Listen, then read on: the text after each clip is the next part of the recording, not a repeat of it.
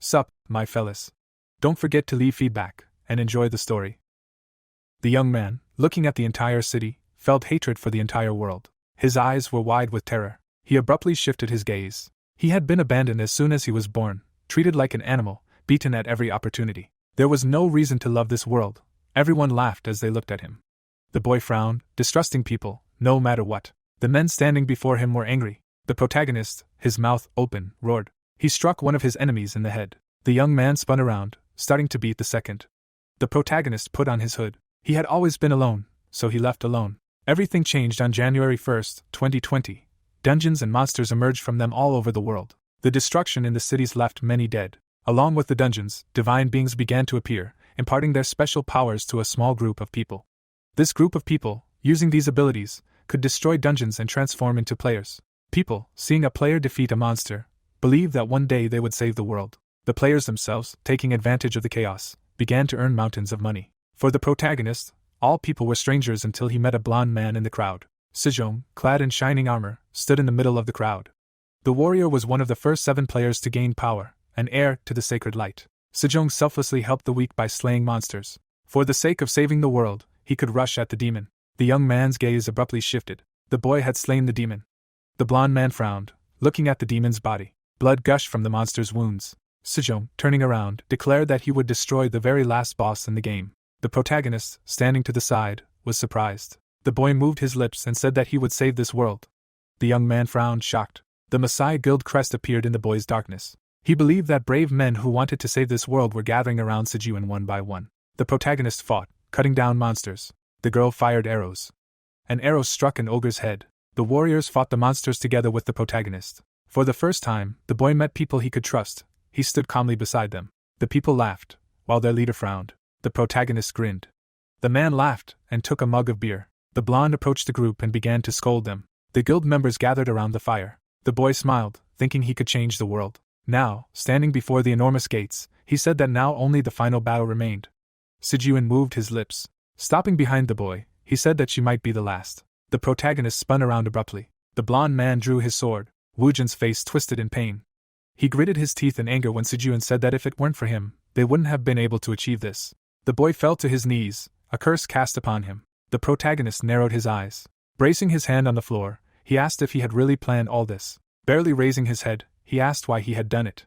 The girl approached and asked if he still didn't understand. Stepping into the light, the girl said that when the game ended, everything would disappear. Money, power, items, dungeons, and monsters. Placing her hand on Sejong's shoulder, she said that even the reason and excuse for honoring them would disappear. Shinhee leaned toward the boy. Getting close to his ear, she said that they couldn't even take over this world.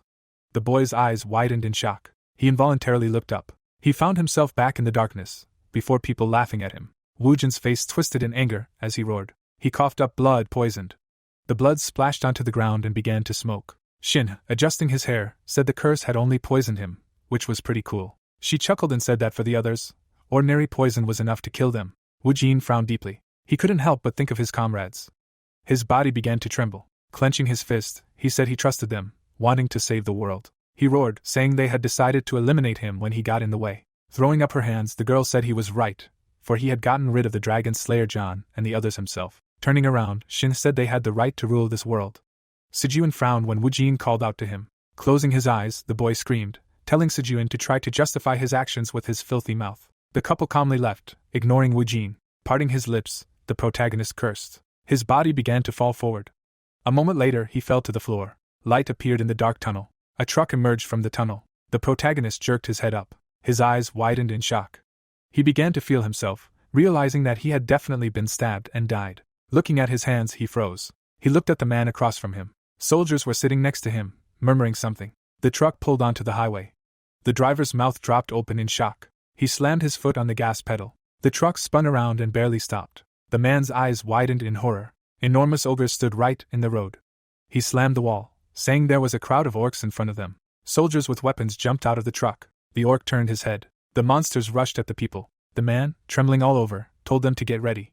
The soldiers became wary and frowned. One of the men, his mouth open, told everyone that they were low on ammo, so they should only pull the trigger when they were sure. The soldiers spun around, hearing the noise of gunfire. The orc's body fell to the ground. Yujin, holding a machine gun, frowned. The orcs rushed toward him with a roar. The young man opened fire. Bullets pierced the monsters' foreheads. Shell casings fell at the young man's feet. One of the monsters swung his club. The protagonist jumped back, dodging the blow. Yujin aimed the barrel at the monster. A moment later, he fired at the enemy. Yujin landed on the ground. He began to look around. The orc sweated and gaped in horror. A second later, his dead body fell to the ground. The soldiers standing behind Yujin were in shock. Some exchanged glances, not believing it was even possible to do this alone. The protagonist looked at his hand. He frowned, silently telling himself that this was too real to be a dream. The commander began to approach the young man. When the young man began to walk toward him, the man tried to call out to him. Pointing a finger at the young man, he asked if he was such an idiot, so reckless, that he wanted to kill everyone along with him. The protagonist, head bowed, approached the old man. He simply walked past him, realizing he had returned to the past. Looking at the young man's back, the commander told him to respond when spoken to. The crowd, watching the young man approach, tried to figure out what had happened to him. The young man sat down to the side, clutching his head. Wujin's face twisted with anger as he remembered Sijuin and Shinhee. His ear twitched. He himself involuntarily broke out in a sweat and froze in shock. A bright light illuminated his eyes as the system announced he had become a player. 3 panels appeared before him. The protagonist frowned, noting that, compared to before, he now had 3 choices. He looked closely at the skull icon. It offered the opportunity to become a representative of the dark world. These representatives' roles allowed them to control various types of curses, similar to voodoo dolls. Or they could use dead monsters as material to create a dark army. Unlike other roles, this one granted cheating abilities, as a single player could master all the skills of a supreme being. John, known as the King of the Immortals, was the most powerful player, having received the favor of the representative of the dark world and all the abilities, playing with the skulls like toys. If Sijuin was a hero, then John was always the opposite, a monster. The boy stepped forward. He extended his hand, saying that in order to find this monster, he personally analyzed and researched its aura. The young man tapped the screen. Wujin grinned broadly, declaring that he would now become that monster himself. Now he had become the darkness that inevitably approached Sijuin.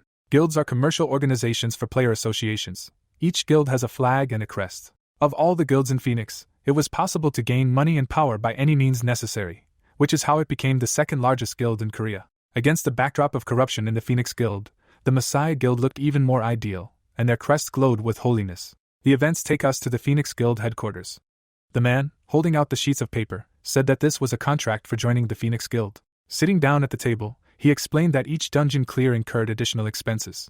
The protagonist picked up the contract, silently telling himself that it wasn't enough to purchase the item. Looking up, he asked how he could prove his qualifications as a player, as the status window was only visible to the player themselves and there was no way for others to see it. The man chuckled.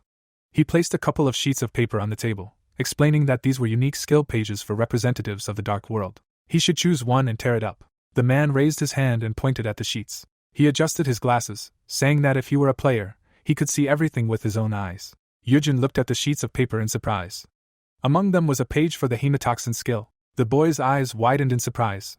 He hadn't thought he'd be able to obtain it here. This skill transformed blood into a potent poison, very difficult to resist. The skill itself was simple, but when combined with a blood golem, the effect was amplified, allowing it to poison even stone creatures. The young man grabbed the sheet of paper. He tore it up, declaring that he chose this skill page. A bright light enveloped him. While in the forest, the girl had asked the elder why he had been chosen as a tracker. She put her finger to her lips, asking if he was really suited for the role. The man leaned over and whispered that in the entire guild, this guy had the most dog-like personality. Trying not to look at Yujin ahead, he said that if she stayed with him a little longer, she would understand for herself how bad his personality was. The man flinched as the protagonist shouted, warning of an approaching enemy. The masked assassin became wary. The girl frowned, becoming serious, then grinned broadly. The young man drew his sword from its sheath. The protagonist reached for his phone. He bowed his head, saying that he had died once and been reborn, but he still had dreams of his past life. The events take us to Gwanghwamun Sports Park. The man waved his hand, beckoning his partners. The girl bowed her head slightly, saying that today was their first hunt, and should they simply trust him? Junseep sighed and, spreading his arms, said that this was his 4th expedition already, and they should simply trust him and follow him. Raising his hand, he asked when the last of their group would arrive. They all turned sharply, hearing a noise. An old car pulled into the parking lot. The blond man, grimacing, said that the guy had said it was his first time, but he was too slow. This newbie needed to be more disciplined. The protagonist got out of the car. The girl, looking at the guy haughtily, said he should be grateful they let him join. Smiling, one of the guys said that, judging by his appearance, it seemed to him he hadn't even received the guild equipment. The blond man, looking at the approaching guy, said that he had decided to focus on survival on his first operation. The crowd, turning away, decided to forget about him and move on. Jun-sup, walking ahead, said they should just pretend they were missing one member, especially since he had just acquired a new weapon. Woojin watched the group go, his hood twitching. Looking at the screen, the instructor said that the things he hadn't mentioned didn't matter.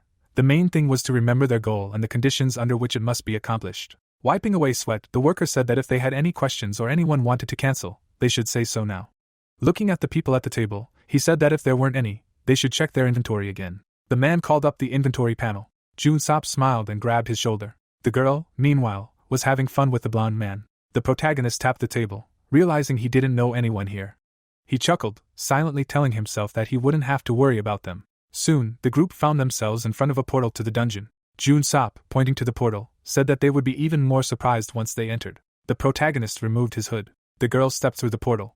The protagonist began to slowly approach the portal. Soon, the four found themselves transported to the dungeon. The girl covered her mouth, surprised. A huge forest surrounded her. The archer, looking around, said it was like being in a game. Shouldering his sword, Jun-sup declared it was real. Woojin left while the man issued commands. The young man examined the marks on the tree. Looking at the claw marks, he realized there were quite a few goblins here. Jun-sup grinned and approached the protagonist. Raising his hand, he told the boy he should explore the surroundings while they set up camp. The boy, frowning, agreed. The archer, watching Woojin leave, said he'd fallen for it too easily. Smiling, he said the boy didn't even realize it was dangerous. Jun-sup, shouldering his sword again, said they needed to prepare for the hunt. Now all the items would belong to them. The boy rubbed his chin, realizing they were planning to use him as bait. He chuckled. The events take us to the guild headquarters. Shinhee parted her lips. Rising from the table, she said she would now introduce them to the new member for this mission. The man with the scar across his lips looked puzzled. The door to the hall opened, letting in some light. Jihu, gritting his teeth, mentally declared that an arrogant bastard had come to see them. Approaching the table, the guest introduced himself. Eiichi, standing next to Jihu, said there were so many familiar faces here. The man chuckled, telling Sujuin he had great ambitions. The blonde smiled, saying it was nice meeting him. Looking at the people at the table, Eiichi asked what he was supposed to do. Jihu slammed the table. He jumped up abruptly, asking how dare he speak to the leader in such a tone. The man narrowed his eyes. Hidaro and Ken, sitting to the side, remained silent. Jihu, gritting his teeth in anger, then Eiichi declared he was crazy. Hitting his arm with his fan, he asked if his tone was annoying him, or if it was because of last time. Frowning, he asked if he still had a bad feeling. Jaehoon, sitting to the side, was irritated by the fool's behavior. A sharp shout made the men turn their heads. Sejong frowned. Jihu flinched in fear at the sight. He sat back down, silently telling himself that if it weren't for last time, none of this would have happened. His eye flashed as he silently promised himself to beat up Eiichi. Shinhei parted her lips, saying they should finish their greetings. Pressing the remote control in her hand, she asked how much longer they would have to wait for the previously ordered work. Eiichi folded his fan. Looking at the couple in front of him, he said that if it was just a matter of finding the location of the material, he needed 3 days. Sejong steepled his fingers and thought, the events take us to the forest. The protagonist touched the scars on the tree. Sitting on a branch, he said that the rumors about this were probably true. The young man smiled. Touching the tree, he said that it wasn't even funny anymore. In the past, Eiichi, standing next to him, said that every trace carried information and that this would help him survive in the dungeon. The young man, turning around, asked if becoming stronger wasn't enough. The man, crossing his arms, said that no matter how strong he was, he would always have a weakness. The young man frowned, silently saying that he thought his words would be a lesson for him, but he turned out to be a member of the Messiah. He not only killed, but also became their loyal dog. The protagonist jumped from the branch. He frowned, silently saying that now this knowledge would turn into a knife in his back. A projectile hurtled towards the young man. Yujin easily dodged it. A group of goblins approached the young man. He called up the system panel. He pulled out his dagger. He placed the blade on the palm of his hand. He slashed his palm, saying that until recently he had been hiding from goblins in multi-story dungeons, but now they were just targets for his hemotoxin. The goblins rushed at Yujin. The monster screamed, swinging its weapon. The protagonist moved behind it. The dagger sank into the monster's hand. The young man pulled the dagger from the enemy's body. Saliva flowed from the monster's mouth.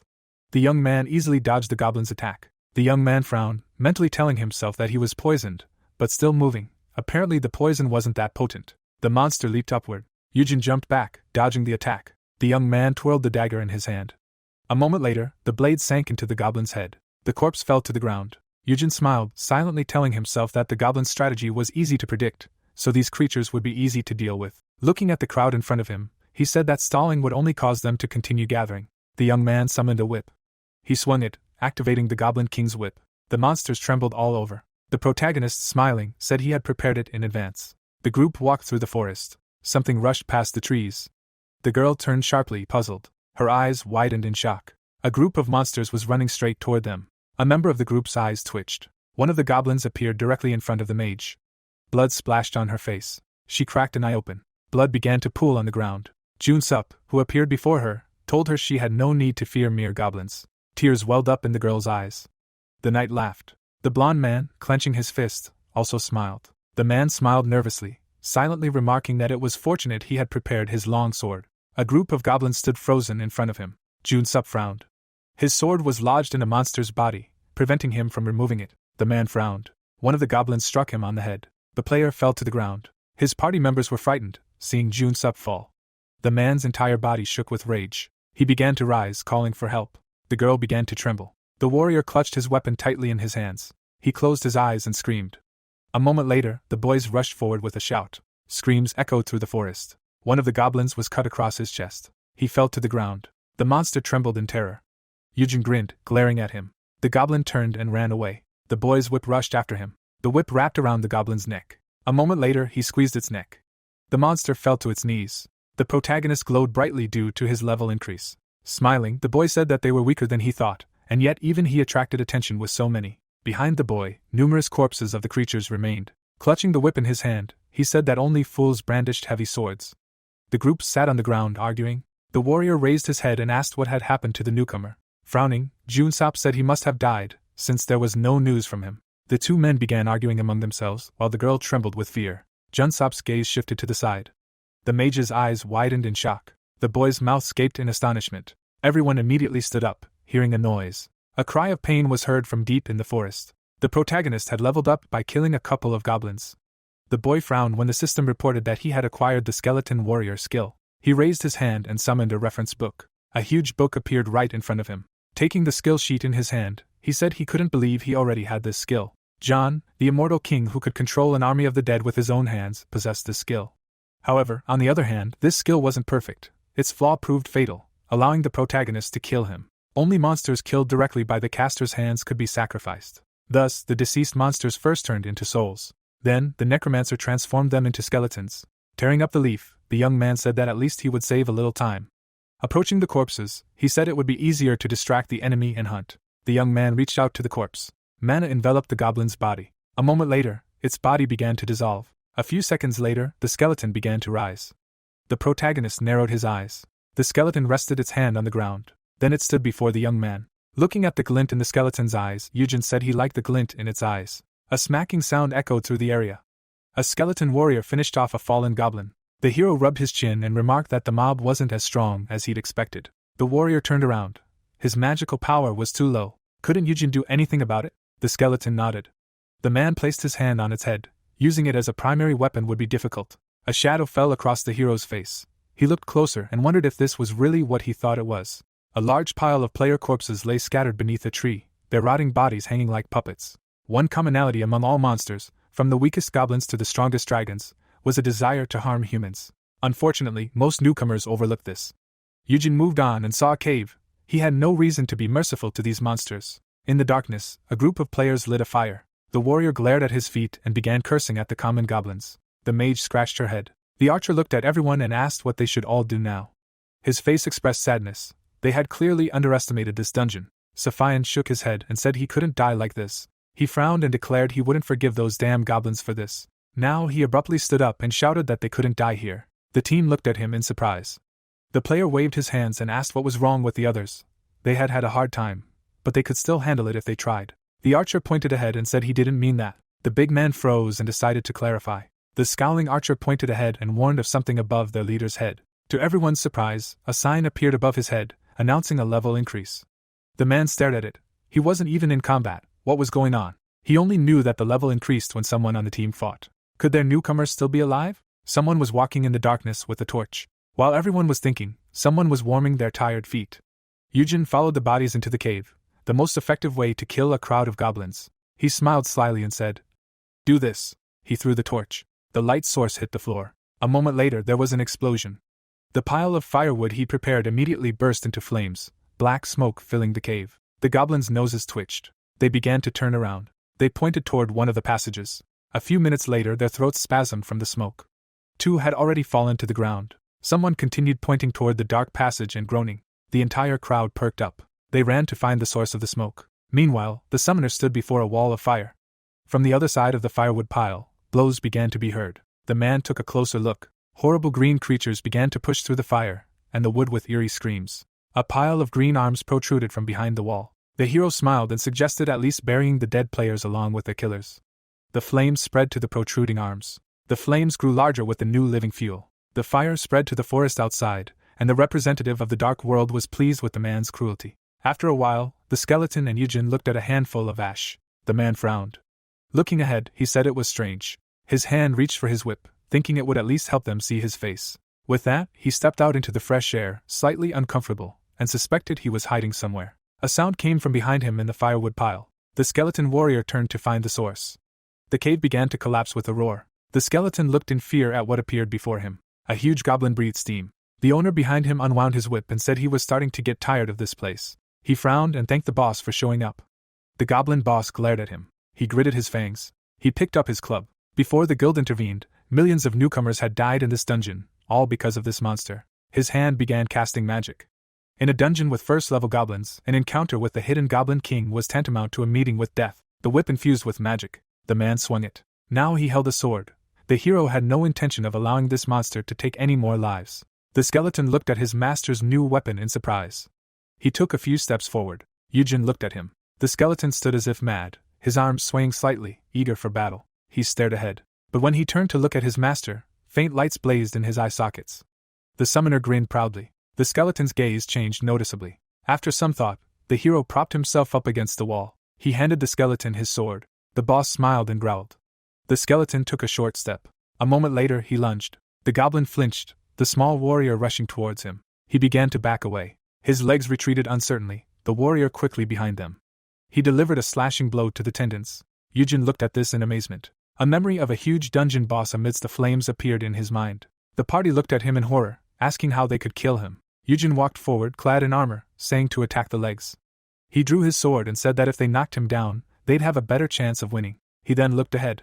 With his first strike, he sliced open the large creature's foot.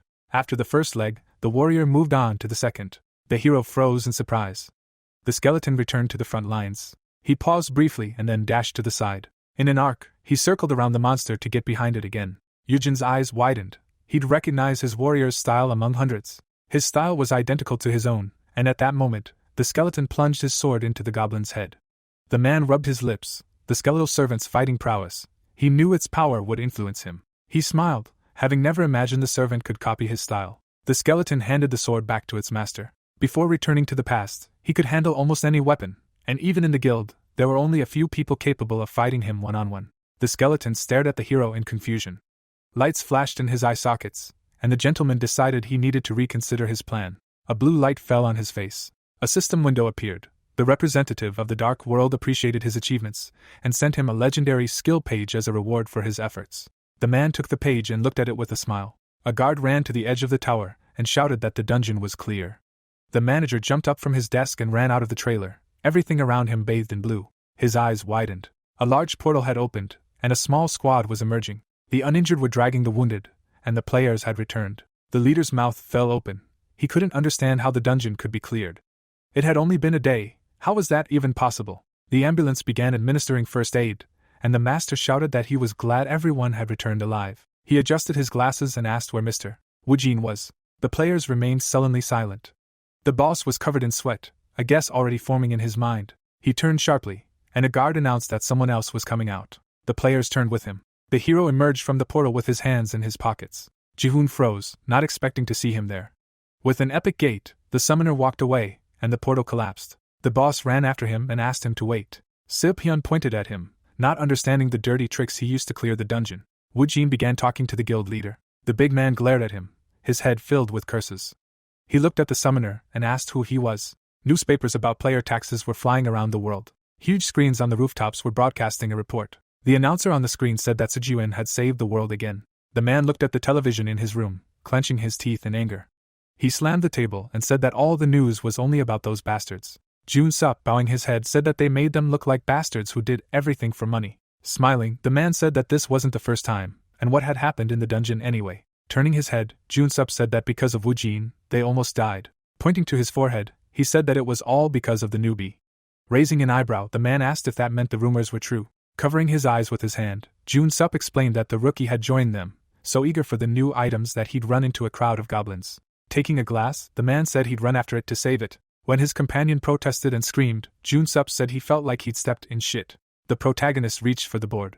He rubbed his chin, saying he shouldn't meet Sejuin like he had before. Pausing, he said he needed to get stronger for Sejuin to be interested. In front of the guy was a wall covered with numerous photos, all linked together. Picking up one of the sheets, he said he should start with the most forgotten corner of his life. The events take us to the guild headquarters. A man standing next to the guild boss told the protagonist that if he was trying to stop the rumor spreading through the guild, the boy replied that he hadn't heard any rumors and simply needed some money. The guild leader, frowning, asked if it was about the money. Parting his lips, he said that life was priceless, and money was important too, but didn't he worry about his own life? If he urgently needed money, the guild could lend it. Wu Jin, raising his hand, said they just needed to set a date. He'd handle the rest. The manager, standing behind the leader, said the rumors about Wu Jin weren't false. The guild leader, after thinking about it, said the boy didn't know his place. Then he asked about the status of the dungeon he wanted to enter. Adjusting his glasses, the manager explained that Yanga's group had recently entered the dungeon and been killed there. Since then, no one had applied for a whole month.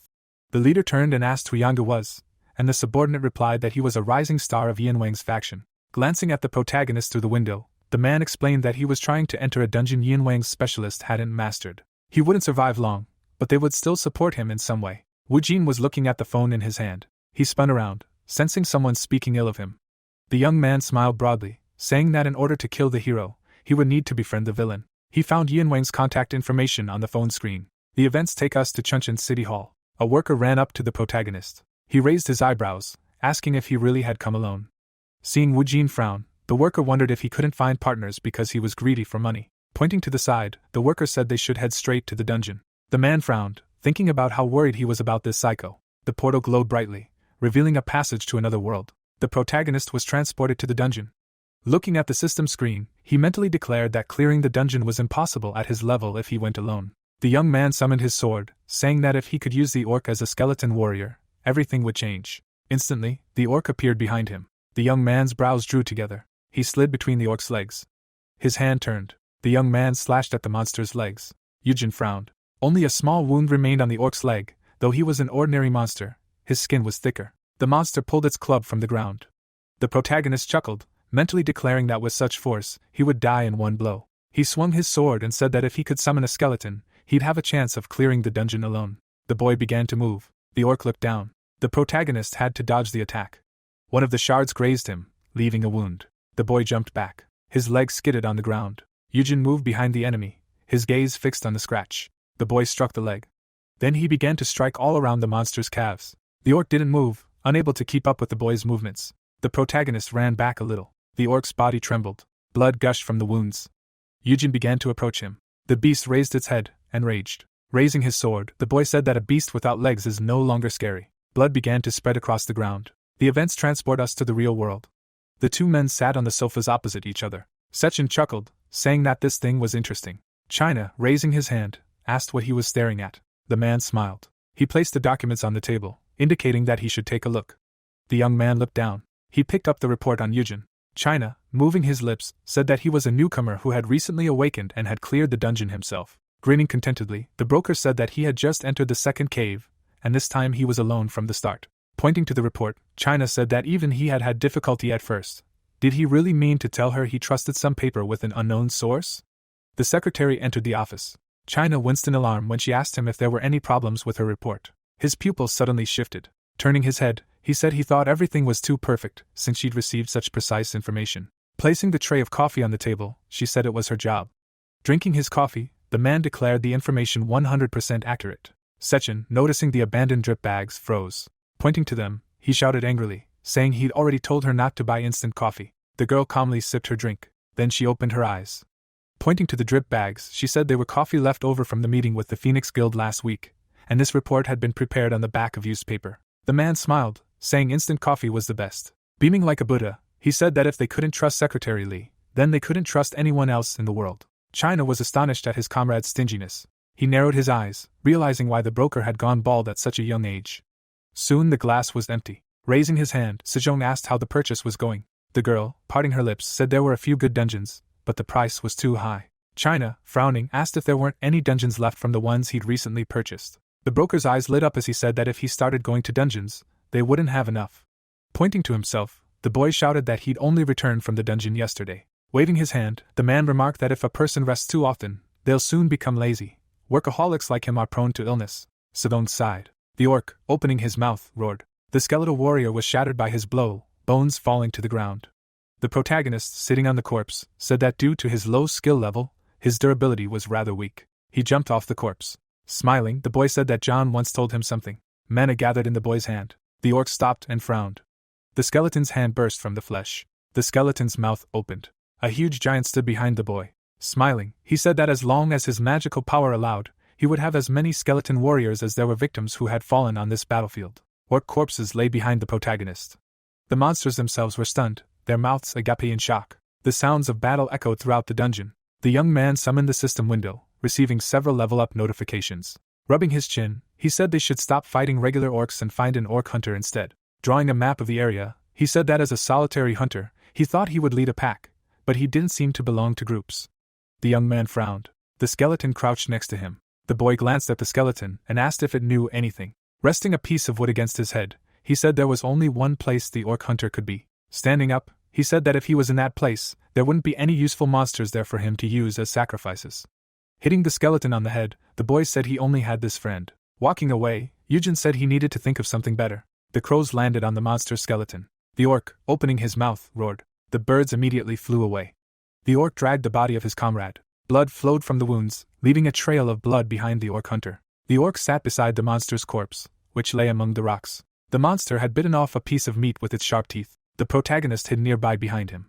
Eugen peered out from behind a rock and surveyed the surroundings. Holding his bow, the boy realized that the dungeon boss was stronger than all the others and that it would be foolish to engage him without preparation. The arrowhead was drenched in poisoned blood, and the young man decided to pierce the enemy with it. The player turned his head and saw a skeleton standing before him. The undead creature stepped forward, weapon in hand. The monster looked up from its meal and bared its fangs. The chieftain spun around and charged. The undead ran toward him. The skeleton swung its sword. The boss parried its attack. The orc frowned furiously. The monster sank its teeth into the enemy's shoulder. The archer aimed his weapon at it, thinking that by those glowing eyes he could tell it was the orc hunter. The protagonist drew his bowstring and realized that, due to its thick skin, he needed to aim and hit its only weak spot. Eugen fired an arrow forward. The projectile flew straight to its target. The monster looked ahead and noticed it. The chieftain's red eyes widened. The blow knocked him back. However, the boss managed to stay on his feet.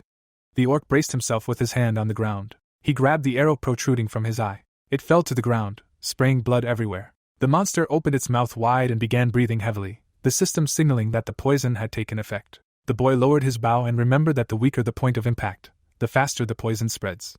The monster bared its fangs viciously and roared. The young man grinned and chuckled, the system telling him that the enemy's health would now gradually decrease. The chieftain rolled his eyes. The boss fell to his knees, but the second level of the poisonous blood skill didn't increase the chance of a fatal outcome. The orc clutched his head.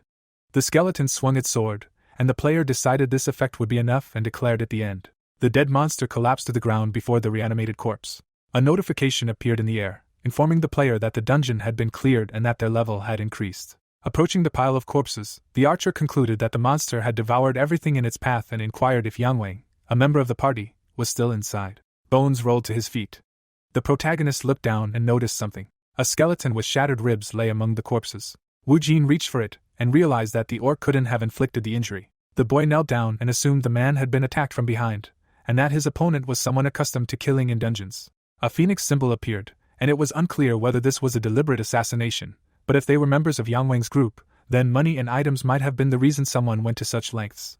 Sighing heavily, the young man considered his limited time in the dungeon, and wondered how he could find traces of this man. A full moon shone in the sky. Something glittered in the cave, and the player decided it would be a good idea if it helped them get closer to Yang Wang. The archer squinted and covered his face with his hand. The protagonist headed for the passage in the rocks. Wu Jin crouched down and realized only one person could pass through. A skeleton in armor clutched a weapon. The boy frowned and noticed that his sword was surprisingly clean, and the corpse itself was not as damaged as the others. There were notches on the rock, and the young man assumed the man had fled after his comrades died and was counting down the days until his death. The player touched the brooch on his cloak and decided it was an act worthy of the Phoenix Guild. The archer grinned and wondered if it could be a rising star of the Yangwang group. Initials were written on the brooch, and the protagonist concluded that there was no more fitting place for such a person's grave than this. Suddenly, a notebook fell to the ground. Wu Jin raised an eyebrow in surprise. He picked up the book. The player brought it closer and opened it. The young man flipped through the pages, doubting there was anything important there. Suddenly, the player frowned sternly. The diary contained photographs of people pasted into it. It turned out to be a blacklist of the Yangwang group. The archer slammed the book shut and realized how lucky he had been. The necromancer smiled broadly, surprised to receive a legendary skill page as a gift. A paper describing the Eyes of Anubis ability appeared in his hands. The protagonist frowned confidently and read that he now had the ability to peer into the past of the dead. Yujin tore the sheet and decided that whatever misfortunes had haunted him in his past life, everything had changed now. A notification appeared in the darkness, informing the user that he had earned a new skill and the legendary Air achievement. The boy reached out to the skeleton and thought about how people believed the dead could not speak. He grabbed the corpse's skull. The player's blue eyes flashed and declared that it no longer mattered to him. A black haze enveloped his gaze. His pupils emitted light, and the system activated the skill. A connection was established between the ranger and the corpse. A bright glow emanated from the cave. In the memory, the wounded soldier extended his hand and asked for help. The man clenched his teeth in anger. He ran away from his comrade. A cave appeared before him. The warrior clutched his head and thought about how he couldn't die. Memories continued to surface in the darkness. They were full of blood. The stranger smirked and declared that these crimes were nothing serious. The man's eyes widened in fear. The knight swung his sword. A malicious smile lit up his face. Behind him stood the man who would one day become the owner of the Phoenix Guild. Yin Wang sat in his chair, his legs crossed. Black smoke engulfed the necromancer's eyes. The representative of the dark world clenched his teeth tensely. The skull fell to the ground. The protagonist covered his face with his hand. Wu Jin squinted and wondered if these were the memories of a dead man. Looking at the skull, the boy reflected on his painful past and concluded that he had expended more magical power than he intended. Wiping sweat from his chin, the young man realized his preparations were complete and decided to use the information he'd gained and the list he'd found to approach the villain. The sun's rays reflected off the windows of the building. The man's fist was covered in blood. The employee fell to the floor, and the villain asked if he'd really allowed another man to capture the dungeon. His mouth hanging open, the subordinate apologized and promised to take care of it. Sitting at his desk, Yan Wang asked how he dared say such a thing and explained that the dungeon they'd failed to clear had been cleared by a common rookie. The secretary bowed and said she'd get to work immediately. The guards chased the employee out of the office. He resisted to the last, begging for another chance. The doors slammed shut. Reading the newspaper, the man found it quite interesting that a rookie had managed to capture the dungeon single-handedly. The director assumed he had a bad reputation within the guild, and the girl approached him and confirmed it. In the memory, a player single-handedly dealt with a group of monsters, and the woman recounted how this player abandoned his group in the first dungeon and kept the entire reward for himself. The guild leader shook the newspaper and declared that the problem was that if his reputation was so bad, it would be difficult for them to advance, and besides, this newcomer couldn't always travel alone. The scoundrel pressed the phone, and a voice announced that a ranger had requested a meeting. Grinning, the villain expressed surprise that he had come to the lion's den himself, and said that this man never ceased to amaze him. Holding a tablet, the employee reported that, based on applications for a single-story A-rank dungeon, 20 spots had been allocated to the Phoenix Guild, although this time they were distributed evenly. Standing before his boss, the worker added that 3 guilds, including Yin Wang, were currently vying for the remaining 20 spots. The distribution list appeared, the biggest problem being that even if they divided each faction into 6, there would still be 2 spots left. The man concluded that this was a rather dire situation, and the secretary raised an eyebrow and added that this was precisely why they hadn't yet found a compromise. The subordinate adjusted his glasses and explained that this dungeon was rank A+, so the drop rate for rare items was higher, and its effectiveness was also high due to it only having 1 floor. Clasping his hands, the director decided that the guilds would likely not compromise out of self-confidence, and asked if they knew what could happen in the dungeon. The chairman tugged at his tie and expressed indignation at their behavior. The boss scratched his forehead and asked if anyone who wasn't part of a faction had applied for the remaining 2 spots, but the employee replied in the negative. The boss leaned back in his chair and decided he could understand their concerns, as you never knew what might happen. The man picked up the phone when a competitor called, and the employee wondered what he wanted in such a difficult situation. The director's eyes widened in shock and he asked what it meant. The chairman jumped up and shouted the protagonist's name. The subordinate frowned and mentally wondered what he had to do with it. The boss promised to call his colleague back later. The secretary asked what was going on, and the boss leaned on his hands and explained that Wu Jin wanted to take the remaining 2 spots without the other factions knowing. The man frowned sternly and said that this newcomer always went alone, so the other groups wouldn't be too concerned. The manager stared at him in surprise and asked if Wu Jin had actually joined the faction. The director replied that he didn't know, suggesting they were simply using him to clear the dungeon and then disposing of him. An employee asked if other guilds wouldn't fight for the remaining spot. The chairman sank into a chair and replied that Yang Wing would give them the spot if they sent a guy, so they'd have to act as go-betweens. The boss clasped his hands and called him an amazing strategist, as he had an ace up his sleeve. Narrowing his eyes in displeasure, the boss reflected on how sometimes it was best to retreat in order to reap the greatest benefit later, and wondered what was going on with this young man. The secretary approached the guild leader and asked why he'd accepted the player's application. A notebook and a brooch lay on the table. Yang Wing explained how he'd had fun watching him fight his way here to bring them, and that it had turned out that there weren't many good guys left. The man smirked and claimed he could manipulate him and then dispose of him at any time, asking if it wouldn't be easier to just throw him away once the ranger was no longer useful. An hour later, the director picked up the notebook and asked if his guest knew what it was. Sitting on the couch, the necromancer confirmed it and admitted to looking at the contents. The chairman asked what brought him there then, suggesting the newcomer wanted to blackmail him for money. The scoundrel smiled slyly. The villain frowned menacingly and said blackmail wouldn't work on him. Bodyguards stood behind the protagonist, who explained that he had come with an offer, not blackmail. Yang Wing raised his eyebrows in surprise and asked what it meant when Wu Jin stated he wanted to enter a single-story A-rank dungeon. Suddenly, the smirk appeared on his face again. Gesturing at the guest, the man laughed and called him funny. The guild leader scowled and asked if the newcomer even understood what kind of dungeon it was to tell him such a thing. Scratching his head, the young man replied that he understood perfectly and explained that it was a dungeon that the Phoenix and Messiah guilds were competing for because it had a limited number of spaces. The director narrowed his eyes and asked if he really still wanted to go there. The chairman placed his notebook on the table and called the guest a man. The scoundrel raised his index finger and declared that he would accept his offer only on one condition. The blue sky was reflected in the windows of Kyungbi University. People gathered in the lecture hall, and the presentation began. Standing at the podium, the man assumed that those present already knew the contents of the report on the dungeon and announced that it contained at least 1,000 orcs. A description of the Orc Warriors Colony dungeon appeared on the screen, along with quests and achievements that could be earned through heroic deeds. The young man lowered his head. Standing by the wall, the player recalled that in previous raids, no more than half the participants had survived. The spectators watched the screen intently.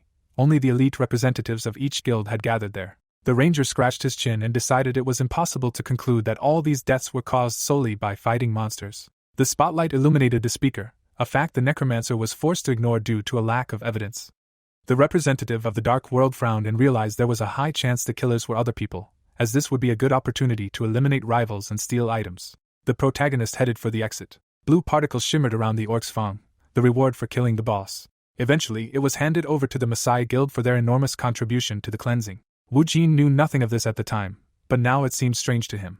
Sujuan held the trophy in his hands, and the boy assumed he'd already been involved in corruption. The young man left the auditorium. As he walked down the hall, the player considered that even if this man was behind the incident, there was a possibility the Messiah Guild had nothing to do with it. Narrowing his eyes, the ranger guessed they'd planted spies in other organizations and tried to predict their next move based on his memories. The necromancer approached the university exit. A crowd had gathered at the portal. Celebrities waved to the journalists filming them. The Messiah Guild representatives glanced around. The Phoenix Guild members looked confidently ahead. Guild leader Lev crossed his arms. The members of the Skull Guild wore black masks. A representative of the Dark World stood nearby, hands in his pockets. The protagonist led the way to the gate. Yujin removed his hood and made a move to rip the orc's fang right out of the scoundrel's hands. A bright burst of energy echoed through the forest. A girl got lost in the crowd and asked where their guild was. Her comrade was outraged that they couldn't be found because of all these people. A man raised his hand and ordered the Messiah members to form up. A group of several stepped forward. The warrior raised his eyebrows in surprise and declared that this was to be expected from such a large organization. His friend remarked that they were praised for a reason. The Phoenix commander rested his sword on his shoulder and explained that being first meant nothing, as thousands of orcs awaited them. A monster emerged from the forest directly toward the raiders. Someone immediately took a step toward it. The tank frowned confidently and declared that the Messiah would deal with him. The knight slammed his shield onto the ground and used his taunt skill. The monster immediately turned around. The orc charged forward and swung his arm. His fist slammed into the steel shield. The defender remained standing, but the enemy pressed him ever further. The monster bared its fangs angrily. The warrior glared menacingly and asked if that was all. The wizard raised his hand and cast a spell. Tree roots erupted from the ground and enveloped the monster. Bright, light-colored particles surrounded the paladin. The orc opened its jaws furiously, trying to free itself from the vines around its neck. Its battle cry echoed throughout the forest. The ground beneath the player's feet trembled. The soldier's eyes widened in fear and asked what it was. The captain pointed forward and shouted that something was there. The raid members immediately looked into the dark forest, where the terrifying sounds were coming from. The warrior raised his sword tensely. A whole tribe of monsters burst from the thicket. A monster raised its fist to strike its opponent. Blood sprayed into the air. The swordsman dealt a powerful blow to the enemy's arm. However, the orcs easily broke through the defenses, slaughtering people in their path. Suddenly, stone pillars appeared directly beneath them, lifting them into the air. The mages raised their hands and continued casting spells. The heroes at the forefront rushed into battle. Knights rushed forward, brandishing their weapons. The raid members put up a worthy fight. Meanwhile, the protagonist climbed a tree and made sure no one would notice his absence. Eugen grinned and decided it was his turn. Watching the battle from above, he thought the enemy wouldn't be able to push the warriors back that far. The young man jumped from the branch and wanted to take advantage of the situation and determine the location of the orc warrior. The player rushed forward and realized that the quest required the elimination of 1,000 monsters and their leader, so the guilds would first try to thin the enemy's numbers to minimize losses later. Leaping from branch to branch, the ranger assumed the fighters would begin searching for the boss after the remaining monsters were destroyed. The necromancer's brow furrowed with confidence, and realized he had to retrieve the orc warrior's fang before that happened. A full moon shone over the forest. The monsters gathered among the rocks. Their leader's eyes lit up. Blood flowed from the monster's mouth. A tribesman immediately chopped off its head. It fell at the feet of its fellow guildmates. The leader grabbed the handle of the throne. He rose from his seat and raised his axe above his head. The boss opened his maw wide and let out a battle cry. An army of thousands stood before him. Sitting on a rock and watching them, the protagonist decided it was a good idea to follow those who had fled the battlefield. The champion gritted his teeth angrily, and Eugen thought he looked stronger than he thought. His eyes blazed and he realized that luck was on his side today, as the champion had sent all his minions to fight. The orc sat back on his throne, and the young man realized he could get closer while the rest of the tribe was fighting on the front lines. The player grinned and wanted to strike first. Standing surrounded by corpses, the commander shouted that fighting these monsters wasn't all that difficult and suggested they move on. Frowning sternly, the captain noted that there were fewer monsters here than expected and assumed the main forces were gathered elsewhere. Suddenly, someone snuck up on him. The ranger stopped and reported that many orcs were heading their way. The man turned to him and asked how many there were. The bandit, narrowing his eyes, replied that there were about 1,000 of them, suggesting that this was their main force. Turning to the army, the master suggested they stop there, and explained that they needed more equipment to confront the enemy's main force. The warriors asked who they were to give them orders. A representative of the Lev Guild stepped forward and declared that they would disobey orders and continue the attack. The knight's mouth dropped open and he reported that numerous orcs were heading in that direction. The squad approached him, and the warrior explained that competition between guilds was important, but they would all perish in this dungeon if they didn't work together. The axe-wielding brute smirked, and his leader asked if the Messiah wasn't confident in her own strength. The man looked away and said that they shouldn't have entered this dungeon at all if they were so afraid. The squad rushed into the thicket of the forest, and the ranger called them reckless. The bandit frowned in displeasure. The commander suggested they first find a safe place to rest and prepare for the next battle. The skeletons opened their jaws and growled. The protagonist entered the battlefield with his summoned creatures. The orc scratched his chest in confusion. The monster rose from its throne and took up its weapon. The undead assumed a fighting stance. They immediately leaped forward. The necklace on the monster's chest glowed. An ominous energy enveloped it as the undead closed in. The chieftain's eyes lit up. The leader swung his axe and shattered the bones of one of the opponents. Eugen raised his eyebrows in surprise and thought that this couldn't be true. The boss raised his weapon over the head of the second enemy. The skeleton frowned menacingly. The champion dealt it a crushing blow. The undead leaped out of the dust cloud. The champion glanced sharply to the side. The orc swung his leg to strike his opponent. The ranger narrowed his eyes and realized his summoned creature wouldn't last long. The arrowhead was smeared with poisoned blood. The young man drew the bowstring while the undead distracted the monster and realized he only had one chance. The skeleton opened its jaws in rage, and the player decided to attack now while he had the enemy's attention. The undead creature dodged the slashing blow. The arrow flew forward. The monster turned and noticed it. The chieftain dodged, and the projectile only grazed his hair. The chieftain froze and turned his head. The ranger wondered how he had managed to dodge it, and concluded that this enemy was stronger than they had thought. The boss charged at the enemy. The undead struck him in the leg with his sword. However, the blade of his blade broke in half. The necromancer's eyes widened in shock. The warrior swung his axe and delivered a powerful blow. Broken bones fell at the feet of the representative of the dark world. The champion bared his fangs angrily. The protagonist narrowed his eyes tensely and concluded that perhaps he should change his plan. A fang hung on the orc's chest, and Eugen knew there was no point in fighting him while he held the artifact. The boy jumped aside and thought that he didn't have enough magical power anyway, so it would be best to retreat. The young man turned and ran back. The player glanced back and wondered why the enemy wasn't pursuing him. The orc turned away. Running past the rocks, the ranger surmised that pursuing a retreating enemy was too much trouble, and decided that this was to be expected from a monster in an A-plus dungeon. The necromancer smirked and realized that this was actually a good thing, because nothing would stop him from escaping. Leaping from branch to branch, the representative of the dark world realized the monster would soon regret letting him go. Hiding behind a tree, the commander saw the protagonist and wondered who it was. The captain gritted his teeth and realized someone other than the Lion Guild had fled the battlefield. The brute peeked out from behind the tree and suggested that this man might have spotted the boss before them, but the man decided that was unlikely. Frowning, the warrior declared that they weren't sure why this guy was returning and explained that they shouldn't blindly trust the others until they saw the warrior with their own eyes. The knight's eyes widened and he declared that an item dropped by an A-plus dungeon champion must belong to the Lion Guild, no matter what. The soldier looked up. Suddenly, he and his comrades fell unconscious. The swordsman looked down in fear. The fighter spread his arms and asked what was going on. The commander raised his weapon before him and thought about how he hadn't heard anything about other monsters appearing here besides orcs. Red eyes appeared in the darkness behind the trees, leaving the captain completely alone. Opening his mouth wide, the master called for the enemy to show himself and shouted that he wouldn't be able to escape unpunished after what had happened. A bright light was visible between the rocks. The protagonist returned to the camp, which had been set up by members of various guilds.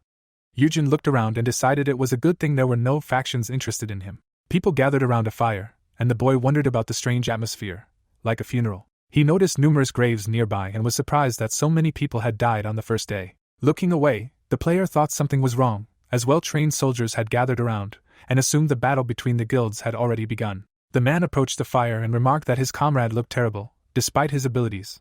His companion said the same.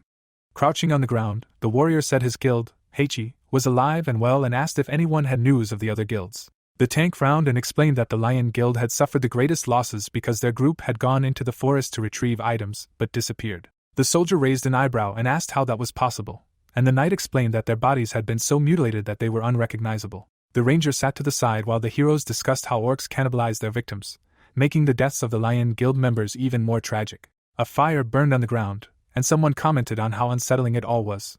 The swordsman placed his hands on his knees and asked if this were a normal mission.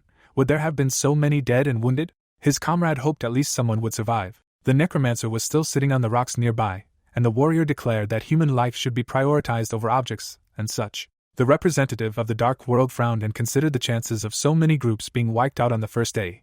Though considering this was an A-plus dungeon, it was entirely possible. Lowering his head, the protagonist concluded that someone was definitely behind this, and realized his plan could fail if the soldiers weakened, so he would have to work harder. Birds flew over the forest. Orcs ran along the path. A bright light awaited them ahead. The warrior's eyes widened in fear and asked if there were too many of them. Holding his sword, the knight shouted that this would never end. The man ordered them to be silent and focus on the fight. A group of monsters burst out of the forest and headed toward the human army. The orc opened its maw in fury and let out a battle cry. A huge cloud of dust rose across the battlefield. Eugen looked around and realized the battle had begun. He opened his inventory and decided the problem was that he had no chance of landing a killing blow on the boss with his current items.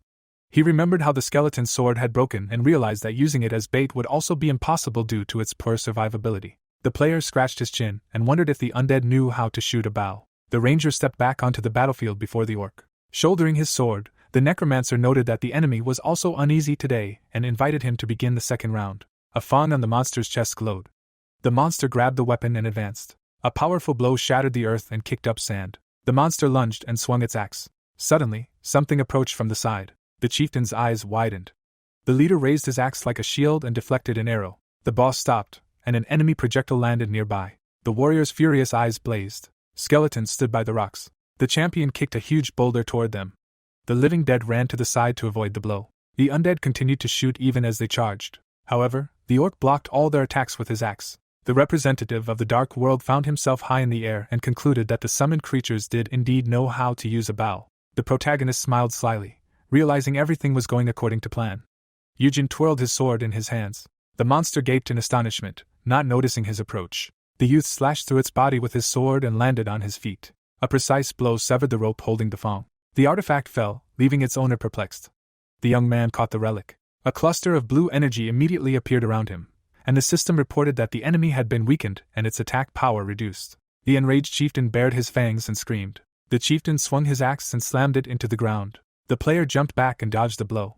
The arrow struck the boss's knee, infecting it with poison. The ranger and his summoned creatures surrounded the warrior. The necromancer frowned confidently and declared that he would finally be able to reach the enemy with this thong. A bright light illuminated the legendary item, which increased its owner's attack power and physical defense. Blue particles surrounded the representative of the dark world, who realized there was only one thing left to do. The protagonist smiled and decided that he needed a weapon that could cut off the enemy's head. Yujin drew his bloodied sword. The champion charged at the skeletons. The undead leaped into the air and fired an arrow at him. The orc's eyes lit up. The monster swung its axe and deflected the arrows. Suddenly, the beast frowned tensely. One of the arrows pierced its chest, poisoning its blood. Dust rose from the ground. The boy ran up behind his opponent. The chieftain opened his mouth and prepared to deliver a crushing blow. The youth leaped up to dodge the slash. The player found himself over the axe blade. He somersaulted in the air. The ranger braced his palm on the hilt of his sword. The necromancer plunged the blade into the opponent's hand. The chieftain's eyes widened. He was forced to release his weapon. The representative of the dark world looked away and became intrigued. The axe soared into the air and landed next to the skeleton. The undead frowned menacingly. The undead rushed forward and caught the weapon. The summoned creature looked at its weaponry in confusion. The bow immediately fell to the sand. The skeleton gripped the axe handle angrily, the protagonist thinking it would be the perfect tool for severing an enemy's head. The scout climbed a tree branch and heard a loud, strange sound. Looking to the side in alarm, the man wondered what it was and decided it wasn't the scream usually emitted by orcs. The ranger leaped to another tree and mentally wondered if someone was fighting the boss nearby. Gritting his teeth, the rogue wondered who it could be and realized he needed to figure out the situation and report everything to the guild as quickly as possible. The warrior headed for the forest exit. A soldier leaped from the trees. He landed on the edge of a cliff. The warrior raised his eyebrows in shock. On the field before him, Yujin and his summoned creatures were fighting the champion. The orc turned, unsure of who to attack. The scout realized he couldn't sense anyone else there. The boy leaned on his sword, wondering if he was fighting the boss alone, and how that was even possible. The ranger lowered his gaze and decided he needed to report this to the guild immediately. The bandit turned and ran back into the forest. The young man looked back and heard him. The warrior jumped up to climb a tree. Suddenly, an arrow flew into his back. The fighter clenched his teeth in tension. He immediately collapsed to the ground. The scout clutched his shoulder and mentally wondered who could have attacked him.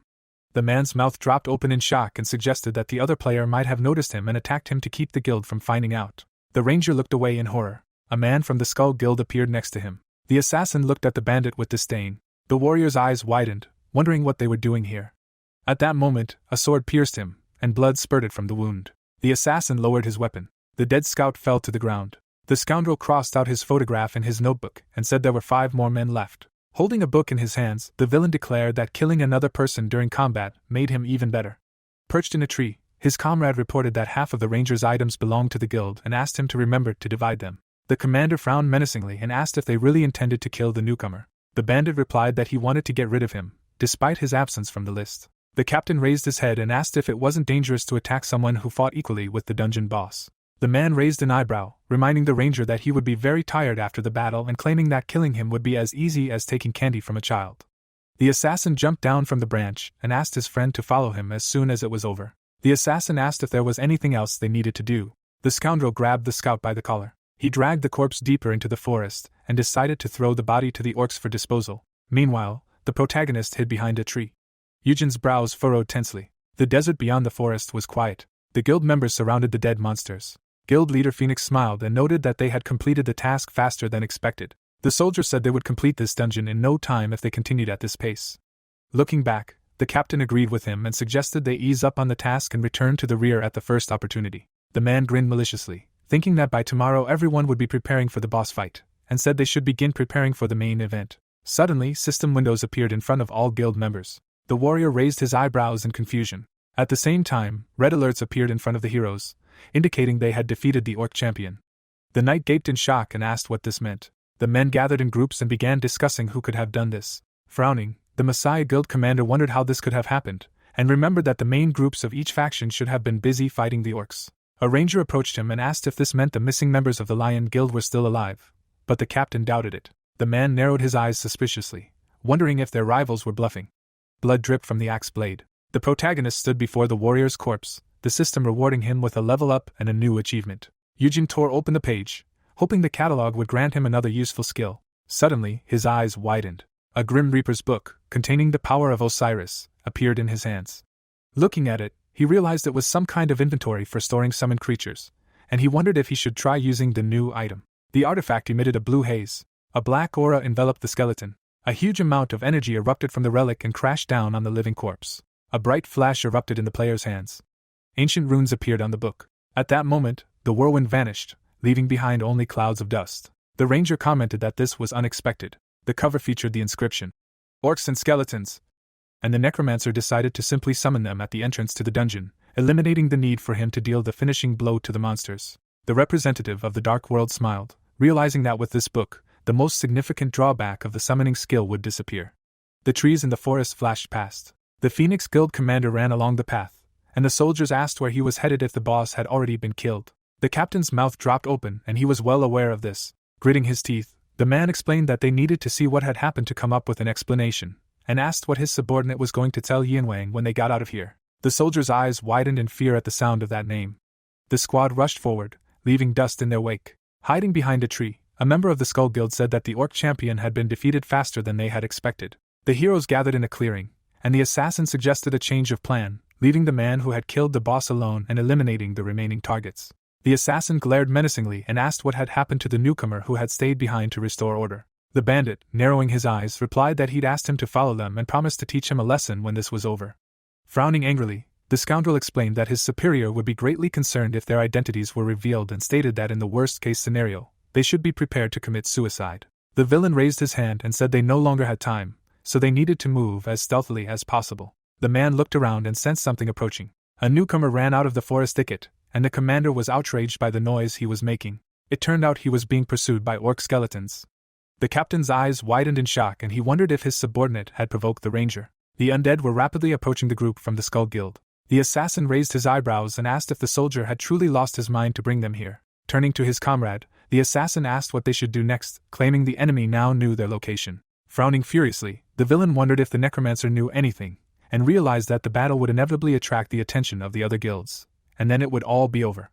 The villain grabbed his weapon, realizing he had to eliminate the enemy and destroy all traces, even if it meant leaving the mission unfinished. The man turned and asked if everyone was ready. Instantly, the guild member dispatched all of his comrades. The fighter collapsed to the ground. His friend fell nearby. The skeletons approached the raid member, who stood next to his unconscious colleagues. Wide-eyed, the commander wondered what had just happened and realized the newcomer had betrayed them. The protagonist threw off his cloak and revealed his identity. Eugen narrowed his eyes in disdain. The captain recognized him. Some time ago, a black haze enveloped the boy's eyes. Sitting before the assassin, the young man learned whose fault it was that only half of humanity had survived. The dead assassin bowed his head. The player couldn't find any information related to the Messiah Guild in his memories. The ranger lowered his gaze. The necromancer leaned on his hands and thought about how even this scout had once been listed as missing. A representative of the Dark World removed the mask from the corpse's face. The protagonist donned his clothes and decided to visit the head of the Skull Guild. Leaving the grave behind, Eugen realized he had been fortunate to discover the connection between the Skull and Messiah Guilds, and wanted to finish off the Orc champion first. Currently, the scoundrel looked away and wondered where this man had even come from. The skeleton stomped loudly on the ground. The living dead approached the frightened squad members. The boy looked away and decided he was very lucky that all the people from the newcomer's memories were gathered here. The undead creature bared its fangs. The undead swung its axe. The soldier's eyes widened in fear and begged for mercy. There was a loud thud, and blood sprayed in the air.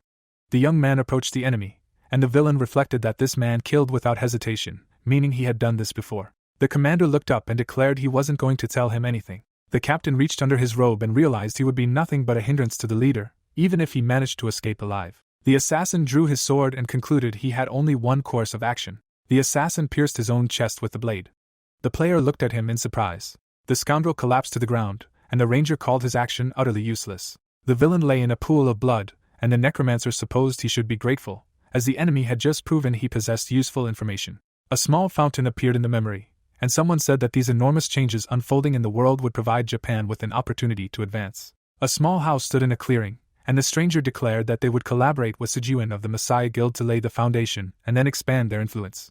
The heroes sat at a table, and the stranger asked Songchong to travel to Korea and become a member of the Skull Guild, dedicating herself to serving her homeland. Sitting in the shadows, the man explained that they could recreate the Yamato Empire even more powerful than before if they acquired dungeons and items, including those appearing in Korea. The assassin frowned sternly. There were two more people standing behind the door. The old man wanted to introduce his comrade to those who would guide him on his path, saying they were representatives of Japan's elite who would help found the nation of Yamato. The assassin's eyes widened in shock. Ken and Hidaro entered the room. Bowing, the villain declared it a great honor to meet them and expressed surprise that he had managed to meet them in person. Other memories poured into the darkness. The villain smiled and explained that there was one person who needed to be eliminated when the A-rank dungeon opened. The commander put on his mask and replied that it was Sewin, a Korean broker who had gotten in the way of his Japanese colleagues, so they must kill him no matter what. The guild member frowned and remembered the name of another talented broker. The corpse collapsed to the ground, and the protagonist concluded that vanity was to blame, and this disgusted him. Wu Jin gritted his teeth and thought about how even in the worst of times, they trusted each other and fought together. The masters frowned menacingly. In the memory, a cut appeared on the boy's face. Before his reincarnation, he had conquered many dungeons with them. The squad had slain a dragon, the warriors always forged ahead to save the world, and the young man wanted to be like them. The man extended a hand to help him. These people were not only his teachers but also his moral support. A reflection appeared in the player's eyes. He considered the soldiers his dear comrades and was ready to entrust them with his life. The ranger grabbed his friend's hand, but now his opinion had changed. The necromancer looked down and decided they were no different from Sejong. Narrowing his eyes, the representative of the dark world realized he couldn't allow them to accomplish what they had planned and remembered that Sejong would be their next target. The protagonist scratched his chin and thought that this man must be very talented to be on their blacklist. Standing before the corpse, Wu Jin realized that the fact that he wasn't in his memories meant the assassination had been successful, and he realized that if the Yamato people took his place, Sijuin would profit from it. Butterflies fluttered around the burning candle. As long as the broker remained on the blacklist, attempts to eliminate him would continue, so he had to find a way to weaken their group. He turned away and remembered that he, too, needed a broker who could find him a dungeon, so things were going quite well. Now he needed to prepare for the next dungeon. A car was parked in the parking lot, and someone asked if it was always so quiet near the gate. From the front seat, the employee explained that there was no chance of monsters emerging from the gate, adding that chaos would break out once the heroes cleared the dungeon. His colleague realized that everyone would immediately want to interview the players. The man closed one eye and explained that members of different guilds would be fighting each other for items. The worker's mouth dropped open in shock. His comrade said everyone would want at least one extra reward and suggested they get some more sleep, as they wouldn't be able to rest anytime soon. The newcomer raised an eyebrow in surprise and called out to his friend. The worker frowned in displeasure and asked what he wanted. He looked out the window, dumbfounded. The protagonist emerged from the portal. Doctors immediately rushed to his side, and someone shouted that the A-level dungeon had been cleared. Yujin fell to the ground, and people rushed to fetch a stretcher, as soldiers were about to emerge from the gates. Representatives of various guilds began arguing in front of dozens of journalists, and the situation became worse than before. News websites immediately published articles claiming that all members of the Skull Guild had been killed and that someone had single-handedly defeated the Orc champion. A photograph of the brawl appeared in the newspaper. Yang Wang crumpled the paper. The man gritted his teeth and expressed outrage that his subordinates couldn't find the man who had defeated the boss. The newspaper lay on the table. His mouth wide open, the Phoenix Guild leader explained that everything had happened too suddenly and promised to do everything possible to prevent it from happening again. The leader looked down and asked how they planned to compensate for the wasted time and resources, as well as his disappointment. Sitting at the table, the director declared that this wasn't a charity business where they could give such weaklings endless chances. The chairman bared his teeth and ordered his subordinates to return 5 times what he had invested this week, while they still had the chance. A car was parked outside the house, and the captain's indignant voice rang out.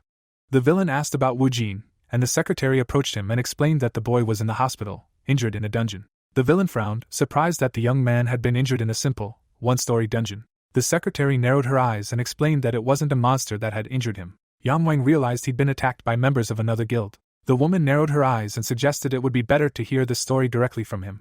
Heading for the exit, the man suggested they go to the hospital, figuring the player wouldn't discuss this with others. Sunlight illuminated the building. The employee bowed and asked the ranger to take care of himself and to be sure to contact the guild if he remembered anything. The worker scratched his head and wondered how he could explain all this to his superiors. The elevator had a number 4 on it. The guest raised his head and began to ponder why the faction had requested this particular man for the team. As the stranger entered the elevator, the leader emerged into the hallway. The secretary approached the room and noted that, judging by the expression on the man's face, the necromancer hadn't said anything. The representative of the dark world looked away tensely. The director entered the room and asked how he was feeling. The medicine was trickling down the tube. Sitting on the bed, the protagonist explained that the Skull Guild aroused his suspicions. Yujin recounted his battle with the Orc champion, but claimed that it was the guild members who had attacked him. The youth frowned and claimed that the fact that they were all dead meant the items had been stolen by another group. In the past, it was the young man who had dealt with the assassins and taken possession of the Orc champion's tusk. The player remembered the assassin appearing next to the scout and recounted it. Sitting in his chair, the chairman declared that he knew these men possessed stealth skills and concluded that Skull had targeted not only the boss but others as well. Looking down, the ranger said he would have died on the spot if not for his skill and explained that the man who attacked him had been exposed to poisoned blood. Looking at him, the villain called him lucky and added that none of the witnesses except him had survived. The necromancer suggested he should be cautious for a while and asked if the Phoenix Guild had managed to obtain anything. Gritting his teeth, the villain admitted that even the thought angered him and expressed outrage at having lost so much because of the Skull Guild. Raising his hand to his chin, Yan Wang decided he couldn't let this go so easily and considered gathering as much information as possible to limit his losses. The man slammed the arm of his chair and asked what he needed. The protagonist asked what he was talking about, and the chairman rose to his feet and asked him to stop feigning innocence. Frowning angrily, the director suggested that his ally had been spying on the others because of their deal and asked if he hadn't had any plans in the first place. Wu Jin smiled and replied that he needed to find someone.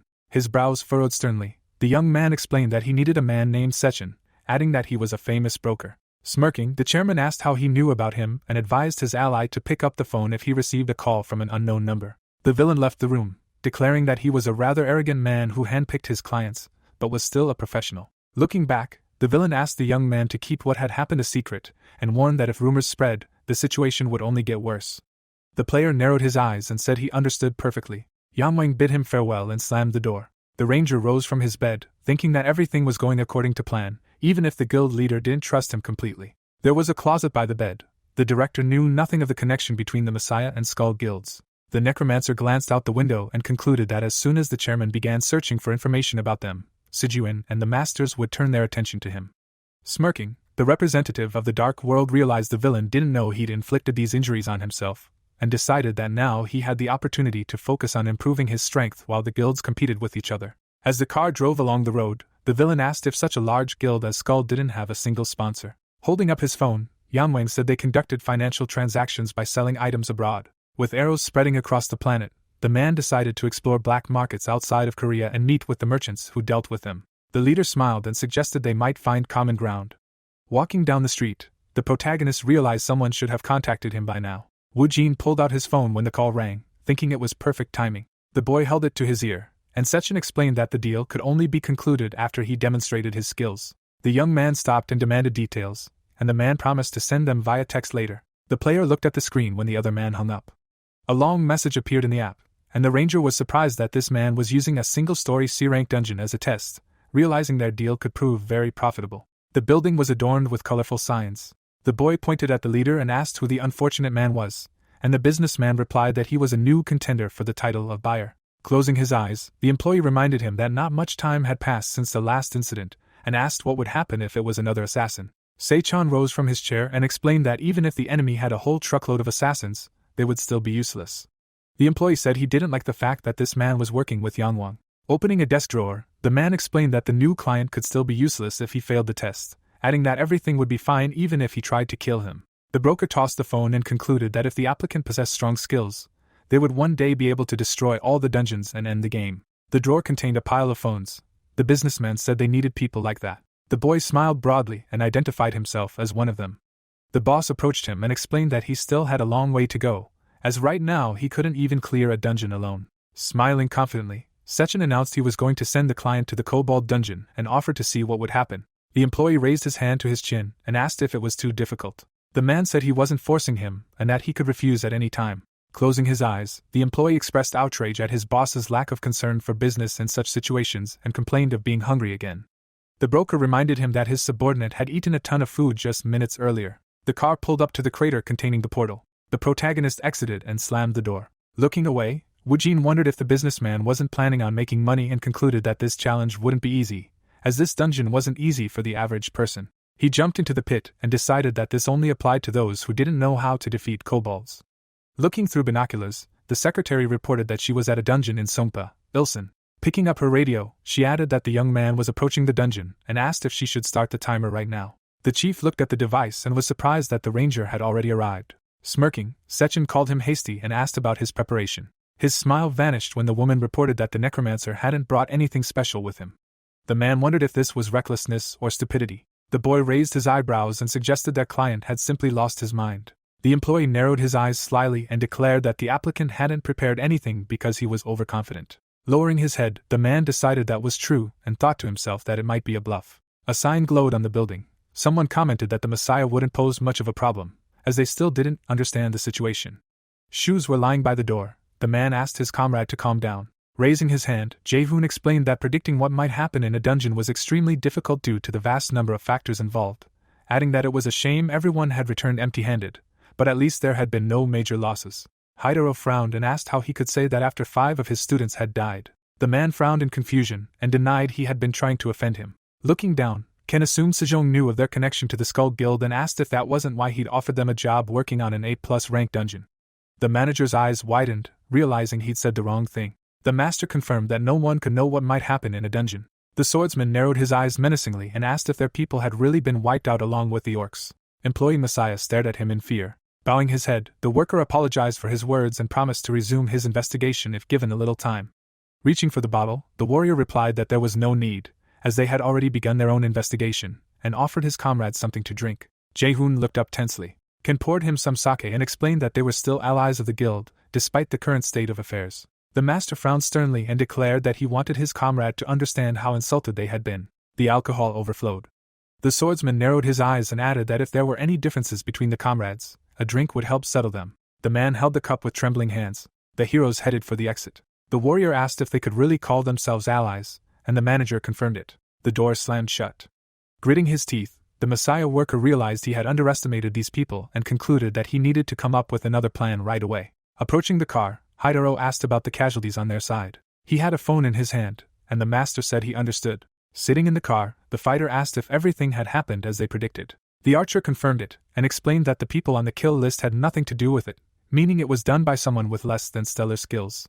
The knight lay in a pool of blood. The Phoenix Guild became the scoundrels' next target, as they were the only ones left. Ken frowned and suggested that it might be someone deliberately hiding their strength. The scoundrel concluded that it was another faction they didn't yet know about. A blue sky hung over the office building. Standing on the roof, the spy decided they could rest for a couple of days. If the player had entered the dungeon today, his partner reminded him that he had gone there alone. The scout crossed his arms in disapproval and declared that there were no sane players, so this man would die soon enough, and the gate would reactivate. Suddenly, a pillar of bright light appeared behind him. The boy pointed at it, and realized his colleague was right. The man placed his hands on the railing and said that this was what happened when a dungeon was cleared. The observer grabbed his binoculars and shouted that this wasn't a dungeon that could be completed even by a crowd. The spy said they had to find the person who cleared the dungeon, and his comrade pointed forward and said it was him. The scout pointed to a car with its headlights on. It immediately moved, and the heroes realized they were doomed. Various signs hung outside the building, and an indignant cry rang out. Holding a walkie-talkie, Seichon grew angry that his subordinates had missed their target and asked if they shouldn't do their jobs properly if they took his money. Sitting at her desk, the secretary covered her ears to block out his yelling. The woman raised her eyebrows and called out to her boss. The man bared his teeth and asked what she wanted. The woman turned to him and reminded him that she hadn't paid these people at all because they had come to help. The broker crossed his arms and asked if that was true, and the employee added that they simply wanted to have a drink with an old friend. The businessman rolled his eyes and said that was too bad, because he planned to quit drinking from that day on. Heading for the exit, the employee announced that she had to go and explained that if it was Wu Jin, they had nothing to worry about, as he would contact them soon if he planned to work with them. Frowning with displeasure, Sechin noticed this was rather cold-blooded, and recalled how his colleague had changed since their first meeting. Back then, the wounded girl had sat among the ruins. Entering the office, the boy asked if everything was alright and explained that he'd offered his friend something to eat, but she'd simply ignored him and left. The man assumed she had some important business. The broker looked away and concluded that the young man had lived up to his expectations, clearing the dungeon in just half a day. The businessman glared at the enormous bag of food and asked why his subordinate had bought so much. The employee asked him not to be such a bore. The car was driving along the night highway. The player sat behind the wheel, lost in thought. Some time ago, the ranger had finished clearing the dungeon and returned to the car. A radio and a note lay on the hood. The necromancer picked them up and wondered what they were. The representative of the dark world sat down in a chair and assumed Seichon was planning to make a deal with him. A piece of paper lying under the radio asked him to call during business hours. A traffic jam had formed. Jae-hoon gritted his teeth and thought about how he couldn't face the master in this state. In a flashback, Ji-hoo glanced around, and the man wondered if he should ask for help. The phone next to him vibrated. The manager picked it up and asked what the matter was. Hearing that it was related to the Skull Guild, the employee turned the car around and announced he was on his way there. Smirking, Yamwon said it would be great if they handled this quietly and asked if he needed an explanation for why it had to be this way. Sitting across from him, the stranger asked if they had spoken with the person he would need to protect. The man replied in the negative and added that he would speak with him as soon as they finished their conversation. The heroes were sitting in a cafe. The mercenary explained that he couldn't reach an agreement with his subordinates until the situation was clarified. The guild leader said he would take care of everything and asked him to fulfill his end of the bargain. Someone stood on the balcony. Employee Messiah narrowed his eyes and wondered how much the director knew about the Skull Guild. Someone approached him and declared that he was also interested. The stranger smiled and explained that the man was using his business as a cover to learn more about the Skull Guild. But there was something odd about his words. They had sat at the same table in the past, and the man had said it would be a bit difficult for him to share such information. The chairman had called him overly cautious. The scoundrel narrowed his eyes slyly and claimed to know the secret of the Skull Guild members who had died in a rank A+ dungeon. The employee gaped in shock and asked if that was true. Gritting his teeth, Jae-hoon realized he couldn't handle this alone, and considered the trouble he'd get into if he reported it to the manager. He looked into the room and asked who Yang Wang was talking to. The player replied that it was Hoon Young and that they often collaborated. The mercenary smiled, revealing that this man, who belonged to no faction, was willing to do anything as long as he was paid. The bodyguard bowed, and they parted ways. The manager thanked his ally for assisting the Messiah Guild and providing information. The employee frowned menacingly. He approached the assassin and asked if they could talk. The man looked up and realized it was a member of the Messiah Guild. The employee clasped his hands and said he had a proposition. Jae-hoon narrowed his eyes and added that it involved collaborating with their organization.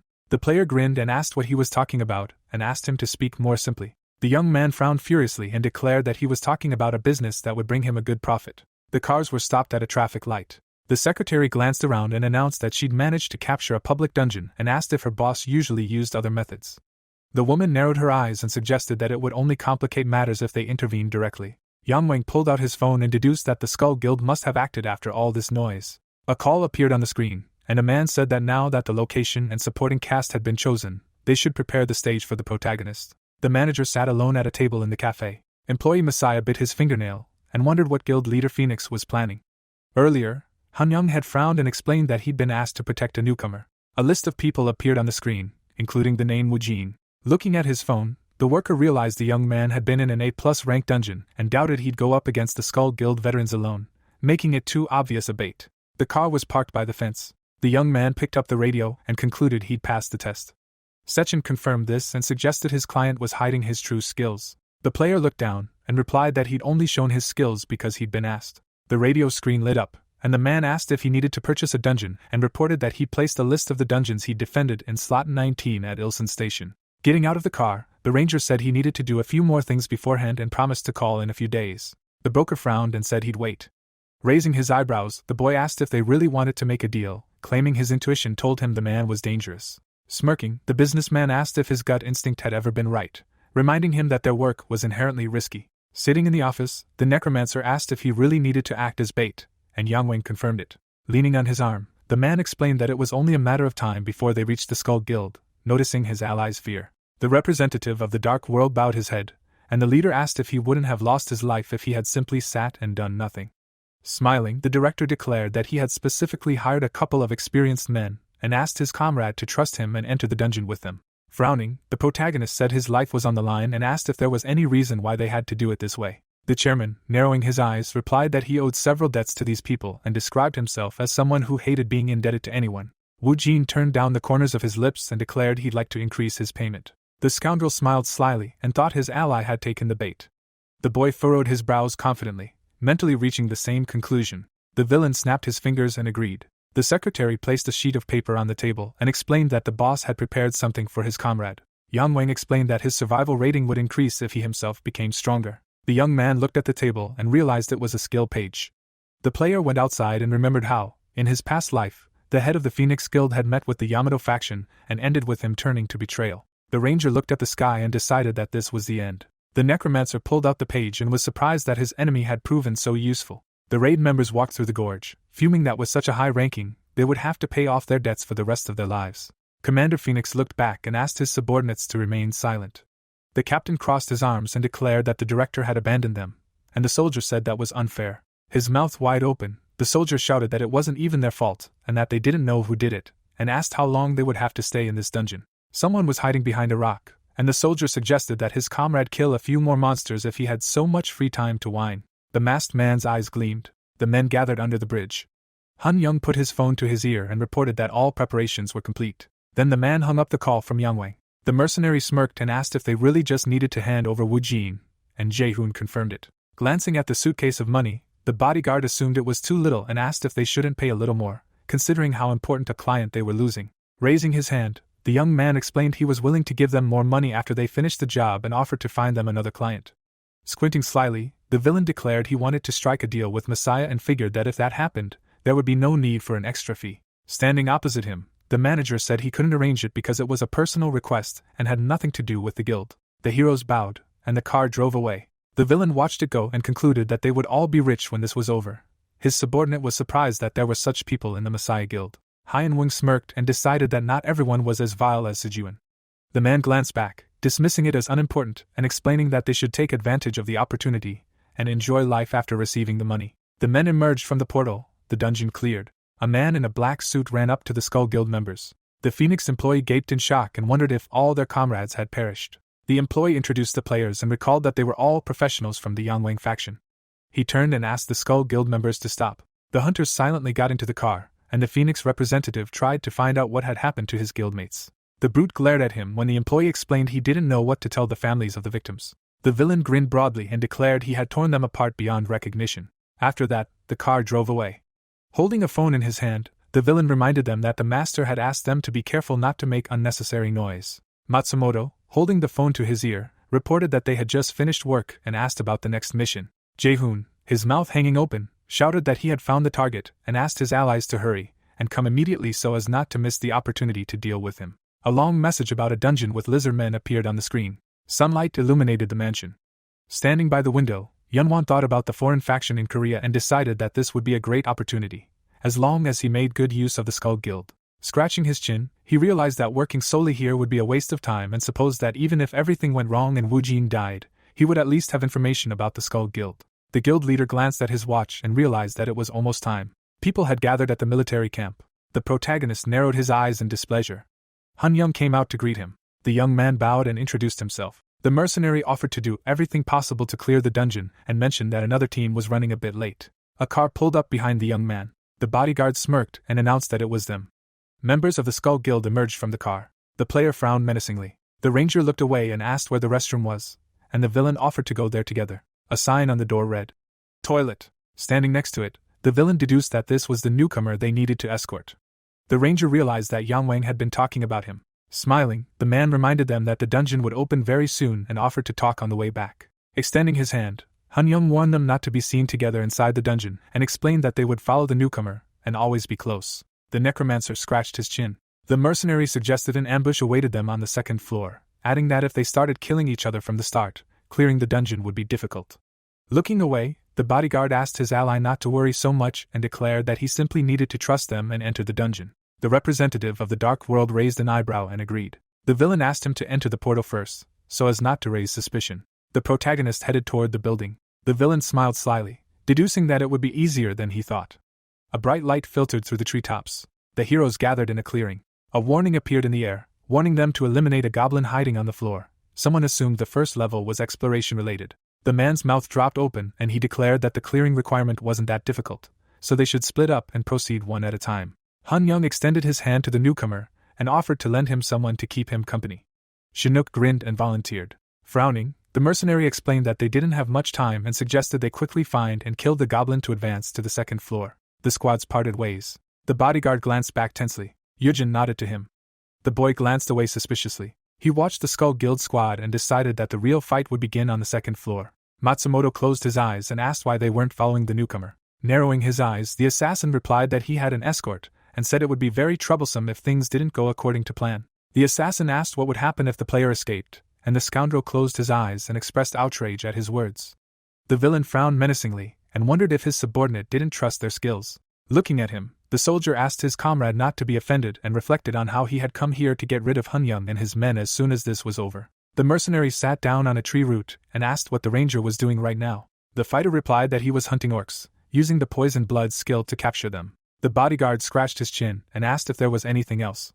The ranger smiled and suggested that his leader was worrying too much, while the tank claimed they could easily control the necromancer. Looking up, the villain said he was worried by how easily everything was going, and explained that Yunwan and Jae-hoon weren't the kind of people to spend large sums of money without reason. Smiling, the villain decided that the newcomer would trust them even more if they were nearby, and offered to capture him as soon as he let his guard down. The group of players moved forward through the forest. One of the fighters looked around and noticed their target had just been there, assuming he'd wandered off somewhere. Han Young countered that if that were the case, he should have left some trace. The leader frowned and added that, judging by the scent of blood, he was sure this was the right place, but he couldn't understand why Chinook hadn't shown up. A hyena's body lay on the road, and the man wondered what had happened. Looking around, the knight concluded that something was wrong. Then one of the men pointed, shouting for the commander's attention. Lying in pools of blood on the road were the protagonist and Chinook. Hun Young glanced at the healer, and ordered him to examine his comrade first, while the others were to inspect the surrounding area. The entire squad scattered along the road. Minsik's eyes widened in horror. Blood was gushing from her comrade's mouth. Sweat streamed down the healer's face as he cried out that Chinook's neck was injured. The wounded man wheezed, and the healer ordered him to remain still, otherwise he wouldn't be able to stop the bleeding. With a trembling hand, Chinook pointed to the side. Minsik turned his attention to the prostrate necromancer. The man shouted that they should have handed this guy over to Jae-hoon anyway, so he didn't care about the client, and he was going to save his comrade. Hun Young turned and asked what had happened and how Chinook was doing. The healer began healing, replying that the patient was in serious condition and could die at this rate. The commander gritted his teeth, unable to comprehend what had happened. He didn't believe the boys had fought each other, as they knew they were on the same side, but then he remembered something. An image of Jae-hoon popped into his head saying that this was about the Messiah, so he had to be very careful and make sure no one found out about it. The warrior's face twisted with the realization that the client planned to kill them too. Minsik continued to pour mana into the injured man, begging the leader to get rid of him, as their comrade was bleeding. Just as a skeleton appeared behind him, he added that his magic couldn't heal his friend. The healer turned sharply. The corpse struck him with a swift blow. Blood gushed from the man's severed chest. One of the soldiers screamed Minsik's name in horror. Hun Young turned around in panic and realized they had wounded Chinook to get to their healer, deliberately getting rid of him.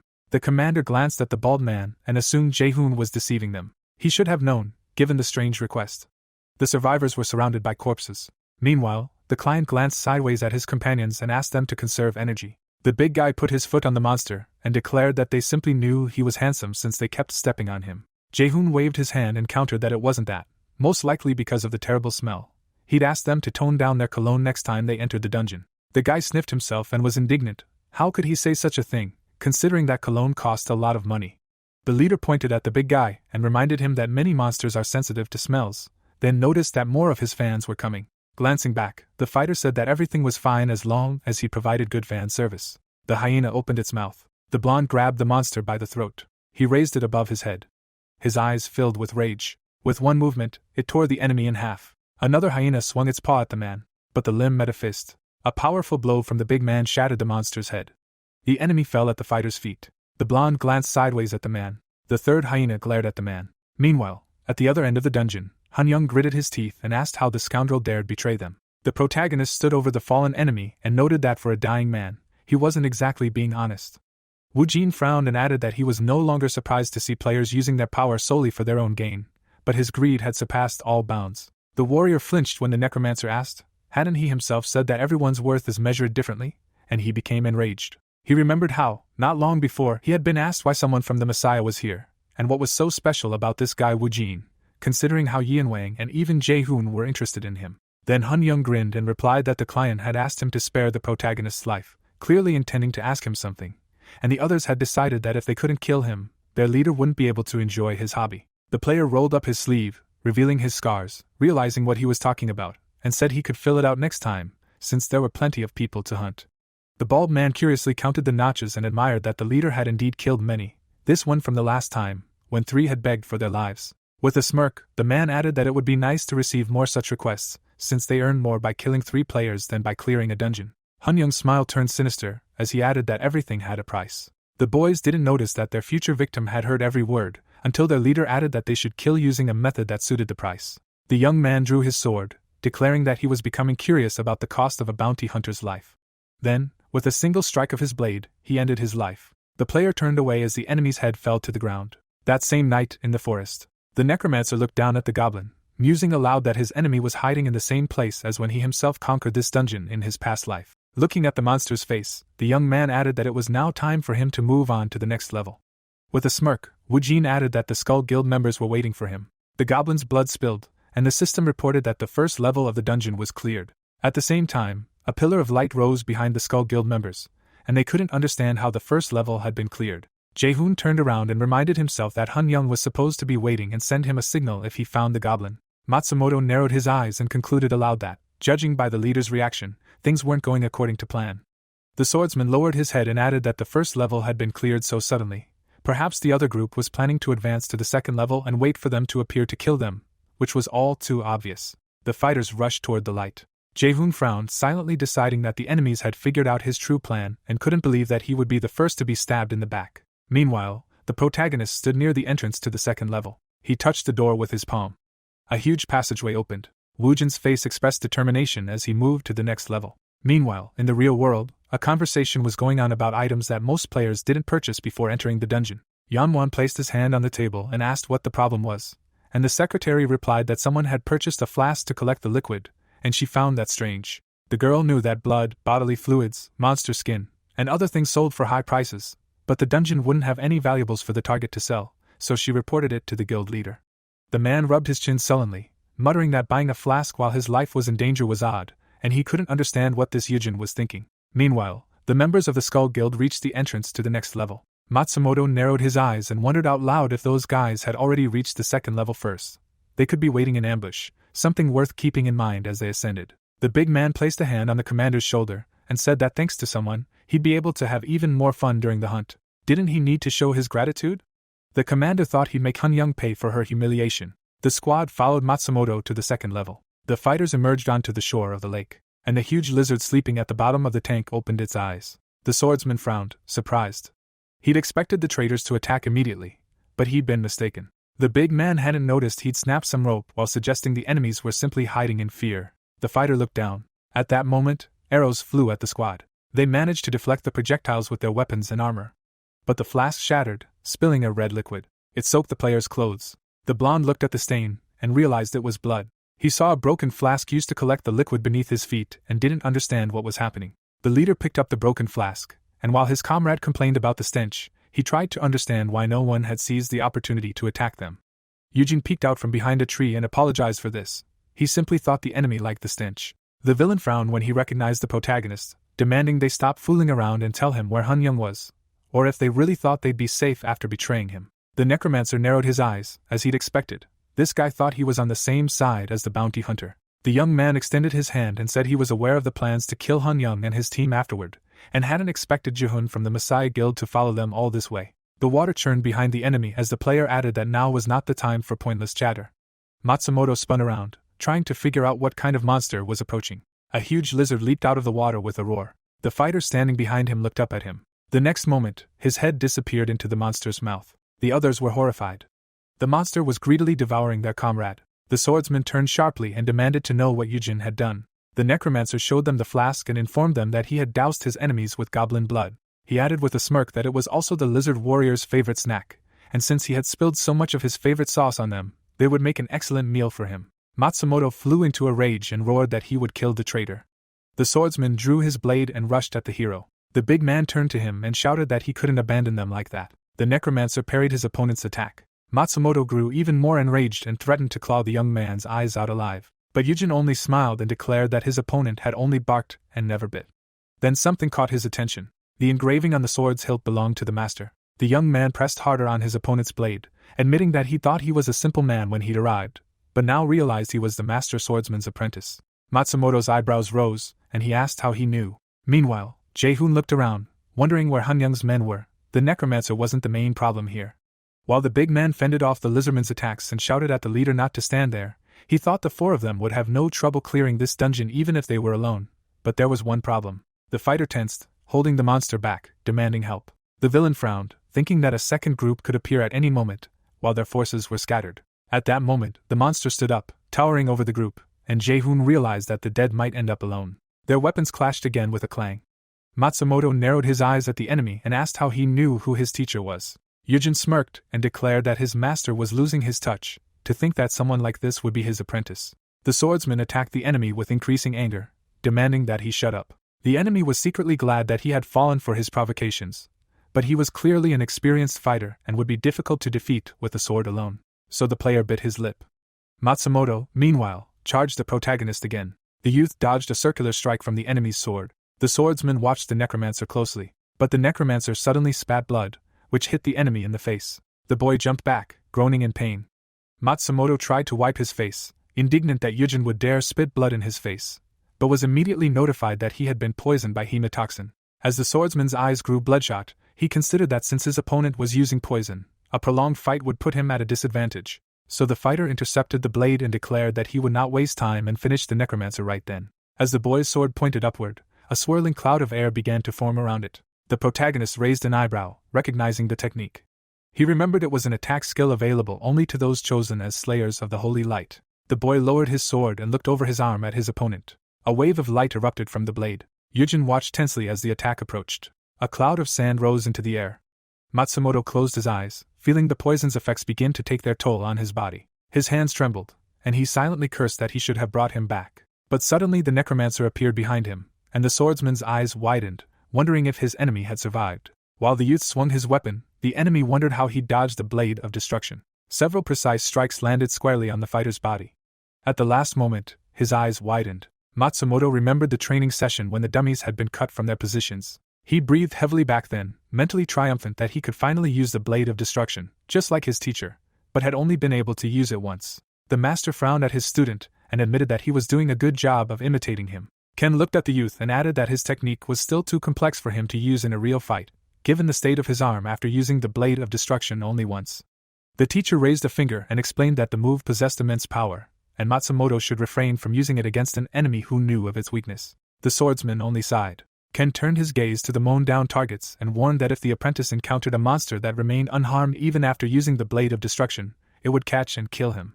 And now, Wujin dealt the master swordsman's apprentice a fatal blow. The swordsman collapsed, muttering that he had encountered this monster today.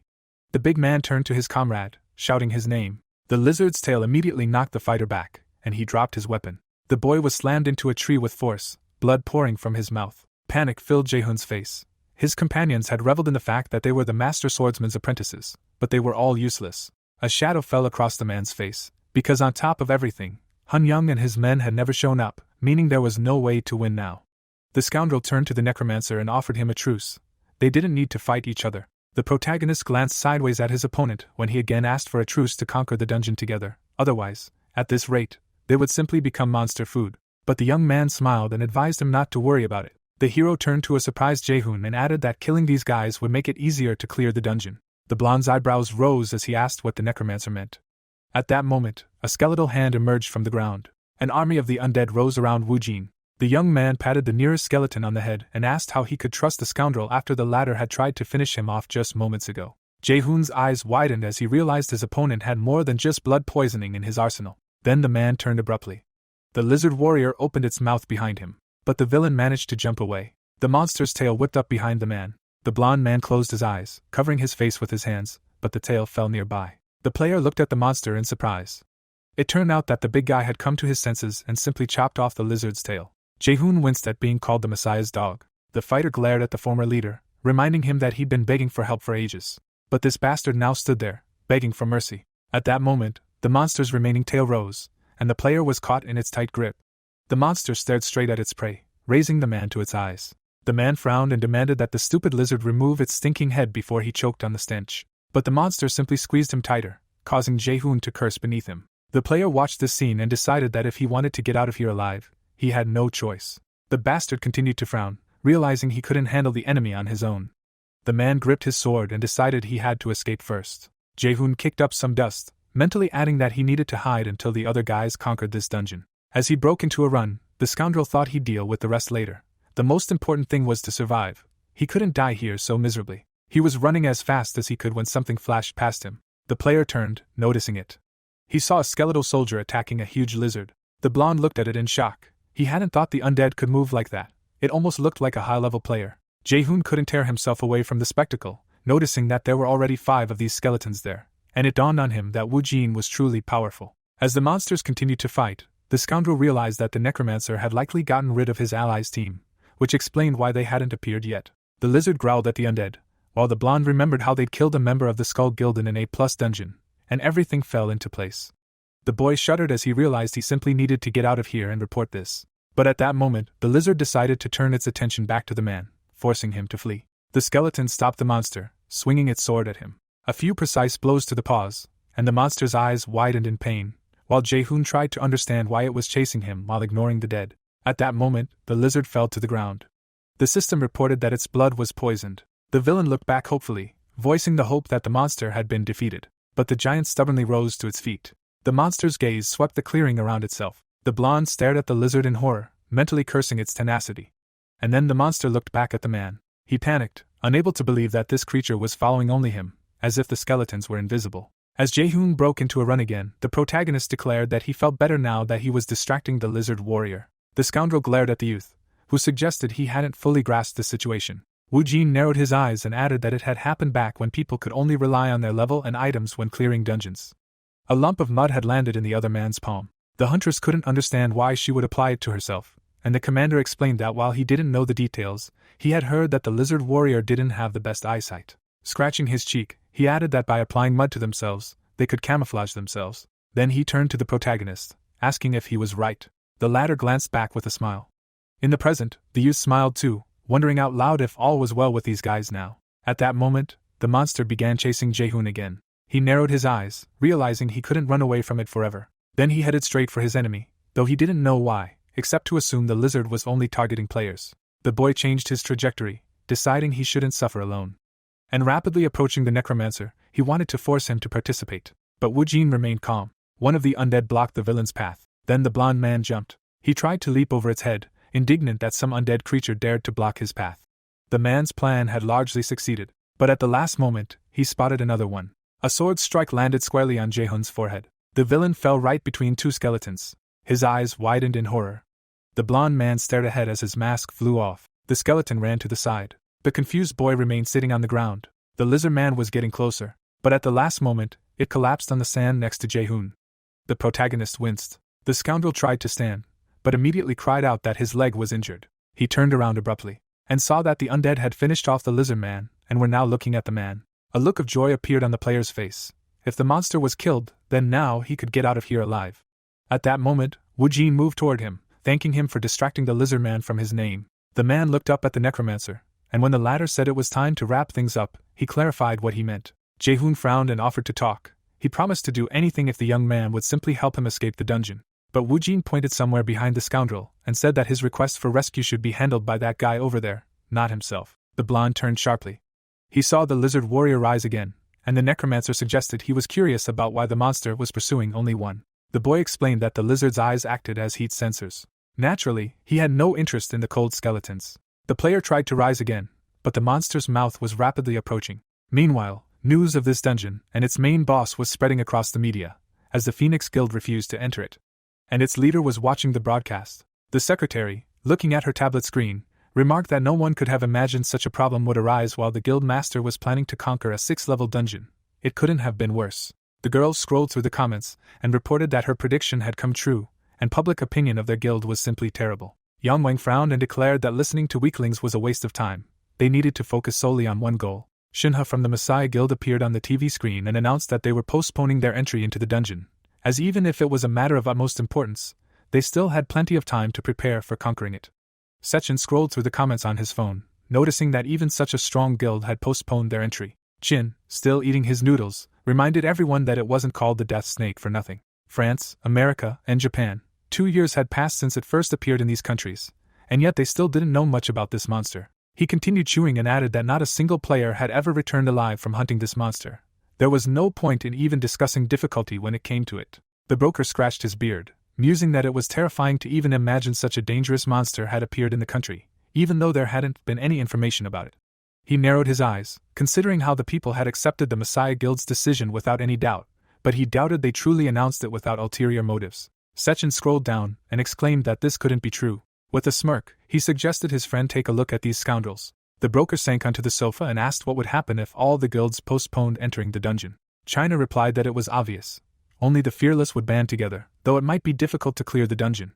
The young man stuffed his noodles into his mouth and added that eventually the government would also want to get rid of this dungeon, and other countries would open it too. The man continued to swipe his fingers on the tablet and agreed with his friend. Simply put, the dungeon would be conquered on a larger scale, but he wondered what would happen if someone showed up at that moment and simply defeated the tailed lizard. The blond man jumped up and started to say that such a person would become quite famous, but immediately realized his friend meant that the guys from the Messiah Guild were deliberately trying to buy more time. Sechin turned the tablet with the graph to Chin and said he wasn't sure about that, but considering their skills, there had to be a reason they weren't rushing into the dungeon. The longer they delayed, given the growing fear, the more unclaimed items there would be in the dungeon. Then these guys would defeat the lizard and could achieve both fame and fortune. While the skeletons finished off the monster, the protagonist received a notification about achievements and leveling up, as well as the favor of the messenger of the underworld. Yujin looked at the lizard, thinking out loud that it had all ended faster than he had expected because the skeletal soldiers had no body temperature. But then the young man looked away, realizing that since he'd gotten involved with guys with connections to the Messiah Guild, it would be difficult for him to move freely. One of the undead turned to look at its owner. He was thoughtfully examining a trophy weapon made from the shell of an armored turtle. The necromancer frowned, remembering that this was the weapon used by the master swordsman, and considered it a good choice. He then handed it to one of the skeletons, ordering him to use it. The undead man nodded, accepting the new weapon. The light from his eye sockets reflected off the smooth steel. Meanwhile, the protagonist approached Matsumoto's body, declaring that they needed to talk, then activated the Eye of Anubis. A flash of light over the platform prompted the guards to announce that the dungeon had been cleared. The manager ran to the player, praising him for his excellent work, but when he asked what had happened to the others, he was told that everyone had been killed except him. The man panicked and demanded a more detailed explanation so he could write a report for the Guild of the Fallen. But Wu Jin passed by and said he could simply write that the lizard warrior was stronger than they had expected, and wished the fat man luck. When the door slammed, the young man announced that he had handled it, as he had been told. The necromancer held the phone to his ear, explaining what had happened.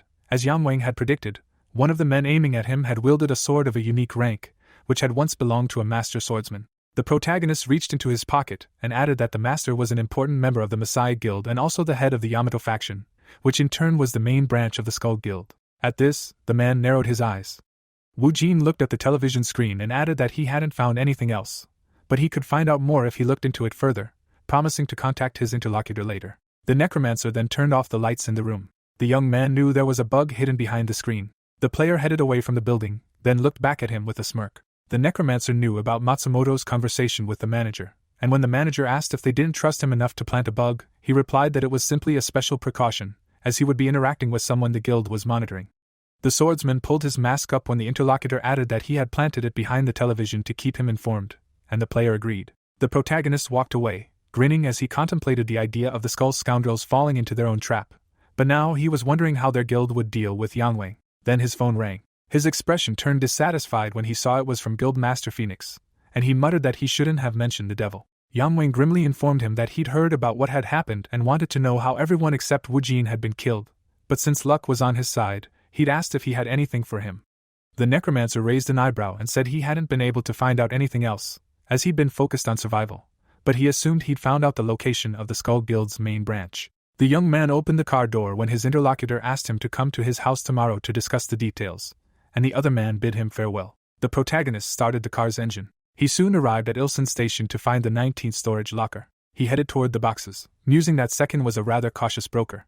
He opened the locker, wondering if the man knew he was also a target. Wu Jin peered inside and saw a folder with a list of dungeons, silently hoping the list wouldn't be too disappointing. He returned to the car, where he made an unpleasant discovery. He couldn't have imagined it would turn out like this. The necromancer stared at the list in shock, muttering that he was no longer surprised the Messiah Guild considered Second a nuisance. The protagonist flipped through the pages, noting that the list's contents and quality were excellent, especially considering the dungeons he'd conquered while a member of the guild. The boy continued flipping through the folder, silently realizing where they'd gotten them from, and out loud he remarked that the broker hadn't been targeted without reason. Then something caught his attention. The player had seen the albino lizard dungeon, and he hadn't thought the man would have this. There wasn't much information about the albino lizard egg, and even he couldn't find a source. Wu Jin rubbed his chin, mentally wondering what was inside. Squinting, he decided he could only find out directly. The young man clutched the radio, thinking that only Sijuan possessed this knowledge, a clue for him to get closer to the truth. The necromancer frowned at the radio, deciding that no matter what, he had to be the one to clear this dungeon. The reaction device on the table lit up, receiving a signal. Sijuan turned when he heard the protagonist's voice. The broker grinned, realizing it was finally time for their first deal. The sky outside was clear. The gentleman glanced at the report, and asked if the hero really meant to say that Hun Young's group and the Skull Guild members had died fighting each other. The man replied that one of them was much stronger than the other Skull Guild members. He bowed his head slightly and said that judging by their swordsmanship and equipment, they undoubtedly had ties to Japan. Yang Wang lowered the papers and considered the matter. Some factions had considerable influence in Japan as well. He placed the report on the table and said that once this dungeon was cleared, he would have to deal with this problem. The news reported that he was challenging a 6th-level dungeon. The leader leaned back in his chair, as Wu Jin was the only one to emerge alive from the dungeon, where all the Skull Guild members had been wiped out twice in a row. They would begin keeping an eye on him. The man snapped his fingers and ordered them to refrain from any unauthorized actions until he cleared the dungeon and returned. Secretary Kim approached him and informed him that all the money had already been transferred to the hero's bank account. This was his compensation. The summoner bowed. They were going to contact him after the clearing. So the player went outside. He smiled and digested the leader's words. Now that the idiots knew Yang Wang was supporting him behind their backs, they were more likely to focus their attention on him than on the hero. He opened the door of the yellow car and got in, eagerly awaiting Yang Wang's reaction when they met again. The man placed the radio on the passenger seat and announced that he had finished all urgent matters. So should he disobey the leader's warning not to act alone, or should he? Meanwhile, Sechin was in the trailer. Sijun called and reported that all preparations were complete, but she didn't know if Mr. Wu Jin would see them. She turned and explained the situation. The broker smiled and asked not to worry, as he would speak to him if any problems arose. The hero was approaching them at that moment. He opened the door, and the secretary told someone named China that his boss had told him to prepare, but hadn't he told her to call him Mr. when he was outside? A shadow fell on the door. The man inside continued to rant and rave, saying that anyone who heard him might think he was a woman. Wu Jin smiled, realizing who they were talking about. He stepped inside, wanting to confirm if it was the same guy. His eyes immediately narrowed. Sezhung looked calmly at the summoner, and informed him that an examiner would accompany him, as he hadn't chosen a dungeon appropriate for his level. China sat at the table and grinned. If the hero agreed, he would have to sign the contract and be able to ask any questions he wanted. China was an immortal player, impossible to kill. He looked at Wu Jin, who'd been the guild's tracker. He'd let him slip twice, though he wouldn't have given him a third chance. He didn't think he'd be involved with Sezhung. The hero sat up and pointed at the stranger. This was the first time he'd heard of an examiner. Was she really saying they should go into the dungeon with this gentleman? The veins on the boy's face bulged, and he asked if he hadn't heard what he'd said to the secretary. Wu Jin smiled wickedly, apologized, and tried to guess his preferences. The immortal grew angry and asked if the newcomer dared to look down on him. As usual, he was quite hot-tempered. The summoner looked at him and asked if he could speak to Mr. Sezhung. Sezhung pressed a button and said the hero could use a walkie-talkie. The player pulled out the device and asked if they could hear him. The broker smiled and asked what was wrong. He assumed the boy was unhappy with the examiner accompanying him. The hero pursed his lips and replied that wasn't the issue. He looked at Chin and asked what if the examiner died while clearing the dungeon.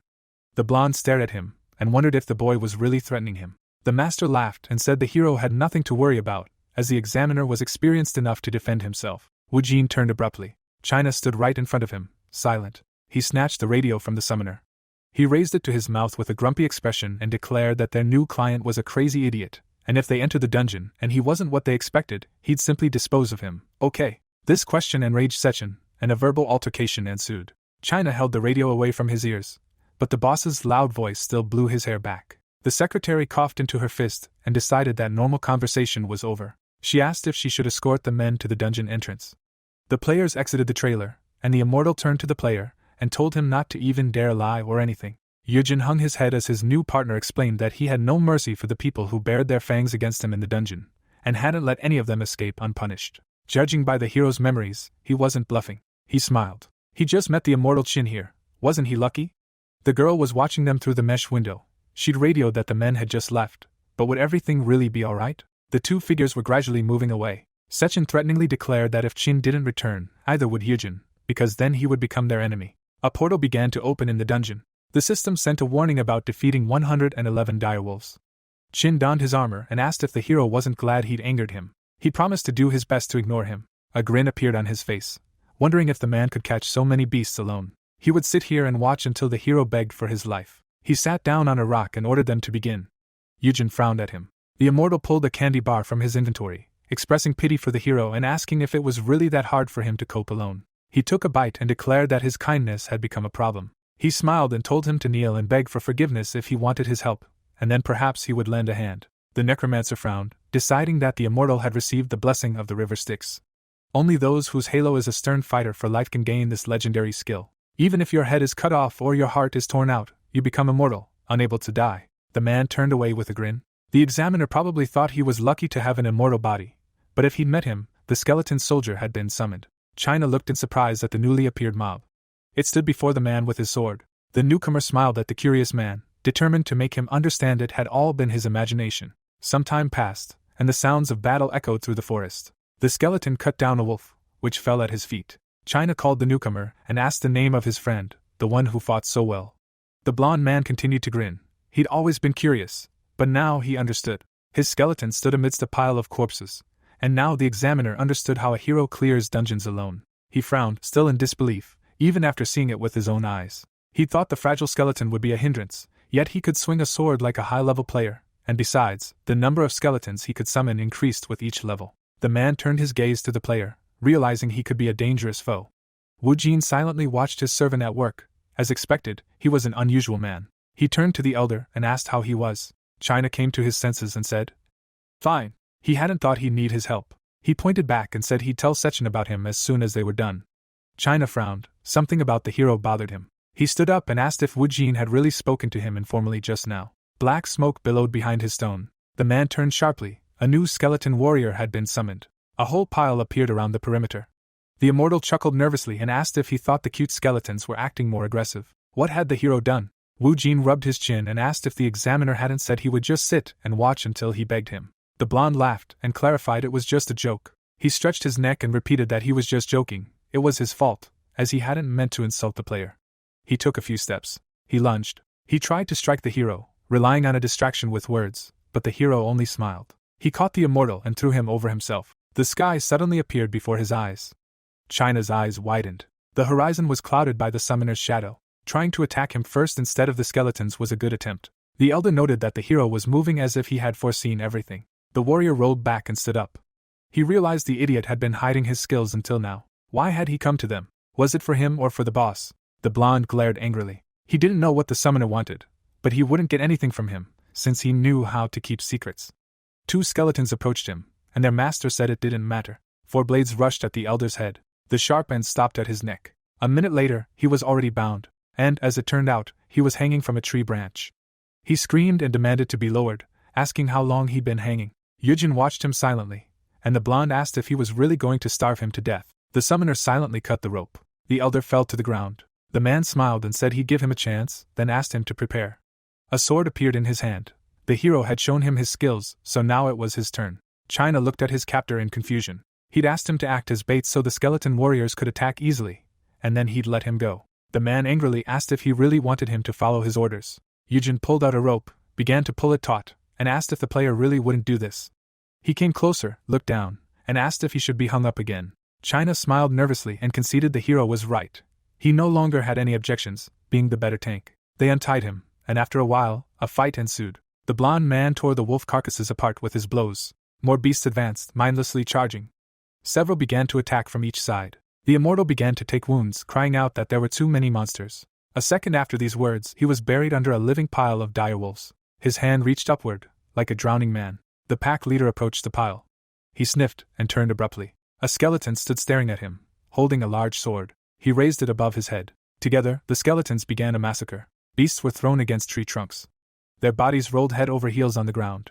Blood sprayed, and a terrible howl and whine filled the air. China found the strength to scatter some of the wolves. Yujin rubbed his chin with interest.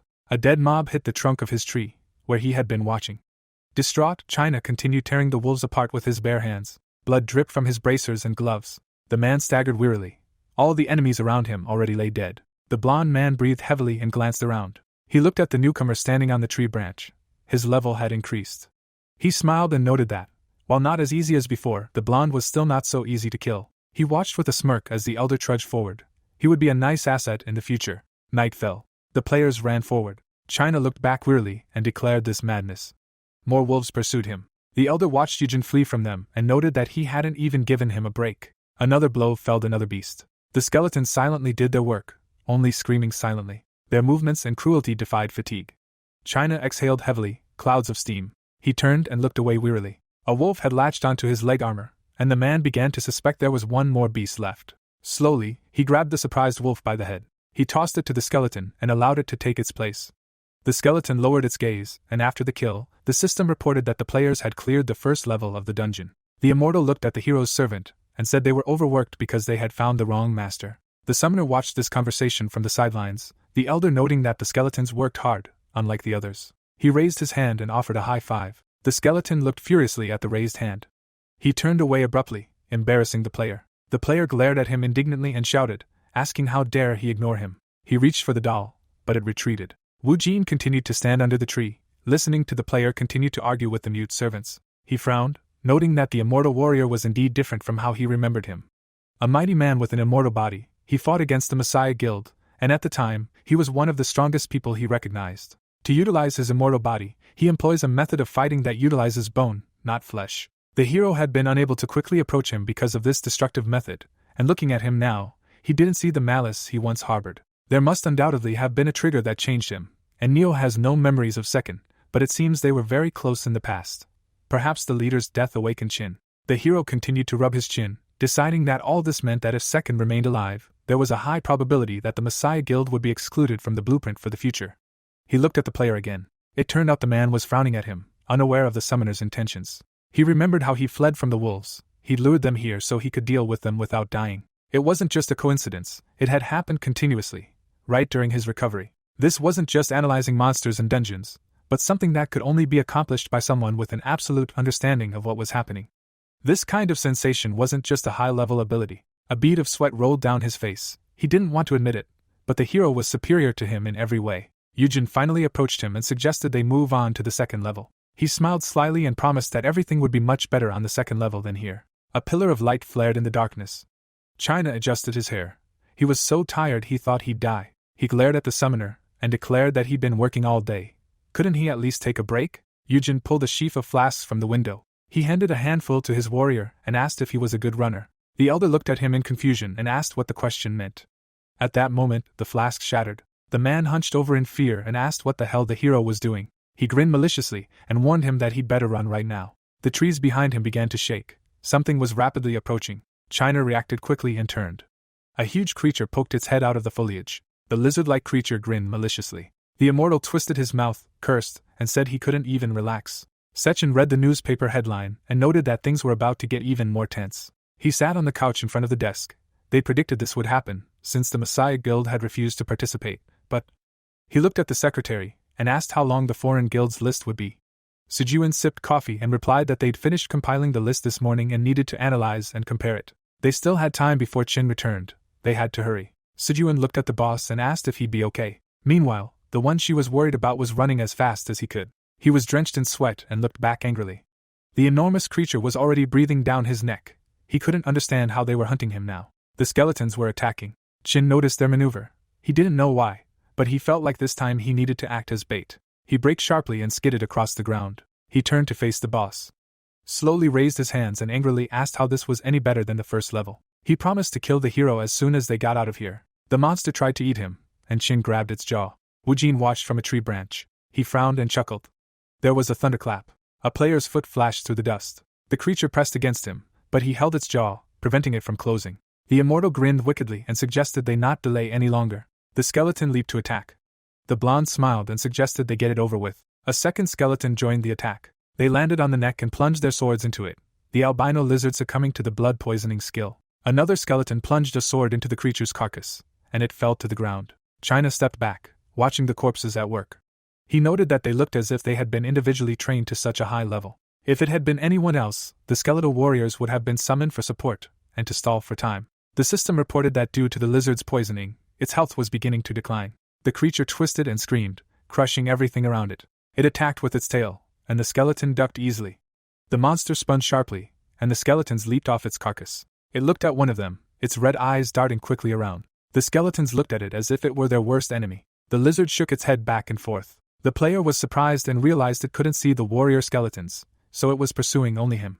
He nodded at the summoner and tried to understand what kind of magic he wielded, remembering how he'd advised him to run. His eyes widened, and the realization dawned on him that the idiot had planned this whole thing from the very beginning. The unwary player was knocked down by its tail. China gritted his teeth and groaned.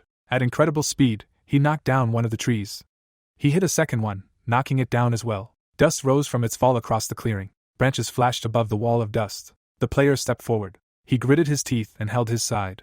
The immortality skill finally activated, covering him in a red aura and straightening up. The summoner smiled contentedly. As expected, his examiner had instantly recovered from so much damage. The immortal stepped through the dust toward the lizard. It licked its lips and stuck out its tongue. The man glared at it and asked what kind of useless waste of calories this was.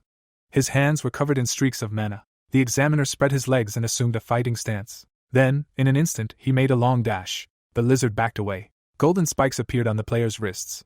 He approached the carcass and began a multi-step combo. The beast's eyes widened and it fell to its knees. The skeletons immediately reacted to the opening to attack. They approached the monster from behind. China shuddered. The idiots were using him as bait, just like their master. The skeleton stabbed the lizard with its sword. Its kin did the same. The monster howled and tried to twist. The third warrior leaped high and raised his sword. He landed on the boss's head and slammed it into it. A moment later, the massive carcass fell to the ground, and the system reported the albino lizard had been defeated. China calmed down and sighed. The hero jumped down, his level rising again and earning the albino lizard hunter achievement. The warriors' ranks rose, and the deities admired him. The man chuckled briefly. After a while, he encountered a new monster. With one blow, he crushed the skeleton warrior's head. The rest of his comrades surrounded him and tried to knock him down with their bare hands. They pressed against him, trying to knock him down. A moment later, his thick legs reached for the sky. 3 skeletons pounced on the big guy and began crushing him with a multitude of blows. The hooded man complained about the stupid skeleton warriors, saying that if they continued to move back and forth, they would fall one after another. He decided he needed to summon more. The system reported that 50 trolls had been defeated and his level had increased. The man looked at the window, which announced that he had become a troll hunter. The stranger frowned. He had killed a whole bunch of monsters, but still couldn't gain the deities' attention. He angrily wondered what kind of hero he was, if the deities would bless him. Yujin approached the fallen monster and drew his sword. China looked at him disapprovingly and suggested they get out of here, since they were finished. The man froze, and the elder asked him if there was anything left. He glanced at him briefly, smirked, and explained that now was the most important thing. He touched the monster's carcass with his hand. Then he began to move along its belly, feeling for what he needed. He stopped and asked himself, "Where is here?" Deciding to act, he slices open the creature's belly. He pulls the resulting slit apart. He peers inside and reaches for the desired item, noting that it has finally fallen into his hands. He pulls out a glowing albino lizard egg, and the system reports that he has cleared the dungeon. The hero frowns, remembering that the Messiah's guild went to great lengths to find what was inside this egg, and right now he will know what it is. China looks at the egg and asks if the condition for clearing it was really protecting this item. He frowns, having forgotten about it after hustling back and forth all day. He asks what the man plans to do with this item. Instead of an answer, he sees the summoner smash the shell of the find with the apple of his sword. The examiner screams and protests, saying they don't know what it's capable of, so there's no need to break it. Debris and slime fall to the ground. Light shines from the egg's contents. Inside is a skill page. The player clutches the page, trembling. He squints and reads the text. The system displays a description of the Apophis strength skill. He thinks of the deadly Poison King, who handled all kinds of poisons but never suffered damage from any of them thanks to this skill. A villain who uses his power to take what he needs from people and brutally kills them with poison. At the height of his crimes, the Messiah Guild declared they would judge the deadly Poison King. Many lost their lives in the process. Even now, the hero still remembers every comrade who perished from that villain's poison. He stared at the egg carefully. He knew nothing about it except that the Messiah Guild possessed it. He'd never heard of this skill, but the deadly Poison King couldn't have stolen it. The only way it could have been was if the guild gave it to the king themselves. They deliberately created the villain to appear as saviors. He gritted his teeth and began to tear the page. Once again, Sijuan made him realize their comrades' deaths were in vain. The page tore into 2 pieces. The summoner decided that if he mastered this skill, their senseless deaths would never happen again. Afterward, he gained this power and became immune to any poison. He pictured Sijuan, glared forward, and silently vowed to kill him with his own hands. China was astonished, unable to understand why Wu Jin was in such a bad mood. Even though he'd kept the reward for himself, he knew they were completely different. A portal from the dungeon opened at the base. The partners entered the secretary's trailer. The immortal eagerly dug into the abandoned bag. He knew Changhyun was a sensible man. He was so hungry and anticipating a meal. He opened the bag and saw 2 bottles of mineral water and a radio inside. Sijuan scratched his ear. A walkie-talkie sat on the table next to him. The man couldn't understand who was thinking about him, as his ears were itching. He smiled and noted that the hunters had returned faster than he thought. The broker picked up the radio and said the players had completed the dungeon in less than 3 days, though it wasn't a low-level one. He asked how it had gone, and the answer was good, along with a question about what was happening outside. The man sat down at the computer. He scrolled through the news and reported that there was no news yet about Yin Wang's party, who had headed into the dungeon, but there was a problem with foreigners. The Great Guild and the Border Guild, which belonged to the 5 leading world guilds, had united. Wu Jin listened intently. A dragon hunter had captured a golden dragon in a 5-level dungeon. He was the first golden dragon. People were only interested in its hide, which was durable and resistant to high temperatures. They thought a sword made from its hide would open a new world for players. But it was the golden dragon's digestive juice, not its hide, that changed history. He wasn't sure how to use it, as he had been banished, but it was later discovered that it helped remove seals and curses. He remembered his slain comrades. Sezhung's seal had also been removed using the golden dragon's digestive juice. Its value exceeded all expectations. Wu Jin had to get it before people found out. China sat off to the side, bored. These were the only significant events in recent days. The men approached the table, and the boss announced over the radio that the examiner would give him the details and that he would give him a regular phone number for future contact. He examined the new device. Sei-chan explained that their connection would be untraceable, making it much safer. Chi-na had to return to the office immediately. The immortal protested and asked if they'd let him rest first. He took the radio, and the broker said that since he was his hyung, he'd give him one bowl, so he should head straight to him. The man stood up and walked away with a disgruntled expression. He opened the door. He glanced narrowly at the hero and silently asked him not to tell him that they'd have to hang out together in the future. Wu Jin scowled at him. The player said nothing and slammed the door. He arrived in the city block. He sat down on the couch, stretched, and complained about how he couldn't even rest now. Why had he been called so early? Hadn't he submitted his report yesterday? The boss replied that he'd called him because of the report. He needed to speed up his plan. He threw the folder on the table and ordered him to read it, but what was so important that he had to summon him before breakfast? China glanced at the folder and froze. He picked it up and asked if he was really going to enter the next dungeon alone. Second looked at him seriously and asked in surprise who would send him there alone. Surely he should go with someone with skills. The blonde fell back and began to think of potential partner candidates. The boss smiled and asked why his subordinate wouldn't accept the hero as his partner. The immortal shuddered and shouted that he no longer wanted to work with this man. He threw up his hands and reminded everyone that he had said yesterday that despite his skills, he was a sick idiot.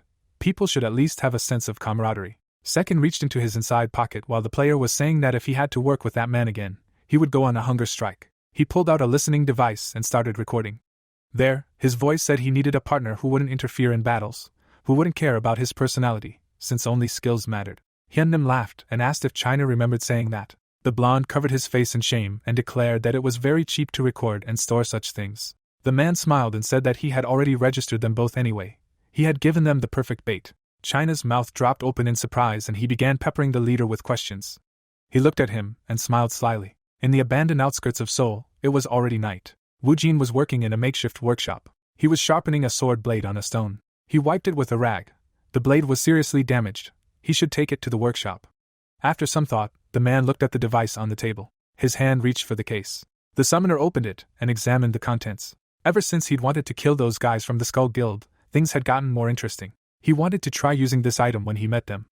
A new day had dawned. China and Sei-chan had gathered again for negotiations. The player asked if the boss knew the government had already allowed a foreign guild to participate, and asked if there was any poison left in the tailed lizard dungeon. Sei-chan was climbing the stairs toward them at that moment, carrying the case. Sei-chan told the player not to worry about it, as he and the secretary had prepared everything in advance. The blonde man rubbed his fingers together. Wouldn't it be too difficult for him and the hero to participate in the remaining positions? Was he spending a lot of money this time? The door to the room quietly opened. The man smiled slyly and asked why he would spend so much money. He looked at the approaching girl and asked if she had completed her task. Sezhung showed the briefcase and reported that the Moscow Russian Guild had finished bidding. She also brought the item he prepared for Wu Jin, the masks they'd requested. The leader smiled contentedly. Everything was fine. The news began discussing the latest events. A portal opened in Sinpung, the Moscow Guild's office. The immortal tugged at his nose. He was already disguised. He fidgeted in his chair, saying it was uncomfortable to eat in. He pulled out a candy bar and asked the hero if he was okay. The hero asked if he was worried. The blonde began chewing furiously and shouted that he'd never been worried since he was born. His foot pounded the floor like a hammer, thinking about how no one had ever returned alive from the tailed lizard's dungeon. So why was the summoner so calm? He turned to his new partner and stated that he sounded neither worried nor scared. The hero opened the system window while the player was going crazy, thinking he'd never get to that thing. China looked at his partner with displeasure and told him to remember to buy him some meat for the final attack, and after they were done with this one, they were supposed to fight together in this dungeon anyway. The shop window opened while the man begged the summoner not to do that weird thing again like last time. In the shop, the hero found a Grim Reaper mask. He didn't think Sechin had such an item. He decided to call him, and the boss asked if Wu Jin was considering taking on the tailed lizard dungeon. He replied that he didn't know yet, since even entering it was pretty dangerous. They laughed at each other. The boss knew he wasn't keen on the idea. He asked if the player was handling his skeleton warriors well. He opened the case, and the boss informed him he'd prepared a suitable legendary item for him. The system window was reflected in the eyes, the king of the undead. Although John dreamed of him, he could not get him, but now he is in his hands. Yujin donned his disguise. He'd never seen this guy use it before, so he had no idea what effect it would have. He smiled. His plan to destroy the Messiah would be accomplished much faster. A servant entered the room and asked the Moscow Guild players to get ready. Yujin patted his knees. The two companions headed for the exit, the summoner thinking about how he'd have to test his mask at level 1. At level 1, everyone received a notification with the task of surviving for 5 days to advance to the next level. The players huddled together and began to grumble. They looked each other in the eye and cursed, clutching their heads. Meanwhile, the camouflaged companion stood to the side. China said that a survival quest might seem simple as long as they survived and weren't killed within the allotted time. Sweat broke out on his face, and he said that surviving alone here would be quite difficult, as there could be countless monsters. He looked at the hero and asked what they would do, who looked away and suggested they run a test first. The player froze in horror. Memories flashed through his mind. He didn't want to go through all that again. He dejectedly asked if Yujin had heard what he had said in the waiting room. The summoner looked at him sternly and explained that he had just received a new item. It was normal to test its effects, right? He turned away and suggested they go and find a quiet place. A few minutes later, the pair found themselves in the wilderness, and a skeletal warrior was summoned. The mob stood between the two hunters, and the immortal greeted him cheerfully. He smiled, noting that he now had armor. The hero meanwhile was rummaging through his inventory, searching for a mask. He pulled it out. He put it on and looked at the system description, earning an achievement. His eyes flashed in the darkness of the bony sockets. Suddenly he saw a thread. It was protruding from the skeleton's head. Yujin reached forward, trying to figure out how to control the thread. It reached for his finger, and passed through his entire nervous system. The hero shuddered and staggered from new sensations inside his body. His eyes rolled back. An electrical impulse rushed along the magical thread. The darkness before his eyes cleared. He opened them, his companion looking down at him and catching him. He slapped him on the bald crown, laughed, and asked why he was acting so strangely. Suddenly, the servant's expression changed to a menacing one. He glared at the immortal and ordered him to remove his hands. The man recoiled in horror and asked if the skeleton could really talk. The skeleton tried to take a few uncertain steps. He staggered and began to fall. He finally fell face down in the dry earth. The immortal looked at him in fear and asked if he was really dead. He gently touched his skull with the toe of his boot. The hero looked at him and ordered him to remove his foot. He frowned, his face covered in sweat. Controlling the skeletal warrior was harder than he thought. The players, meanwhile, were still standing in the clearing, wondering what their plan would be: stay here or scour the surrounding area. Yongchun of the Haiti Guild said they didn't know what kind of monsters might appear here, so they needed to proceed slowly. He glanced around and suggested they simply observe for a couple of days. He saw that everyone else had gathered there as well. If necessary, it would be wise to join forces to survive. Everyone began looking for like-minded individuals. Yunchun adjusted his glasses. In any case, no one here had as much influence as the Messiah's Guild. Being with the crowd would be advantageous in this situation. He needed to convince the other guys so their guild could focus on the hunt. Meanwhile, somewhere in the wilderness, China joyfully rushed into the attack. With one blow, he decapitated a goblin. He smiled contentedly. He'd been worried about the survival quest, but were there only a bunch of weak monsters here, or was he stronger now? He turned and saw the skeleton warrior kill several monsters, much larger than his opponent. He cast a creepy glance over his shoulder at the player. The player shivered nervously. Wu Jin stood there, moving his arms strangely. The immortal silently called him a real monster. At first, walking was difficult for him. He still fell sometimes. But now he just ran and hacked monsters to pieces. China looked again at the strange hand movements and reminded himself that summoned skeletons were no joke. But now the hero could control them directly, which was a bit much. He angrily clenched his fists and asked if it was fair that someone was fighting dangerous monsters like a tank, head-on, while the hero hid in a safe place with his mask. A streak of light fell across his eyes. A much larger skeleton appeared in front of the skeleton. The blonde shuddered in displeasure. He looked at the bone giant. The hero had been able to use the summoning skill while in this state. Yujin nodded, noting that such a summoning consumed 3 times his magic power. He hadn't thought he'd be able to use the poison blood skill. The skeleton turned to the player and asked how he was feeling. His partner folded his arms disapprovingly and reminded him of good manners, which meant looking someone in the face. He looked at his fists and said it was a strange sensation. Even ordinary bones ignored it. He told them not to mention that the summoner needed an etiquette injection. Yujin bowed his head and asked again. The immortal remained silent. The hero approached the man from behind and asked if he really liked it better this way. He recoiled and cried out that his partner had frightened him, and the hero asked again how he was feeling. The immortal waved his hands and said he felt better after teaching those who hadn't heard of manners. Not that he lacked manners, but that he meant monsters. The man nodded wearily and asked if they could leave then. China threw up his hands indignantly, and reminded him that he'd been fighting like a man this whole time. A horde of monsters lay behind him. He asked why they needed to leave, and what about those orcs? Yujin put his mask back on and said that was just the beginning. His partner looked ahead pitifully, and immediately began to complain that his body wasn't feeling well. He slammed his fists together, bent over, and started saying he was anemic. He ran his hand over his face and asked why he suddenly felt dizzy. A knife was pressed to his back. A skeleton warrior approached him and began poking at his armor. He glared at him, claiming he was anemic and that this was his way of giving him iron. China glared at him indignantly and shouted that he was simply stabbing him with a sword. The skeleton continued his task and explained that the iron was still entering his system, and the summoner remarked that he felt much better for shouting like that. He turned, grinned, and ordered them to follow him, as they needed to prepare. The man gritted his teeth angrily, frustrated that he could do nothing to him. The squad ventured deeper into the forest. Among the piles of trees, they found a dry one. The men wrestled it to the ground. Having finished with the first, they moved on to the next. China, completely exhausted, glanced at the hero, curious as to what he was thinking. Ever since they entered the dungeon, all he had done was chop down trees, not monsters. On the second day, one of the goblins fled in terror from something. The players ran after him, the coordinators barking out commands. One of the warriors slashed down another creature. A big guy killed 2 goblins with a huge sword. On the third day, the noise throughout the forest only grew louder. Players of different classes continued the endless battle, taking turns. One of the tanks looked ahead and asked why he was so bored. Originally, this was a survival quest, but it wasn't supposed to be like that. Yongchun frowned and explained that the survival quest was in an A+ dungeon, but they were too relaxed and all together here, so that wouldn't do. They had to scout the surrounding area, even if it was risky. Meanwhile, the heroes built a fence. Wu Jin climbed up and earned the achievement for leveling up. He smiled after reading the note from the game. Everything went dark before his eyes, and the hero had thus attained the skeleton warrior mastery. He stood up, looked at his partner, and ordered him to move on, but the other didn't understand why now. He knocked on the fence and decided they could use it. Why should they move on? After all, they'd worked so hard. Yujin came down to him, looked at his charges, and informed him that the situation had changed and he had revised his plan. His partner asked if the number of monsters had really changed. The summoner removed his mask with a smile. He looked at the corpses of the monsters. He touched the orc's back with his hand and summoned more skeletal warriors. China looked at this in amazement. New servants appeared out of nowhere. The man looked at his partner and asked how he'd managed to summon 5 skeletons. The player turned away and said that was how it had been before. A sly smile appeared on his face. Now everything had changed. The squad of players arrived at their partner's old location. Yongchun froze in shock. A view of mountains of monster corpses opened up before the players. The orcs lay lifeless on the ground. The squad leader paced among them, unable to count. He adjusted his glasses. Everything around him resembled a massacre.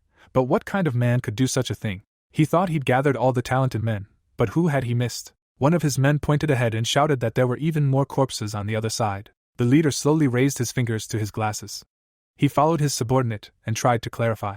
And when he saw it, he was stunned. A vast labyrinth opened up before him. Beads of sweat rolled down his face. A guest spoken aloud. Meanwhile, Yujin ran along the top of the wall. The players climbed them and saw orc corpses inside the passages. Yunchun tensed, realizing the labyrinth was a trap for monsters. He looked ahead and saw even more corpses. None of this compared to the interior of the labyrinth. The bodies remained lying on and around the stakes, and the player tried to understand what the man who had planned all this was thinking. He adjusted his glasses and told himself that's why they were able to relax, despite it being a survival quest. He made a bad judgment. Now he needed to gather all the remaining players. Meanwhile, the immortal looked at the hero and said it wasn't his style to use traps to catch monsters, but he decided it depended on the situation. Why were they still moving around? They'd worked too hard to build all this. He pointed back and asked if they were going to make such things again. The hero told him not to worry, as they no longer needed them. He patted the skeleton on the head with a smile, saying that now that their human strength had increased, traps and labyrinths would be a waste of time. He pointed to the armored giants. With such a set, it would be faster to track down the creatures. The immortal smiled and said that was much better, and now he would show him his skills.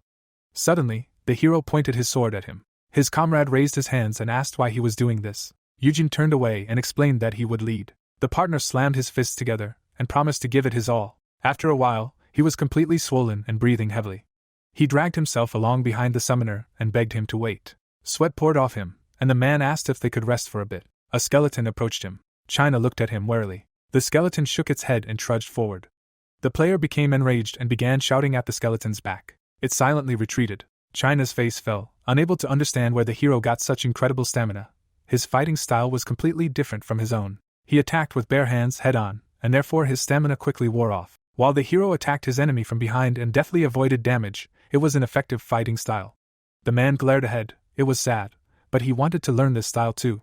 Wu Jin turned back. He glanced at his sluggish companion and reminded him that he promised to show off his skills. China wiped sweat from his brow, wondering why the summoner still remembered. A pack of hyenas appeared ahead, and his companion charged, determined to do so even if it meant dying again. Closing the distance, the man began a bloody massacre. The hero saw his companion's blows explode into the enemy's bodies. If he were the China he knew, he would definitely have used the moves he'd shown him. Until now, no one had been able to guide him, so he trusted only in his immortal body and rushed into the attack mindlessly. But that was an ineffective way to fight. The man managed to dodge a strike from the claws. The hero frowned, knowing his companion would become more useful after a while. He grinned, realizing that he would have to make him useful. The 5th day in the dungeon had arrived. A dead hyena fell at the player's feet, 24 hours remaining until the quest's completion. The companion looked away, confused as to why the summoner was taking the survival quest so seriously. Yujin stood to the side, his level having risen again, the messenger of the underworld warming to him. The big man began to grow envious and indignant, once again reminding them of how hard he'd worked. Suddenly, the hero announced it was time to rest. His expression of anger turned to mercy, and the man asked where they would sit. At rest, he began shoveling a heap of food into himself. While the player was replenishing his calories, a skeleton approached. The man handed him an energy bar and asked if he wanted a snack. He beckoned the mob over and promised to give him food. To his surprise, the skeleton complied and extended his hand. China smiled, calling the skeleton an idiot for opening up to him. The summoner approached him, and his companion began boasting about how his skeletons were beginning to feel a sense of camaraderie. He smiled tearfully, touched, and there was something inexplicable about it. Then he came to his senses and asked if his companion was hungry. A scene flashed before his eyes, showing a skeleton handing its master a candy bar. The man grew angry and asked if the hero had really been controlling him. He shoved the food into his mouth, wanting to know what this so-called camaraderie tasted like. China pointed at him and reminded him that he'd said he'd done a good job, but instead of buying him food, he was stealing it. If he enjoyed stealing so much, he'd soon be bald like Sechin. Wu Jin took a bite and remarked that he'd gotten his first clue about the broker's appearance. A lingering hum echoed over the forest. China looked warily at the sky and asked if it was a distress signal, and if there wasn't much time left before the quest ended. He stood and continued to study the sky. He remembered they'd dealt with quite a few monsters, but some still remained. The hero clarified it wasn't a distress signal. The man looked at him carefully and asked what it was. Wu Jin reached for his mask and explained that after the survival quest on the first level, they were moving on to the second level, and so they were gathering the players to decide in what order they would hunt the spiny snake. China folded his arms discontentedly, and remarked that the other players were being overly arrogant. A system window opened in front of the player, and the summoner explained that they'd allowed them to relax for the last 5 days. Of course they'd be confident. The hero opened the shop, suggested checking the catalog and heading there. The immortal looked at his partner in surprise. His companion was holding a golden catalog. He showed it with a smile. It was the primary skill used by John George. As night approached, the players gathered in a clearing. Yong Chun stepped onto the rise and attracted attention. He spread his arms and suggested they begin. He pointed to the side. In a few minutes, the survival quest would be completed and they would move on to the next level. The heroes mingled with the crowd. The alliance, including the Haiti Guild, would try to attack the spiny snake first. China grinned at his partner and began whispering to him. The player raised his hand and, since there were no objections, decided to issue one warning. Remember not to interfere with the hunt. He looked seriously at everyone and warned that if they interfered, he would immediately finish them off. The big guy leaned toward the leader and asked if he had a plan. Suddenly, another tank jostled him. He glared at him and asked if he understood what he had been told in English. The immortal glared at him, not understanding anything. He began to advance on the tank, but the summoner stopped him. He frowned at him and shook his head. Yujin stepped forward, raised his hands, and wished them luck in English. The big man grinned wildly and nodded in response. China looked at the hero with displeasure and asked why he'd stopped him. His partner frowned and asked if he'd dealt with everyone. He pointed at the humans and the red ribbons on their forearms. Most of them had them. The immortal laughed nervously and said he couldn't help but notice. He leaned toward his partner and whispered, "Isn't there even a chance against them?" Yujin smiled slyly and asked if he really thought so. The system signaled the quest's completion. Immediately, a huge snake slithered through the forest. Trees began to crumble under its movements. The spiny snake looked around, looking for its first victims. Everyone hid behind the trees, many trembling with fear. The snake, in huge leaps, approached the clearing with the players. Yunchun stepped forward and ordered the attack. The mages pointed their hands at the monster and opened fire. The snake threw its head skyward and screamed. Explosions rumbled throughout its body. The companion looked down and asked if they were simply going to stand by and watch. At this rate, they'd catch the spiny snake. Wu Jin looked down melancholically and said it was impossible. The player turned to him and asked why. The other pointed at him and asked what he did first when confronted by a monster. He attacked it first and struck, because he didn't know what it was capable of, and it was difficult to deal with unexpected developments.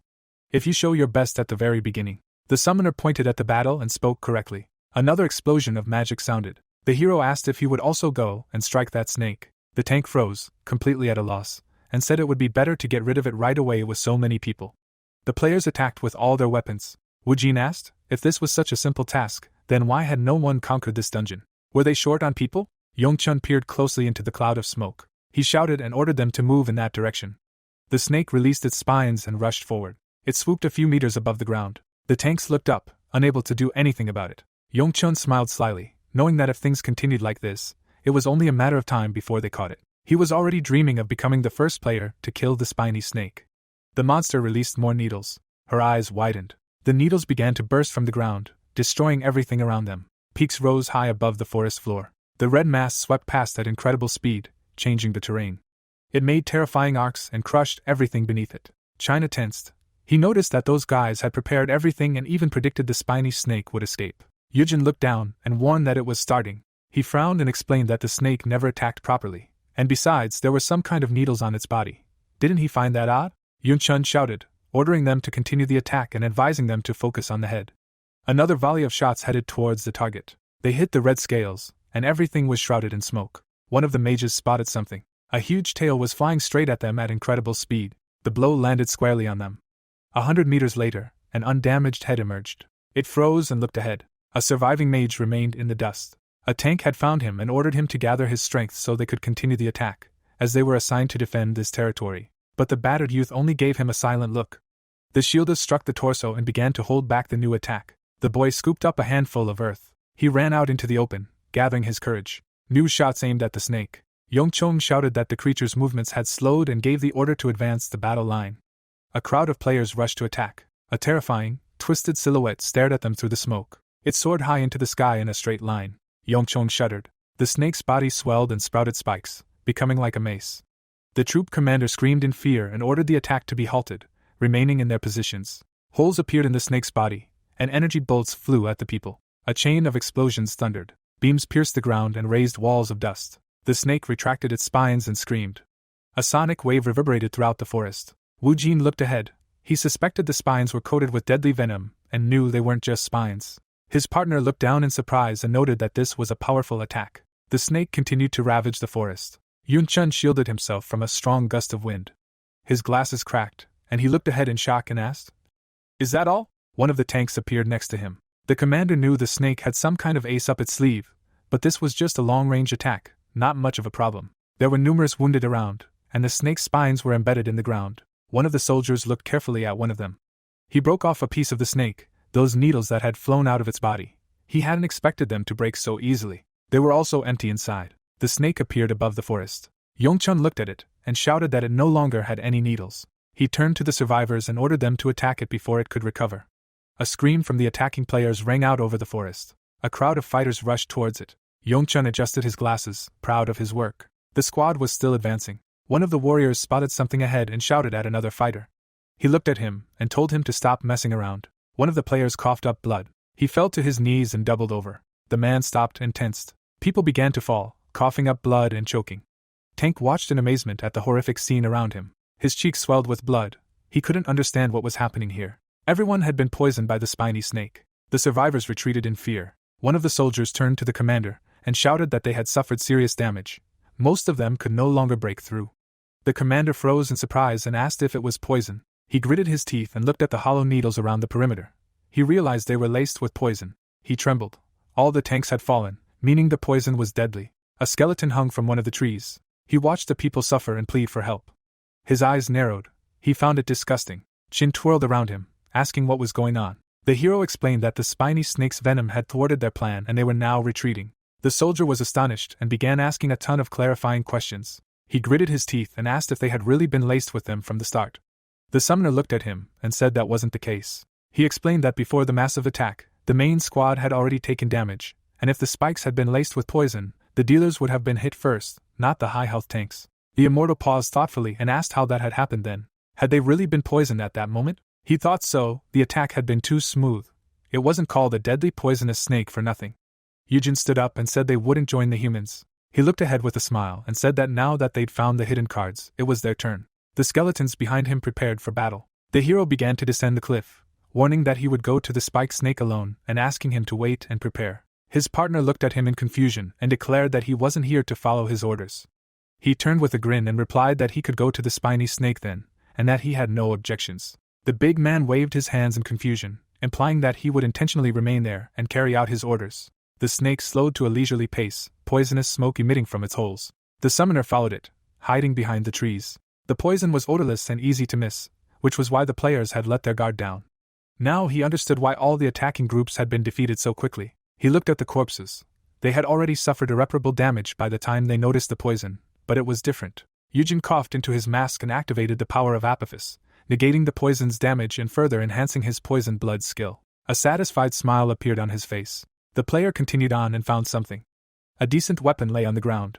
The man crouched down and opened the system window. He began examining the weapons and thought about a spear. His finger traced the lines. With such a build, the snake's skin must be quite thick. Wu Jin smiled when he found the most effective method. Yongchun struck the tree, completely losing his guard. The blame for what had happened lay entirely on him. Some people were still alive, but many had fled. The wounded man was crawling on the ground. He didn't know how many had escaped. When he fled, he'd seen about 30 people, but now they were all scattered. The tank looked at the commander, who told him they should stand here and reassemble the remaining men. He adjusted his glasses. Those left behind were probably already dead. The big man's mouth dropped open and he was indignant at the idea, shouting that they lacked the resources for a second attack, especially tanks.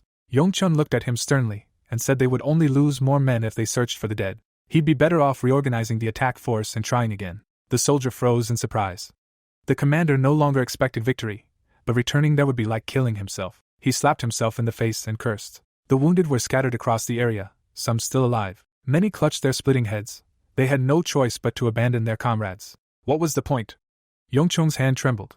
He understood that even if they regrouped and charged again, the outcome would be obvious. Fighting without tanks was like rushing into battle without a shield, but in times like these, he had to keep a cool head. The survivors looked around. The strange sound echoed throughout the forest again. One of the soldiers turned in horror.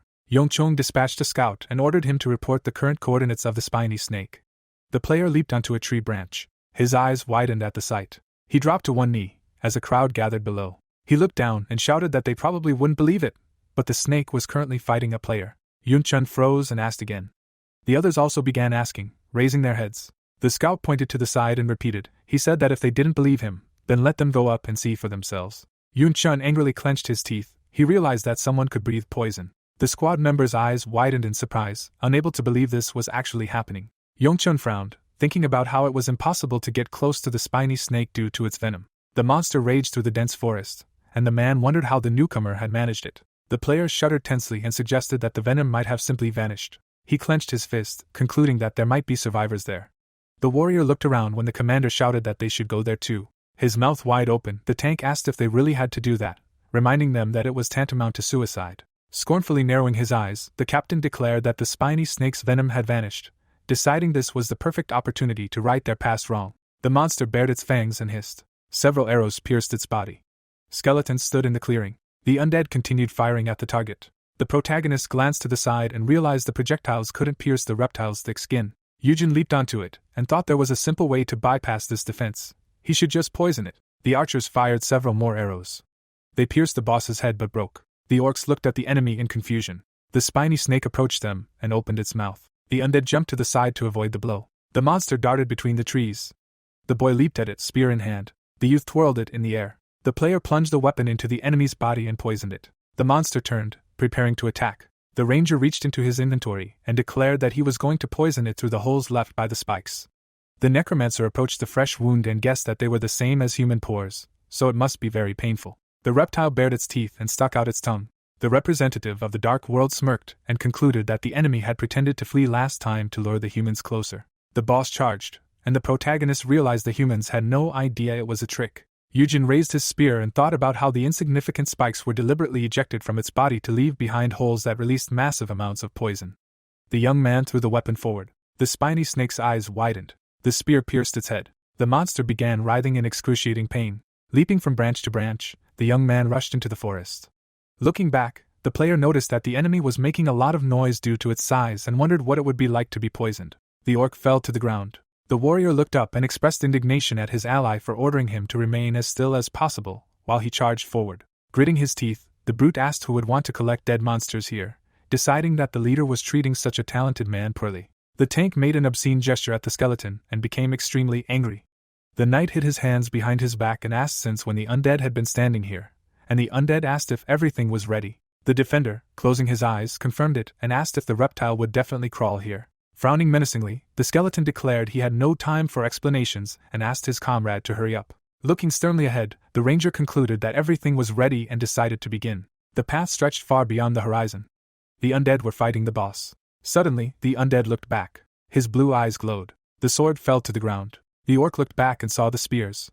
The monster took one of them. The summoned creature rushed to attack. Far ahead, the silhouette of a spiny snake was visible. The skeleton bounced off the ground. The undead creature leaped onto a tree and rushed forward.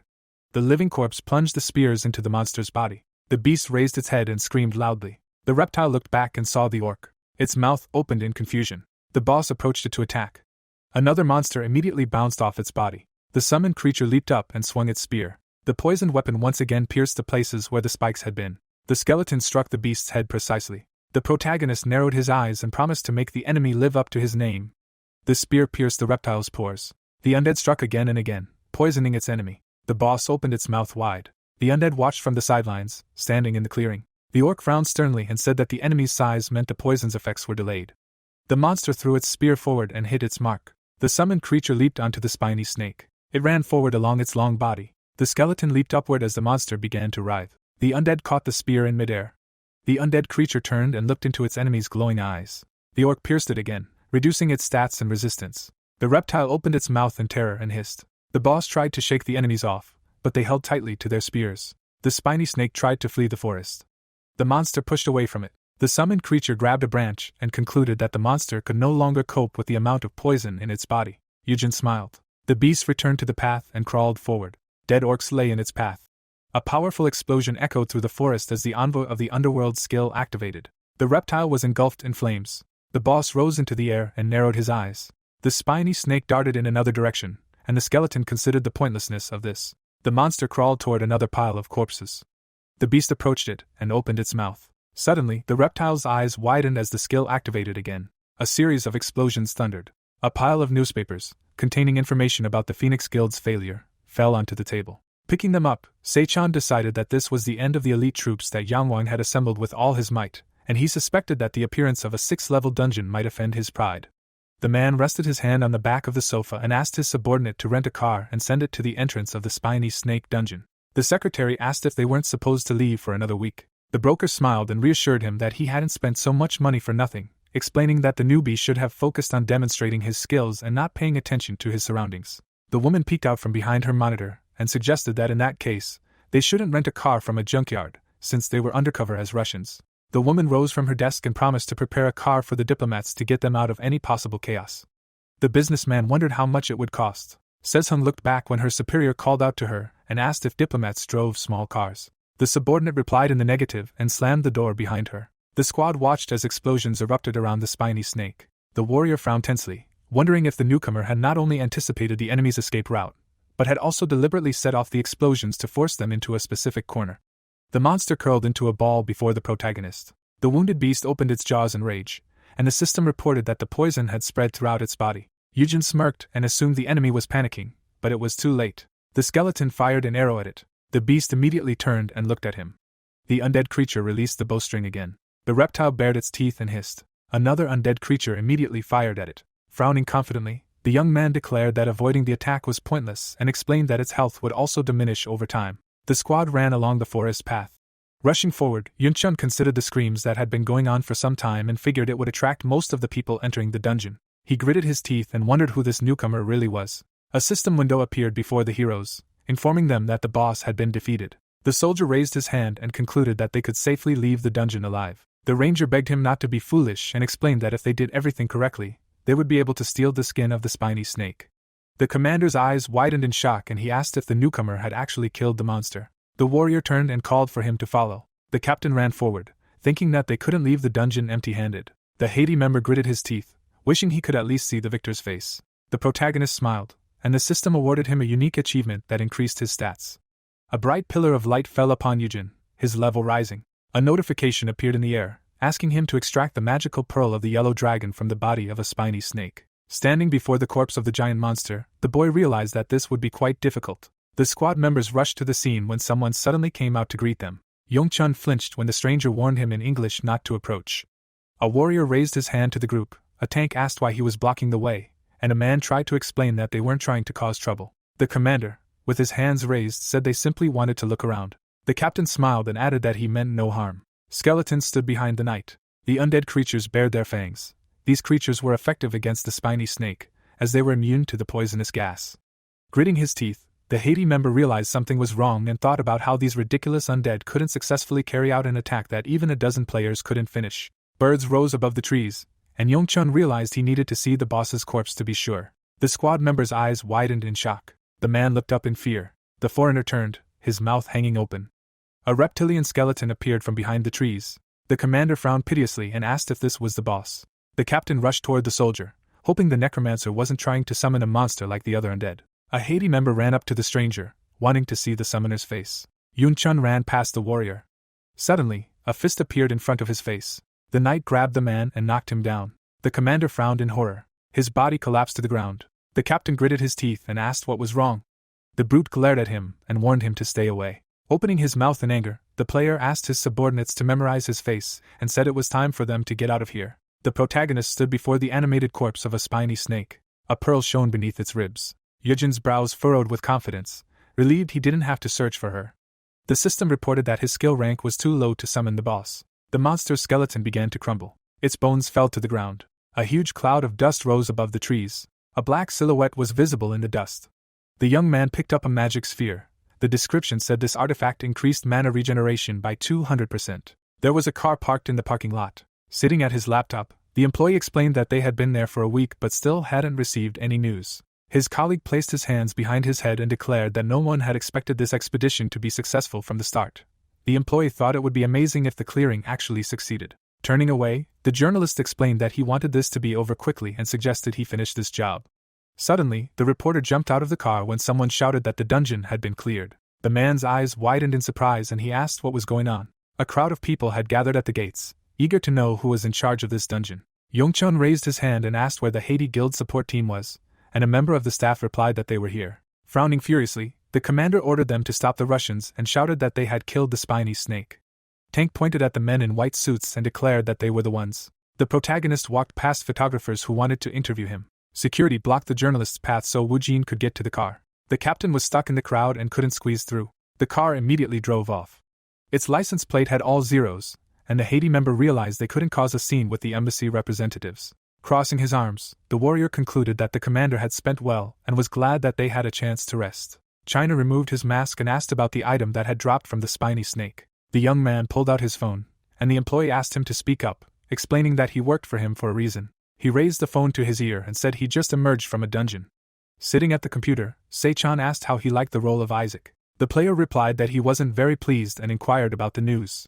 Presenting newspapers and online articles, the man replied that everyone was talking only about him and decided it would be foolish not to capitalize on his current reputation. Smiling slyly, the broker suggested that his client would be able to perform even on the big stage and offered to offer him a deal. Looking away, the ranger agreed, thinking that this name would definitely come in handy to gain authority and enter a special dungeon.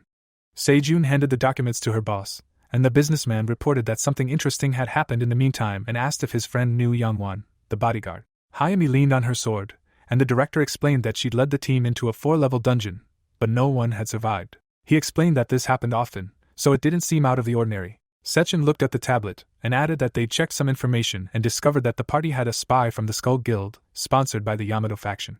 The document contained a bank statement, and the man decided the Skull Guild had made the right conclusion.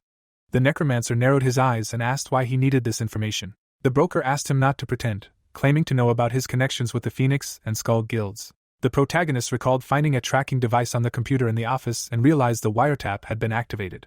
The car stopped at a gas station. Wu Jin opened the door and asked his comrade to leave.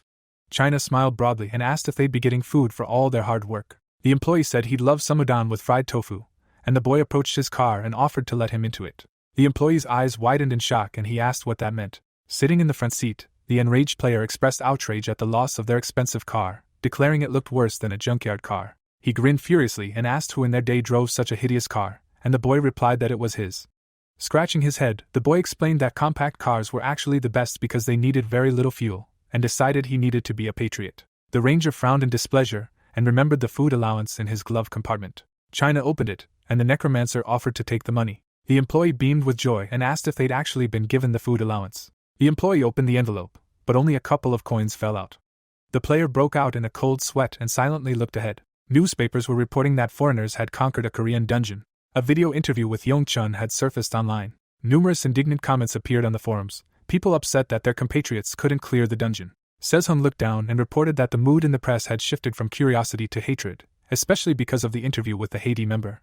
Sejong smiled and said they should respond. Photos of Isaac and Sejong appeared in the news articles. The article generated a lot of discussion, and eventually people accepted the foreigner because he expressed respect for the Messiah Guild. Holding his phone, the protagonist reflected on how his comrade had changed public opinion and concluded that now the Messiah Guild couldn't remain indifferent. Standing in the warehouse, Woo-jin figured they might try to recruit him, or at least win his favor, and was surprised he'd had to resort to such methods to lure the enemy.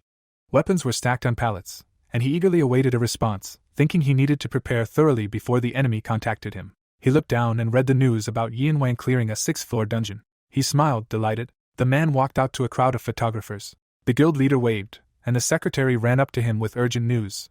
The secretary leaned close to the leader's ear and reported that Jaime's team, which had entered the dungeon, had been completely wiped out. The director frowned menacingly. The chairman called his subordinates over. The guard's mouth dropped open and announced that the press conference was over because the chairman needed to visit the hospital for a medical examination. The heroes left, and the villain asked the woman to tell them everything in the car.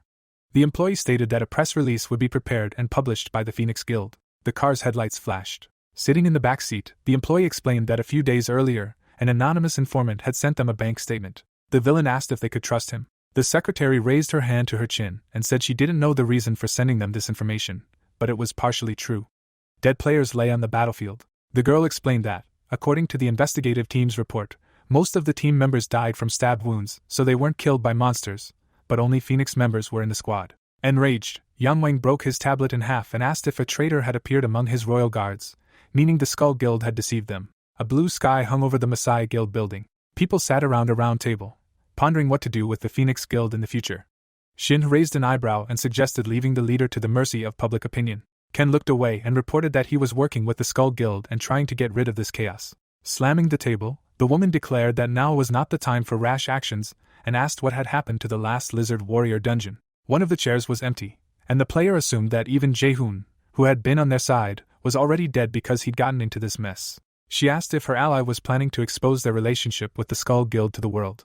She said she couldn't ignore it, and Jivu looked away, thinking how annoying it was that the name of a manager who didn't even have any special skills was mentioned here. The girl crossed her arms and decided they couldn't work with the Skull Guild anymore. Slamming his hand on the table, the master declared he couldn't stop doing business with them, reminding them that there wasn't even a guild leader here who could make a definitive decision. Shin looked down and said that was the leader's order. The swordsman frowned in displeasure.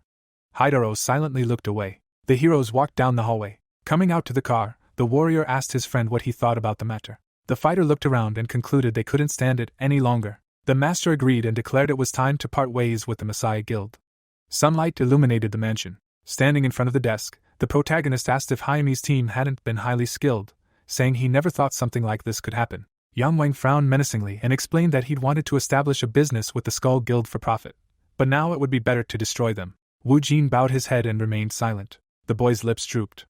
In the memory, the man raised his hand. This man was more ambitious than anyone else. An arrow connected Korea and Japan. In his past life, the leader of Phoenix sold all sorts of items, for which he was labeled a traitor and exiled. The director fled with a bag of money. The real reason he'd had to move to Japan was because he feared the Messiah Guild would take everything from him. Squinting contemptuously, the young man remembered how the chairman would turn his back on his own country in an attempt to protect his life and wealth, and declared that he would become his bodyguard. The villain stared at him in amazement.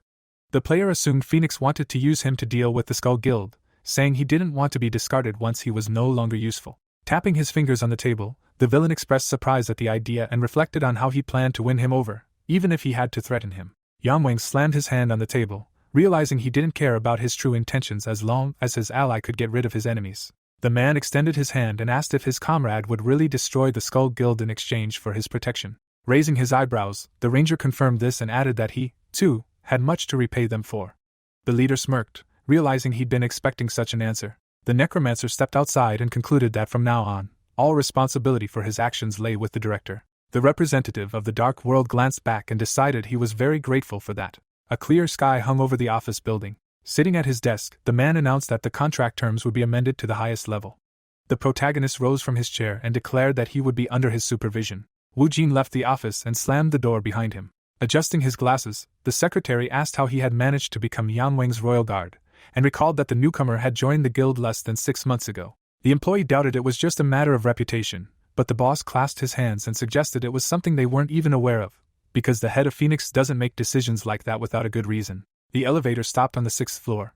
It was full of people discussing the appearance of a traitor among the director's bodyguards. The employees went out into the hallway. Taking out his phone, the young man realized his luck and decided the hunt had only just begun. The phone, lying on the table, vibrated. Sechin smiled and assumed his colleague must have some urgent matter to find time to call in his busy schedule. The man frowned tensely and asked what forged documents they were talking about. China's mouth dropped open and he wondered if their client was planning to pull another stunt. Sitting across from him, the broker explained that manipulating the people who run the guild and are responsible for the dungeon is somewhat difficult, and promised to look into it. The businessman closed his phone and explained that their ally wanted to use forged documents to enter the dungeon. Scratching his head, the boy asked why they would even help him without knowing the details and wondered if his boss had truly begun to trust him. With a sly frown, the director replied that he was simply trying to discern the direction his comrade was holding his sword and stated that they needed to determine his ultimate goal to determine whether he was on their side. The car drove along the road.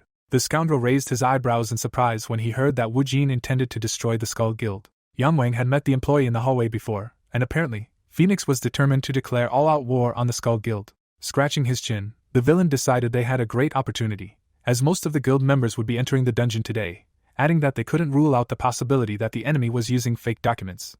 Jihu gritted his teeth and replied that he didn't care, and that the most important thing was for the newcomer to enter the dungeon as well. The cars pulled onto the highway. Lanterns were lit on Yonkan Island. The protagonist approached the tent and introduced himself under a false name. Showing the documents, the administrator asked him to sign and warned him that they weren't conducting dungeon briefings, but that all the information was on paper.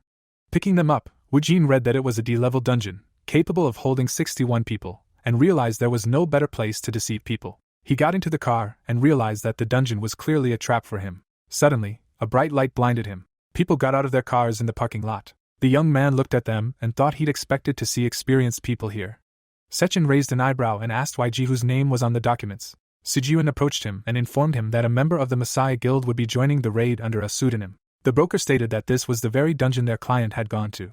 China folded his hands behind his head and asked who the hell he was. Clutching his head, the businessman replied that he was a very problematic newbie, below level 50, and concluded that they'd made a grave mistake. The brute turned around. The player frowned sternly and expressed surprise that the Messiah Guild had sent him to the dungeon so soon. Various artifacts began to glow. The Knights of the Round Table are a group of people who possess legendary items associated with the legend of King Arthur. These people acted on behalf of the fallen government to protect the suffering. Shin held a staff in her hand. Over time, the weakened Knights of the Round Table became her guards. It later turned out that it had all been planned. The King of Deadly Poison spread his arms, and countless warriors fell victim to him. Looking at the system window, the ranger considered Gawain's necklace, which had been taken from one of the Knights of the Round Table, and realized there was no need to conserve his strength, and that he should use the Mastery Stone. The necromancer exited the car, and someone announced it was time to enter the dungeon. A notification appeared in the air, announcing that they needed to eliminate 3,000 monsters to advance to the next level. People gathered in the middle of the forest, outraged at having to do such tedious work, as killing a couple of powerful monsters was much more difficult. The soldier raised an eyebrow and suggested it wasn't particularly dangerous, but it might take some time. Leaning on his sword, Jihu decided that in the midst of this chaos it would be much easier to stab the newcomer in the back, pretending it was an accident, and ordered his subordinates not to waste time and find him. The ranger glanced back and pointed. He saw members of the Skull Guild standing behind him, and wondered if they didn't understand the situation they were in, entering the dungeon dressed like that. The assassins gathered in a circle and began to heatedly discuss something. Then they ran off, the brute concluding that they were incapable of handling the situation themselves, yet they continued to cause trouble. Gritting his teeth, the tank assumed they had been asked not to interfere personally, and decided to kill them after they exited the dungeon if anything went wrong. Placing his sword over his shoulder, the defender asked his comrades to ignore Skull and explained that no matter what happened, they would have to deal with the newcomer themselves. The blade pierced the ground. Frowning menacingly, the scoundrel asked his subordinates to report to him as soon as they found their target, adding that they were free to kill anyone who tried to interfere. Bright rays of sunlight illuminated the trees, and a rustling sound was heard. Rushing forward along the path, the soldier was surprised that they would attack the Skull Guild right on the first floor. The warrior hid behind a huge tree. The knight peeked out from behind it and wondered if Yang Wang's royal guards had also entered the dungeon. Suddenly, something made his eyes widen. Skeletons were fighting the Skull Guild members, and the swordsman concluded that one of their team members had brought a necromancer with them. The scout wondered where Wu Jin was when something landed abruptly next to him. The man looked away in fear. The protagonist quickly approached him. The soldier immediately swung his sword. Blood sprayed into the air. Raising his hands, the wounded warrior asked why the newcomer had done this and explained that he had nothing to do with the Skull Guild. The boy raised his index finger and said that the man upstairs thought differently. The knight looked up, confused. His comrade was lying on a tree branch. The swordsman clenched his teeth and realized the spy couldn't have said that. In the memory, they were standing in the restroom, and a member of the Skull Guild explained that they had to survive and report everything that had happened to the leader, because Matsumoto had also failed. The scout's mouth dropped in shock and he shouted that he had never seen him before. The next second, the mortally wounded man fell to the ground. The soldier rolled his eyes and repeated that he knew nothing. The young man extended his hand and declared that they could only be trusted when they were dead. Sechin narrowed his eyes in displeasure and declared that their client was much stronger than his subordinate. China dropped his slice of pizza and complained that this conversation was ruining his appetite. The man kicked the empty boxes and reminded him that his comrade had just eaten 5 pizzas. The boy grinned furiously and said he could eat as many pizzas as he wanted, which he'd bought himself. The broker suggested returning to the previous topic. Sitting across the table from him, the employee called their client cunning. The player bowed his head and explained that this man never engages in an uneven fight. The employee frowned menacingly and added that their ally would never fight without a chance of victory. Waves of black energy appeared above the ground. Jihu's eyes widened intensely. Surrounded by hordes of undead, the brute concluded that the enemy had summoned all available creatures. Some time ago, sitting by the fire, the commander explained that they knew what to do when the newcomer appeared and declared that he was more concerned about the whereabouts of the Skull Guild members. The captain narrowed his eyes and said he didn't know what awaited them ahead, so it would be good to meet them soon. Trees flashed past. The squad ran along the forest path, but they still hadn't managed to meet the newcomer. The scoundrel looked ahead in fear. An arrow whizzed past him, barely grazing his armor. The soldier blocked another projectile with his sword. His comrades easily dodged the shots. The team was surrounded. The knight gritted his teeth and asked if the newcomer had finally shown up. The ranger realized there was a necromancer among his companions. The protagonist jumped out from behind a tree. The villain looked back and asked if he really intended to use the skeletons to fight them. Yujin placed his hand on the skull of the living dead. Drawing his sword, Jihu thanked him for coming out of hiding and offered to test his skills. The monster rushed forward. The undead swung its blade to attack the enemy. The man grabbed the hilt of his sword with both hands. The commander prepared to deliver a powerful slash. However, the skeletons easily dodged it. The captain gritted his teeth in fury. The undead ran toward the other team members, and the tank thought it was the first time he'd seen summoned creatures move like this. The boy jumped up. The young man approached the enemy. The player looked up and swung his sword. The powerful blow raised dust from the ground. The ranger frowned sternly. The villain stopped his weapon with his two-handed sword. The blade sparked, and the necromancer realized his enemy was much stronger and faster than he thought. The dark world figure spun the sword in his hand. He managed to land a slash. The villain held the weapon out as a shield and asked what the newcomer was doing. Jihu's eyes blazed, indignant that the enemy had made him wait so long just to show him this. The protagonist jumped back to increase the distance. Looking down, Wu Jin realized this would be quite a difficult battle and concluded that he couldn't simultaneously fight, conserve his strength, and remain composed, unlike in previous battles. The man smirked and received a notification from his patron. He frowned in displeasure, as the system reported that both users were interested in this battle. Leaning on his sword, the commander said he only received such notifications when fighting worthy opponents, and was surprised that his enemy had also attracted the patron's attention. The young man glanced at him from under his brows and concluded that it would be difficult if this continued. Sechin asked his comrade to finish eating. China took a slice of pizza and declared it wasn't such a big deal. The broker asked what this meant. The boy took a bite and wondered if his boss was even considering what kind of client they were. The skeletons, shrouded in darkness, stood behind their master. Gritting his teeth, the captain asked if it wasn't his companion who had summoned them, and realized the newcomer was saving his strength for the fight. The ranger charged, and the tank declared that he liked it. Their swords clashed. The undead rushed to his aid. The villain grinned broadly and shouted that he would deal with them all with a single blow. However, the summoned creatures ran past him. The villain looked back and asked what this meant.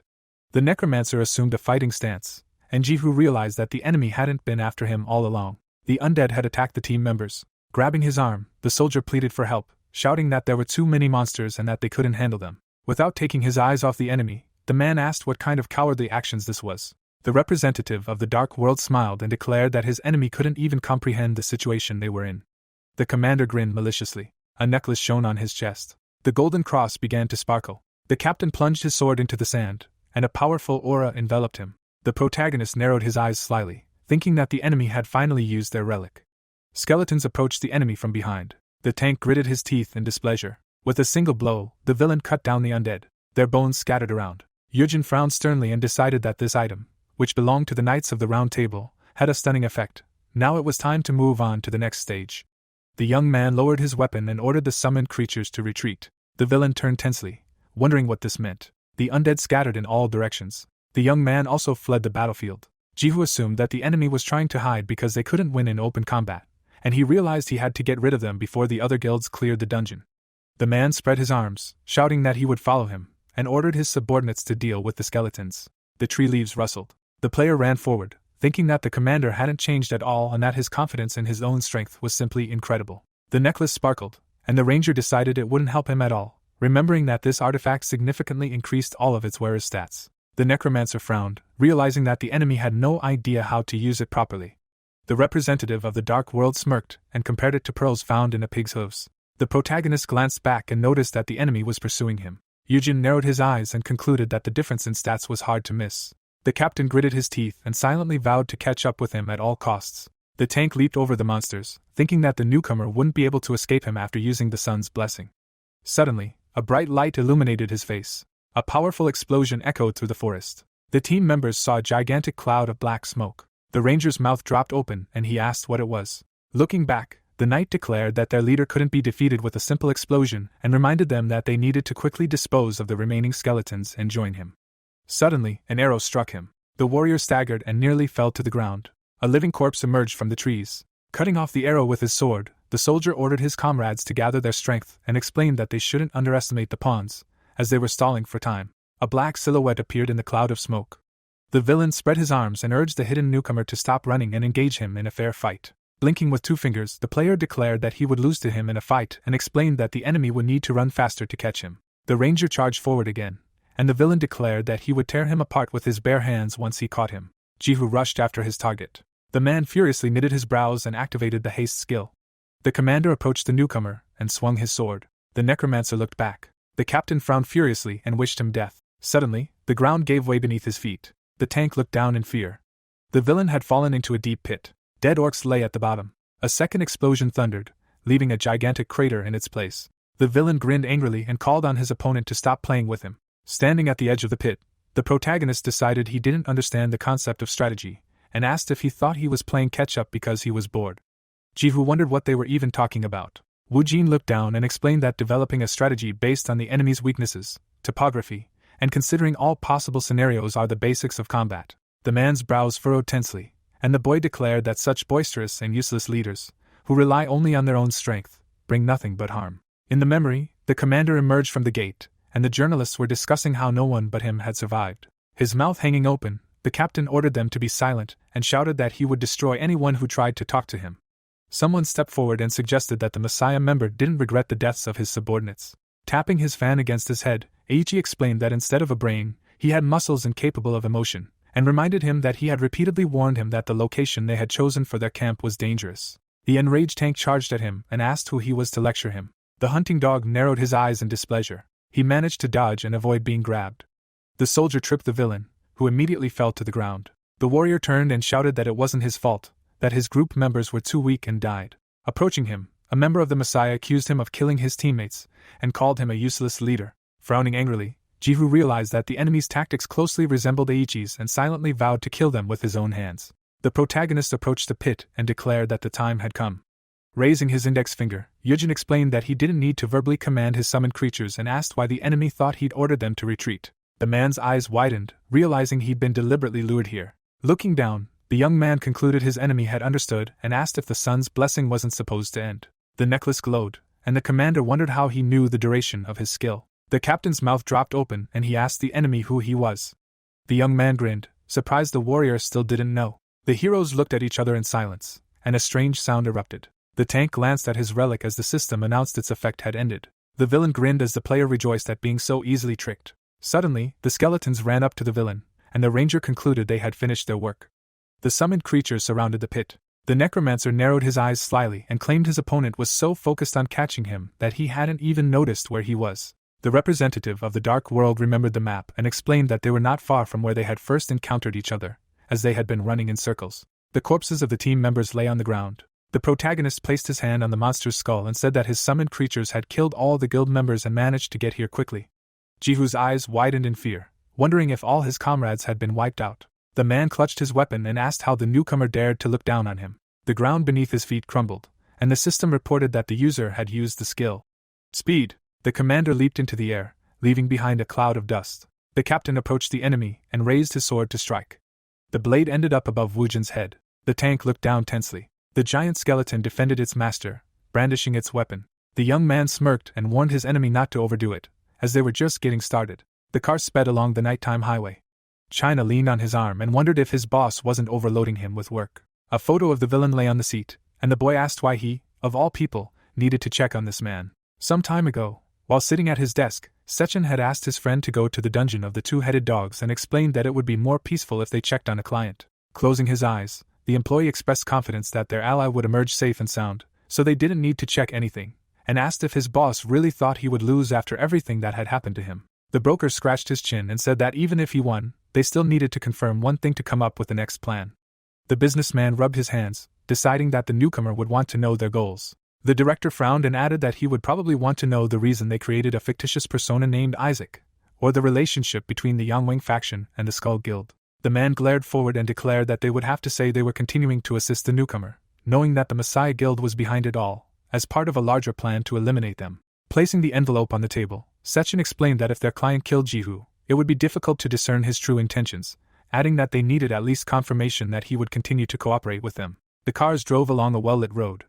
A blue sky hung over the forest. The corpses of summoned creatures lay everywhere. The man leaned on his sword and felt his body slow down due to the effects of the poisoned blood. The wounded commander gritted his teeth and noted that there were too many enemies here. A skeleton ran up to him and swung his sword. The captain raised the weapon above his head and blocked the attack. A black silhouette flickered next to him. Tank glanced away in fear. The undead creature delivered several precise blows with its blade. Blood sprayed from the villain's mouth, poison blood spreading throughout his body. The villain bared his teeth and chattered. With a swing of his sword, Jihu drove the monsters away. Suddenly, the man looked up. The commander fell to one knee and realized his body could no longer withstand the strain. Crossing his arms over his chest, the protagonist decided that the enemy had held up well against 12 summoned creatures, but now only 2 remained. He realized that things would have been much worse if the undead hadn't been under the influence of the Mastery Stone. As the captain tried to fight off the skeletons, Wu Jin thought that now that he was completely under the influence of the poisoned blood, he wouldn't have to entertain him anymore. Tank opened his mouth wide and called for him to attack. The treetops rose skyward, and the villain was outraged that the enemy was simply standing there doing nothing. The villain fell to the ground, but still demanded a fight. Jihu extended a trembling hand, declaring he could still fight. Suddenly, his eyes turned white. His hand fell to his side, and the system announced that the patron had shared some of his influence with the user and increased his skill rank. The boy approached the enemy. A system window appeared before him. From it, the young man pulled out Gawain's necklace, which increases stats and grants the ability to use the skill Blessing of the Sun. The player looked at the relic and realized it was his first item, one that belonged to the Knights of the Round Table. The ranger glanced at the enemy and assumed they would definitely reveal themselves, the system activating Anubis's gaze. The heroes approached each other, and Eiichi decided his ally had a hard time getting here with his brains. The hunting dog passed by and said he was referring to his subordinates. Frowning menacingly, the commander explained that he needed to see his master and promised to break his comrade's jaw next time. The man grinned and said he would look forward to it. Bowing, the captain introduced himself as the newest member of the Round Table and added that it was a great honor for him to meet the great hero. Sijuan clasped his hands. The necromancer gritted his teeth and thought about the villain finally revealing his true colors. Standing before the enemy's corpse, the representative of the Dark World realized that the Messiah Guild would not let his death pass unnoticed. Jihu lay dead on the ground, and the protagonist wanted to make all those who supported Sijuan's ambitions, rather than justice, pay for this. Orc corpses lay piled on top of each other. A soldier peered out from behind a tree and asked how much longer they would have to wait. His comrade explained that a two-headed dog couldn't be caught by acting rashly. The warrior raised an eyebrow and suggested attacking when the monster began feeding, as then they would be able to catch it without losses. Suddenly, a message appeared over the squad's heads, announcing that the dungeon boss had been neutralized. Eugene emerged from the portal into the parking lot. The boy raised an eyebrow and looked ahead. China waved, happy to see him back. The young man approached his comrade and asked what brought him here. The player replied that he had been running errands and had come here because he had heard something interesting. Holding an envelope in his hand, the boy announced that he had something to deliver to a client, and offered to talk on the way. The car was driving along a busy highway. The employee handed the documents to the newcomer and informed him that Sechin had asked them to enter another dungeon. The worker narrowed his eyes and inquired about how things had gone with Jihu. Giving him a stern look, the ranger realized he'd expected it and reflected on his memories, which suggested the commander had entered the dungeon under a fake ID and name. The necromancer pictured a dead enemy and realized the broker knew why he'd asked for the documents to be forged and had agreed anyway. China crossed his arms, deducing that they'd fought in a dungeon. The representative of the dark world pulled out the papers and replied that the captain was stronger than his friend. Baring his teeth, the boy asked how he knew about his real skills and suggested he should actually show them. The protagonist looked at the documents and explained that the scoundrel, when confronted by 12 skeletons, had killed 10 of them on his own. Wu Jin turned his gaze to his ally and added that he'd believe him if he said he could do the same. Breaking out in a cold sweat, the player declared that a real man shouldn't boast about his strength and suggested they move on to something more important: work. The documents described the Horned Fox dungeon, and the player learned that 12 previous attempts to clear it had failed. Frowning, the employee decided to skip the explanation and warned that the client would have to go there in the guise of Isaac. Narrowing his eyes, the player wondered why they were sending him to a new dungeon right after defeating Jihu, and quickly agreed. The employee exited the car and watched his ally leave. Putting the phone to his ear, China informed him that they had just parted ways and declared that their comrade would never choose a losing option. Reaching for the car handle, the boy explained that he already knew the dungeon's characteristics and immediately agreed to accept the task. Sechin asked him to make the final choice. Looking down, the broker explained there was no turning back and reflected on how he still couldn't completely trust his client, but if they wanted to take action against the Messiah Guild, they needed to act now. The businessman placed his hand on the newspaper and concluded that they didn't have much time left, and if a group capable of holding off the Messiah Guild didn't appear, they wouldn't hesitate to bare their fangs. The car parked outside a small building. Standing in the warehouse, the ranger remembered how everything had happened precisely after clearing the Horned Fox dungeon. In the past, a guild representative had approached him and invited him to join the Messiah Guild, but the necromancer had said he would wait for their leader to do so personally. Someone got out of the car and praised his audacity. The stranger folded his hands behind his back and declared that they needed his power to save the world. Sijun extended his hand to the representative of the dark world and offered him an ally. This was their first meeting. The phone in the protagonist's hand vibrated. A message appeared on the screen stating that the raid would take place in 2 days. Wu Jin smiled and guessed that the people from the Messiah Guild would also be there. He snapped his phone shut and decided to demonstrate his skills in a way that would make everyone's hair stand on end. He opened the system window and realized he had to prove Isaac's worth. The player pressed the skin of the spiny snake and thought about how busy he would be to complete the preparations in time. The monster scales appeared before him. The ranger grinned and decided that this dungeon would be the perfect venue to prove himself, as he had already cleared it once. Sunlight illuminated the Buchan Sports Stadium. Cars were parked in the parking lot, and a voice over the loudspeaker announced that the dungeon entrance would begin very soon. The necromancer asked if his friend was ready, and China stretched his shoulder and replied that he was always ready. The boy frowned confidently and described himself as the one who conquered the spiny snake dungeon when everyone thought it was impossible, so raids were like pieces of cake to him. A moment later, the player shivered from the cold and said he couldn't eat the piece because he was frozen. The people gathered in a snowy clearing. Someone ordered them to change into winter clothes and asked the mages and priests with low health to take care of themselves. Yanqi adjusted her collar and explained that if they became an obstacle, if they fell behind because they couldn't do it. The employee hugged himself and asked how many degrees it was, and the protagonist reflected that sometimes the elements were more frightening than the monsters. Yujin looked back and said it was time for them to go, and the employee asked why so suddenly. The heroes separated from the main group and ran away. The entire ground was covered in snow. Bowing his head, China asked if it wouldn't be better to move with the Messiah Guild, explaining that operating alone in such weather conditions was difficult. The young man grinned and wondered if his friend was one of those who couldn't use their powers in the cold.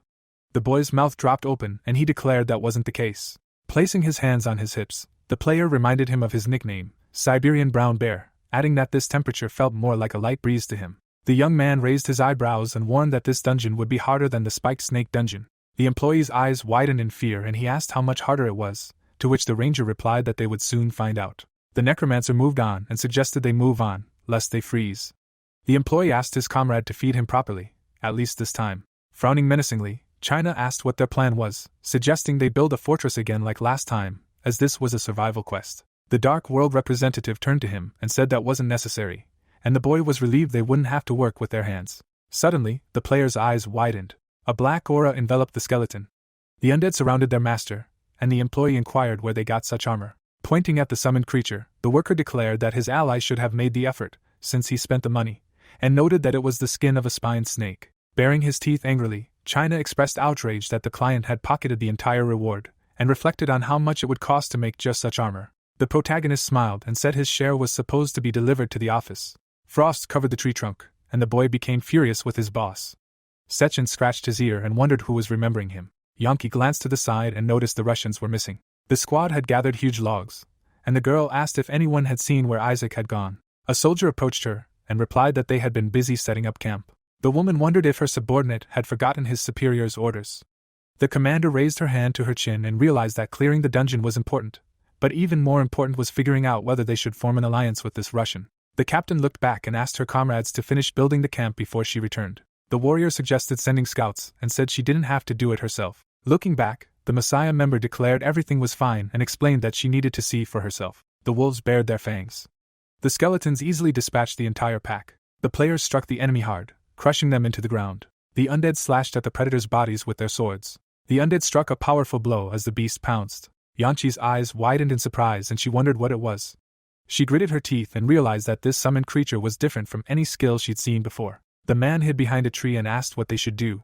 The woman replied that these people simply wanted to show them that this was their hunting ground. Frowning, the commander said they would only hinder them if they interfered, and realized that this was completely beyond her capabilities. Clenching her fist, the captain decided that she shouldn't have expected anything less from the man who had cleared the spiny snake dungeon, and she realized she should report this to the guild, recruit this man, and bring him to their side. Hearing a whistle, the Messiah member looked around and whispered that it was an SOS signal, meaning something had happened at the camp. The protagonist looked to the side and spotted them. Wolves rushed out of the forest and broke through the defensive line. The squad engaged in combat, and wondered why there were so many of them. They simply needed to hold out until the leader arrived. Someone bounced off the ground. A warrior leaped high above the pack of monsters. A powerful blow shattered the earth and raised a gigantic cloud of dust. Nothing remained of the beast except traces of blood in the crater. Turning around, Yanchi declared that these were ordinary first-level creatures and asked her subordinates to stop running around. The predator emerged onto the cliff where the people had gathered, and the girl shouted that they must defend the camp by slowly moving back. The wolf raised its head and howled loudly. Its howl echoed throughout the forest. The ground beneath the hero's feet trembled. The soldier raised his eyebrows in surprise. Standing on a branch, the scout spotted the approaching pack. A huge number of monsters were rushing forward, and the ranger warned his comrades. The woman gritted her teeth and wondered if the wave of monsters hadn't arrived yet, and their defensive line had already been breached. The protagonist watched the beasts from the cliff. China explained that all the guild members would die if they didn't help them. The boy pointed downwards and hoped that his friend wasn't going there. Wu Jin had been on the phone a while ago. Sechin explained that a client had caught him off guard by asking for a skill page, but luckily it was on sale. A white haze enveloped the sheet of paper with the skill, or a field, which buffs allies and debuffs enemies. The boy smiled, relieved that he wouldn't have to use this effect on his comrade anymore. The wolves had cornered the squad. Frowning menacingly, the commander realized she had been too reckless, as they were still at level 1, and decided she should have known 12 teams had lost here for a reason. Suddenly, an explosion echoed behind enemy lines. A soldier gaped in shock and asked if these were reinforcements, but the captain reminded him that they were the only ones here. Suddenly, the Messiah member raised an eyebrow in surprise and remembered those Russians. The young man grabbed the monster's corpse. The ranger threw him over the cliff. The necromancer narrowed his eyes slyly and used his skill. A series of explosions thundered in the ravine. A huge cloud of smoke rose from the ground. The player burst through it. The skeletons engaged the beasts. They managed to quickly clear the area and advance. The necklace on the chest of the representative of the dark world ignited. The protagonist narrowed his eyes and connected to the undead. The undead's eyes lit up. A bright aura enveloped him. The light in his eyes turned golden. Powerful energy spread its influence to another summoned creature. The employee's eyes widened in surprise. The orc opened his mouth furiously and roared. The skeleton spread his arms, and the employee wondered what this insane aura was. China saw that it enveloped all the undead and realized he had never seen them act like this before. The boy glanced to the side, wondering if they had all gone mad. The undead, engulfed in bright energy, surrounded him. The monster clutched its weapon. The skeleton struck hard at the group of wolves. Watching them in confusion, the player realized they were berserkers and wondered what incredible magic his ally had used. Eugen stood at the edge of a cliff. He imagined groups of undead before him and decided that instead of using the blessing of the sun buff alone, he could activate an aura field that allowed others to benefit from it. The undead raised their hands as powerful energy enveloped them. The young man smirked, concluding that this was far more effective. The summoned creatures continued to press the enemy. The ranger tossed another corpse down. Another explosion echoed through the forest. Frowning, Yankee realized the allies had formed a barrier, blocking the wave of monsters in its midst. She wondered if this was the true ability of a spike snake hunter. Turning around, she shouted that this was their chance and ordered everyone to follow her. Various signs hung on the building, and someone asked if they would help the Messiah Guild avoid arrest. Smiling, Sechin confirmed this and explained that they couldn't openly oppose their saviors, and that public pressure would force them to reward them. The man crossed his arms and declared that they would deal with both problems at once. Sijuan asked if they were certain they would succeed. Looking down, the secretary reminded them that the Messiah Guild had many players with excellent skills and said that to execute the plan, they needed people far superior to them. The broker frowned confidently and replied that their client could handle it, given the rapid rate at which he'd been developing his abilities recently. The assistant stopped typing when she heard the boss even offer to lend him some money. The girl moved away from the desk and asked if the boss truly valued him so highly, and the businessman confirmed it. The director narrowed his eyes slyly and explained that they must make every effort to keep the client's identity a secret, as hiding behind a mask would allow them to profit for much longer. The sword pierced the wolf's body. Standing surrounded by the corpses of the monsters, the soldier was relieved that it was finally over. The warrior wiped his brow and concluded that if not for those Russians, they would have been in big trouble. Yanchi extended her hand to her ally and thanked him for ensuring the squad hadn't lost a single guild member. Suddenly, the girl raised an eyebrow and remembered they didn't speak Korean. The protagonist, garbling his words, replied that it was their job. After that, Wu Jin hurried away, despite the woman trying to stop him. China covered his mouth and asked if they were really leaving now. The boy explained that they had just cleared a wave of monsters, so there was no longer any danger here. Looking away, the young man added that their identities could be revealed if they stayed, and declared that after that, the Messiah Guild wouldn't dare claim to have carried out the cleanup on their own. The boy gaped in shock and asked if they really would have to level up again like last time. The ranger smiled slyly. Night fell over the forest. The player frowned menacingly, and concluded that he was crazy to have teamed up with this weirdo. A level-up notification appeared in front of the heroes. The necromancer, frowning sternly, read that he had reached level 35 and considered the point of thinking beyond that, short of destroying his primary target. The representative of the Dark World swiped the message away. The patron had used his authority to bestow great power upon him. A glittering description of the poison blood skill appeared, its rank increased to EX. The protagonist narrowed his eyes and concluded that this would allow him to more quickly implement his plans.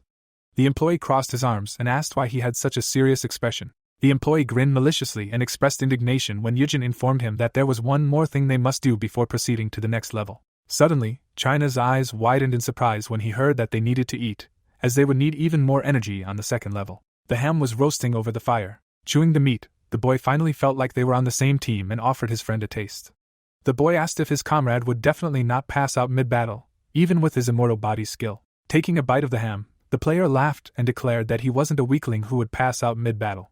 The employee dropped the meat when the young man asked if he could survive if a fox gored him with its horn. The employee smiled nervously and asked what he had done wrong and whether he should start begging for mercy. The next day, the enemy tossed the squad members into the air. The archers fired at it, but missed. The soldier drew his bowstring and shouted that the horned fox was too fast. Something flashed past him, and the warrior asked how they were supposed to fight. The man looked away tensely. Suddenly, the monster grabbed him with its teeth. Watching the fight from the sidelines, Yanchi concluded that at this rate they would all die and wondered what she should do. The girl gritted her teeth and decided there had to be a way to slow the monster down. Suddenly, someone stepped forward. The woman looked up in surprise. China spread his arms and declared that he would kill the boss. The commander leaned on her hammer and wondered what this Russian was up to. The captain opened her mouth wide and shouted that they couldn't do anything without a plan. A reflection of the beast appeared in her eyes. The predator leaped onto the cliff in front of the heroes. The horned fox bared its fangs furiously. Instantly, it leaped to its feet. The monster opened its mouth right in front of the boy's face. Scratches appeared on his armor, and the player realized the enemy was much faster than he had thought. The monster began darting around him. Holding his hands out in front of him, the employee realized his friend was right about this enemy, and thought that attacking back would be very difficult because he was forced to block. Suddenly, the worker slipped. The warrior's eyes widened and he cursed the wet snow. The boss leaped at him. The beast impaled chin on its horn. Blood gushed from its mouth. In the memory, the protagonist scratched his chin and explained that the enemy's speed was the biggest problem, adding that a skeleton would break immediately, and that constructing a trap from wooden railings would take too long. Frowning menacingly, the boy realized he would have to stop the predator himself, and expressed outrage at why his comrade had actually offered him a snack. Yujin smirked and asked if his ally doubted his own strength. The player's eyes lit up. The employee grabbed the horned fox by its fur. He barely managed to maintain his balance and stay on his feet. Thick snow rose high above the ground. The horn pierced the warrior, and the system activated the blessing of the river stick skill. The employee gritted his teeth and declared that he had managed to capture the enemy despite the excruciating pain. China managed to stop the monster and hold it in place. Yanchi gaped in amazement, wondering how such a thing was even possible. The girl's brows furrowed in sadness, realizing her ally couldn't stand there forever, and she concluded that everything would be in vain unless they killed the beast. Suddenly, an arrow flew forward. It approached the boss. The enraged beast's eyes blazed with fire. Its pupils dilated. The boy stood nearby, bow in hand. Immediately, skeletons with weapons ran out from behind him. The woman looked ahead tensely. The commander watched the boy go, wondering if he really was below level 40. The undead attacked the predator. The captain's lips twitched, realizing that these humans were true monsters compared to them. A bright pillar of light appeared in the stadium as the system announced the user had successfully defeated the horned fox. Journalists began filming the squad and asked to interview Isaac. A diplomatic car drove past the crowd. The ranger pulled the boss's horn from his inventory. The necromancer picked up his phone and asked his comrade to publish his statement. Sechin was surprised that the client had returned so early and asked why he needed to make a statement. The representative of the Dark World clutched his horn and explained that they were willing to sacrifice the reward if the Messiah Guild desired it. China grinned furiously and asked if his comrade really wanted to hand over the artifact after everything they had been through. The man smiled, assuming his ally had a serious plan. The boy called them crazy. The protagonist lowered his gaze and asked his friend to emphasize the part about the Messiah Guild desiring the relic. The car drove along an empty highway. The broker promised to take care of it. News portals began publishing articles about how the guild wouldn't have been able to clear the dungeon without Isaac and that the Russian player wanted to continue their collaboration. Standing in the warehouse, Wujin realized he could rely on his allies in this matter, as they had completed everything quite quickly.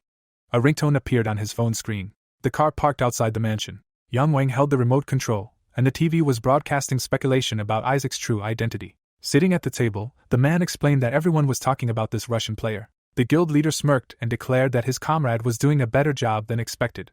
Raising his eyebrows, the director announced that the Skull Guild had completely shut down its operations in Korea and returned to Japan, and he was satisfied with the arrangement. The chairman snapped his fingers and concluded that an ally who had fulfilled their end of the bargain should be rewarded accordingly. The secretary placed a sheet of paper on the table, and the villain asked him not to get cocky and to continue developing, as he still had much work to do. The boy glanced at the Bloody Miss skill page. The villain placed his hands on the table and declared that his friend could become even better if he joined his elite squad. Yang Wang glanced at the TV screen. The host announced that the Messiah Guild was planning to send Isaac a modest gift as thanks for saving their members' lives. The man raised his hand and suggested that they would only lose by defending their pride. A recording of the young man's words appeared on his phone. Smiling, the player thought about how the Messiah would have tried to steal the horn through public opinion if he had remained silent, and realized that this only worked against those they considered enemies.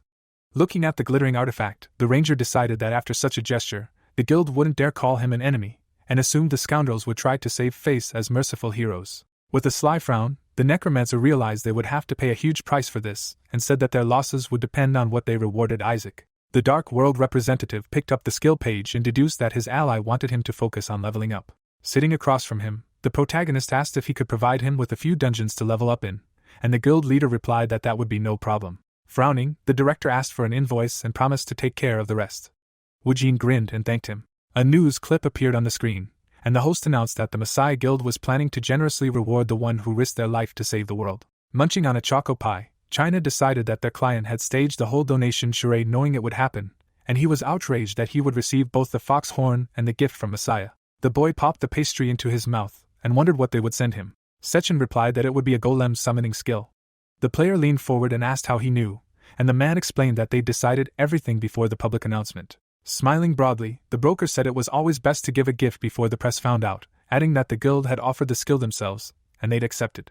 The employee opened a news stack. Pointing at himself, the worker asked if he wasn't entitled to some kind of reward, fuming at having to work so hard for nothing. The businessman placed 4 boxes on the table and declared them his share.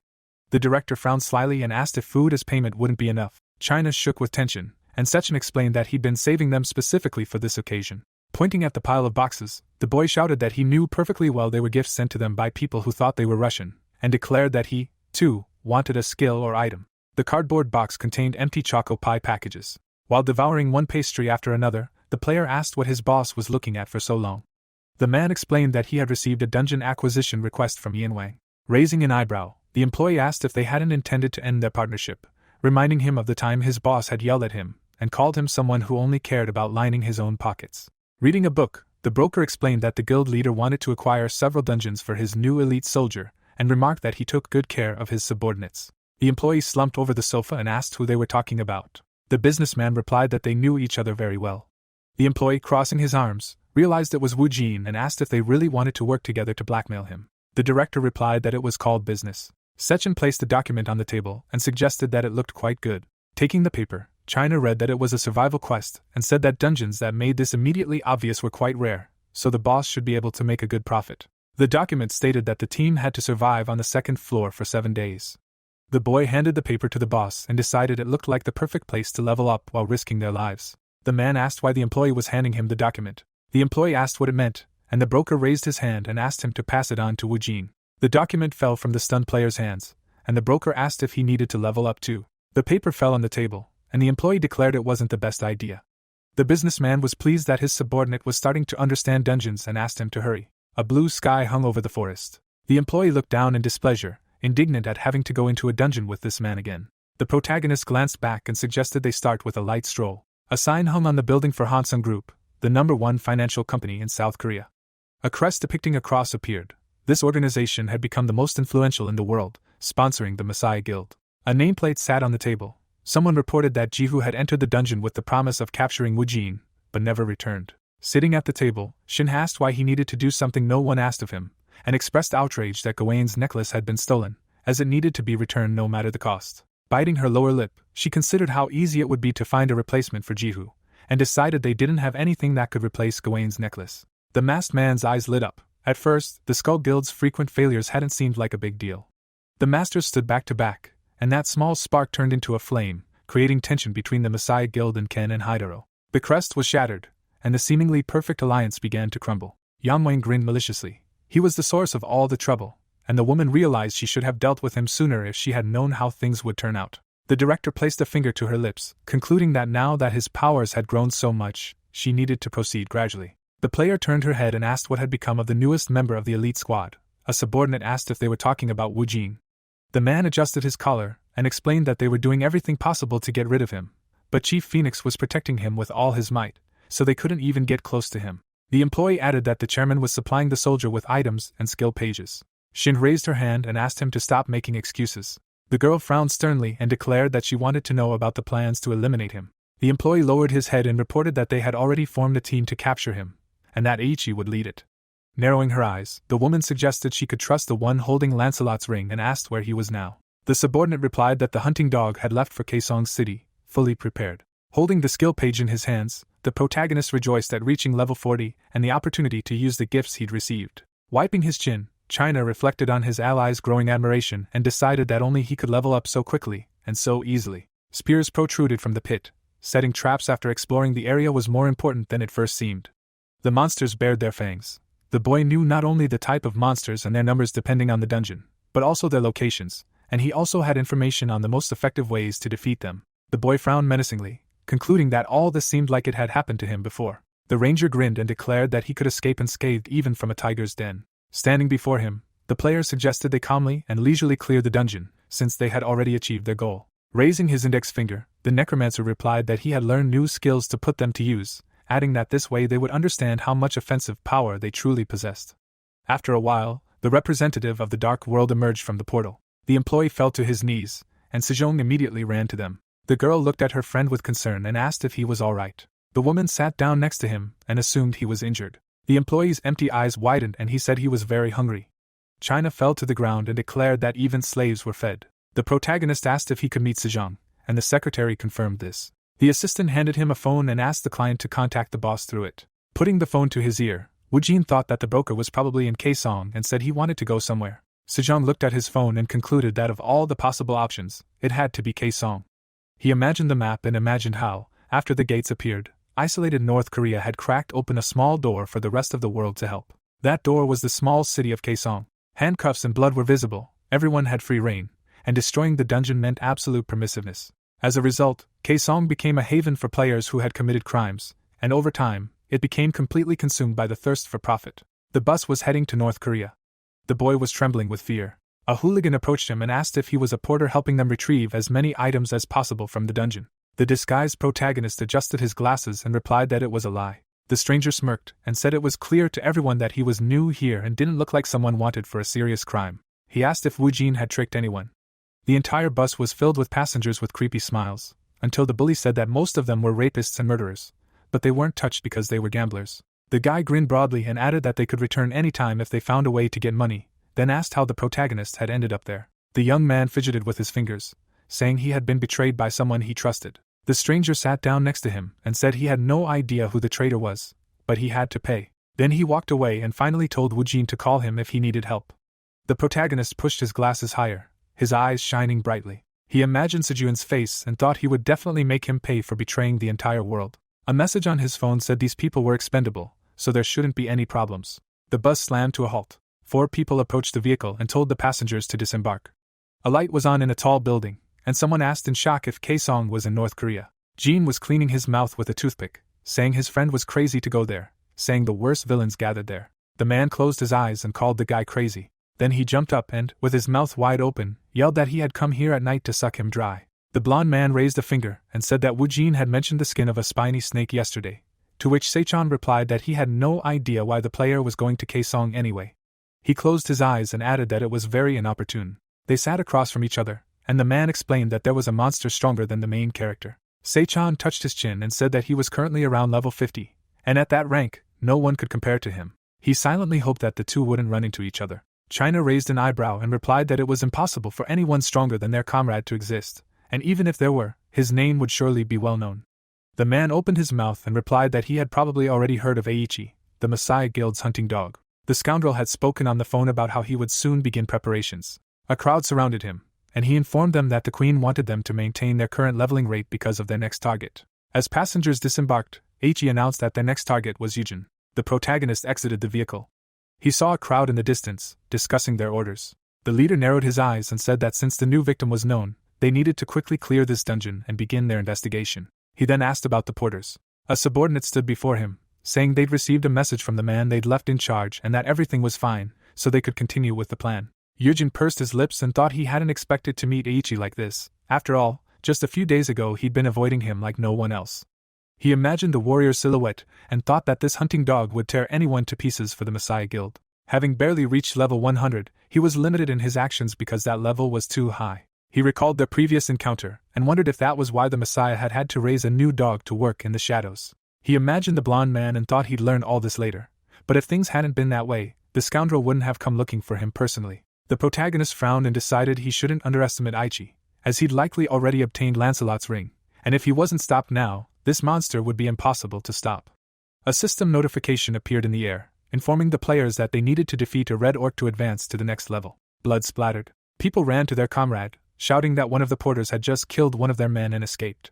Eiichi crouched, looking at the corpse. He frowned, thinking that the unknown assailant had killed him without hesitation, delivering a single, precise blow to his vitals. Touching the warrior's head, the man concluded that this man had killed before. The leader stood up and announced a change in their plans, ordering them to take care of the remaining porters. The warrior picked up his sword. The blade emitted a bright light. Then he extended his hand. Eiichi's subordinates surrounded the porters. One of them raised his hands and asked what was wrong, as they didn't even have weapons in their inventory. He was attacked with multiple blows, not even having time to finish explaining that he had a separate contract. He fell, spraying blood, right in front of his comrades. The man sweated and screamed loudly that they must run. Screaming loudly, they fell to the ground in the middle of the forest. Blood spread beneath their bodies. The warrior swung his sword and asked the captain if they should split up and find the enemy. Eiichi looked down and said that the enemy was stalling for time and most likely planned to eliminate them individually once they were separated. Suddenly, a tree fell in the distance with a loud crash. The leader immediately glanced to the side. A huge stone golem stood there. The captain looked away and said that this guy's protector was an envoy from the underworld. He frowned, deciding the golem was a distraction. He then ordered everyone to deal with the monster and then pursue the enemy. The mage cast a seal in the air, activating his fountain of knowledge guardian skill. Roots sprouted from the ground and bound the monster's limbs. The others ran forward, shouting that golems were highly resistant to cutting weapons, so it was better to use blunt weapons. Then the young man struck the enemy with a hammer, shouting that it would be better to cut off its legs first. 2 warriors attacked the enemy simultaneously. Someone touched his face and thought that they were capable of using weapons without orders, worked well as a team, and also knew where to aim first. The monster's body shattered into tiny fragments. One of the soldiers leaped upward, intending to strike again. He raised his hammer high. Then a powerful explosion thundered across the battlefield. Dust rose for a long distance. The man turned and broke into a sweat, not understanding the sound. Suddenly, something flew through the air. The boy's eyes widened in surprise. He clutched his face, but Eiichi managed to step in front of him. A broken arrow fell to the ground. The healer broke out in a sweat and apologized to the captain in a trembling voice. The man closed his eyes and replied that one shouldn't underestimate the enemy just because he was alone. He glanced to the side and thought that the man was aiming precisely at the healer while the others were busy with the golem. An arrow lay on the ground, and the leader thought that he must have incredibly good skills, since he was capable of long-range attacks and summoning monsters. Eiichi turned sharply, hearing another attack. An army of strange creatures was approaching them. The soldier drew an arrow and shouted that he would buy himself some time. Then he released the projectile. Numerous arrows flew through the air, shining brightly as they approached the enemies. Suddenly, their tips struck something. The arrows passed through the bodies of the opponents. The archer's mouth dropped open in horror at the sight. The strangers continued to run toward them. It was a huge skeleton, swinging its sword. The enemy slashed the archer across the face, blood spurting. The young man leaped away from the monster in 2 leaps. He frowned, thinking he was too agile for a skeleton warrior. A mob of undead attacked the guild. The young man waved his hand and thought they weren't stopping, since they didn't have to worry about getting hurt. He gritted his teeth in tension and thought he never even heard of such monsters, who fought with their minds. Eiichi sliced through the enemy's body with a few swings of his weapon. He glanced to the side and thought the skeletons were mimicking their master's movements. He stood behind one of the enemies, concluding that this gave him an idea of their summoner's abilities. Then the leader ran past the undead at breakneck speed, deciding that nothing good would come of this after all. The enemy's body was cut in 2. The warrior turned and gaped in shock. Eiichi, his expression stern, shouted that they shouldn't relax, thinking they were just skeletons. They should treat them like veteran players and use their full strength. He turned and ordered his subordinates to aim for areas unprotected by armor. The young man rushed forward and shouted for his comrades to focus on gaps in their armor. The guild members attacked the monster with renewed vigor. 2 of them destroyed one enemy. Eiichi ran forward, thinking he sensed the presence of the undead master somewhere nearby, hiding. He glanced to the side, wanting to deal with him.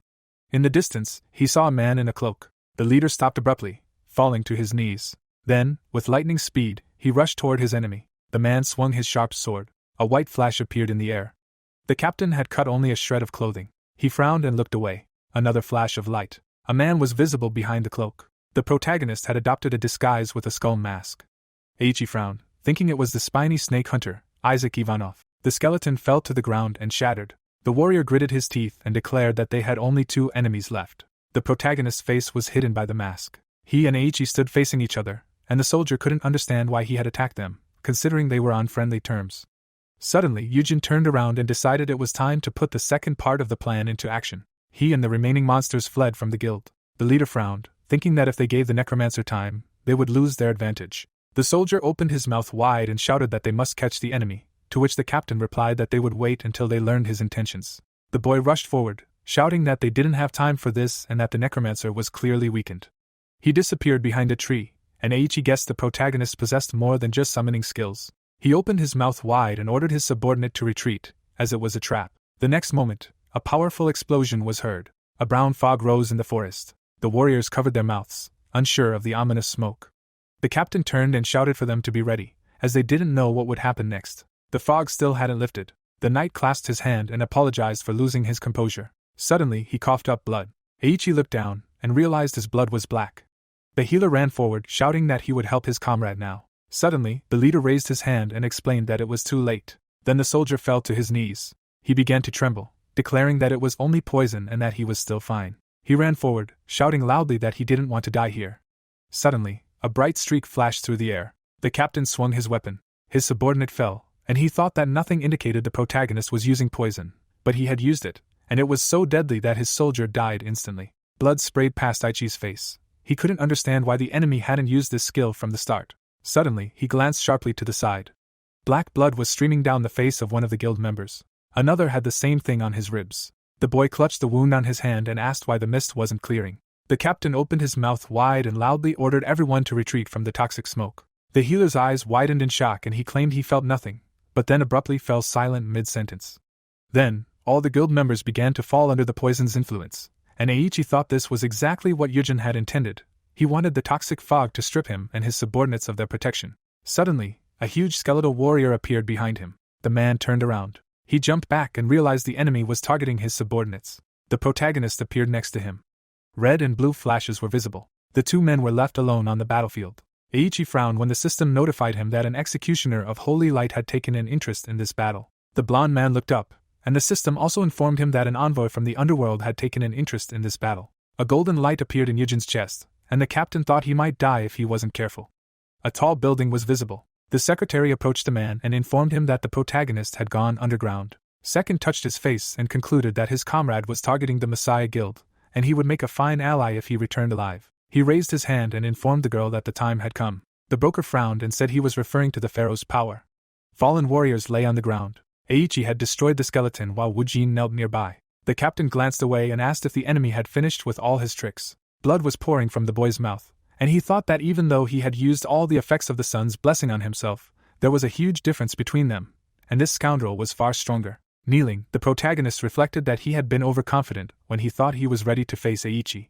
They stood facing each other, and the man admitted it was his first time dealing with someone, but the blonde had lost so much blood that he didn't have long to live. The leader looked at his hand and said that if it weren't for that ring, he would already be dead, just like his subordinates. Blood was trickling down his leg. He thought that if he lost any more of it, he would die too. Then Eiichi swung his sword and said goodbye to Yujin. The protagonist gritted his teeth, looking up. He remembered the director's face, who had told him that the doctors wouldn't be able to help him if he was fatally wounded, as his blood was poisonous. Then he remembered the secretary approaching him and informing him that the boss had prepared something especially for him. Handing the boy a skill page, she added that it could save his life at least once. Suddenly, the necromancer's eyes widened. He jumped up from his knees and leaped toward the guild leader. The enemy gritted his teeth, thinking this young man would fight to the last. The protagonist extended his hand forward. Suddenly, a fresh wound appeared on Eiichi's stomach. He began to fall backward, dropping his sword. Then they both collapsed to the ground. The captain lay on his back, the system reporting profuse bleeding. The blond man lowered his head. While the enemy coughed up blood, he approached him and said that someone like him should know Sujuin's true nature. He asked why Eiichi still obeyed this scoundrel. The man smiled and laughed, replying that everyone says the world is going mad, but that's far from true.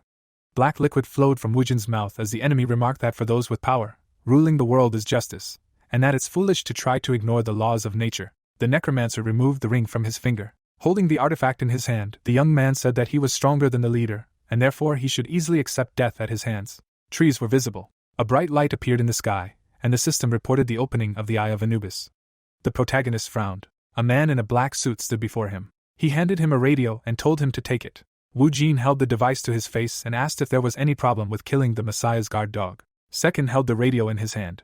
He replied with a smile that he had no problem, but he hadn't thought the necromancer would be so much trouble. Now he understood his message loud and clear. The protagonist remained silent, and the broker asked if he would like to meet and discuss business when he returned from Kaesong. The young man removed his glasses, and Second added that it was an important matter that they should discuss in person. The young man's eyes lit up, and he replied that everything suited him, so he saw no reason to refuse, especially if he wanted to discuss the destruction of the Messiah. Drops of dew gathered on the grass. The girl approached the crates. She raised her hand to open one. Inside was a photograph of herself, smiling happily and standing next to someone else. Sujuin bit her lower lip. Then she turned and walked away. From a distance, the forest was visible ablaze. Someone blew a whistle. A warrior with a sword in his hand shouted loudly, signaling a retreat. The forest was filled with armored men running away. Someone was walking in the opposite direction. The stranger gritted his teeth and said words of thanks in Russian. A ring glowed on the man's hand. He wanted to grab the burning thing. The protagonist raised his hand to the screen, asking if the man was afraid of getting a slight burn, and he replied that he was simply wondering if this plan was even feasible. Wu Jin looked straight at him and asked him to wait 5 seconds, and he would take care of the rest. The interlocutor caught Lancelot's ring. He looked at the artifact, and the protagonist advised him to wear it. The man sweated in horror, thinking the boy was proposing to him. The blond man turned away and told him not to talk nonsense. He explained that it was Lancelot's ring, which protected the wearer from almost everything except burns. The necromancer smiled and explained that if the firefox's flames had any negative effects on the man, the ring would save his life, and in dungeons of rank A and above, such risks were unavoidable. The player gritted his teeth, thinking that the young man had promised to buy him as much food as he wanted if he could hold off the firefox for 5 seconds. Then he quickly ran away, thanking Yujin again in Russian. The player and the predator approached each other. The fox clenched its sharp teeth as the man grabbed its neck. He squeezed his wrist, forming a strong lock. The monster opened its mouth wide and screamed loudly. The enemy's eyes began to emanate flames. The blonde gritted his teeth and began to sweat. Then he opened his mouth wide and screamed in pain. The system notified him that he was blinded by the curse of darkness, and the ring activated a powerful resistance. The player frowned and decided that he would succeed no matter what, and he would eat until the boy's wallet was empty. The air filled with fire. Yujin pulled a weapon from his inventory. A loud explosion echoed. The boy rushed forward. His acquaintance pressed himself against the fox. The monster opened its jaws wide. Someone placed a newspaper on the table. It stated that the Japanese government was granting the Maasai Guild permission to raid the dungeon. Sechin crossed his arms and thought that if they had acquired Japan's national treasure, an A+ ranked dungeon, then they had something with which to blackmail other countries. He touched his chin and reflected that since Wu Jin's return, the guild's actions had become more aggressive, and it was quite possible they controlled not only Japan but also China and America. The secretary entered the office and greeted the boss. He frowned and looked away. The girl's heels were covered in dirt and grass. She went behind the desk and said she was currently presenting the report the man had asked her to make. Sei-chan took the calendar and told her she didn't have to rush, as work hadn't started yet. Looking at the dates, he realized he hadn't noticed how quickly time had flown. He realized where Seijun was. Today was her birthday. The broker, smiling, decided to buy her something and offered to have steak for lunch today. The secretary peeked out from behind her computer and asked if the boss had received a free coupon or something. Their office building was visible, from which Sei-chan's angry shout was heard. The airport sign shone brightly. The boy walked with his suitcase, thinking that he might already be dead if Yujin hadn't lent him Lancelot's ring. He frowned, thinking he hadn't expected the Firefox's flames to cause such damage. He remembered how his mouth had widened in pain and concluded that the protagonist had calculated everything and come prepared. The blonde gritted his teeth, deciding he had a long way to go, when someone suddenly said they would be separated here. The player placed a hand on the necromancer's shoulder and said he must keep his promise before leaving. The protagonist turned around, and his companion reminded him that he had promised him plenty of food.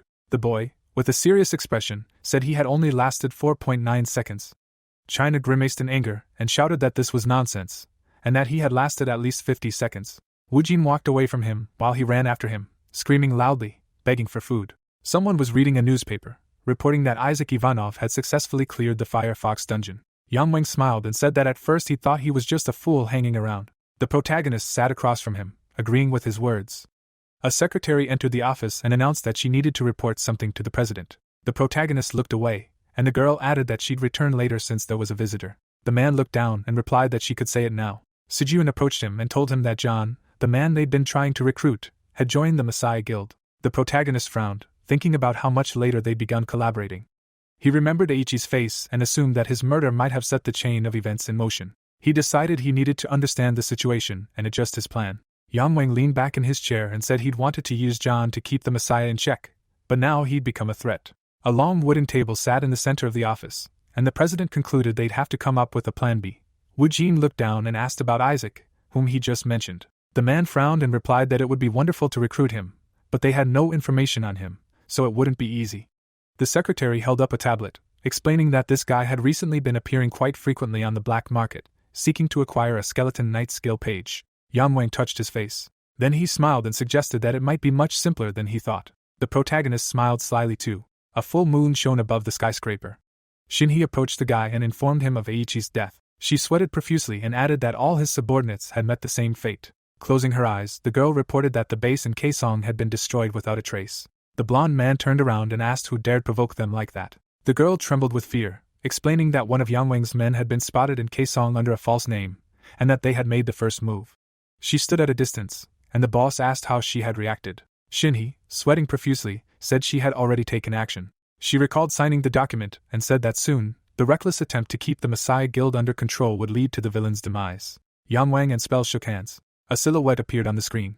The girl pointed to it and announced that they had recruited this man to spy on Isaac. The man's face was hidden by a hood, and Shinhee explained that he was a player who was showing ambition by spreading his powers across Europe. She imagined a skeleton and added that its protector was an envoy from the underworld. The girl imagined a crowd of monsters and suggested that John was capable of producing an infinite number of skeletons to create an army. The undead overwhelmed the monster, and the girl said that players who witnessed his overwhelming power called him the king of the immortals.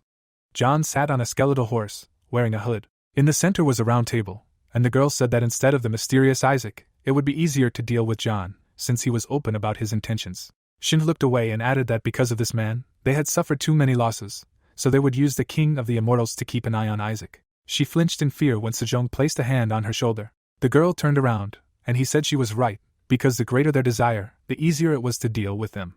Fear was in her eyes. A shadow hid the boy who had said he liked this nickname for John. The necromancer's face was visible on the screen. The blonde man walked away, saying he'd give Shinhee one last chance. She lowered her head, horrified. The president walked toward the car. The headlights blazed brightly. He scratched his chin. The secretary turned and asked if the negotiations with the Frontier Guild had failed, to which the man replied that everything was fine. He narrowed his eyes and added that those guys from Frontier had long wanted to enter the Korean market, but as rivals of the Messiah, their pride wouldn't allow them to bow down for that. The girl turned around and said that a partnership with one of the 5 largest guilds in the world seemed like an excellent opportunity to keep the Messiah in check. Yanwon tapped his fingers on the car and said that there was no such thing as a free lunch. He figured that people who were kind to him were probably plotting and gossiping behind his back. He turned to the window and decided that if the Frontier Guild was going to deceive him, he would use their fame against them. The man frowned and ordered Sejuan to summon the protagonist to the guild headquarters the following morning.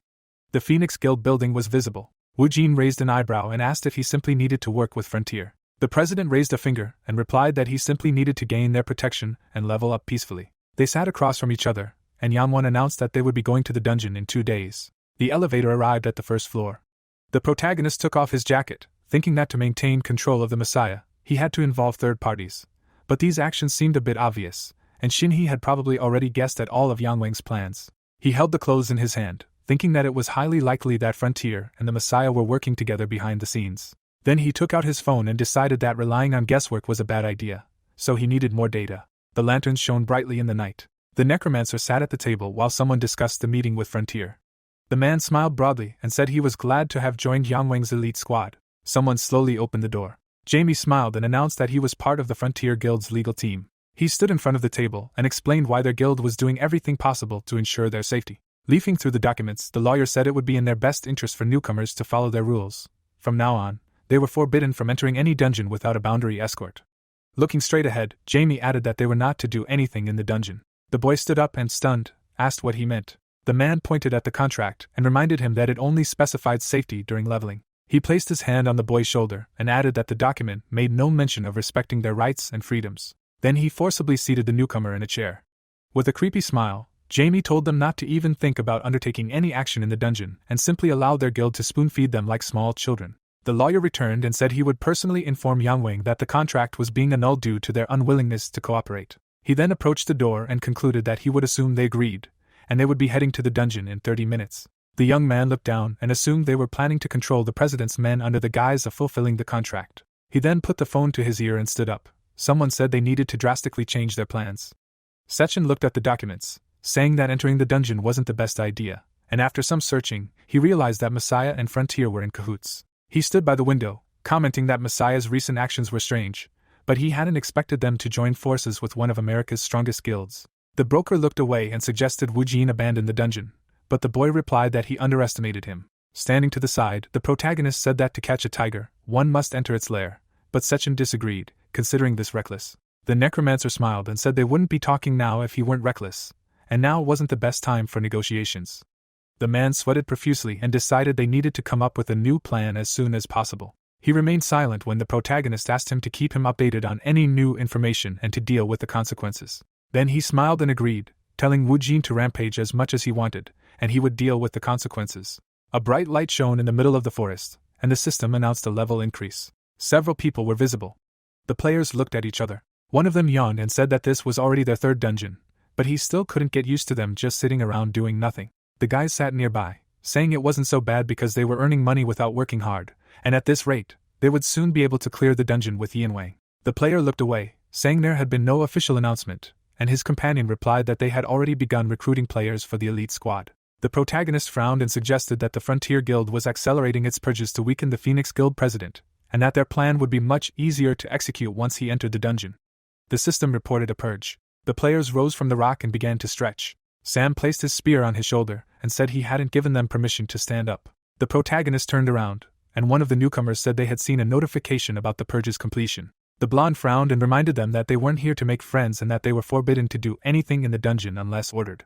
The necromancer looked away. The Phoenix Guild building was visible. Seichan smiled and said that Yanwan was a remarkable man, vigilant enough to prevent scoundrels from doing shady things behind his back. A newspaper lay on the table, and the broker said it might end soon because the president was losing patience and had issued a press release much earlier than expected. Wu Jin pressed the phone to his ear, saying it was crucial for him to lay the foundation as soon as possible, so he didn't really have much of a choice. Sejun brought the documents to the boss, and he said that the moment Yanwan entered the dungeon, those hooligans would reveal their true colors, but the necromancer would be able to figure it out without his help. The broker smiled and said he should have the information tomorrow, and Wu Jin would find it interesting. The workers stood by the tree. The protagonist frowned. He crossed his arms and said he'd expected Seichan to come here. The secretary smoothed her hair and replied that quite a while had passed. She remembered the broker, his expression pensive, saying he had to meet the necromancer in person at least once. Suddenly, he glanced at Sejong, who said their meeting was scheduled for tomorrow and that she could go in her boss's place. She looked down and added that it was important to her, too. They sat down in the cafe, and the woman informed him that important matters had come up at the last minute. She reached into her bag. Then Sejong pulled out documents and said the plan would be carried out without any problems. The young man leafed through the papers. Suddenly, his eyes widened in surprise. As he leafed through the documents, he realized that they contained information not only about the main members of the Messiah, but also about the guilds with which they had close ties. The secretary drank her coffee. She looked away and reported that, according to the information they had found, the Messiah Guild had infiltrated not only the frontier, but also the 5 leading guilds in the world. Outside, a worker was sawing down a tree while Sejuan explained that they first needed to destroy the hands assisting the Messiah. The log began to fall, and the young man asked if she suggested they start trimming the branches.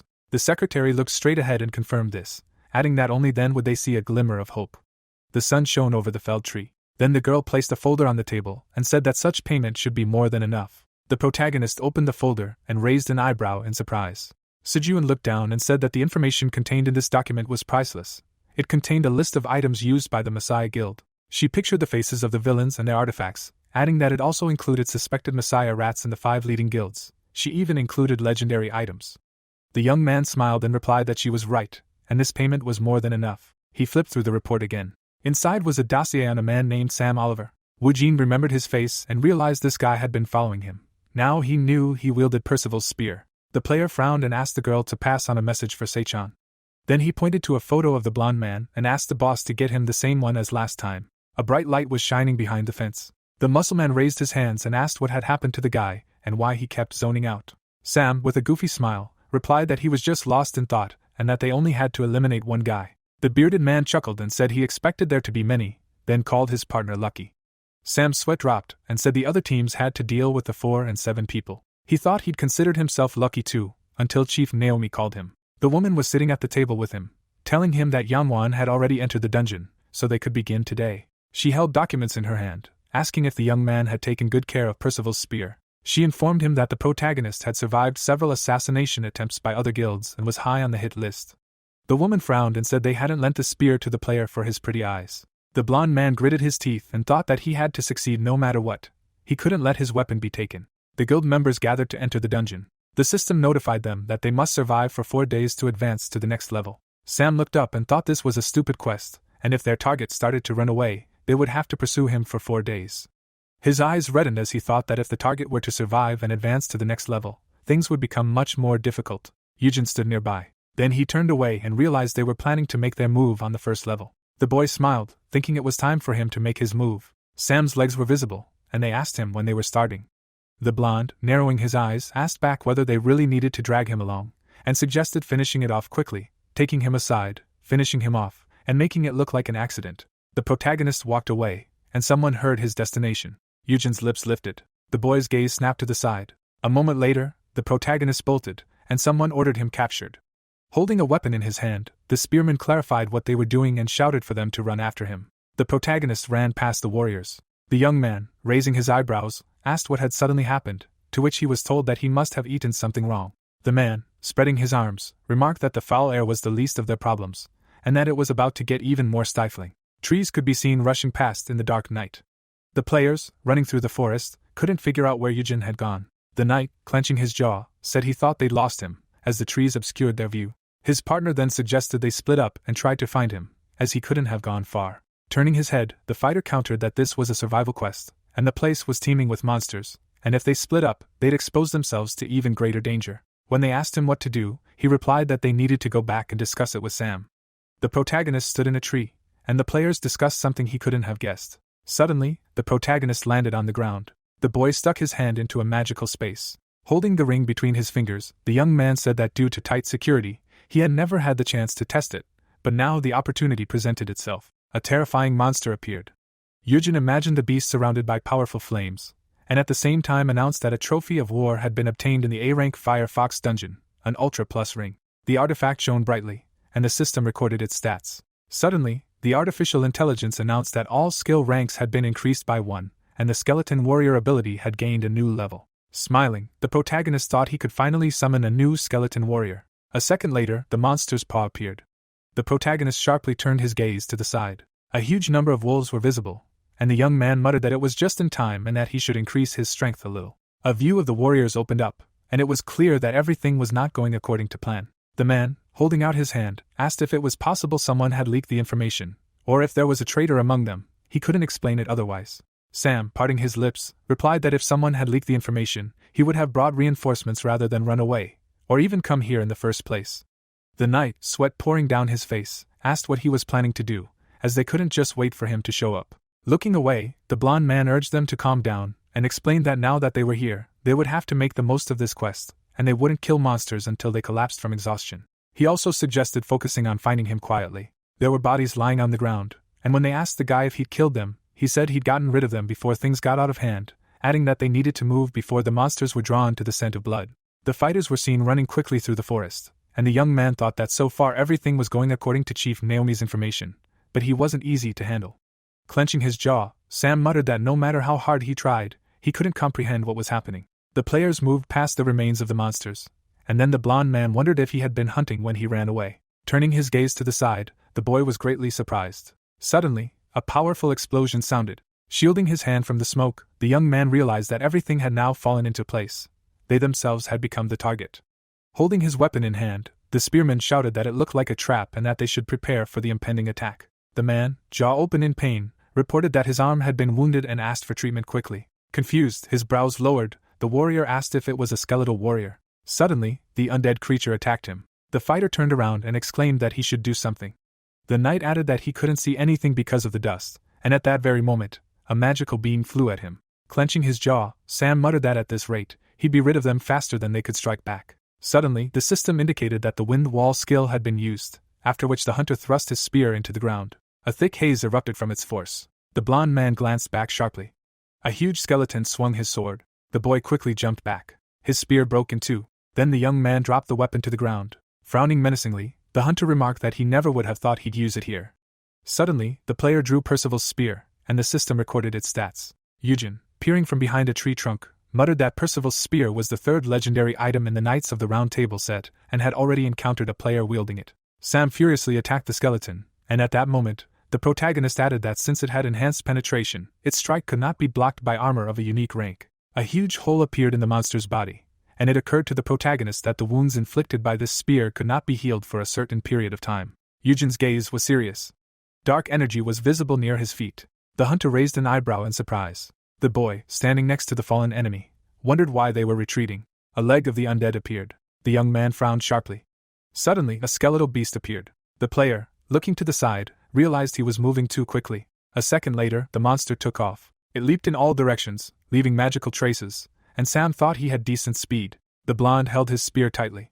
Baring his teeth, the boy added that now all he had to do was wait for him to strike again, and then he'd be able to reach it, and with Percival's spear, one blow should be enough. The skeletal beast was rapidly approaching the young man. The player's weapon glowed brightly, and the system reported that the final strike skill had been used.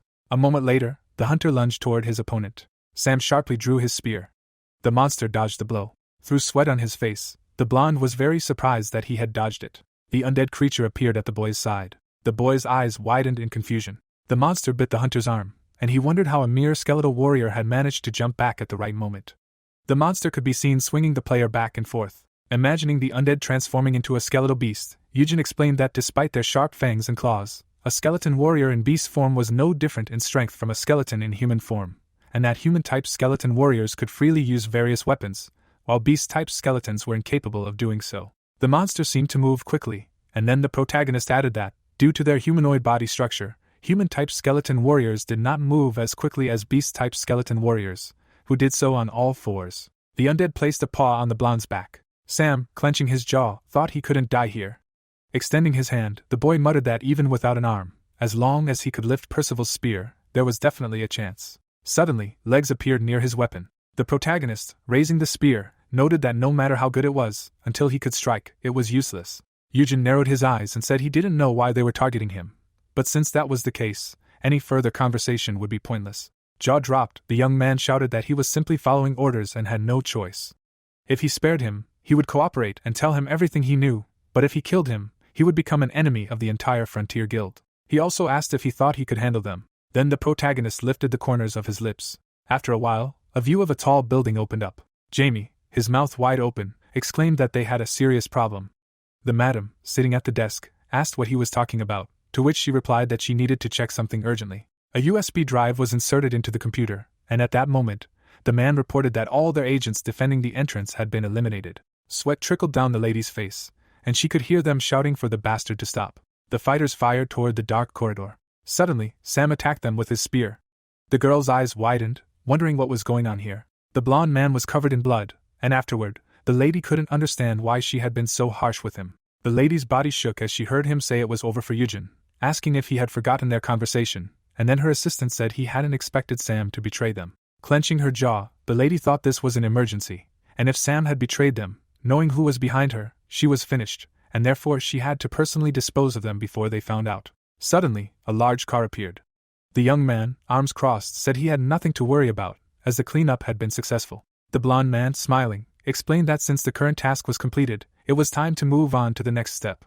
China, jaw hanging open, asked if he had anything else in mind, and if he was planning on causing such a stir in the Frontier Guild, wouldn't it be better to lie low for a while? The protagonist, removing his mask, replied that he knew, and there was no better place to hide than a dungeon. In the past, Wu Jin, pointing to the document, asked for one more thing he'd mentioned earlier. An image of a hunter appeared, and the protagonist immediately revealed it was a mask with Sam's face. Grinning, the young man said that the perfect scene for graduating from a high-level dungeon had appeared just in time, and added that China should prepare. The immortal player, his mouth wide open, asked why him. With a menacing frown, his subordinate, Sechin, countered that he didn't even need to hide, so why should he go with him into this dungeon? At that moment, Wu Jin inquired about the situation with Frontier.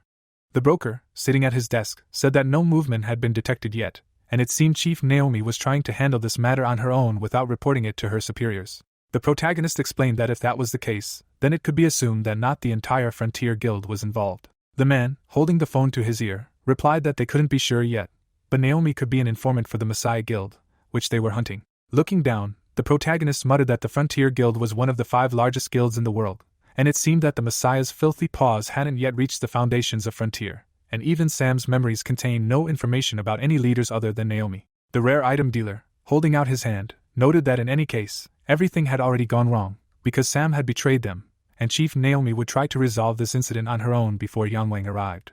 Curling the corners of his lips, Sechan added that if Yanwan learned the truth, it would be more than just a headache, and so he should hide in a dungeon while he scared Naomi with Sam's ghost.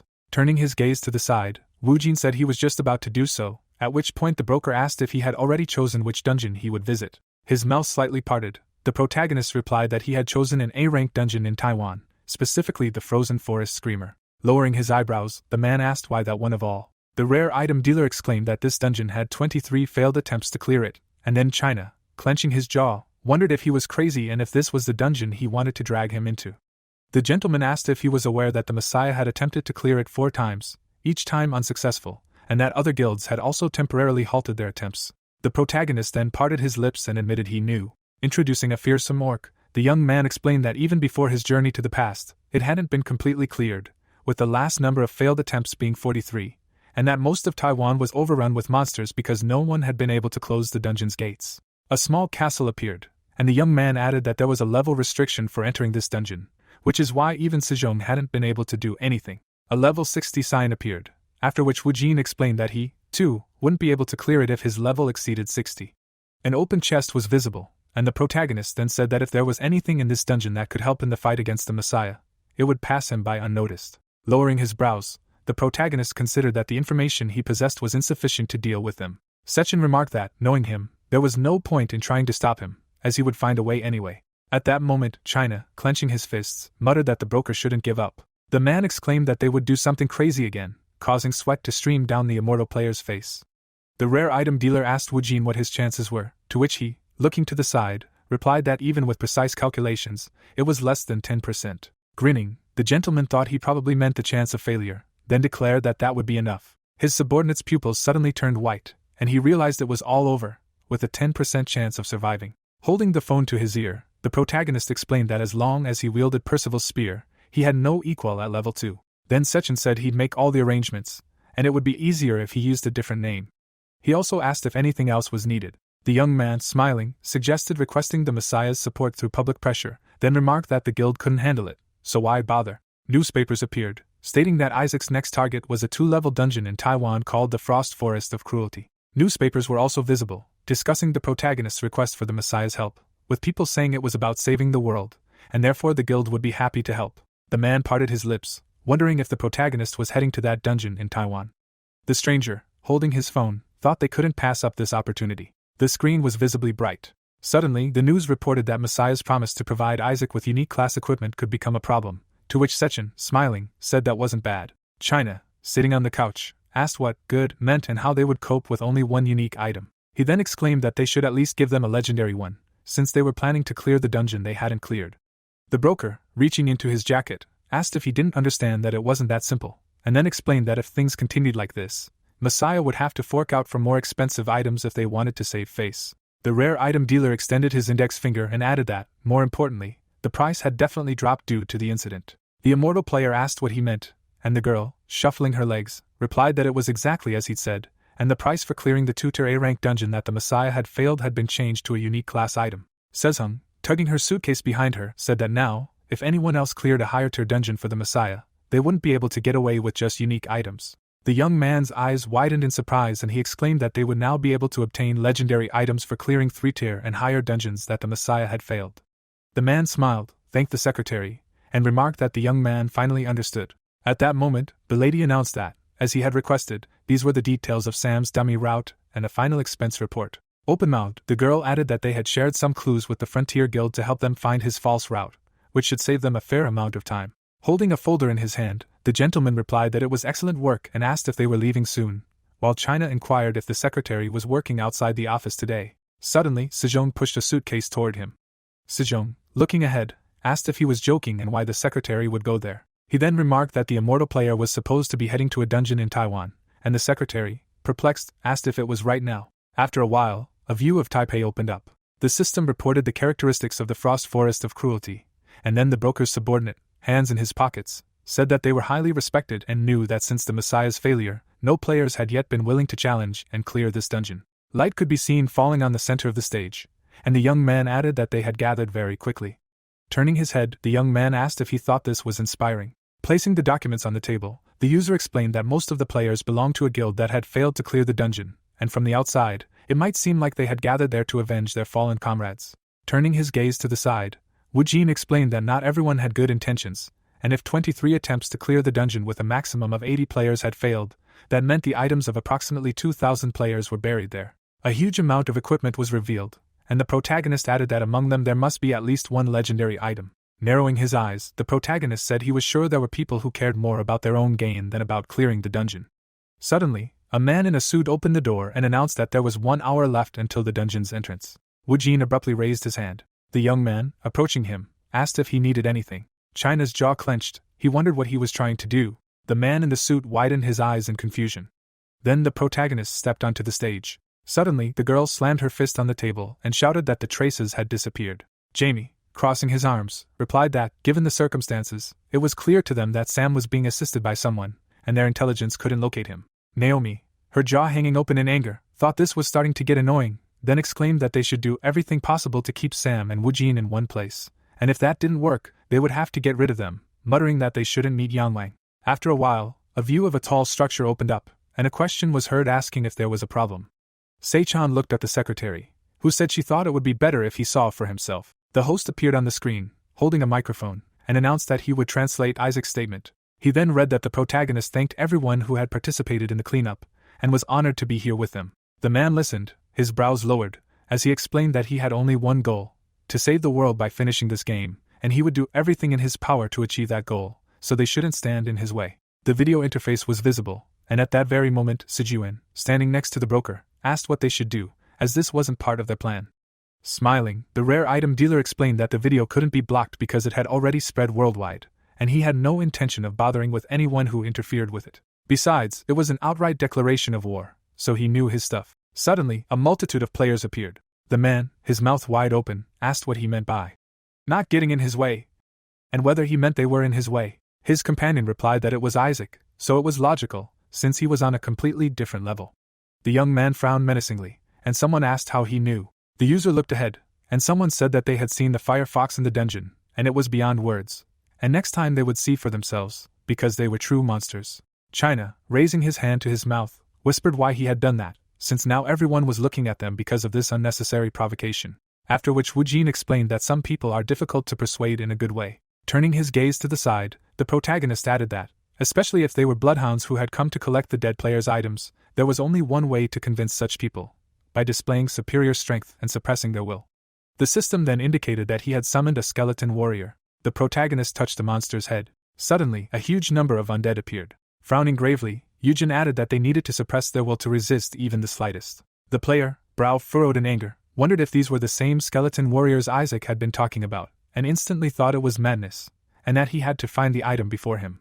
Jaw dropping sharply, the user shouted that they were moving and suggested searching from the other side before nightfall. After a while, the teams were seen sitting around a campfire. The fire burned brightly, and you could hear Isaac, an absolute monster, incredulous, even though he'd seen it with his own eyes. The warriors warmed themselves by the flames, and one of them said he'd been furious when he'd been told not to touch him, but now thought he understood why. The other remarked that he'd already told him that trying to help was the same as hindering him. The man turned his head and asked the captain what had happened, as they'd searched all day and only found the bodies of 2 players. The young man, sitting on a rock, replied that he'd initially suspected other guilds might have stolen the item, but after a full day of searching, he'd come to a different conclusion. Lowering his brows, the leader explained that there had been many monsters on the first level, but he hadn't spotted a single strong one.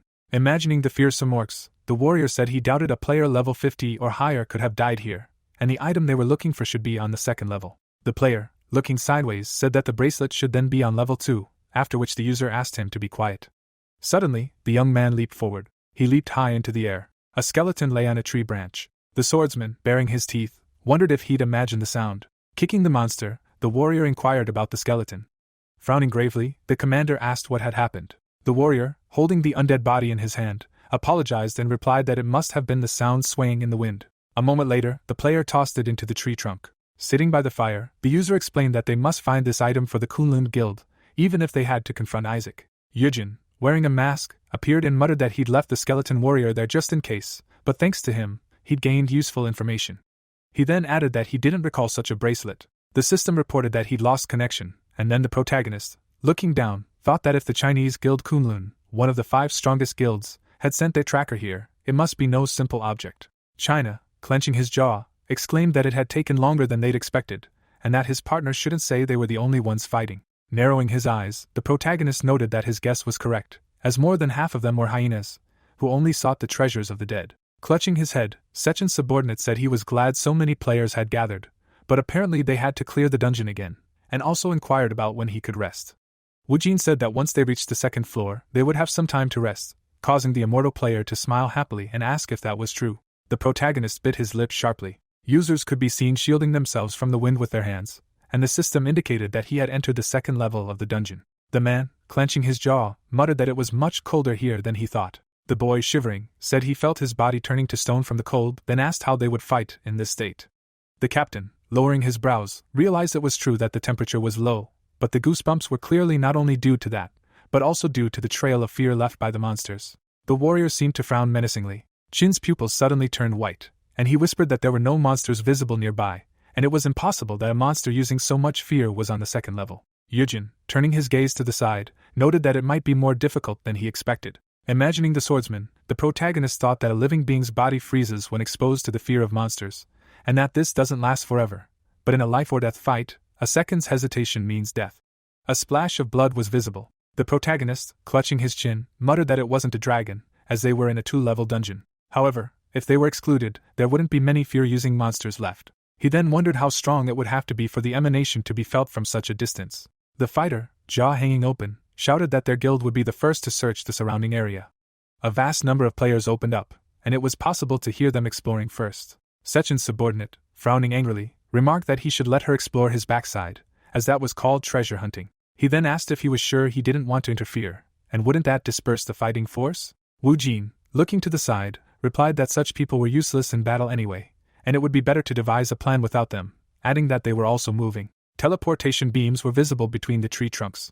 Placing his palm on the system screen, the player indicated that he wasn't there, to which his partner replied that neither was this one, so they could move on. Suddenly, the boys pushed off the ground with their feet. Gritting his teeth, the man with the eye patch wondered if anyone had beaten them to it, then decided they needed to hurry. Walking forward across the snowy clearing, the user ordered his assistants to search the corpses. The young men began searching for something in the holograms. Picking up a piece of knight's armor, the soldier exclaimed that the items were stacked here and that the captain should take a look, while the other noted that he had some too. Lowering his chin, the commander expressed surprise that the items had been left untouched, so he was sure they were searching for something, but he didn't understand who these people were. Turning his head to the side, the man with the eye patch ordered them to leave them for now, as others might be faster, then exclaimed that they needed to move as quickly as possible, as they couldn't let them take everything most valuable. Beads of sweat trickled down Chin's face. Gritting his teeth, the immortal player thought about how he just recently talked about hyenas, and now he was checking who knows how many, when suddenly a notification appeared, indicating the Eye of Anubis was closing. Wu Jin, clutching his fur jacket, mentally reminisced about finally finding a member of the Kunlun Guild, and that his surviving allies had perished on the western side. Waving 2 fingers, the protagonist asked them to follow him. Suddenly, the 2 men took off at the same time. Watching the hunter lift the body of the dead player, the fighter couldn't understand what this idiot was really trying to achieve. At that very moment, the dark silhouettes of trees rushed past. The protagonist placed his palm on the back of the corpse's head, when suddenly the system reported that the Eye of Anubis was opening. A memory appeared, in which a man's mouth was wide open in fear, unable to comprehend what this monster was doing in a 2-level dungeon. It shouldn't be like this, so everyone needed to run. The player's jaw was clenched with effort. The enormous monster lifted the man upward, after which blood began pouring from his body. Suddenly, a precious bracelet fell. The ornament landed on the troll's horn. A moment later, the monster threw the boy back. The fighter crashed into the snow with a crash. With his last breath, the player reached forward for the Kunlun treasure, Van Gogh's bracelet. The jewel on the goblin's belt sparkled brightly, and the young man thought about what he should tell his brothers about this, when suddenly the Eye of Anubis closed. Narrowing his bright eyes, Wu Jin realized he had learned all the information.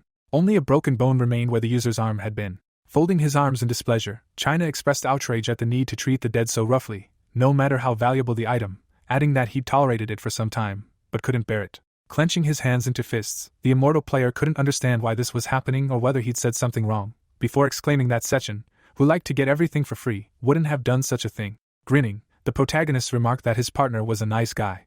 His ally, wide-eyed, asked again. Suddenly, the player appeared to be stacking stones into a mountain. Narrowing his eyes, the guy announced that he would explain their plan before the battle began. Splashes of dark magic were visible in the snow. China stared in surprise at the skeletal beast, and the system announced that it was a sawtooth wolf, summoned in the form of a warrior's skeleton.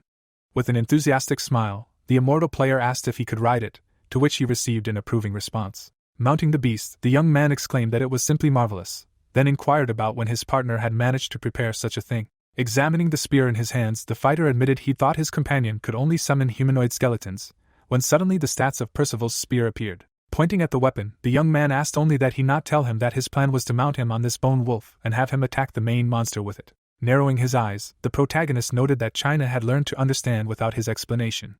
The hero seemed to be walking away from the pile of stones. The player glanced away, when suddenly someone shouted at him that something strange was happening. Approaching the rubble pile, the boy asked if it was a player's grave. The user frowned and declared that it didn't look like it was done by anyone from the Kunlun Guild, then admitted he thought it would be best to dig it up just in case. The captain looked down and remained silent.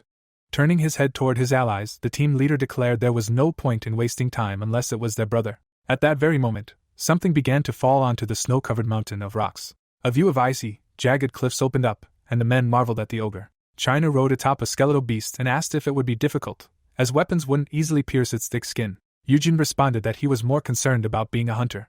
His companion didn't understand what he was even talking about, or whether he knew that if a dungeon isn't cleared, the slain monsters respawn in the same numbers. The enraged orc raised his hands, and the boy remarked that surviving monsters become smarter and stronger due to their experience encountering players, adding that monsters that have survived battles aren't encountered very often, but there are exceptions. The monster's eyes began to glow brightly, revealing it to be a boss. Men in black fur jackets examined the players' bodies in the snow, and the protagonist explained that as long as the dungeon remains unclear, the boss monster gains combat experience every time a player fails a quest. Narrowing his eyes, the disguised player said that at some point he must have noticed users frequently congregating around fallen comrades and began using them as bait, since this monster had survived 23 times. The immortal player frowned indignantly and asked if his partner was sure that this was the ogre boss that instilled such fear, and how could he be sure of something he hadn't seen? The protagonist walked alongside his comrade and explained that up until that point they had been gathering information, and the other player admitted he thought he was imitating those bloodhounds. Sechin's subordinate, placing his fingers to his chin, pondered something he hadn't realized even after looking at them. A view of jagged peaks covered in ice opened up. The man spread his arms wide and shouted for his partner to look at it, as there were simply a ton of corpses here. His allies ran toward him, rejoicing at the discovery. The eye-patch-wearing player glanced away, wondering if something was wrong, as dead bodies rarely lay close together. The player picked up a sword and armor from the ground, and the gamer realized that if other bloodhounds had gathered them nearby, they would have taken the items as well. Raising his fingers to the snow, the fighter noticed a strangely shaped blood trail and assumed the bodies had been dragged from somewhere. Gritting his teeth, the man realized what it was. Suddenly, he leaped up and shouted for everyone to stop, as it was a trap.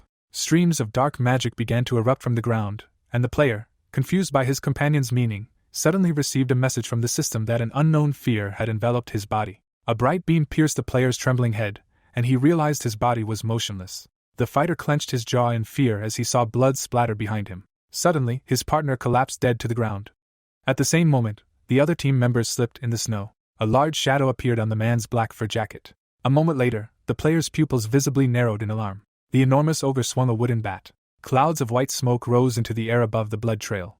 The monster's eyes began to glow brightly. The fighter found himself surrounded by a vortex of wind. The swordsman dashed past the giant. Suddenly, he looked down. The tip of his weapon had broken off and lodged itself in the ground. Gritting his teeth in rage, the player couldn't understand how a blade of a unique class could break so easily. Suddenly, the system reported that an unknown fear had enveloped his body. Beads of sweat trickled down the fighter's face, and he considered the possibility that he couldn't die so easily. Yujin and China, camouflaged, immediately rushed forward. Blood appeared to be dripping from the man's clothes. Suddenly, the user collapsed to the ground. His eyes narrowed. The protagonist remained silent. Standing near an icy cliff, the boy announced that they would act according to plan. Frowning indignantly, the immortal player was displeased with his allies' words. After shouting that it was time to move forward, the young man ran up behind the ogre. At that very moment, the monster looked towards the attackers. The spearman advanced confidently, astride the skeletal beast. The enormous orc bared his teeth in fury. A moment later, a wall of black magic formed behind him. China advanced deeper into the stream of dark aura, and the system reported that an unknown fear enveloped his body. The golden ring sparkled brightly, and the artificial intelligence informed him that Lancelot's ring was ridding him of this unknown fear. Clutching the spear tightly in his hand, the user realized that this item was not useless after all, and the unpleasant tremors also disappeared so easily. Suddenly, the fighter clenched his jaw. Clutching the bones on the beast's back, the boy couldn't understand why it wasn't obeying him. The menacing ogre pulled his hands back, and the immortal player was dissatisfied with his mount running wherever it wanted.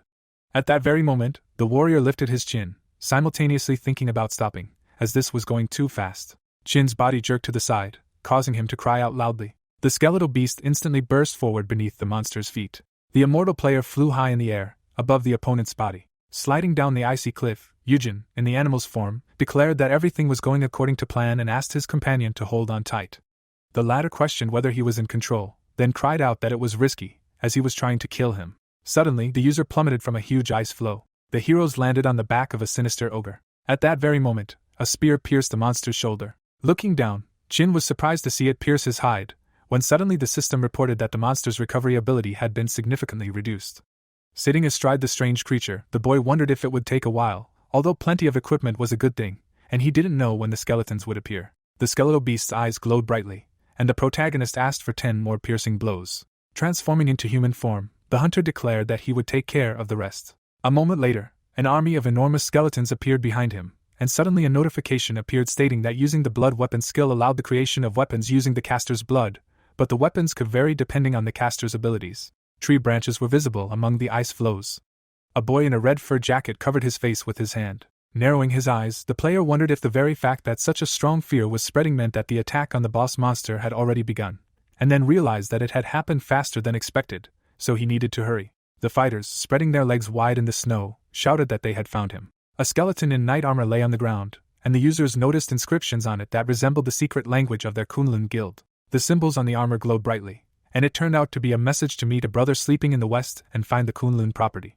Frowning angrily, the young man considered the fact that there was nothing to the west. Snow lay on a pile of rocks, and the warrior couldn't believe what it could be. The enraged goblin opened its jaws wide, and the system reported that its health and resistance had been significantly reduced. Wounded by spears, the monster was surrounded by a crowd of undead.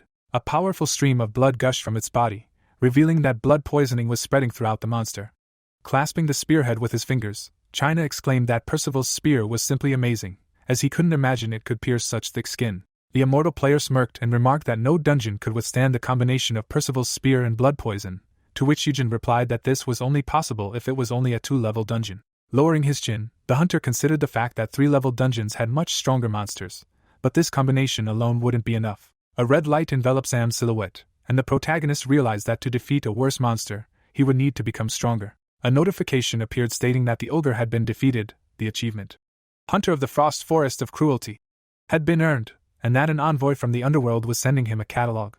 Shouldering his spear, China was surprised to find it was a golden catalog, and that they had received another gift from their mentor. The hunter held a document describing the Berserker skill, which transforms the target into a Berserker, granting a 20% boost to all stats and reducing their life over time. The young man raised his finger and shouted that this was too much, then asked what his mentor was doing, since he'd done all the dirty work himself, yet they'd given him nothing. Grinning his teeth in rage, the warrior fumed that he couldn't even change mentors. Suddenly, Wu Jin curled his fingers around the jewelry, and the system announced he'd acquired Van Gogh's bracelet.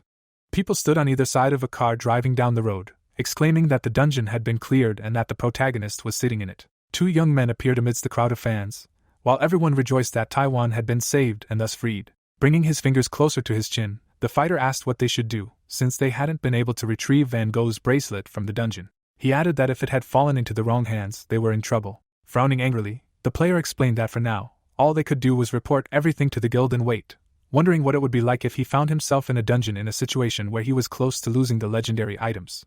Gritting his teeth, the boy realized that the Kunlun Guild leaves clues in a secret language for the brothers who come after them, so unless one knows the secret language, finding Van Gogh's bracelet is practically impossible. But if someone was lucky enough to retrieve it from the dungeon, they hoped it wasn't Wu Jing. The protagonist was fingering the precious stones on the bracelet when the system suddenly announced that this bracelet was of legendary quality and belonged to a great man of the past, and everyone said it held the power of harmony. The hunter grinned, reflecting on how he never imagined such a thing would be hidden, but it was worth entering such a dungeon one last time before venturing into the 3-tiered one. The jewelry on the man's body emitted a magical glow, and it was stated that the player could equip a maximum of 5 items, 1 necklace, 2 rings, and 2 bracelets. 4 gold rings were visible on the user's fingers, and it turned out that even wearing more, the item effects would be applied within the set limits. A Van Gogh bracelet fell onto the user's wrist, and it became clear that this artifact disrupted the existing order, as it allowed the effects of all rings worn on 5 fingers. The outlines of the jewelry began to glow, and it was stated that the only drawback was that the rings could not be removed, as they were originally designed to be worn alternately, though experienced players often prefer to switch rings depending on the situation. Yujin clutched the jewelry he'd found tightly in his hands, thinking about how he'd now have to carefully choose which ring to wear. Turning his head to the side, China inquired about his partner's serious expression and whether something was wrong. Yujin narrowed his eyes and replied that he was simply lost in thought. Suddenly, the protagonist put the phone to his ear and announced that he was listening so the other person could speak, when suddenly questions were heard about how he was doing and whether he could return to base right away. Tilting his head down, the hunter said that was no problem and asked what the matter was, to which he was told that he had just returned. Seichan, holding a computer mouse, reported that Taiwan and Korea were currently sowing chaos, adding that headlines were switching from the disguised protagonist's name to his return. A news story about Yang Wang was visible on the computer screen, and Seichan clarified that the other player was referring to him, to which the other player replied that it was true and that his reputation would also change. Holding his phone, Wu Jin remarked that this was good, then added that they were leaving right now, realizing that as the Phoenix Guild leader's reputation grew, so would his protection. Smiling broadly, China-chan asked if they would be having beef noodle soup or other national dishes since they were in Taiwan, to which his partner replied that they were flying to Korea right now. Immediately, the immortal player's pupils noticeably dimmed, and he asked his companion again. The plane seemed to rise higher and higher above the runway, and the boy complained that they'd come all this way and couldn't eat a single Taiwanese dish. He didn't understand what it was called, but they told him he could eat on the plane. A view opened up of a house behind a high fence. A man with a scar on his nose furrowed his brows. Resting his elbow on the table, Yang Wang asked if the Frontier Guild had dared to deceive him, to which he received an affirmative answer. The subordinate looked down in confusion and explained that he himself had barely survived, but was wounded and unable to move. He then added that he didn't know who to trust, so he hid and waited for the leader to return from the dungeon. The assistant held documents and several photographs in her hand. Handing the photographs forward, the girl stated that these were materials confirmed by the investigation team sent to Tula on the day of the incident based on Yujin's testimony, although little evidence from the fire remained in the dungeon itself. Images of seriously injured members of the Frontier Guild appeared, and the lady noted that, judging by the statements of the remaining surviving players who had entered another dungeon, the Frontier Guild had instigated this provocation and attacked first, despite their feigning innocence and pretending it was a simple accident. Frowning angrily, Yang Wang realized that the damned bastards had pulled this whole thing off while he was away. Sitting in his chair, the man remarked that, given the circumstances, it was understandable that they were trying to gauge the size of their forces, and his subordinate asked what he intended to do now. With a wicked grin, the Phoenix Guild master declared they would pay for their assault on him, then added that there was only one thing he wanted to do. The assistant placed a small suitcase on the table. Sechen's wide smile revealed his gleaming teeth. Gritting his teeth, China asked how much his boss had earned to be smiling like that this morning, to which the boss replied that he had lost as much as he could, since it was him after all. Closing his eyes, the immortal player noted that he was Yang Wang, then asked how his boss planned to return the skill page, and whether he had forgotten how hard it had been to obtain the Skeleton Knight's skill, no matter how much he liked the money. The broker folded his arms and remarked that he shouldn't worry about it, since the person who would return their items was already in the Phoenix Guild office. His jaw dropped in surprise. The young man muttered that it couldn't be. A satisfied grin appeared on Seichan's face. Suddenly, the door to the room began to open. A young man walked down the hallway, suitcase in hand.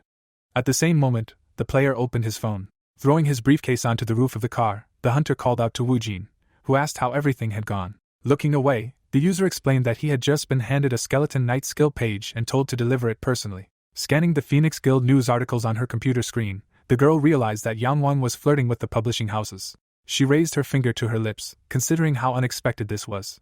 A sign on the desk indicated that this was President Shinhei's workstation, and she silently mused that if the Phoenix Guild leader became a public favorite, it would make their work more difficult in the future. The assistant knelt before the director while she asked if she felt she should take responsibility, given how things had turned out. Naomi bowed her head sadly and began to speak. The player was flipping through the pages of a newspaper, and someone was heard saying they would return to the matter after discussing it with their boss. Holding her phone in hand, Sijuan thanked the person for their efforts, when her boss suddenly asked if it was Wu Jin. Narrowing her eyes, she reported that he had said he had passed on the skill page assigned to him to Isaac's side, adding that he had also asked what the next steps would be and didn't know how to respond. Yang Wan held the newspaper in front of him and said he wasn't stupid, and now Isaac must have sensed the instability of his position. With a wicked grin, Guildmaster Phoenix offered to let him die in a 3-level dungeon as a courtesy, since he'd worked so hard. He then added that a C rank should be enough, so they could send him and a few others to a suitable location. Lowering his chin, the man remarked that if he was given proper support, he'd calm down and leave. The secretary stood before the boss's desk while he explained that if not, he'd have to surprise him. A view opened onto a closed area illuminated by spotlights. Through his open mouth, the man's teeth were visible. He asked the man's name. The Phoenix Guild members stood under the spotlight and said it was Yujin, to which they were told the name alone was enough to tell he was weak. Giving a thumbs up, the boy inquired if his rumored excellent skills were true, then suggested he join Yan Wang's group of subordinates, and cleared out one of the uncleared dungeons. Yonhong folded her arms in disapproval and declared that if he'd had excellent skills, he'd have gone there on his own, before adding that that wasn't true, since they were asking them to accompany him to a 3-level dungeon. The girl began stomping her foot on the ground and exclaimed that she didn't like it, and her partner pointed out that it was the guild leader's order, so they couldn't do anything about it, and all they could do was calm down. The player, frowning angrily, complained about the excessive amount of politics surrounding Yan Wang's guild leadership. She then confessed that she was already considering transferring to the Messiah Guild and asked about the bastard's patrons and abilities. Placing his fingers on his chin, the man suggested that his patron was an envoy of the underworld, and his primary ability was the poison blood skill. However, since this skill could also be dangerous to allies, he had previously traveled alone without an escort. Standing under the spotlight, the lady asked if he could summon skeletons like Isaac, then exclaimed that it irritated her that he was useless in battle, but it was a huge burden, when her companion reported that no one had seen him use any other skills. A car entered the restricted area, just as Yonghong was inquiring about its arrival time. The guild member turned her head to the side and muttered that he was the last one to arrive. Suddenly, her pupils widened in surprise. Her gaze shifted to the very old car in front of which the protagonist walked. Closing her eyes, she said that his frugality was commendable, so she would give him a small break. The boy stared at the system notification informing him that he needed to kill 1,000 monsters to advance to the next level, and he considered the fact that this was an escort to a C-rank dungeon, even though there were only 3 levels. He was surprised by Yonghong's generous nature, as he didn't even know how to thank him. Folding her arms, the lady asked if it was true that this was his first time in a 3-level dungeon, while the protagonist thought it was a waste of time, but he had no choice. The player suddenly turned his head back when his companion remarked that he was of little use. Furrowing her brows in anger, Yonhian ordered him to remain silent and do as he was told, otherwise she would kill him so that no one would find him. The Phoenix Guild member advised him to try killing a few monsters first, so she could get a feel for his capabilities. He raised his hand and asked what kind and how many monsters he needed to kill, and by when. Narrowing her eyes, the lady considered the possibility that he was already rebelling against her, then asked if he thought he could do everything exactly as he was told, and told him to simply kill as many as he could. The player turned her back on him and said she understood everything and that he was on his own, to which he replied that he needed time to prepare. Wu Jin grinned, thinking that was interesting. A view opened up of the art center and taekwondo center. China sat on the couch and said he'd heard Wu Jin had gone underground again, and wondered if he had some unhealthy craving for them. Sechin replied that his subordinate had been lazing around for days. The immortal player, his jaw set wearily, exclaimed that he didn't want to and suggested he relax, at least while he was gone, then asked if the man knew how difficult it was to work with him. Squinting one eye, the broker muttered that his assistant had previously complained about the lack of an experienced partner. Suddenly, the rare item dealer tilted his head. The young man stared at his phone screen in confusion. At the same time, Yonhyun pressed her fingers to the glass of her smartphone, and they all saw a notification from the dungeon management department that an unidentified monster had broken out of a nearby dungeon, and while it continued to attack, destroying buildings, they were notifying the citizens of an emergency. Leaning his arm against the sofa, the player inquired which guild was monitoring this dungeon, and whether such a thing was still possible. The young man recalled a similar situation several years ago with a dungeon controlled by the Messiah Guild, to which Sechin clenched his teeth in alarm and thought he was an idiot. Putting his hand to his mouth, China began to process what he had said. Suddenly, the man tilted his head to the side. Behind two computer monitors, the silhouette of a secretary was visible. The girl clutched her mobile phone tightly with both hands. A view of a school classroom opened up. The student narrowed her eyes in fatigue. A sign on the desk indicated that this seat belonged to Shinhee. At that very moment, the teenagers began peering out the windows. It seemed as if a powerful explosion were happening in the enormous glass building. The force of the attack caused the structure to break in two. The lady's mouth opened wide in fear. She could be seen alone watching the scene through the glass. Sijuan lowered her head, staring at her phone screen. Rising from her chair, the girl said she'd step out for a minute. A framed photograph sat on her desk. The picture showed Shinhee and her father next to her. China pressed his hand to his head in shame. Scratching his bald head, Sijuan exclaimed that he was a fool, since he should be careful what he said in front of the secretary. Pulling his hand away from his face, the immortal player explained that he hadn't done it on purpose, then asked if her father's boss had known her father, and what kind of person he had been. Closing his eyes, the broker remained silent. Sitting at a table in the establishment, the salesman recalled hearing his interlocutor make a decision and asked if he was sure, to which the other man replied that he would be lying if he said there were no risks. Raising his glass, the businessman asked what he could do otherwise, since in Korea, those who earn their living always take risks for their family. Liquids in small containers spilled, and Shinhee's father exclaimed that he had to make the world where his daughter goes to school safe. Suddenly, Sechan looked down. It seemed as if the rare items dealer had fallen to his knees next to the hospital bed. Lowering his chin, the man explained that the man had been an incredible worker and an easy mark when it came to his daughter. Yunhyun stomped her feet on the back of the slain ogre.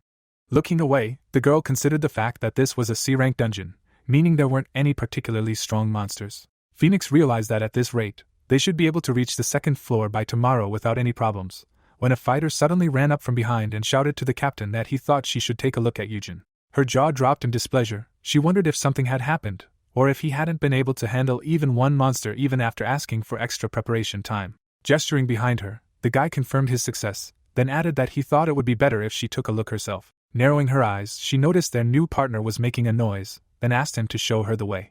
Suddenly, her pupils widened in surprise. Wooden posts covered in blades jutted from the ground, and Yonhyun silently assumed he'd asked for more time to prepare. The sticks were sharpened to a point, and she wondered if he'd been making traps all this time. Looking away, the Phoenix Guild member mused that he'd done a good job, but such traps wouldn't do much damage, at most they'd scratch. It seemed as if a player suddenly kicked the ground, and the squad leader couldn't understand what this Wu Jin was thinking. The players watched the scene unfold from the branches of tall trees. At that very moment, the protagonist grinned. A huge monster appeared to be running forward, and suddenly blood began to ooze from its arm. As it advanced, the vicious beast continued to stumble into traps. A moment later, the ogre noticed a cut on its shoulder. Gritting her teeth, the lady thought he was a sick bastard and wondered if he wanted to die, and what he was trying to achieve by leading a crowd of orcs into such a simple trap. Pressing his palm against the tree trunk, the boy cried out that they should wait, because he had a plan. Frowning angrily, the captain asked if the man looked like someone with a plan, and what Yin Wang would do to them if this idiot died here. Pointing downward, the fighter asked to see what he was doing. Wu Jin leaped onto a tall wooden pole. Clenching her jaw in disbelief, Yonghong realized he was already surrounded, making it too late to save him. Suddenly, a smirk appeared on the protagonist's face. At that very moment, streams of bloody magic surrounded his silhouette, and the system reported that the Underworld Envoy skill had been activated. A view opened up of a crowd of goblins mired in a brown fog. Trees flew past in the night, and a notification appeared, indicating that an orc had been poisoned by the poison blood skill. A black shadow appeared through the cloud of dust. The enraged monster opened its jaws wide. A moment later, the undead creature fell to the ground with a crash. The girl, her pupils bulging, wondered if he meant combining poison blood and blood mist under the guise of poison, and her companion remarked that he'd never seen anything like it. The boy's jaw dropped in disbelief, and he guessed he'd killed at least 100 monsters by now, and the captain realized that Wu Jin was truly amazing. Bright stars gleamed in the Phoenix Guild member's eyes, and she thought he deserved Yang Wang's favor, and she would lure him to her side at any cost. Suddenly, a glass flask fell to the ground. Standing amidst the fallen enemies, the protagonist was contemplating whether the blood mist was absorbing too much blood, when a notification suddenly appeared, informing him that the envoy of the underworld admired his ability, and that his skill rank had increased by 1. The hunter abruptly placed his palm on the ogre's body, and the system reported that the envoy of the underworld's blood absorption skill had been activated. The protagonist's lips twitched, realizing it was a good thing he could replenish his reserves with this skill. The young man raised an eyebrow in confusion when Yonhien told him to go and tell her right now. The warrior didn't understand what he was supposed to say, to which the girl, bow in hand, asked if he was simply suggesting he be expelled after that, since he had passed the test. A bright glow was visible in the center of the dense, dark forest. Wu Jin was sitting by the fire when suddenly someone apologized to him for his behavior. With a wide smile, the Phoenix Guild member exclaimed his skills were incredible and admitted she'd never imagined poison blood could be so deadly. She then added that if they worked together, they would not only advance to 3-tier dungeons but conquer them. The lady explained that this was precisely why she wanted him to join their team, to which the protagonist's jaw dropped, and he stated that the cost of each use of the scent blood was 100,000 won. The lady's pupils visibly narrowed, and she asked him again. Raising a finger, the hunter explained that his supply of poison blood was limited, and then inquired whether it wouldn't be logical for the team to pay the player to use an absorption skill during a dungeon raid. The captain squeezed her eyes shut and said that she understood that they should pay him since he was shedding precious blood, when the guy pointed out that, moreover, a side effect of this skill was bleeding, so he was forced to receive at least that much. Holding up 3 fingers, Yonhien exclaimed that she was willing to give him 30,000 won, to which he retorted that it was too little and then decided to discount them by 1,000, so they would have to pay exactly 99,000 won. Grinning angrily, the girl shouted that she would also be kind and pay 31,000 won, to which he replied that he needed 98,000, but she cried out that she would only give 32,000. While the heroes haggled, the player clenched his teeth in alarm and silently muttered that he understood why his captain was haggling, but not why Wu Jin was playing along. Suddenly, tall trees rushed past. The enormous ogre crashed to the ground, and a notification appeared, indicating that the player had defeated the black troll. Narrowing his eyes, the protagonist reflected that the Phoenix Guild's teamwork was better than he thought, as the hunting speed had increased thanks to Yonhien's calculations and effective use of poison, and her leadership skills were also a plus. Standing on a tree branch, the girl shouted at everyone to be careful with poison, as it cost 73,000 at a time. Watching his partner from above, the hunter remained silent, hoping she wasn't being so open about it, when suddenly, the next day shifted and a notification appeared, telling users to survive for 6 days. Looking away, the lady exclaimed that this was the last level, so everyone needed to be especially careful. As they all knew, survival quests were full of monsters, and they only needed to survive for 6 days, so they needed to do everything right and level up.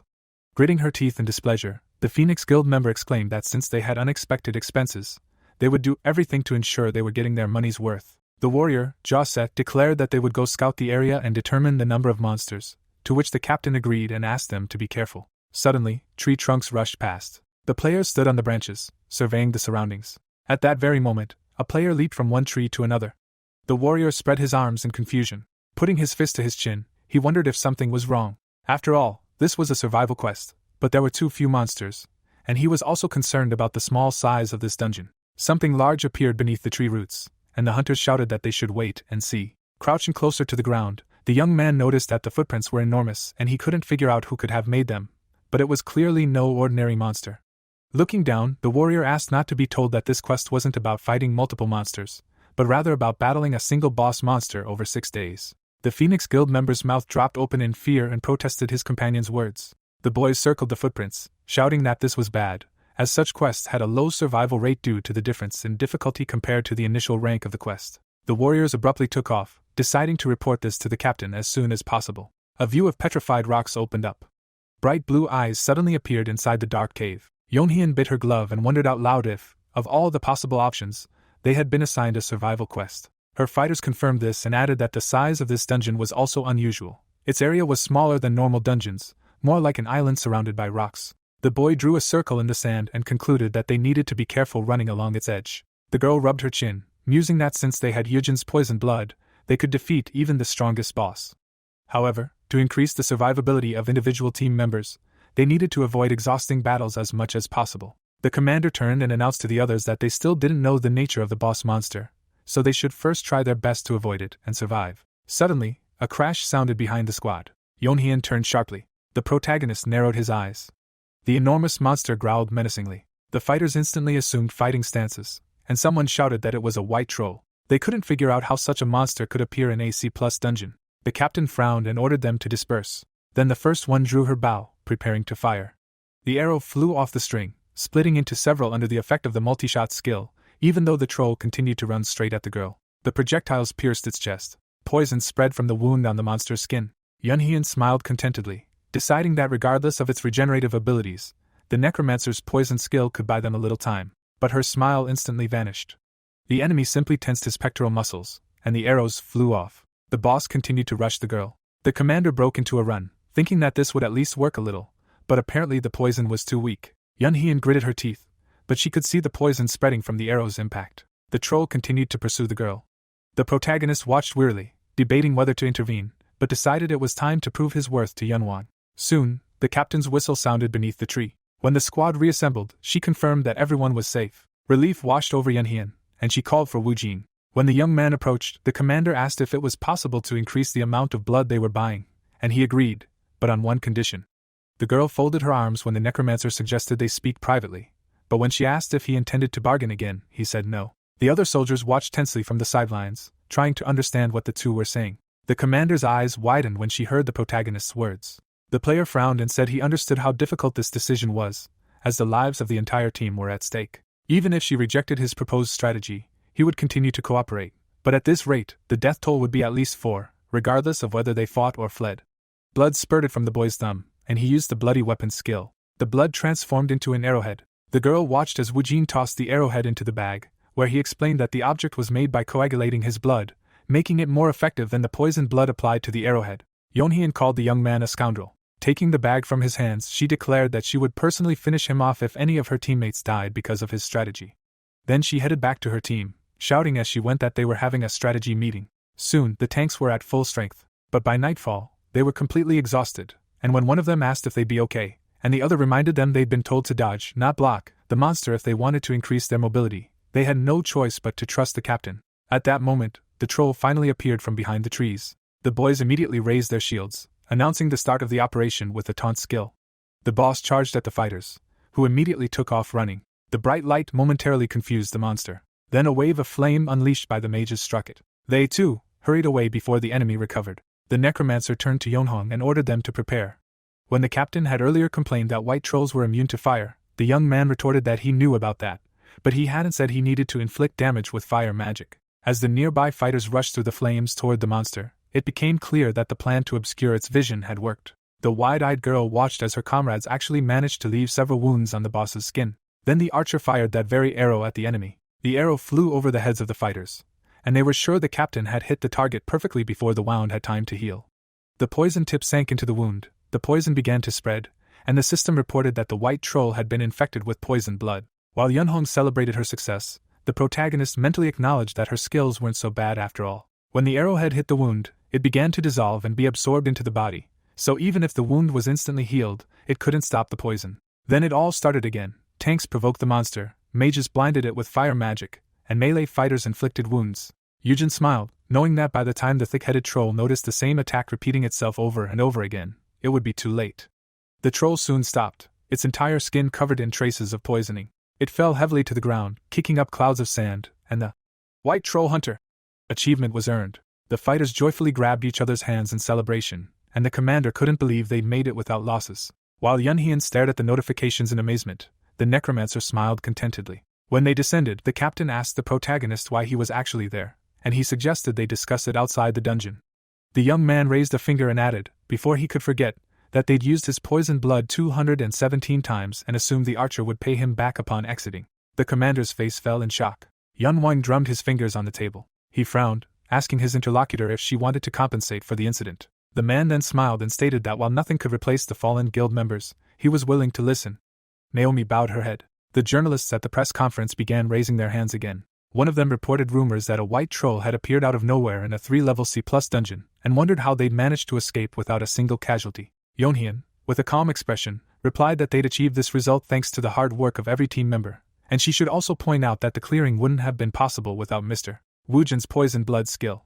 As the guild members headed for the exit, the journalists became nervous and demanded to answer at least a few more questions about the aforementioned skill and its wielder, after which news about it began pouring in. From the car in the parking lot, the protagonist dialed a number and asked about the latest news, and was told that Isaac Ivanov wanted to clear the dead forest, and was wondering what the outcome would be. The young man pressed the phone to his ear and, when asked by his interlocutor whether he should enter an American dungeon, especially as a Russian, replied that if he could go there as someone else, they wouldn't have to use Yangwei. Second frowned and reminded him that even the Messiah had only ventured into American dungeons a couple of times. At the moment, that country didn't need anyone's help, as many experienced players had emigrated there. The broker glanced at the phone and admitted that the fact that they were in this situation meant that this dungeon could be quite difficult. The player turned around at the sound of the elevator opening, but told his interlocutor that he knew about it. Naomi yelled at her assistant when Second suggested that since the Phoenix Guild master had caught her off guard, the Frontier Guild couldn't refuse. As the Americans climbed into the car and drove away, the broker expressed uncertainty that the other side of their shared front would allow outside intervention. The necromancer watched the car leave and assumed the other party was talking about the Great Guild. Woojin himself smirked. He wasn't sure how the Great Guild would react, but everything was working in his favor. The young man left the building, contemplating the most important thing, opening the door. A dungeon report fell on the table. Yang Wang glanced at the secretary and asked if she was sure the data was accurate. The girl raised an eyebrow and said she had contacted all the players who had participated in the cleanup, and the report contained reliable information. The master placed his hands on the table, muttering about the perfect opening in the battle with the white troll, and Li added that Yang Hong had acted as commander, but it had been said that Wu Jin had proposed the strategy. The man drummed his fingers on the table, surprised that the meat captain had agreed. The secretary's expression remained unchanged as she added that she was even more surprised that she'd paid the necromancer extra for using his poisoned blood. Yang Wang grinned and admitted he'd immediately realized this guy was unusual, but hadn't expected him to be so good. The man rubbed his chin and expressed regret for not welcoming this interesting man sooner. From now on, he should treat him with due respect. Li gestured toward the door, and when asked where the protagonist was, she informed him that he'd just arrived and should be up soon. Meanwhile, in the conference room on the other side of the planet, the topic of the dead forest was being discussed. Their great guild and Frontier had fought together, but with similar failure, and a certain Isaac from Russia wanted to clear the dungeon. Carrie joined her fingertips and asked what the others thought about it. One of those present immediately declared that they couldn't trust the clearing of such a difficult dungeon to a stranger whose guild alliance had also suffered a defeat, as it was absurd and put their honor at stake. Another man expressed uncertainty about the Frontier Guild's position on the matter, since they had already given their consent and the government had also begun to inquire about their opinion, but he believed it was right to oppose it no matter what.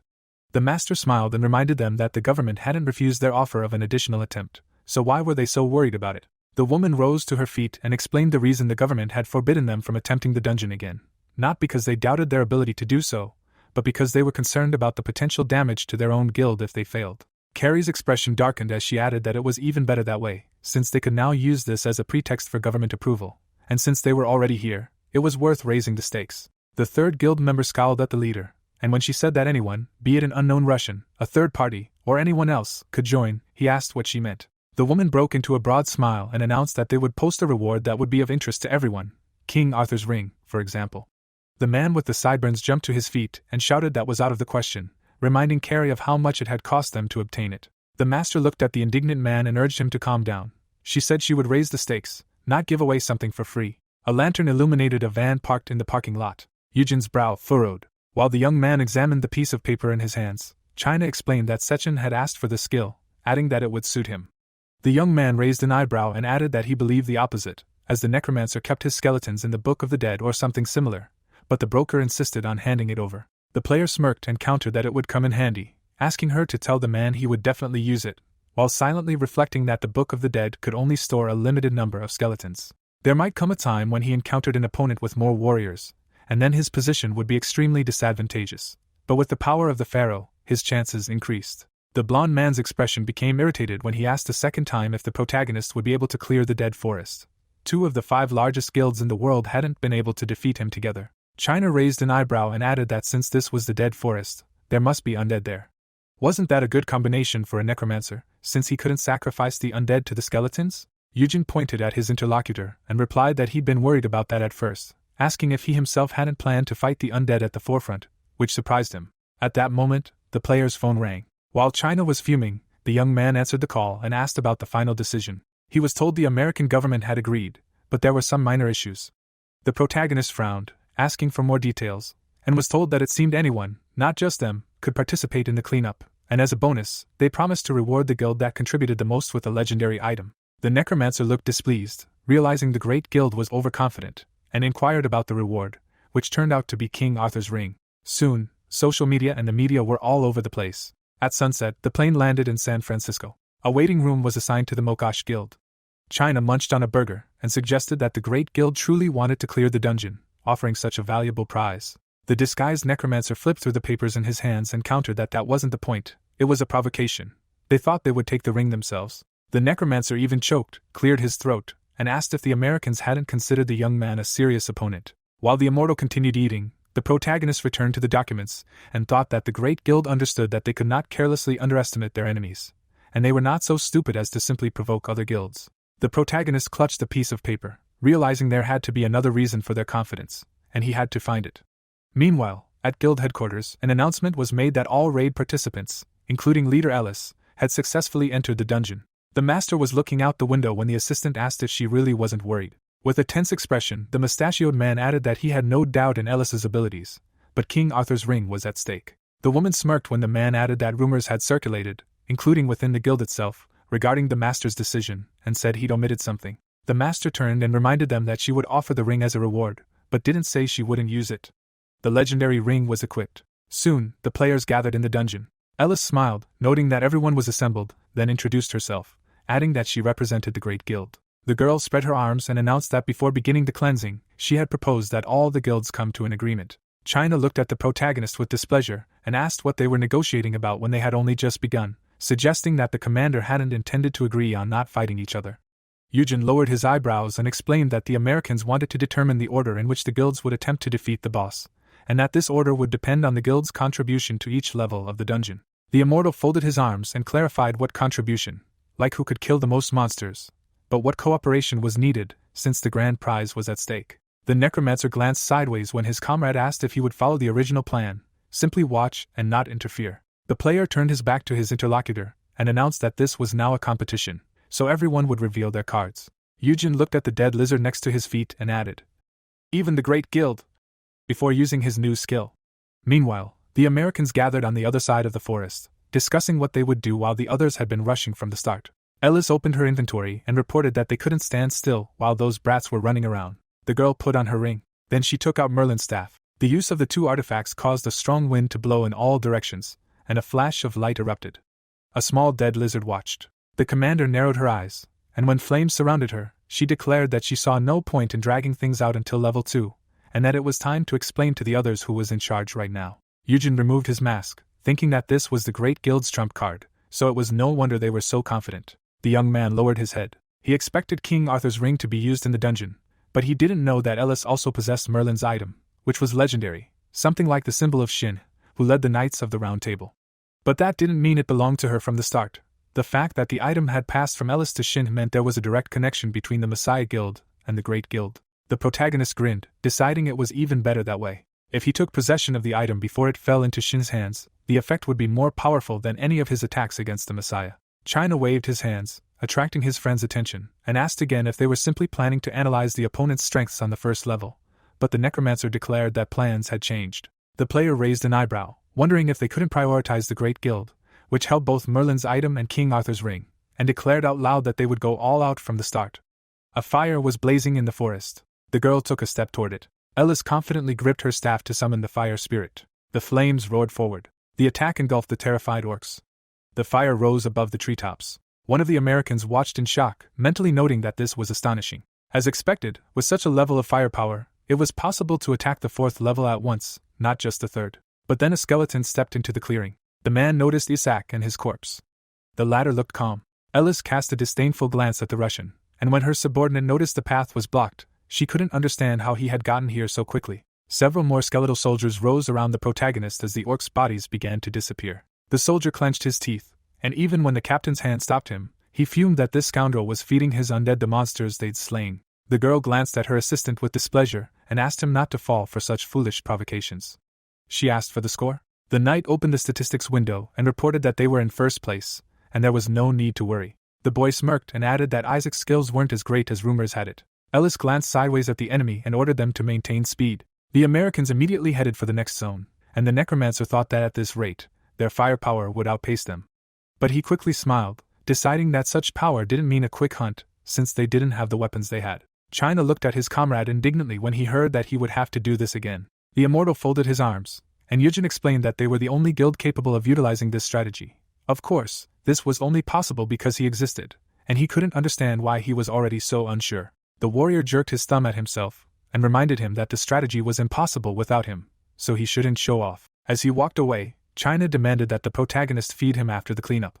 The necromancer grinned and silently decided that he, too, should speed up.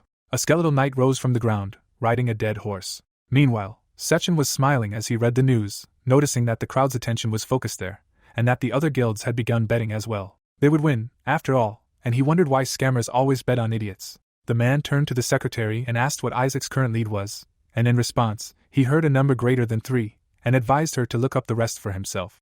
The girl tore herself away from the monitor and reported that the Great Guild had revealed the stats of Ellis's item, which had also been in the dungeon, surprising the boss. The broker's hands dropped when he heard that, apparently, the commander had been given Merlin's item and King Arthur's ring, and he was surprised that she had actually been given items used to conquer 5 or 6 level dungeons. Second's face fell in shock when he realized that these 2 items provided a buffing effect. The broker grabbed the monitor and demanded that the secretary immediately cancel all outstanding bets, but she protested that they could no longer be cancelled. The president gritted his teeth, indignant that the Great Guild had been cheap. They should have played fair and square, not counted on items. Second folded his hands in prayer, remembering all the gods, while he thought the boss believed in nothing but money. But at that moment, the Mokosh Guild surged to the top of the rankings. Ellis gritted her teeth, disbelieving what was happening. She glanced back at Isaac and his partner, wondering how they'd managed to overtake them. It was unlikely they'd found anything better than Merlin's staff or King Arthur's ring. The necromancer noticed her glance. The enemy commander approached him and asked him what his secret was, since the rumors were true, and he replied that he'd simply been lucky. While the American glared at her opponent, he smirked discreetly and silently thanked Chin and his immortal body. No matter how powerful their firepower, after defeating all the monsters in one zone, Ellis had no choice but to waste time moving on to the next. On the other hand, they could focus on the battle, as they had gathered all the monsters in one zone, meaning it was time to play with their pride a little. The young man rose from his seat and asked what specific effect King Arthur's ring provided, and the commander didn't understand the question. Yujin calmly stated that it seemed he would be the one to have it after the clearing, which was why he wanted to know in advance, or whether she could hand it over right away. The necromancer approached Ellis and added that they would do everything possible to avoid harming the Great Guild in this dungeon, and she chuckled at the opponent's confidence. A shadow fell across the player's face when he asked if the chances of victory wouldn't increase if the item was wielded by someone stronger. The American pointed at the boy and asked if he meant to say he was stronger than her. Yujin smiled and replied that for the clearing, he would gladly give his items to a player stronger than himself. The captain frowned, declared that someone had become arrogant due to a small lead, and demanded that he moderate his ardor. She then turned around and added that, ultimately, it would be the Great Guild that would clear this dungeon. A man watching the argument from the shadows noticed that the race was becoming increasingly intense, and considered this a good sign. The mustachioed man grinned, thinking that with this outcome, new opportunities would also open up for the Frontier Guild, so he wouldn't mind destroying both rivals. The monsters' bodies were engulfed in flames. The fighters fought fiercely against the orcs, and successfully defeated the enemy. Ellis used all her might to create flames, and a wave of them knocked the monsters off their feet. The orcs burned in this fire, its tongue swirling above the treetops. Soon the battle was over. The captain lowered her staff and asked how the situation was, when one of the fighters addressed her. The young man stared at the statistics with a confused expression and reported that the results hadn't changed, and the gap with the Mokosh Guild had only widened. Indignantly, the girl opened the system window herself, thinking it was complete nonsense, and that the fighter had simply misunderstood. But then her eyes widened. She couldn't believe it. Ellis bit her lip. The gap was indeed growing, despite their non-stop firepower. When the scout returned, the captain rushed to him and demanded to know what the hell was going on Isaac's side. The girl raised an eyebrow when the reporter struggled to utter the number 50, reminding him that the score had long since surpassed 10,000. The man's face was filled with horror, and he explained that he meant 50 skeleton warriors, and what's more, each one was stronger than any normal player. The bones fell to the sand, and the system reported that summoning a dead person was impossible. Yujin glanced wearily at the notification and realized that this was the limit of his magical power for now. He tossed the empty vial to the ground, deciding to conserve his mana for other skills. The young man glanced back. An army of undead knights awaited his orders. The protagonist took off. At that moment, China ran toward him, screaming loudly. A whole horde of orcs followed him. The necromancer donned his mask and muttered that this guy had mastered perfect timing. He connected with one of his skeletal warriors, and behind him, the dead horse reared. The young man grinned again. Several explosions echoed through the forest as corpse explosion was activated. The army of the undead rushed forward. The knight Eugen controlled opened his mouth. One of the orcs was charging at him, but just one attack left the monsters headless. The ground fighters also began attacking the enemy. Explosions echoed again and again. One of them became so powerful that it was visible from across the dungeon. The Mokosh Guild's ranking number skyrocketed. At one point, silence settled over the trees as the system announced that the first level of the dungeon had been cleared, and the Russian guild had pulled ahead significantly. Ellis looked at the statistics with displeasure, concluding that further competition was pointless. She asked if anyone objected to Isaac attempting the boss monster first. While the guild leaders discussed the rules and agreed, Jay watched. He didn't think Ellis would lose and decided he'd have to change his plan. The mustachioed man's expression expressed displeasure. He was forced to admit the situation was unforeseen, but he couldn't just let King Arthur's ring slip away. Meanwhile, Ellis shook the protagonist's hand and admitted she'd underestimated him. He was in first place. When he thanked her, she reminded him they were still on level 2 and advised him to remember that if he lost, they'd be next. After teleporting, the system informed them they needed to kill a land turtle to move on. But the players found themselves in a thick fog, obscuring their vision. They wondered how to find the hiding monster, and were ordered to split up and search the area. Jay emerged from the fog and suggested the captain relax, as she looked scared. She told him to back off, as she wasn't in the mood for jokes. The mustachioed man gave her a friendly smile and asked her not to worry, as he had come to make her a serious offer to join forces. The commander turned to the man, who reminded her that the Great Guild and the Frontier Guild had already worked together, though the plan had failed. But they couldn't just hand over their American assets to this Russian. Ellis's gaze registered interest, and she asked how exactly Jay had proposed joining forces.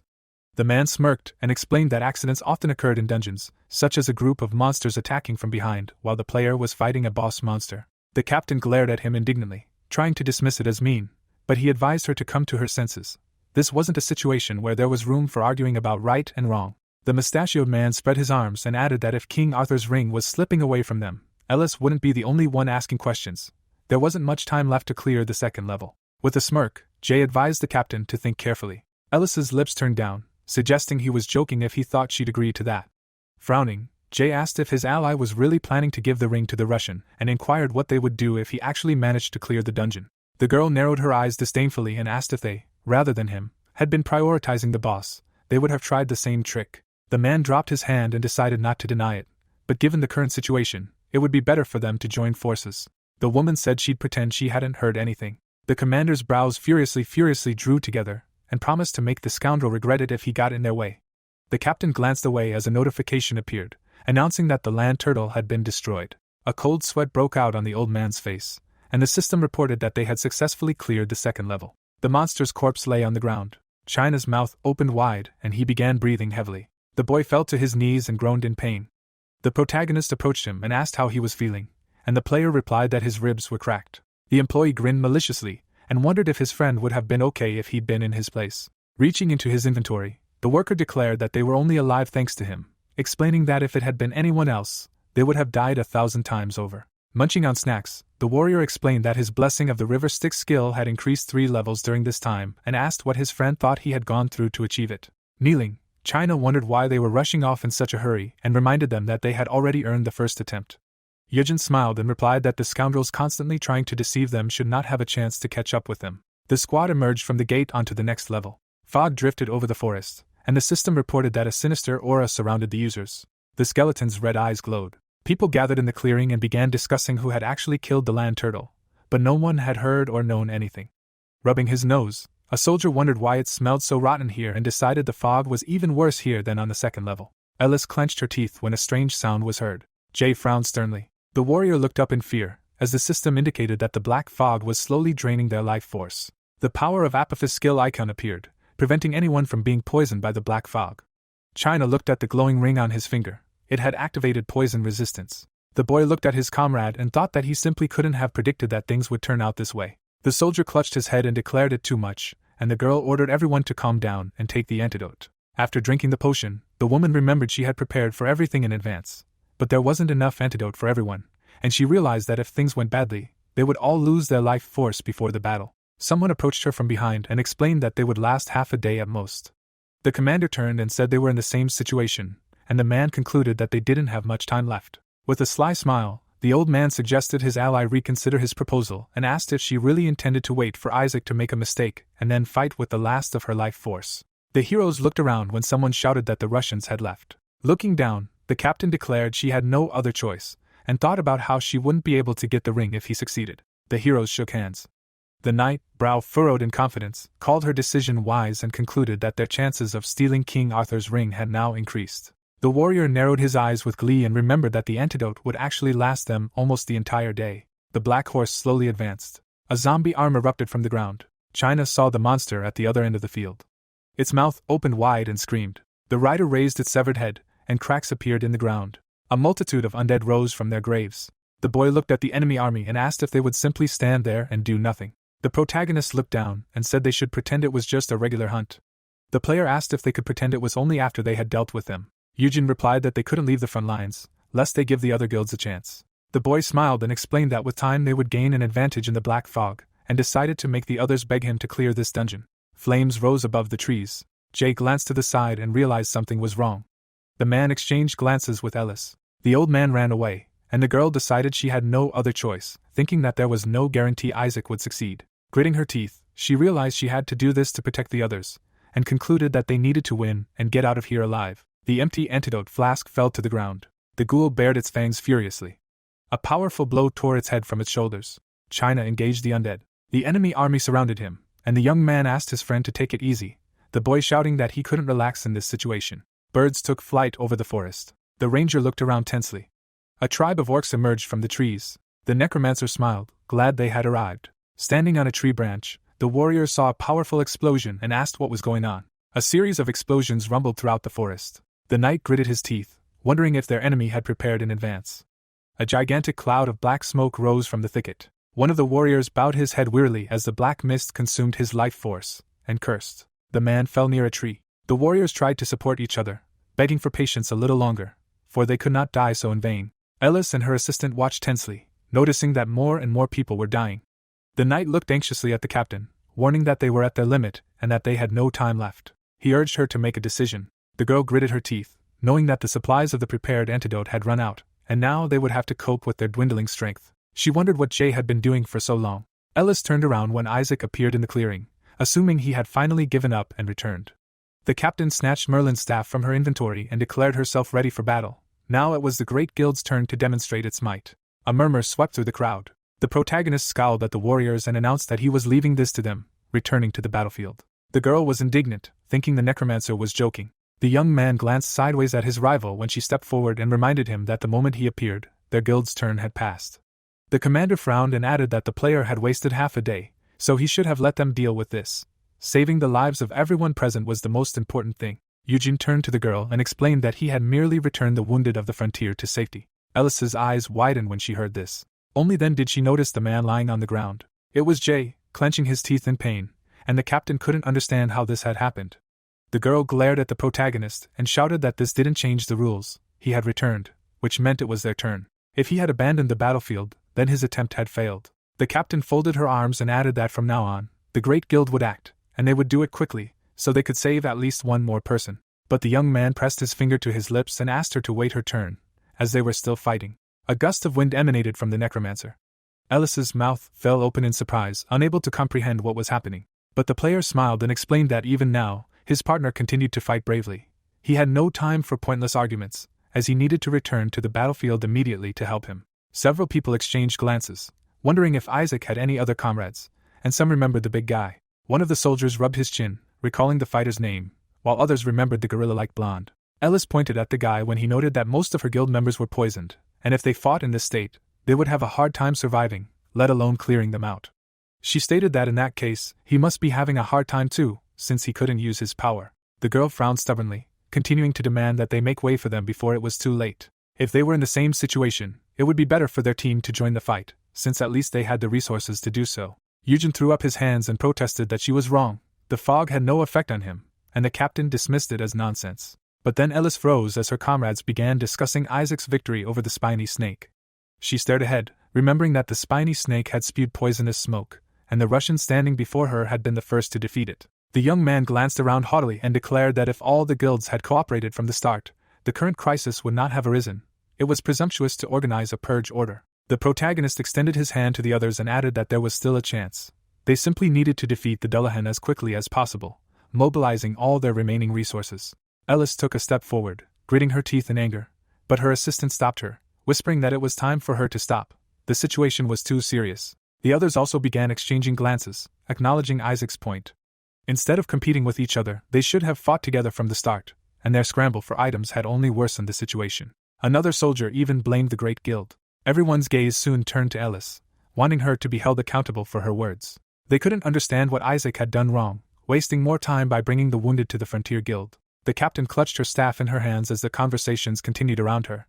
Instead of thanking him for saving her own life, she'd started arguing with him, and if things went badly, the Great Guild would regret it. The girl's face was tense. The situation had spiraled out of control, and then she heard herself reminded of her own words about the value of every player's life. The necromancer extended his hand to the commander and advised him to be more careful in his future decisions, in order to save everyone present. Ellis's eyes widened as she understood. It wasn't for nothing that he'd said he'd gladly give his items to a player stronger than himself.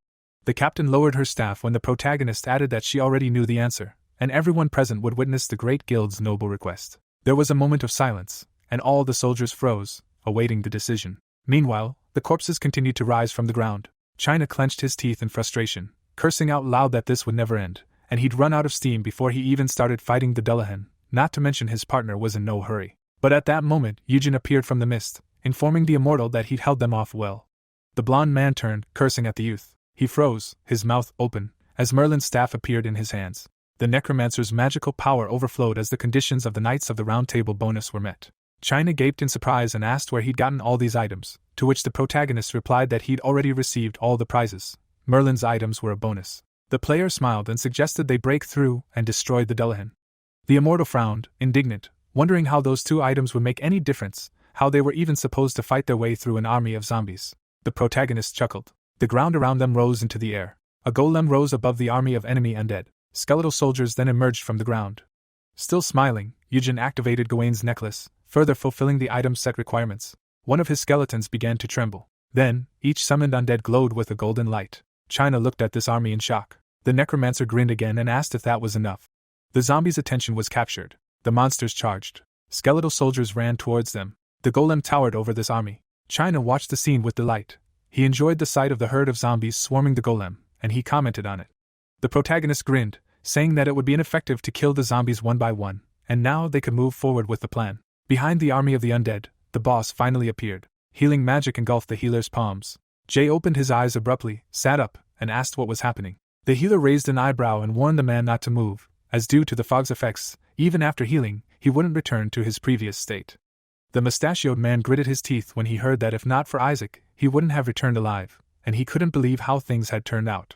Ellis and her assistant wandered through the fog, and the latter asked if they could really just walk around like that. The captain glared at the boy, and when he reminded her that in their current state, it would be dangerous to encounter a monster that decided to abandon the battlefield, she barked that she was aware of it. The girl turned to the fighter and added that the Russian had tricked them and taken Merlin's items, and since they would have to explain things to the guild, they needed at least some understanding of the situation. The commander gritted her teeth. She didn't know what the other players would do if she hadn't immediately handed over Merlin's items. Remembering their looks, Ellis realized that not only the artifacts, but also the guild's pride and the lives of her subordinates would have been lost. She decided that Isaac was a very frightening man. Finally, her foot stepped onto the edge of the cliff. From above, the Americans saw a stone golem scattering hundreds of zombies in all directions. The assistant looked on in horror, exclaiming that the fool hadn't even noticed he was surrounded. But the skeleton warriors razed everything to smithereens. The captain's eyes widened, and she said it wasn't encirclement. The skeletons were successfully destroying the zombies. The girl's face expressed shock as she realized out loud that Isaac had taken up a position between the zombie army and the Dullahan, summoning a skeleton warrior and a golem. The commander realized that the enemy had isolated the boss, but if he delayed, they would find themselves surrounded and in danger. She couldn't understand why the boy had resorted to such a reckless act. Steam billowed from Chin's mouth, and he admitted it was more difficult than he had imagined. The immortal tensed his muscles to break the ice on his hands and said he thought one would be easier to deal with, but the enemy spat icy air that froze on contact. The Dullahan's eyes blazed, causing the energy of the dead to increase, but Lancelot's ring reflected it. The protagonist watched his companion shout that the pile of items was overwhelming, and thought they wouldn't be able to defeat the boss so easily. He was only keeping warm with his necklace. The young man approached the fallen sword and recalled what he'd heard before returning from his comrades who'd attempted the dead forest. He'd been told back then that defeating the Dullahan required insane firepower, and at the time, none other than Sejong possessed such power, and now he would be less than him. The necromancer stood firmly on his feet, crossing Percival's spear with Merlin's staff, increasing its penetration. The tip of the weapon glowed. China channeled mana into his knuckleduster when he realized his companion was pulling out an ace from his sleeve. The immortal rushed at the boss, deciding he hadn't done all he could. The boy unleashed a series of blows with his knuckleduster on the horse. The monster tried to slash at the man with his sword, but he dodged the blow. Gritting his teeth, he swung the knuckles again. But at that moment, the weapon stopped glowing. The knuckles collided with the sword's blade. The blonde's hand began to encase itself in ice again. The Dullahan's head opened its mouth, sucking in air. China was forced to retreat. At that moment, the protagonist pierced the enemy's head with his spear. It attempted to deflect the blow with the energy of the dead. The spear began to encase itself in an icy crust. The immortal smiled triumphantly, glad they had deprived him of his head. The ice along the shaft reached the youth's palm. Then he smashed the enemy's head to the ground, while the blonde feared that even Percival's spear couldn't pierce this ice. The necromancer gritted his teeth, delivering blow after blow to the enemy's skull until cracks began to form. The monster's head began to crumble. A loud explosion thundered across the battlefield. The Americans covered their faces with their hands. When Ellis removed her hands, her eyes widened in surprise, and the system announced that the Dullahan had been defeated. When the fog cleared, dawn was breaking over the trees, and the onlookers couldn't believe it was over. The zombies began to crumble to dust. China looked around in surprise, noticing the disappearance of his enemies. The protagonist's breathing was heavy. The young man bent down to pick up the spear when the immortal asked what he planned to do with it. Eugen picked up the ring from the ground. The necromancer examined the artifact, recognizing it as the Ring of Hercules. The blond man folded his arms and asked again what his partner planned to do with the Dullahan. The protagonist smirked and asked what he thought, then summoned the defeated enemy as a skeleton warrior. Sechin was completely delighted, as the media was exploding with news of the Makash Guild's victory. Carrie crumpled the newspaper, and she threw it at Ellis's feet, her face awash with shame. Yang Wang read the news with a satisfied smile. The master smirked, admitting that Wu Jin's offer to invest in Isaac was a good decision. There were already idiots comparing Phoenix to the Messiah. When the secretary entered the office and announced a call from Mokash, the man reflected that as Isaac became more active, his guild stock price continued to rise. Yang Wang raised his eyebrows in surprise. He'd never heard that name before. The suitcase rolled along the asphalt. The protagonist pressed the phone to his ear, announced that he just arrived and was ready to move on to the next step, and then asked if the other person had done what he'd asked. Sechin smiled and said that he had, of course, but asked to use it carefully. Its durability was still low. While China was packing his suitcase in the car, the young man heard the broker drop a line, promising to call back soon. The immortal climbed behind the wheel and asked if his partner was tired. They'd only just finished, and he was already talking business again. He'd go first, as he was so hungry he could die right then and there. He then asked if they'd be having lunch together. Eugen simply waved at the blonde, complimented him on his work, and told him to drive carefully. China leaned out of the car and angrily reminded him that, generally speaking, when people are grateful for someone else's work, they buy them something. The young man promised to buy him something to eat soon and let him choose whatever he wanted. The immortal's face fell, and he even asked if he'd understood correctly. But when the necromancer's car pulled away, he indignantly cried out that he hadn't been told about the deadline. Meanwhile, at the Messiah Guild headquarters, Shin slammed her palms on the table and protested that the other man couldn't be present, clearly not understanding their current situation. The girl leaned forward, adding that they couldn't delay their attack on the multi-level dungeon any longer, but the man in the hologram countered that he, too, had a problem he couldn't put off. Hidero frowned and asked if she knew how many of his students had already been killed. Until he managed to eliminate Wu Jin, he wouldn't cooperate with the guild. Shin glared at the master archer and shouted that because Isaac had managed to pass through the dead forest under Yin Wang's protection, they were the focus of public attention, and their ally was planning to ruin their situation with such a trivial act. Sometimes sacrifices were necessary. The archer narrowed his eyes, indignant that his problems were being dismissed as trivial. The man's gaze betrayed displeasure, and he asked if they really thought he shouldn't take care of that newbie who'd easily cleared a 3-level dungeon, and if she thought they were overestimating the Russian's strength. Sitting next to him, Ken agreed with his colleague, expressing regret that the Messiah was preoccupied with such trivial matters. The girl winced. These idiots didn't understand that the issue wasn't Isaac himself, but that all the attention and praise were currently directed at him, making their guild's status precarious. When the master raised his hand, demanding that he stop, the warrior thought that another problem was that this Isaac was growing at an alarming rate, just like Sejong had in the past. The young man himself looked menacingly at the senior members of the guild and stated that if they were truly so concerned about their students, they could do whatever they wanted. However, they couldn't give them much time. The assistant looked at the master and reminded him that they couldn't delay the attack on the 7-level dungeon. The blonde man's gaze, directed at her, was filled with irritation. Shin looked away and agreed that if the master had said so, the attack should be postponed. The men bowed, thanked them for their understanding, and hung up. For a moment, silence fell over the hall. The shadowy youth laughed and remarked that the Messiah's reputation wasn't as high as it once was. The warrior looked indignantly at the speaker, who clarified that perhaps the rumors had been exaggerated to begin with. There used to be active key members at every level, but now there were none. The scarred youth leaned forward and continued that even the other members were beginning to act independently of the guildmaster's will, which was truly disorganized. Sejong clasped his fingers, and the troublemaker expressed confidence that he hadn't been brought here to demonstrate something like that, though he even found it amusing, to which Shin demanded he watch his words. The master looked calmly at the youth and asked what he could have done. The other man looked at him tensely. The newspaper fell onto the table. Wu Jin raised his eyebrows and asked why he had been summoned. Yang Wang smiled and explained that thanks to the protagonist's offer to invest in Isaac, his business had improved, and he wanted to ask him for something else. The master placed his hands on his lap and added that if the young man could fulfill his request, he would provide a worthy reward. Yang Wang inquired what he needed. The man extended his hand and informed the protagonist that a player wanted to partner with him on a dungeon raid, apparently wanting to test his skills. The necromancer's eyebrows rose, and he clarified what Yang Wang meant. The master pointed at the player, and added that he simply needed to make sure they remembered him, as the man was one of his bodyguards. He said he absolutely needed him to accompany him. The young man was at a loss for words. Wu Jin frowned and asked who the person was who wanted to partner with him. The man grinned and said Isaac's name, choosing the young man.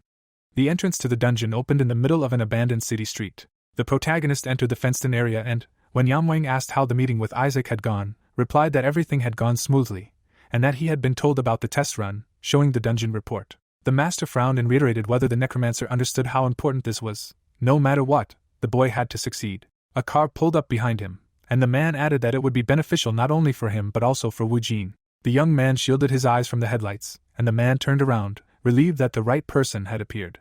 The car door opened. A completely calm Isaac emerged. The players shook hands, and the protagonist asked to take care of him. The bodyguard whispered something in the Russian's ear, after which he smiled amiably and deliberately uttered a strange phrase, which the man behind him immediately interpreted as a request to take care of him as well. Yang Wang raised his eyebrows in surprise.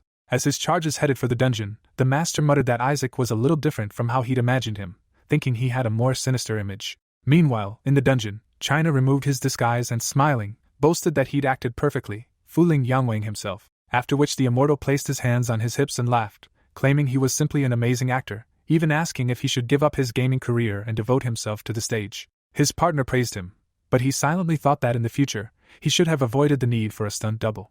He recalled their conversation in the restaurant, when the blonde man had complained that he hadn't been told up front that the Phoenix Guild Master would also be there. Chin's face was filled with confusion, and he whispered what they should do if Yang Wang showed up. Wu Jin replied that he would be at the entrance to the dungeon, and only he and Isaac would go inside. The immortal covered his face with his hand and asked what he was talking about. He was Isaac, after all, so how could he split into two? But the young man explained his plan. The necromancer pointed at his partner, and repeated that only he and Isaac would go inside. The blonde man flashed a smile, and said he understood. But looking at the table, he explained that his partner wouldn't be able to get away with just pork anymore and needed to order beef, to which Wu Jin reminded him that he told him he'd buy whatever he wanted. Chin looked at the necromancer with delight, and upon hearing that he could do so without restrictions, but only today, he immediately demanded the beef. As the boys were leaving, the immortal inquired how much all this meat would cost and called his partner a better friend than anyone else. When the player handed over his card for payment, the blonde began to say he was ready to continue helping, but then paused. The card bore the Phoenix Guild crest. The boy indignantly pointed at Yujin and demanded to know where he got the card, to which Yujin replied that he'd received it from the guild master specifically for the meeting with himself. China stared at his friend in confusion, realizing that the man had promised to pay him with food for his hard work, but had paid with a guild card. Seeing his partner's grin, the immortal realized he was beginning to remind him of Sechin when he'd asked him to take care of him. The skeleton knight destroyed another orc.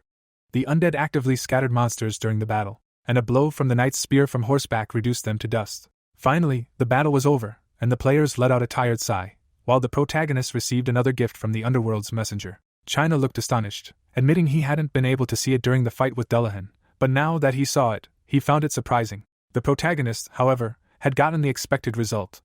The young man examined the staff, thinking it was the first time he'd used it properly, without taking into account the individual capabilities of others, but even he hadn't expected it to be so powerful. Yujin frowned, considering that the magical power remained even after using all his skills. It meant he wouldn't be able to get the most out of the items if it remained. In this dungeon, he wouldn't be able to test their full power. The immortal shrugged and added that thanks to the skeletons, the level continued to rise. They could do everything themselves. He didn't even need to interfere, and there was nothing to gain. The young man's smile turned satisfied as he concluded that soon even he himself would be no match for his partner's skeletal warriors. The necromancer glanced at Shin with displeasure, mentally irritated by his constant frivolity. The immortal waved his hands and asked if his partner was going to force him to do this again, begging him not to, as he was Isaac now, and if he did, he'd say he'd failed the test. But Wujin smirked and declared that he'd been thinking about failing this test anyway. A blond man's cry rang out over the forest. The protagonist's name appeared on the phone screen. Sechin picked up the phone and noted that they'd completed the test faster than he thought. He then asked if the young man was satisfied with the test. When he heard him say something, he realized Wujin had failed. The necromancer glanced sideways at his partner in the car, admitted he expected the broker to figure it out, and inquired if anything had happened while they were in the dungeon. The player frowned when he heard the Messiah Guild announce they were postponing their raid on the 7-tier dungeon. The exact reason the attack couldn't proceed as planned hadn't been disclosed. The protagonist figured that if they were even postponing the raid, there must have been some problem. And considering that, besides Sijuin, only the Master Archer and the Master Swordsman could act independently, there was no one else. The young man looked straight ahead and speculated that an internal conflict had arisen within the guild. Sijuin frowned and admitted he thought so too. There had been many unpleasant incidents recently, the most suspicious of which was the Master Archer. He wasn't an original member of the guild, but he had deep ties to it. The broker rose to his feet and added that it was just his guess. But before attacking the multi-level dungeon, he first needed to sort out his personal issues. Wujin frowned again, and was asked what he would do. A disgruntled China glared at his partner, as he replied that he had to finish what he started first. But as soon as the protagonist showed his credit card, the immortal leaned out of the car and, hearing him say he'd think about the rest after eating, expressed hope that he would be fed too. At this point, Sechin asked what other business he had. The necromancer smirked and replied that he had to meet with Yangwei. The next morning, at the Phoenix Guild headquarters, the master looked at the youth with disappointment, noting that he had failed the test and reminding him that he had said he had to pass this test no matter what. The player lowered his gaze and apologized. The man placed his hands on the armrests and stated that he did not need an apology, but an explanation of what had happened, to which Wujin replied that the power of the blood poisoning technique had been recognized. The protagonist rubbed his fingers together and added that he still lacked skill, but Isaac asked if he could help if he needed assistance. Yamwang looked at the young man with puzzlement, thinking that his interest in Isaac was merely a mixed blessing. The master drummed his fingers on the armrest. The necromancer didn't look up as he explained that he'd overheard the Russian talking to a colleague outside the dungeon, and it seemed they were trying to recruit people from a different guild, not Mokash. The man winced when Wujin assumed this meant Isaac would leave Mokash, realizing he'd become a free player. Yamwang clasped his fingers, mulling over the fact that they couldn't be certain based on this information alone. It should only be interpreted as information that they were attempting the same move they'd made previously, after forming their group. The master grinned when he realized the Russian hadn't been testing Yujin for nothing. The man leaned back in his chair and asked the young man if he thought he could handle it if he were given the chance to take the test again, and Yujin looked surprised. The necromancer looked up at Yangwang and replied that if he were given a chance, a little more trust, and a little more strength, he would definitely succeed next time. A volcano erupted, and the system reported a level increase. A huge monster lay on the ground. A dragon hunter appeared, and the sound of the dungeon being cleared could be heard. A crowd of people gathered near the car, asking for interviews. The man, sweat pouring down his face, said that he had just finished the dungeon, but there was an urgent request from the Japanese government. Francois held documents in his hand, and his assistant explained that an A-rank dungeon had been found, and the master wanted to ask him for advice. Sitting in the car, the hunter mentioned that the boss of this dungeon was a dragon hatchling.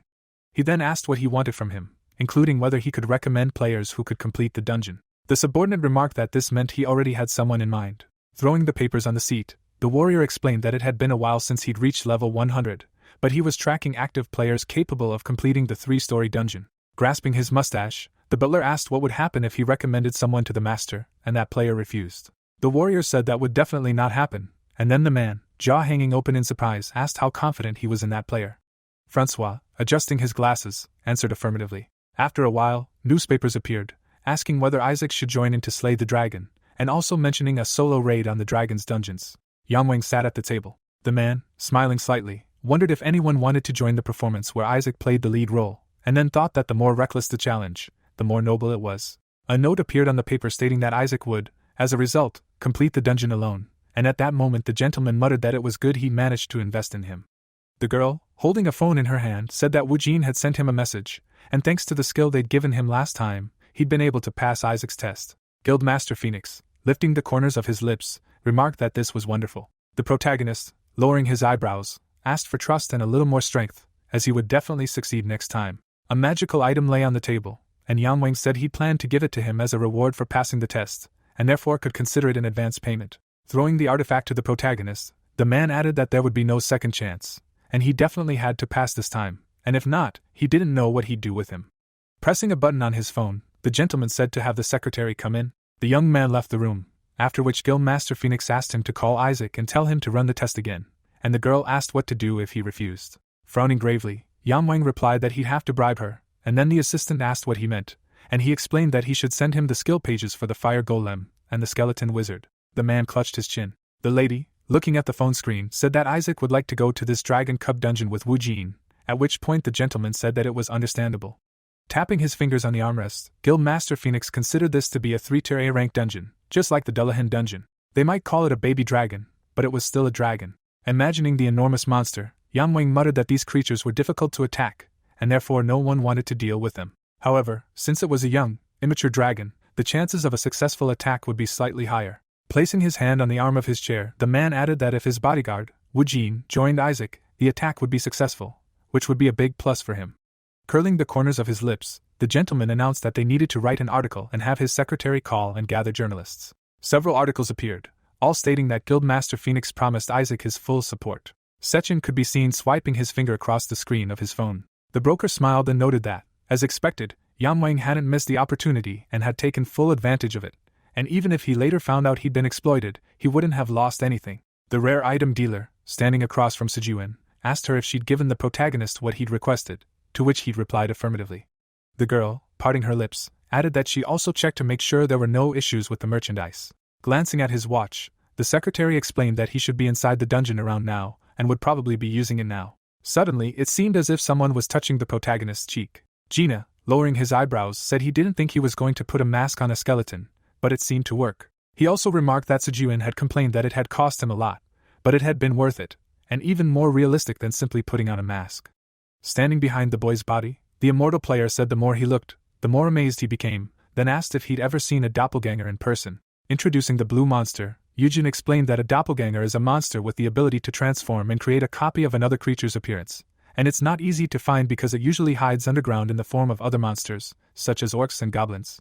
A diagram of how to transform an evil spirit into a human was shown, and the protagonist added that doppelganger skin tissue sells for a very high price on the black market, but using this skin tissue, one can create an item capable of perfectly disguising the face or appearance of another person. Opening his mouth wide, the protagonist said that maybe he should stop playing around, because if he breaks it, he'll tell the secretary everything and he'll have to pay for it.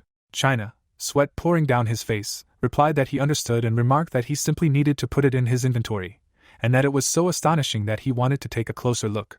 The immortal player, his jaw dropping, asked if he was going to deal with all the monsters again, and the system immediately indicated that the doppelganger's skin tissue was an item that could camouflage the entire body and could be used to disguise himself in various forms or guises.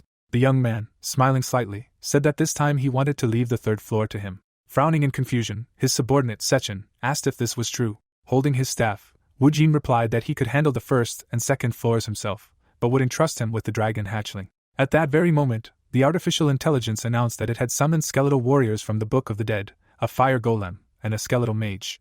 Suddenly, a huge number of undead appeared. The skeleton's head glowed with a bright flame. A flame was visible above the monster's palm. A skeletal beast appeared. Strange chains swirled around his hand, and the system reported that he had equipped a bracelet, engraved on his body, and the number of rings he could wear was increasing. Inventory slots appeared, and it was stated that King Arthur's ring and Hercules' ring were sealed and could not be removed. The artificial intelligence reported that the damage of all offensive skills had been increased by 10%, and health and mana had been increased by 150, after which a view of the magic beam opened. Holding out his palm, the protagonist pronounced it not bad. Sweat poured down Chin's face. The immortal player, his jaw suddenly dropped, asked what he was planning to do. Turning his head, the protagonist explained that there was no point in wasting time and that they would go straight to the third floor. High mountains appeared. Sechin's subordinate peered around the corner. The user looked forward. The blond man clenched his jaw, thinking that this monster had said he'd handle everything himself, but had ended up destroying everything, and he even felt sorry for the monsters in this dungeon. Imagining the various monsters, China realized he was no longer just a lone player, but had a powerful legion that knew no fatigue and unafraid of death. An army of undead stood behind him, and the immortal player added that this was his own guild. Sechen's subordinate's pupils quickly turned white, and he muttered that he didn't want to stick his neck out anymore. Wu Jin, looking back, asked if he had anything to say and why he'd been looking at him like that lately. Waving his hand, the blonde man replied that nothing was wrong, he just still didn't quite understand the strategy for attacking the hatchling dragon he'd explained earlier. Sitting behind a large rock, the protagonist clarified what was so difficult and explained that when they began, he should leave everything else to him and attack only the flanks. He had already said this, after which his partner exclaimed that he remembered and needed to prevent him from taking off and escaping. Narrowing his eyes, the protagonist remarked that he knew everything himself and then asked what he didn't understand, and the young man countered by asking if he shouldn't overdo it when he was lying on the ground and simply stay on his back. A terrifying monster appeared, and then Yujin announced that the flapping of his folded wings would be twice as powerful as when they were unfolded, and therefore the attack wouldn't work at all. To force him to spread his wings, he would need to hit him hard enough to make him sense the danger, but in such a situation, it was impossible to focus the full force of the attack solely on his wings. Bewildered, his jaw hanging open, China asked if he should wait on his back until the right moment. Suddenly, the protagonist raised his index finger to his mouth. A huge dragon suddenly appeared. The beast was visible as it hit the ground. The protagonist glanced sideways thoughtfully. The undead creature began gnawing at the animal. Sweat trickled down the immortal player's cheek. The monster suddenly raised its head. The creature began to survey its surroundings. A glint of light reflected in the dragon's eye. The undead creature abruptly spread its wings, and at that very moment, the young man muttered that he was a clever creature and immediately noticed the changes in the nest. Smiling slightly, Yujin decided to give it a try, albeit too late, and the system reported that the corpse explosion skill had been used. A second later, a powerful explosion resounded. The monster quickly fell to the ground. The creature tried to dodge the rocks. Suddenly, a huge boulder slammed into the dragon. China, riding the skeletal beast, shouted that he understood what he was talking about, then asked if he finally managed to fly. What then? Opening his mouth wide, the protagonist replied that he could cut his wings if they were open, and that his task was to bring him back down to earth. Frowning angrily, the immortal player asked if he meant that he would fall with him. Extending his thumb, the protagonist exclaimed that he would entrust this to him. Petrified rocks appeared, and then his companion spoke rudely of him. The dragon abruptly opened its mouth. Yujin's minions quickly attacked the monster. The skeleton struck its back. Baring his teeth, the boy wondered why its scales were so thick. Clenching his jaw, the youth said he had pierced it slightly. Suddenly, a bright light appeared in the monster's mouth. A second later, the dragon emitted a powerful flame. China, standing on it, shouted that he thought the wings weren't the only problem. The protagonist, his mouth wide open, told the player to focus on the wings and let him handle the rest. Then the system indicated that the pharaoh's strength skill had been used, and that any monsters the caster hadn't killed could be used as sacrifices. Suddenly, several skeletons leaped forward. The knight quickly approached the monster, and at that moment, the blessing of the sun activated. The undead's head burned with a bright flame. The swordsman opened his mouth sharply. A moment later, the rider leaped toward the dragon. The skeleton pierced the monster's tail, and at the same time, the artificial intelligence reported that the hatchling dragon had been poisoned by its venomous blood. The monster threw the knight off its tail. China frowned in confusion. The undead creature began flapping its wings. The immortal player, standing on it, shouted for it to stop. Suddenly, the dragon soared upward. His mouth wide open, the protagonist called out to his comrade. The boy pushed off the ground with a jerk. Magic traces were visible. The young man gripped the spear tightly. Sweat trickled down the blonde's face. The user's grip on the weapon was visible. Looking up, Wu Jin said to let his partner recover before he rose any higher. The tip of the spear suddenly glowed, and Qin remarked that he was easy to speak. Suddenly, the immortal player delivered a slash at the opponent, and asked if he thought it was easy. The monster opened its mouth in confusion, and then Sechen, the subordinate, exclaimed that he had succeeded. Suddenly, the boy began to fall. The boy's eyes widened in confusion. A second later, the user grabbed the monster and muttered that he would die like this. Suddenly, the dragon hit the ground. Smiling slightly, the protagonist thought that if it weren't for Qin, he wouldn't have even imagined such a strategy, and his comrade was already halfway there. A thick haze was visible. Suddenly, the monster emitted a bright beam. A powerful flame reached the giant. Lowering his brows, Yujin muttered that even if they had succeeded in the wing plan, they shouldn't forget that this was a dragon and dangerous in its own right, and therefore they must remain vigilant until they had completely subdued it. Numerous skeletons rushed forward. The undead creature furiously attacked the enemy. The protagonist's subordinates struck at the monster's tail. The knight's head burned with blue flame. The rider plunged his sword into the monster. One of the skeletons pressed hard on the hilt. The sharp blade could be seen piercing the dragon's limb. Its pupils sharply contracted. The protagonist's minions continued their attacks. Energy began to accumulate near the monster's mouth. Suddenly, the giant clutched its head in his palms. The enemy's body was torn apart from the inside. A moment later, a powerful explosion resounded. The undead abruptly fell to the ground. Wu Jin held his staff in his hand, and the system reported that the blessing of the river stick skill had been activated. Suddenly, China scattered rocks in all directions. Looking down, the protagonist noted that it had taken longer than expected and asked if he'd passed out, adding that he'd been asleep for so long that he thought he truly died. Baring his teeth, the immortal player asked if he thought such a trifle could kill him, then exclaimed that his stomach was empty, he had no strength, and so he decided to rest for a bit. Wiping his mouth, Sechen's subordinate inquired about the dragon.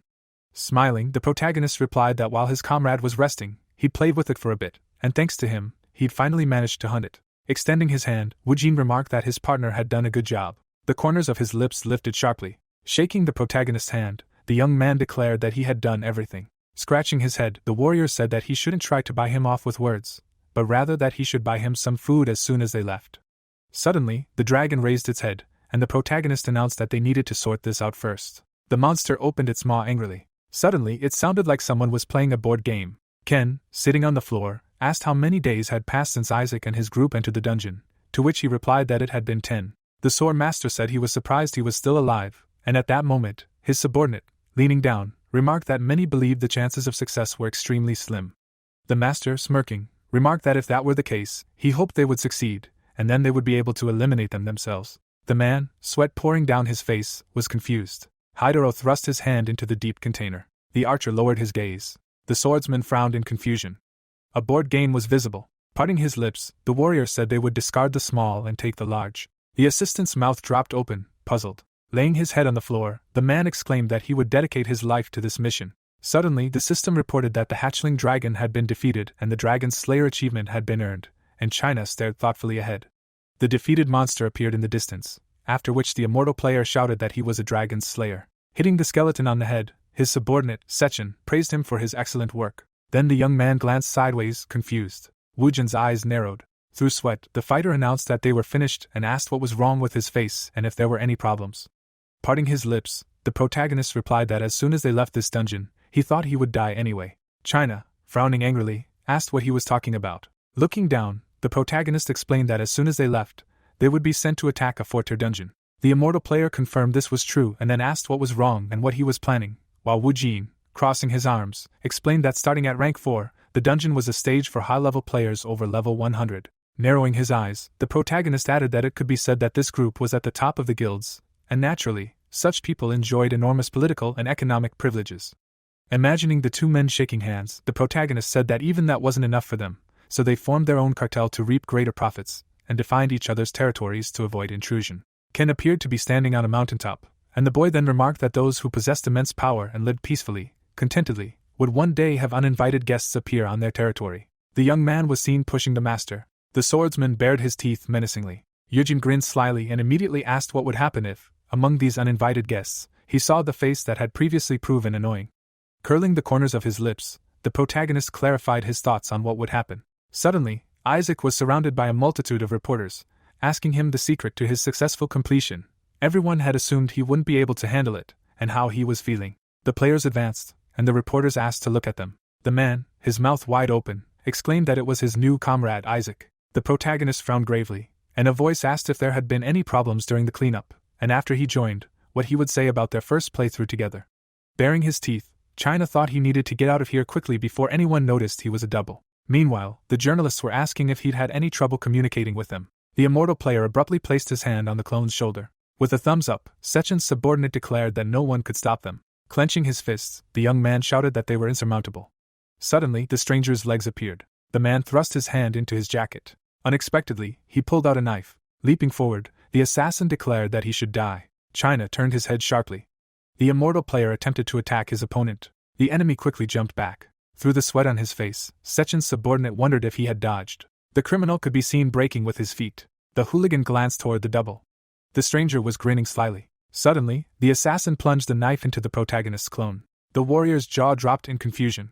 Drops of blood began to trickle down the leg. A pool of red liquid spread across the ground. One of the men, eyebrows raised in surprise, declared that he had indeed struck, and the second exclaimed that they needed to move away, as the player who had just been struck wielded poisonous blood magic. People began running in panic, and shouts could be heard to move away to avoid being hit too. Numerous journalists rushed forward. Suddenly, a man lunged toward the protagonist in Isaac's body. The stranger swung his knife.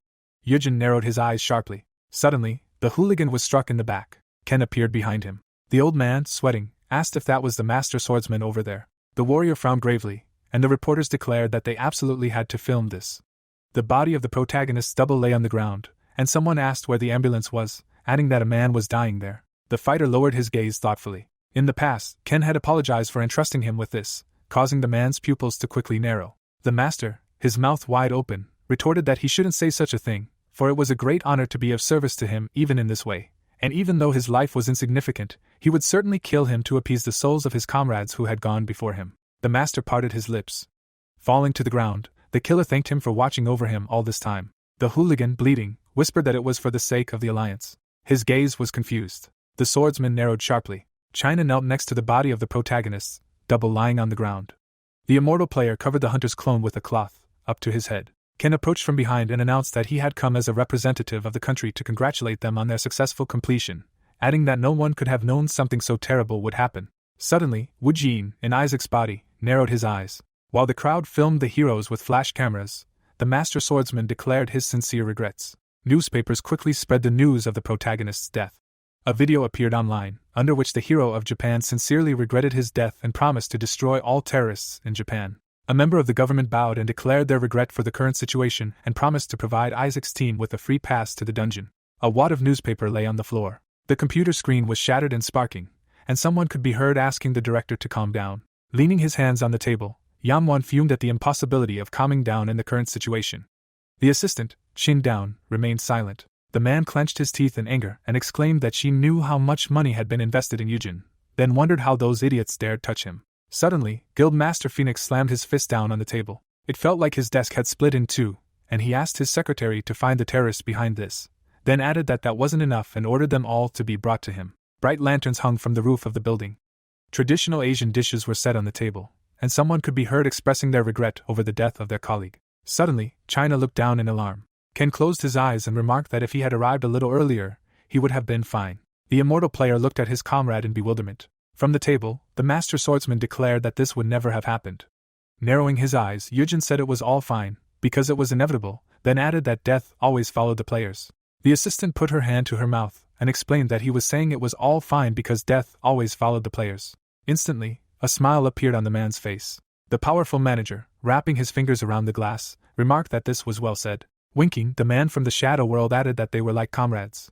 Setting a small container on the table, Ken announced that he had prepared the best drinks for them, so they could enjoy themselves. China gritted his teeth in anger when the other man asked if they thought there was no reason for the living to despair, although it was a great pity for the dead. Suddenly, the immortal player slammed his fist on the table and let out a cry of indignation. He placed his foot on the chair and shouted that this was disgusting and that he couldn't bear to hear it anymore. The player's pupils noticeably diminished in size, and he was outraged by the death of his dungeon companion, unable to understand how a man could behave like that.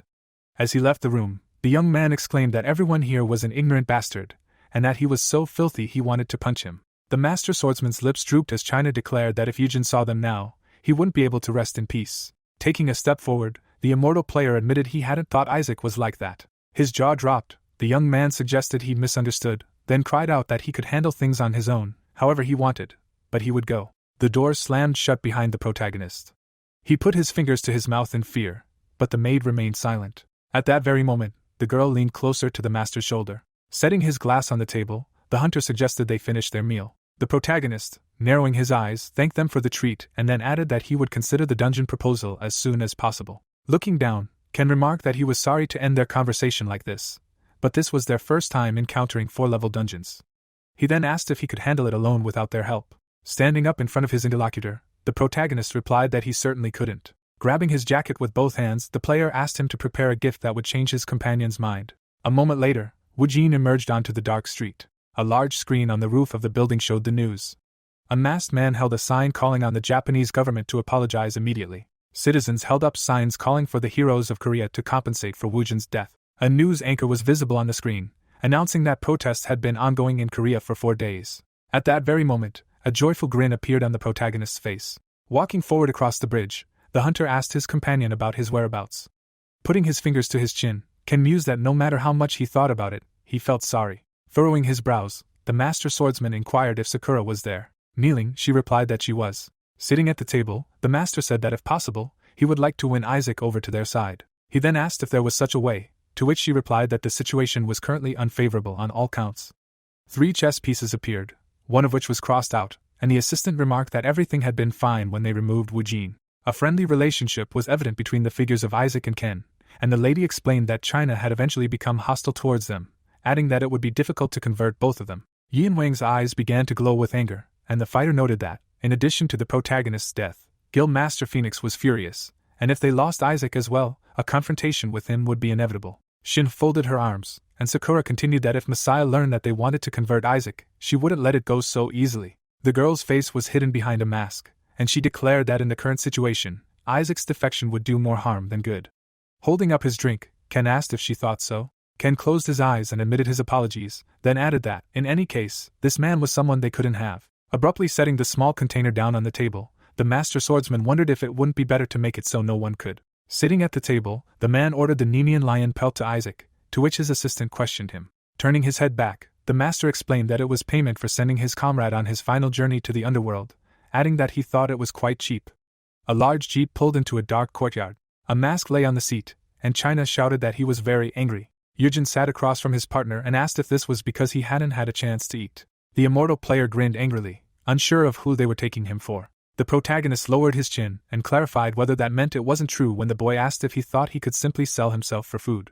Folding his arms in indignation, the player exclaimed that it wasn't quite true, or rather, not for that reason, adding that he'd gotten angry when he saw the faces of those who'd been holding out their hands after pulling such a dirty trick. Furrowing his brows, the hunter said he could understand to some extent, then admitted he didn't think they'd contact them immediately after doing it. The young man's pupils widened in fear when the protagonist pointed out that his anger had been quite opportune, after all, as he'd expected him to be obsessed with food and the conversation to drag on, so he'd thought through several scenarios. Clutching his head, China protested that he was allowed to sit any longer, then cried out that he'd only eaten sushi and left. A bright light was visible behind the car, and the immortal player exclaimed that they looked delicious, to which the other player remained silent.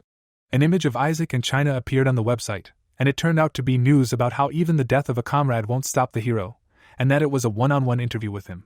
A stack of newspapers appeared, stating that Team Isaac was promising to attack a 4-level A-rank dungeon on Mount Fuji. On the table lay a newspaper stating that the Japanese government had expressed regret over Yujin's death, and someone was heard saying that it was good that he had prepared in advance, otherwise there would have been a big disaster. The other player replied that he, too, hadn't thought they would make their move so quickly. Second put the phone to his ear and explained that this meant he had angered the Yamato alliance so much, but his well-being was most important, and the person on the line replied that everything was fine. The broker looked away and stated that they didn't know what else they could do, so they needed to be careful. He then asked if they had promised him an additional reward of an Aegis shield if the attack was successful this time, to which he received a positive answer. Smiling broadly, the man exclaimed that these guys were very funny, to which they asked him what was so funny. Narrowing his eyes, the dungeon dealer explained that the secretary had brought him some very interesting materials. The paper was labeled as a report on a failed attack on a dungeon on Mount Fuji. The man's lips drooped, confused, when Second asked how they were going to reward him with something they didn't have themselves. A snow-covered cliff was visible behind the player, and the man explained that the Aegis shield was currently located inside a dungeon on Mount Fuji. A magical portal appeared on the city street in the night. Citizens stood on both sides of the road, filming the scene.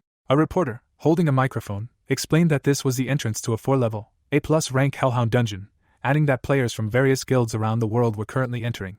As Yujin and China approached the magical portal, the news anchor announced that Isaac from the Russian guild, goddess of all living things, was leading the raid. Closing his eyes, the man explained that after Yujin's death, criticism of the Japanese government hadn't subsided, and he didn't understand their official position. Suddenly, a powerful explosion occurred behind the journalist as he was explaining that the Japanese government had already paid reasonable compensation. The reporter, his jaw dropped in alarm, wondered what was happening. The man watched a crowd of people fleeing a cloud of black smoke. At that very moment, his pupils visibly contracted in fear. A splash of dark dust rose above the buildings. A bright flash of light appeared on the screen. Pressing his earpiece with his finger, the journalist began calling loudly for his correspondent. Suddenly, a helicopter flew high in the sky. The man, camera in hand, looked away in confusion. Fiery explosions were visible in the middle of the street. The reporter abruptly leaned down and began coughing. Putting his hand to his arm, the news anchor's assistant asked if his colleague was okay and if he could stand up. Taking his colleague's arm, the reporter wondered what had just happened. At that very moment, the man's pupils visibly contracted in fear. The journalists watched as the portal disappeared. A magical lock was visible, and they realized the passage had closed. Posts appeared online claiming a worst-case disaster had occurred, namely an explosion at the entrance to a 4-level, A+ rank dungeon in Japan, and that the entrance had closed shortly afterward. Newspapers appeared, reporting that Isaac's group was trapped in the dungeon, with almost zero chance of success, and that God had ultimately turned against him. A view opened up of a large estate in Asia. Ken smirked and said that the strategy of isolating them inside the dungeon wasn't bad. A ray of sunlight filtered into the room, and the master swordsman remarked that if it were him, he would have sent 5 or 6 more reliable men, to which Sakura questioned whether that was really necessary. Lowering her chin, she explained that this was their first 4-level dungeon, and it was also an A+ rank, before adding that they were probably going through pure hell right now. Frowning, the assistant recalled that they had also tried to clear this dungeon several times and failed. She then inquired about what they could do together, declaring she bet they wouldn't even want to hunt monsters. A small bamboo branch seemed to fall onto the stone. Kneeling before the master, the lady admitted she never imagined he would appreciate her prank. Placing her fingers on the floor, Sakura explained that she had placed the Aegis shield as an additional reward, but it was located inside the dungeon. Ken, clutching his chin, considered her words. Rising from his chair, the master swordsman asked if she thought it looked like a prank. Her eyes widened, unsure if it was. Approaching the front door, the man noted that recently more and more people were wondering about the shield's whereabouts, adding that it was because it was a legendary item with incredible power. The man from the world of darkness appeared, and he declared that if others learned that even with such an item, they had failed to clear it, people would become even more wary of this dungeon. His assistant sat behind him as he explained that the better their cleanup went, the lower their reputation would sink. Dragging his foot across the floor, the strongest of the managers declared that this false information would serve as both bait and trap when Sakura mentioned that in the future they might offer the Aegis shield as a reward to anyone who completed the dungeon. Smiling broadly, Ken remarked that in that case, the dungeon would forever be a tomb for the idiots who dared challenge it. A bright beam of light shot up to the heavens amid the dark forest. Standing opposite his ally, China inquired if they were the only ones who had managed to enter. Bowing his head, the immortal player wondered how his comrade had foreseen this, or if he had become a fortune-teller. Yujin explained that there were too many preparations at the dungeon entrance, when suddenly his partner spread his hands and shouted that he wanted to know how he knew there would be an explosion near the entrance. The protagonist, chin down, remained silent. A katana wielder appeared to wound another, and the hunter reflected on how, before he returned to the past, the Messiah had been dealing with interference right there in the dungeon. People were seen running away from the powerful explosion, and the protagonist silently reflected that she could also deal with those difficult to face off against, isolating them in the dungeon alone, so this was common. Biting his lower lip, the player realized that this terrifying method of using an explosion was one of those the master had taught him in the past. China, his mouth wide open in rage, questioned his ally's listening status and repeated his previous question, to which the ally declared they should stop talking and focus on the hunt. Narrowing his eyes, Yujin announced that they needed to hurry if they were going to collect 20,000. Enormous stone shards rose into the air, revealing themselves to be a 5-story, B-rank plus dungeon called the Forest of Monsters. A notification suddenly appeared, informing the user that they had survived for 10 days and could proceed to the 5th floor. The player stepped on the enemy's back. Suddenly, the warrior waved 2 fingers. Instantly, the warriors leaped forward. One of the users suddenly extended his hand forward. The eyes of the men in black hoods began to glow brightly. The team members spread their fingers wide, after which the system announced that a skeletal warrior had been summoned. A magical glow was visible in the depths of the dark forest. A crowd of undead surrounded the team of warriors. A moment later, a broad smile appeared on the boy's face, and the artificial intelligence notified him that the Book of the Dead had been summoned. Magic particles appeared near the mage's palm. Suddenly, the young man's hood flew off. The magical teaching in his hand began to glow brightly. John grinned maliciously, and the system informed him that he held a book that contained the power of Osiris, and could also store 30 monsters that would receive the power of Osiris, increasing all stats by 15%. Sunlight fell on the petrified rocks on the 3rd floor of the Hellhound's dungeon. China lay meekly in the middle of a crater in the broken earth. Gritting his teeth, the immortal player asked if it was true that he shouldn't have underestimated his opponent.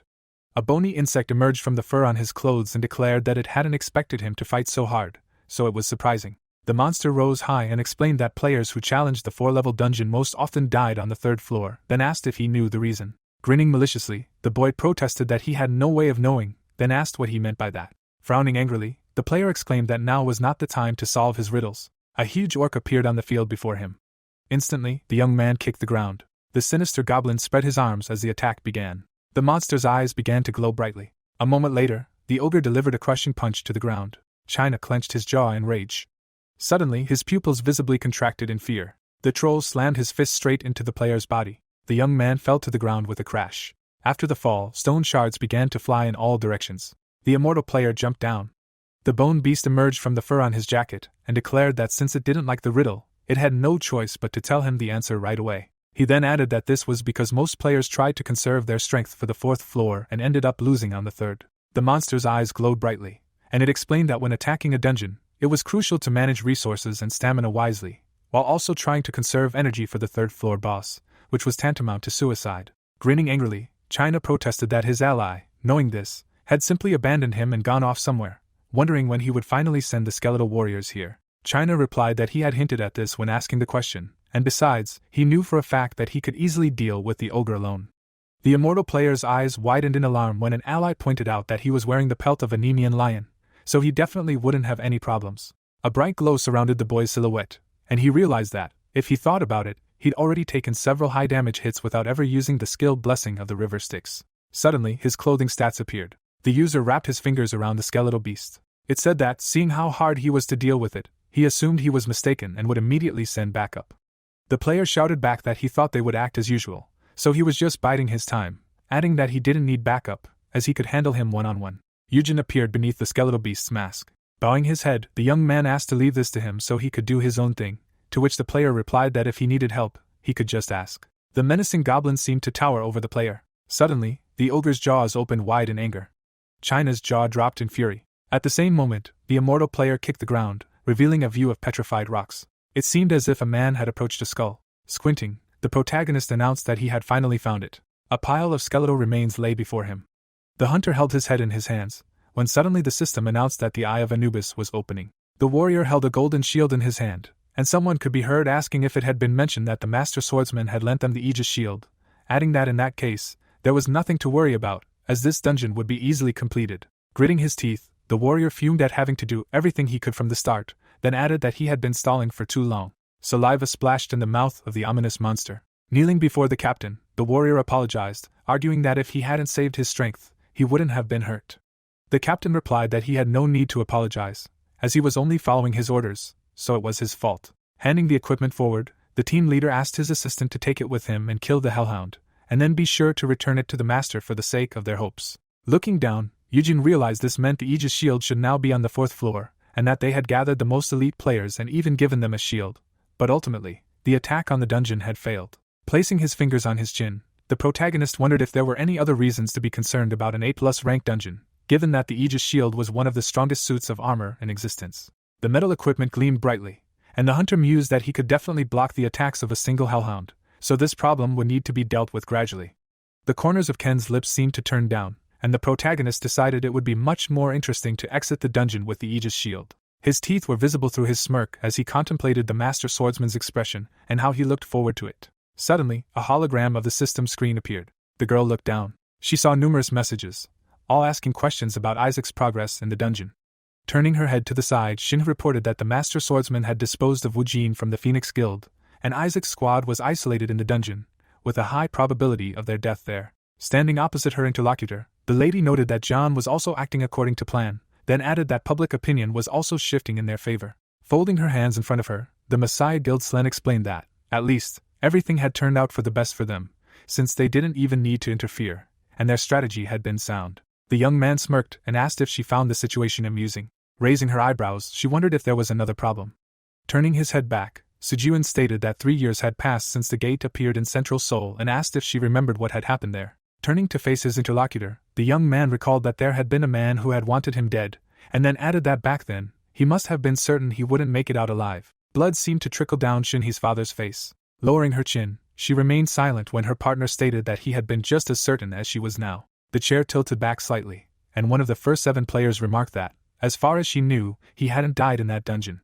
Placing a hand on his knee, Sejong remarked that instead of dying, his position had actually strengthened, adding that he sometimes wondered if it was that guy who made him who he was today. Suddenly, the guy ran his fingers along the chair. Crossing his legs, the heir to the sacred light said that it was indeed funny, but he wasn't sure if he should be grateful for it. As Shin vanished in the beams of teleportation, her ally muttered that that guy was Isaac. An image of a member of the Russian guild, the goddess of all living things, appeared, and one of the first 7 players admitted that, for some reason, he felt a certain resemblance to him. The young man asked if his assistant shared the same opinion, to which she bit her lip and remained silent. Clasping his hands, Sejong declared that if he managed to get out of there alive, he would have to meet him in person at least once. A beam of light shot up above the petrified rocks, and suddenly a notification appeared, informing the player that they had killed the ogre and leveled up. Chin's mouth dropped open in exhaustion. The body of the ominous monster lay meekly on the ground next to him. Approaching his partner, Wu Jin noted that he had finished faster than he thought. Grinning, the protagonist explained that he had brought skeletons just in case, but there was no need anymore, and besides, he seemed fine. Leaping up from the ground, the immortal player expressed outrage at his words and shouted that he had died and returned from the afterlife, adding that his ally had been hiding somewhere and had come back specifically after it was all over. The hunter poked his ear with his finger, asking if he looked like someone who would act so recklessly. He then added that he definitely told him that if things got tough, he could call for help, and the skeletons would immediately come to his aid. The protagonist declared that they'd sorted things out anyway and suggested moving to the 4th floor. Suddenly, the skeleton warriors lifted the protagonist above them, and he asked to wait, as they hadn't finished their sentence. Wu Jin grinned, after which the system reported that he teleported to the 4th floor. Holding the newspaper in his hand, Sechin said that everything was going as he thought. The assistant, sitting across from him, asked if he was talking about the Hellhound dungeon, to which he replied that it was true. Putting the paper news down, the man remarked that everyone assumed Isaac was already dead, as even the newspapers were reporting it. Looking straight ahead, the girl inquired whether the Hellhound's dungeon was so powerful, and whether it would be stronger than a dragon. Placing his fingers on his chin, the broker thoughtfully explained that, more accurately, powerful, was more accurately described as dangerous. A bright magical beam flashed forward, and the dungeon rare item seller remarked that the hellfire spewing from its mouth is said to incinerate its target. The combat gear sparkled, and Sechin explained that among the legendary items, rare armor with an absolute defense effect can be found, adding that without something like that, he wouldn't have dared attack this dungeon. A tired goblin appeared next to a cheerful dog, and the man remarked that the dog's body regenerative capacity is greater than that of trolls, and the balance between attack and defense is almost perfect. The heroes sat across from each other in the office. Sijuan lowered her chin and asked if Wu Jin was okay. The broker, closing his eyes, told her not to worry, because although he looked like a simple guy next door who only thought about food, he showed his true colors when needed. Grinning, the dungeon dealer asked if there had ever been easy dungeons, adding that she should just have faith that this time too, everything would work out. Sijuan's teeth were visible through his wide smile, and he noted that China wasn't alone there, and that the protagonist was with him, meaning there was no need to worry. He then added that, as always, they would return safe and sound. A bright fiery light was visible amid the petrified rocks. It seemed as if the player was grasping the edge of the mountain with his fingers. A hunter, with the Aegis shield on his back, began to climb. Suddenly, the protagonist collapsed to the ground, exhausted. Narrowing his eyes, the player considered why it had taken him so long to find it because he was in a difficult spot. He recalled holding the skeleton's skull in his hands and mused that if it weren't for the Eye of Anubis, even if they had cleared the dungeon, the shield would still be buried here, having been discarded between cracks in the ground. Baring his teeth in rage, China ordered Yujin to quickly get up and help him. Suddenly, the black dog kicked the ground with its paws. Stretch his arms out in front of him, the immortal player fought back, shouting that he was so busy here that he was about to die, and asking how long his partner would be able to enjoy this alone. Spreading his legs wide, the player couldn't understand why he was always forced to do this. Rubbing his chin with his palm, the protagonist asked what he meant. The user, his mouth wide open in anger, couldn't tell if he was joking or asking because he didn't know. He then became indignant at how he was always having a comfortable time while he himself was in danger and suffering. At that very moment, the young man grabbed the dog's jaw. China approached the enemy's body and began screaming. Throwing the dog back, the immortal player declared that even tanks have rights. His pupils bulging in alarm, the young man asked if his ally thought he wasn't hurt when he was wounded, when he was wandering around from the 3rd floor doing nothing, and then cried out that he was running around like a madman looking for a shield, even though they hadn't come here for treasure. A bead of sweat trickled down Yujin's face. A magical sphere appeared above the player, and the protagonist remarked that he had a good character and would endure all this. Suddenly, the user turned his head back. At that very moment, a powerful beam of magic streaked through the air. The young man crossed his arms in front of his face to protect himself. A moment later, his pupils visibly contracted. China watched in disbelief as streams of dark magic flowed around the shield, and the system announced that the absolute defense effect was activating, and this item could not be upgraded. A burst of dark magic was visible between the petrified rocks. The Hellhound's eyes began to glow brightly. The heroes stood protected by equipment cloaked in the magical aura. Behind his comrade, the immortal player was surprised. Grinning, the protagonist noted that this was the very Aegis shield they had been searching for, then asked if his partner still thought he had been doing nothing but wandering around. Holding his palms out in front of him, the young man explained that he had simply been a little sad, which was why he had spouted such useless nonsense, and then exclaimed that it was great that they had found the armor, and that he had everything planned out. Extending his hand forward, the hunter suggested they slowly make their way out of the dungeon, when the system suddenly reported the legendary item stats. Lowering his chin, Yujin noted that they should be careful with the hellhound. Streams of black magic emanated from the beast's bodies, and the protagonist explained that if it launched its attack, it would kill them with one blow. Smiling broadly, China explained that they had the Aegis shield, so he had nothing to worry about, then exclaimed that he would be in the vanguard. Looking straight ahead, the hunter announced that there was one more thing he needed to tell him. The immortal player's eyes widened in confusion. Suddenly, the boy turned around, and his partner shouted that he needed to dodge. A powerful beam of energy streaked past the players. Falling to the ground, the user didn't understand what had happened, as the hellhound was definitely on the other side, and this attack was on the other. At that very second, the young man began to turn his head from side to side. His eyes instantly turned red with fear. Gritting his teeth, China asked what it was, and the protagonist realized it was exactly what he'd seen through the eye of Anubis. The animal's fangs glowed brightly, and the hunter explained that this was the reason they hadn't been able to complete the dungeon, even with the Aegis shield.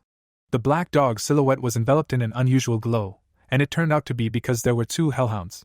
The other ominous beast's mouth dripped with poisonous drool. China frowned. Turning his back to the protagonist, he said there were two hellhounds. He turned around, asking if this was like a special offer. Buy one chicken and get the other for free? A beam of energy shot toward him. A moment later, the beam engulfed the pair. China, holding his shield in front of him, remained unharmed. He turned, asking Yujin what they should do with one shield, since they couldn't stand next to each other. The man froze, realizing there was no one behind him. China shook his head in rage, screaming and saying he thought he was standing behind them, which was why he was so diligently blocking. The protagonist, standing to the side, said it wouldn't work if they stood next to each other, and since he had a shield, he could handle one hellhound. Frowning even more, China said he could handle one, but what about the other? The protagonist, his brows furrowed, told the boy to look behind him. The man immediately turned around. He barely managed to block the beam of energy. A powerful stream of mana rushed past Yujin. The boy, lips parted, screamed. Smoke rose. China slowly emerged from the smoke. He turned his head. The player screamed, seeing his burning shoulder, struck by the unquenchable hellfire.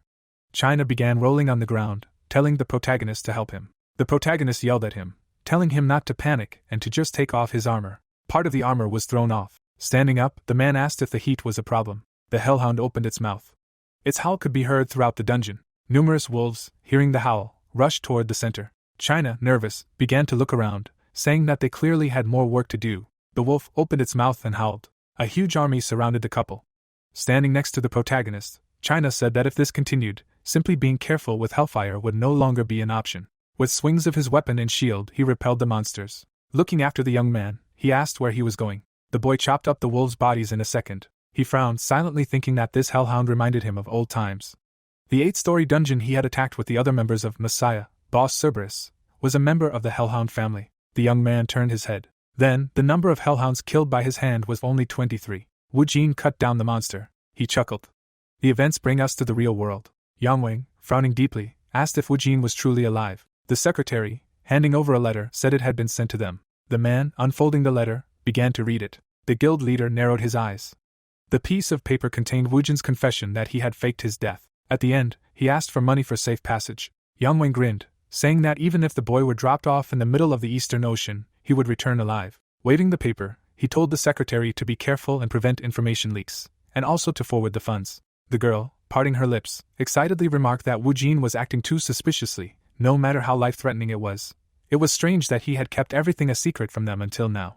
The man chuckled. Clenching his fist, he said he never believed him. It was simply a tool he needed to realize his ambitions. Yang Wang's pupils flashed as he said that as long as the boy lived, he could recoup his investment. He would make him pay in full for his deception. The monster opened its mouth. Smoke rose around the giant.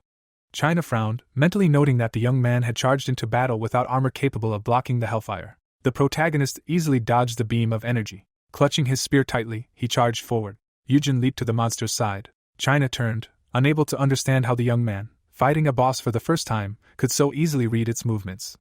The beam of hellfire melted the rocks, yet the protagonist dodged it without a problem. The young man, looking away, said there was only one left. A single hellhound boss stood before the group. Throwing aside his spear, the young man remarked that weapons made from dragon bones melted quickly. Yujin chuckled.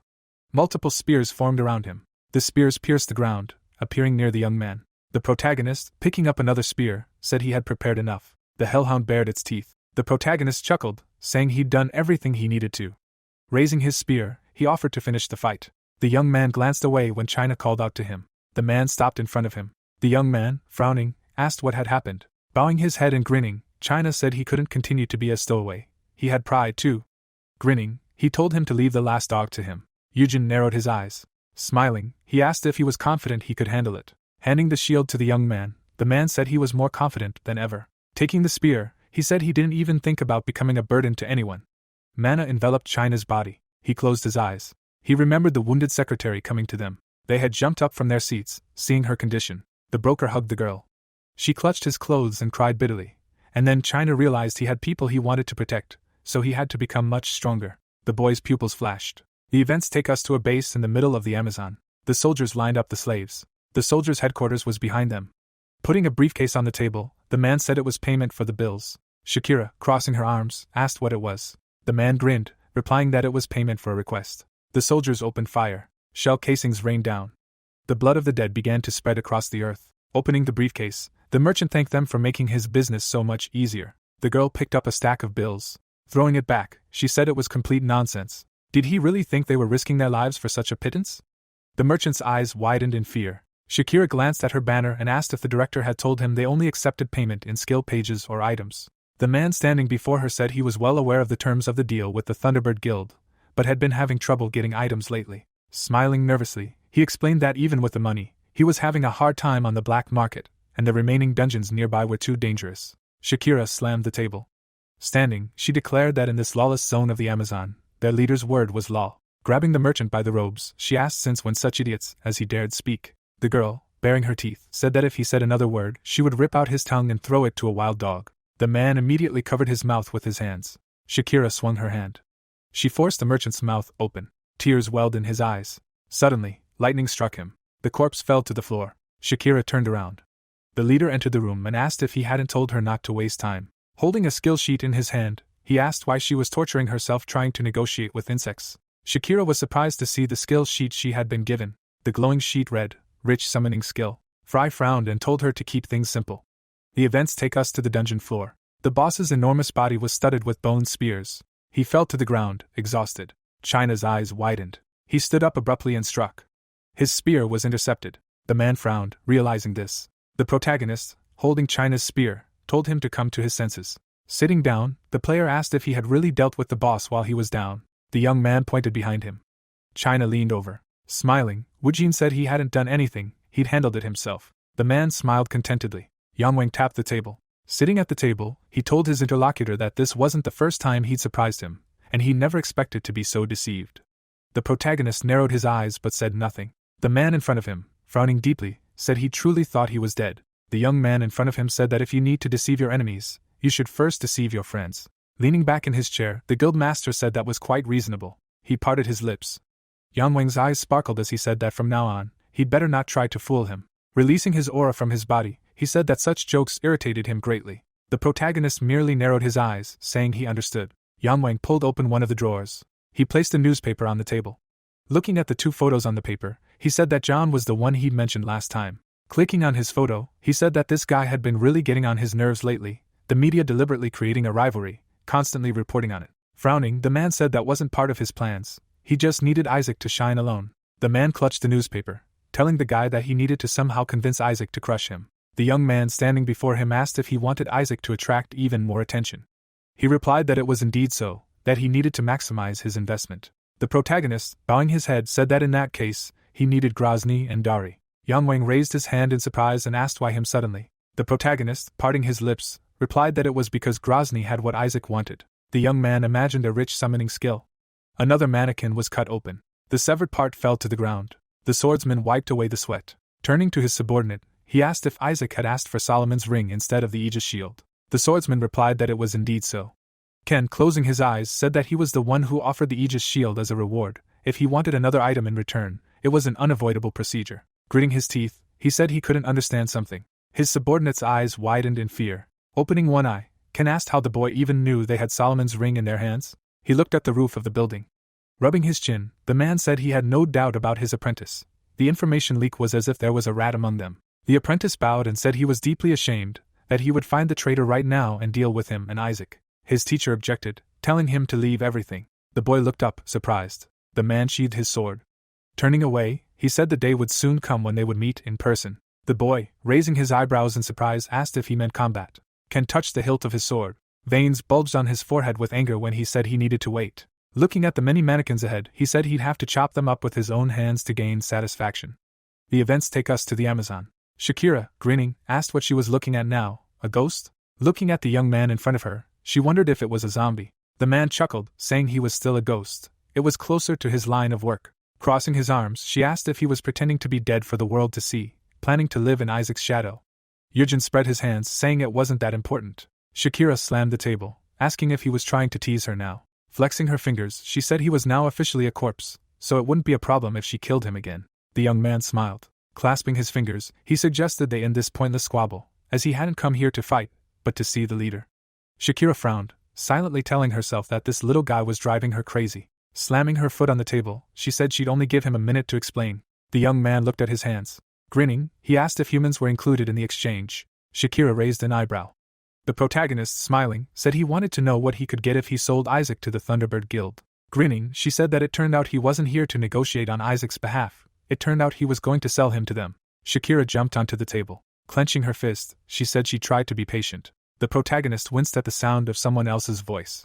Frey appeared behind him. Shakira's eyes widened in shock. Grinning, the guild leader asked if they really should buy Isaac by the kilogram. Eugene chuckled and said he didn't care, but they hardly needed Isaac without one limb. The three in the room froze. Grozny, cloaking himself in an aura of lightning, said it was quite a tempting offer. A weak fire burned in the forest. The protagonist and China sat by the fire. The boy, chewing meat, asked if he really planned to do this. Eugene, in Isaac's body, asked what he was talking about. Frowning, China said it was a bit difficult to even think about it. They had just emerged from a 4-story dungeon where they nearly died. The boy, closing his eyes, asked if that was true, and his companion grew angry, saying he was willing to go into a 5-story dungeon, but perhaps an A+ rank was a bit early for them. The protagonist, opening his eyes, asked if the player was afraid of dungeons. China waved the bone and, in his anger, said that he always provoked him like this. Placing his hands on his knees, he asked if he really looked like a fool.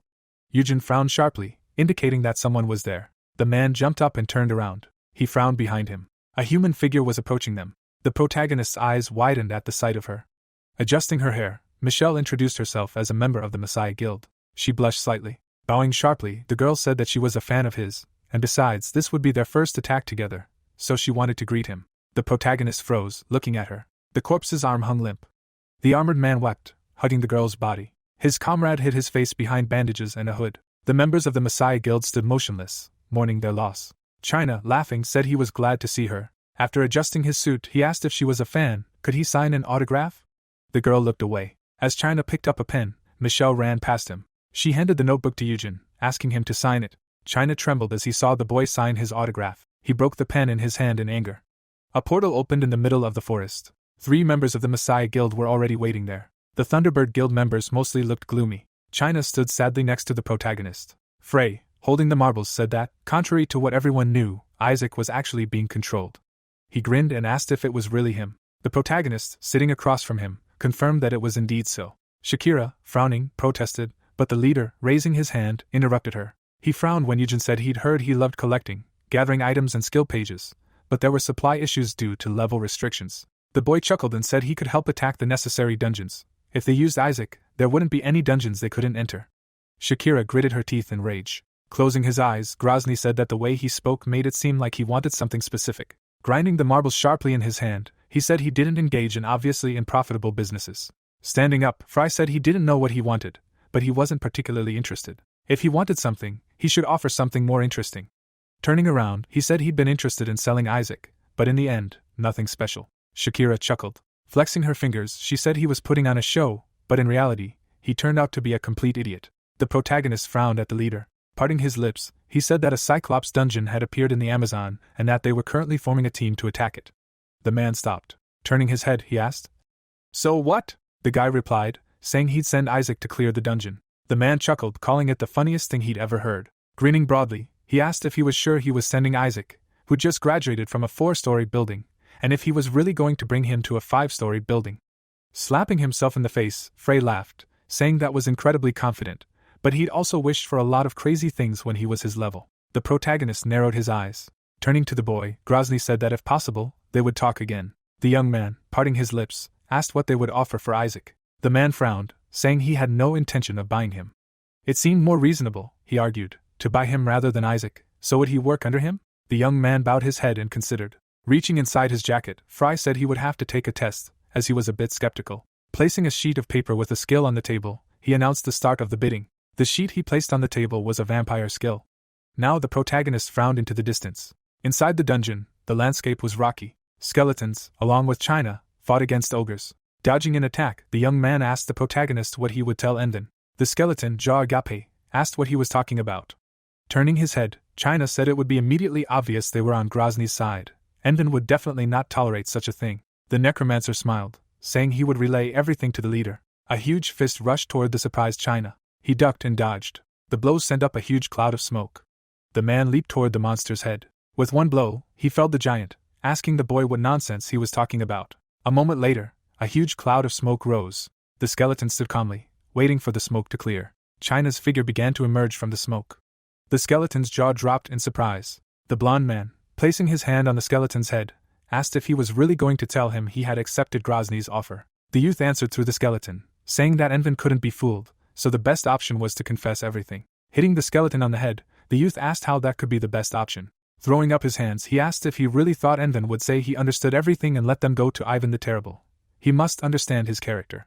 Eugen, approaching, said he seemed to have misunderstood.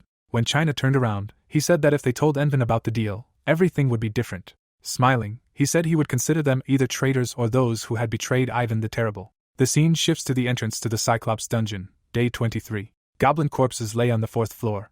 The warrior swung his sword, driving away the creatures. He gritted his teeth, declaring that he would soon go mad. Shaking his head, he called Kyle, asking about his situation. The swordsman, holding back the onslaught with his swords, said it was the same thing. Michelle, meanwhile, concentrated mana into her staff. The staff glowed brightly. Waves of mana rushed toward the sphere. The goblin frowned, staring at her. The monsters rushed at the mage. Kyle and the squad captain stood in their way. The girl raised her head. Her eye glowed with mana overload. A moment later, an explosion thundered in the passage. The smoke began to slowly subside. Wiping away sweat, the man said they barely made it through the barrier. Kicking one of the goblins, he remarked that the difficulty here was simply terrifying, probably because it was a high-level dungeon. Frowning at his comrades, he said that until they reached the main hall at the center of the labyrinth, the monsters would likely continue to appear in droves. One of the goblins quietly picked up a dagger. He slowly stood up while the group discussed the possibility of being surrounded by monsters. The commander turned, hearing the noise. The monster rushed forward. He frowned and shouted, telling Michelle to look behind him. The girl began to turn around. A goblin, blade raised to strike, appeared in front of her. Blood spurted. The mage closed her eyes. She slowly opened one. The goblin's corpse fell before her. The commander approached her, asking how she was feeling. He flinched sharply at the sight of the man in front of him, but still remembered to thank him for saving a teammate. The protagonist, raising his sword, asked why they hadn't finished the job. The surprised commander, his mouth hanging open, asked what he was talking about. Thrusting his sword into the goblins, the young man said it was a finishing shot. Some of the goblins trembled. One of them stood up in fear. The captain gritted his teeth at the sight. The group of goblins, who had previously feigned death, rushed away. The protagonist, glancing back, remarked that blood goblins differed from other goblin species in their intelligence. A skeleton stepped into the hall. 2 enormous skeletons blocked the shorty's path. The goblins sweated in terror. The commander clenched his jaw in horror. The young man, closing his eyes, said that the Messiah Guild had summoned them to clear the dungeon together, so he expected more from them. He smirked and declared that they were truly worthless. Veins of anger bulged on the commander's face. Michelle, grabbing Jordan's hand, calmed him. Lowering his head, Eugen said that a guild leader must be responsible for the safety of its members and be on guard at all times. Kicking the goblin, he remarked that if he had known about the blood goblins in advance, he should have prepared properly for the fight. In the end, it was the protagonist who had to kill the survivors. Smiling, he said that, judging by their lack of basic training, the rumors about the guild were exaggerated. Jordan clenched his jaw. He knew he wasn't perfect, but he wouldn't tolerate this attitude toward their efforts to save this world. The protagonist, moving his lips, said that he had only hoped for a good result in vain. The group leader's hand trembled. Kyle, frowning, told Isaac to stop teasing. They already understood what he meant. Stepping forward, the swordsman said he shouldn't get involved in unnecessary emotions. They were, after all, teaming up to clear the dungeon. Michelle, standing in front of Jordan, said that they were grateful for their help, but what business were they here for? Parting her lips, she said that he hardly came here to quarrel with them instead of overseeing his team's work. Gesturing behind him, the guy said he had a small problem. Their tank had injured its leg. China, his leg bandaged, walked out into the hallway. He greeted everyone with a nervous smile. The girl covered her mouth in horror. The couple immediately ran past the protagonist. Kyle held China while Michelle told him to sit down so she could examine his wound. Nervously, the man waved his hand, saying they shouldn't worry so much, but internally he cried, crying that his reputation as a real man was crumbling. Michelle sat down and offered China a potion. The protagonist, looking at her, mentally remarked that these guys were different from Sejuan. They sincerely wanted to save this world. Closing one eye, Jordan said that he himself had lost track of a team member and came to them, and now he was trying to teach him some basic duties. With a wide grin, he said he told himself that a leader is responsible for the safety of their guild members. Raising his hand, he told them to watch their own back first and then interfere with others. Grimacing, the man asked what had happened to him. Hadn't he been acting smarter than usual? The protagonist smiled, silently reminding himself that the commander's true nature had finally come to light, even though he hadn't changed at all. Looking back at China, he remarked that, unlike some, he hadn't been careless. This guy had injured his leg due to his own carelessness. Although China smiled, confirming his words, he mentally wanted to tear him to pieces. Kicking his leg, he said that, like a fool, he disobeyed the leader and run ahead, which is why this had happened. Smiling broadly, Jordan explained that they couldn't clear the dungeon without a tank now, so they had come to ask for their help. Closing his eyes, the young man said he had made a good point, but seeing the state of his men, he doubted it would be better to have his team under his command. Raising his hand, he said that if they obeyed his orders, he would ensure they emerged from the dungeon unharmed. Jordan's face twisted with rage. He dragged his axe along the ground. Approaching the protagonist, he said that the dungeon needed to be cleared. They could team up. Looming before the blonde, he said he couldn't tolerate his tone, and since he was so confident, he should challenge him for the position of leader. The news and the internet were all buzzing about the Messiah Guild being the first to challenge the 7-story dungeon. Shin bit her lower lip. She winced when someone asked her what was wrong with her face and if she was nervous. The girl frowned. A laughing John sat to the side, saying she'd done a lot of bad things in the master's absence, and was now worried. The boy's whole body was shaking with laughter. The player, stepping toward him, told him to stop talking nonsense and maintain decorum. The sorcerer narrowed his eyes. The boy who approached him said he had no right to talk about her. Sonu, bowing his head, said that while the master was away, she was as good as the guild's mistress. If he broke the rules again, he wouldn't stand by and say nothing. The necromancer continued to smile. Baring his teeth, he asked what he would do to him. An aura enveloped the two boys. The girl slammed the table. Shin, raising her hand, said they had no reason to start these arguments between them. Everything they were about to do was for the master. Kay moved his lips. He bowed his head and said he knew Sejong wanted to meet Isaac face to face someday, but they were gathered here to kill him. Closing his eyes, he asked if the rumor about Isaac entering the rank A dungeon on the 5th floor was true. The girl, picking up the remote, said she'd thought it was just a rumor until recently. Projecting two men, she said she'd received this information from a guild member currently in Amazonia. As they could see, there were witnesses confirming Isaac's entry into the dungeon. Narrowing his eyes, the swordsman asked who had entered with him. The girl, turning to him, said they weren't of the same opinion and couldn't trust them, which was why they hadn't given him the mission. Frowning, Kay said the boy wasn't the type to be dealt with easily, so he'd handle it himself this time. Shin grinned broadly. Interlacing her fingers, she said she was relieved that he had personally intervened. Raising her hand, she said the boy had become the bait for the entrance to the dungeon. John chuckled. Placing his hands behind his head, he said that if only Isaac could be destroyed, there would be nothing wrong with that. His eyes sparkled as he said he would become the sole owner of the aura. The people at the table fell silent. The swordsman, moving his lips, asked what location the operation was scheduled for. Shin pressed the control panel. It revealed a huge portal in the middle of the pyramids. Her lips parted, becoming serious, and she explained that the dungeon would be in Egypt and consisted of 6 floors. The dismembered skeleton fell to the floor. Jordan lay there, writhing in pain. His companions, standing to the side, were surprised. Lying on the floor, the big man declared that he had lost the fight. The protagonist leaned against the wall. Chinos, sitting nearby, silently remarked that he had once been like that. Jordan began to rise. The young man, grinning, said that now was the time to fulfill his promises. A huge number of floors loomed over the group. Tank clutched his weapon, silently remarking that they had been fighting for several days, but there was no end in sight. He looked back sullenly and asked Michelle to help him. Mana flared beneath the man. The monster's eye glowed. Jordan rushed toward the Minotaur. It exhaled steam from its nostrils. A massive axe rushed toward the tank. The floor shattered under the monster's blow. Jordan rolled back. Standing up, he called out to Kyle. The assassin immediately rushed forward. He leaped straight at the Minotaur. His blade sank into its flesh. Kyle began to move along the monster's arm, slashing at it. The skeletons, approaching, also began to attack the beast.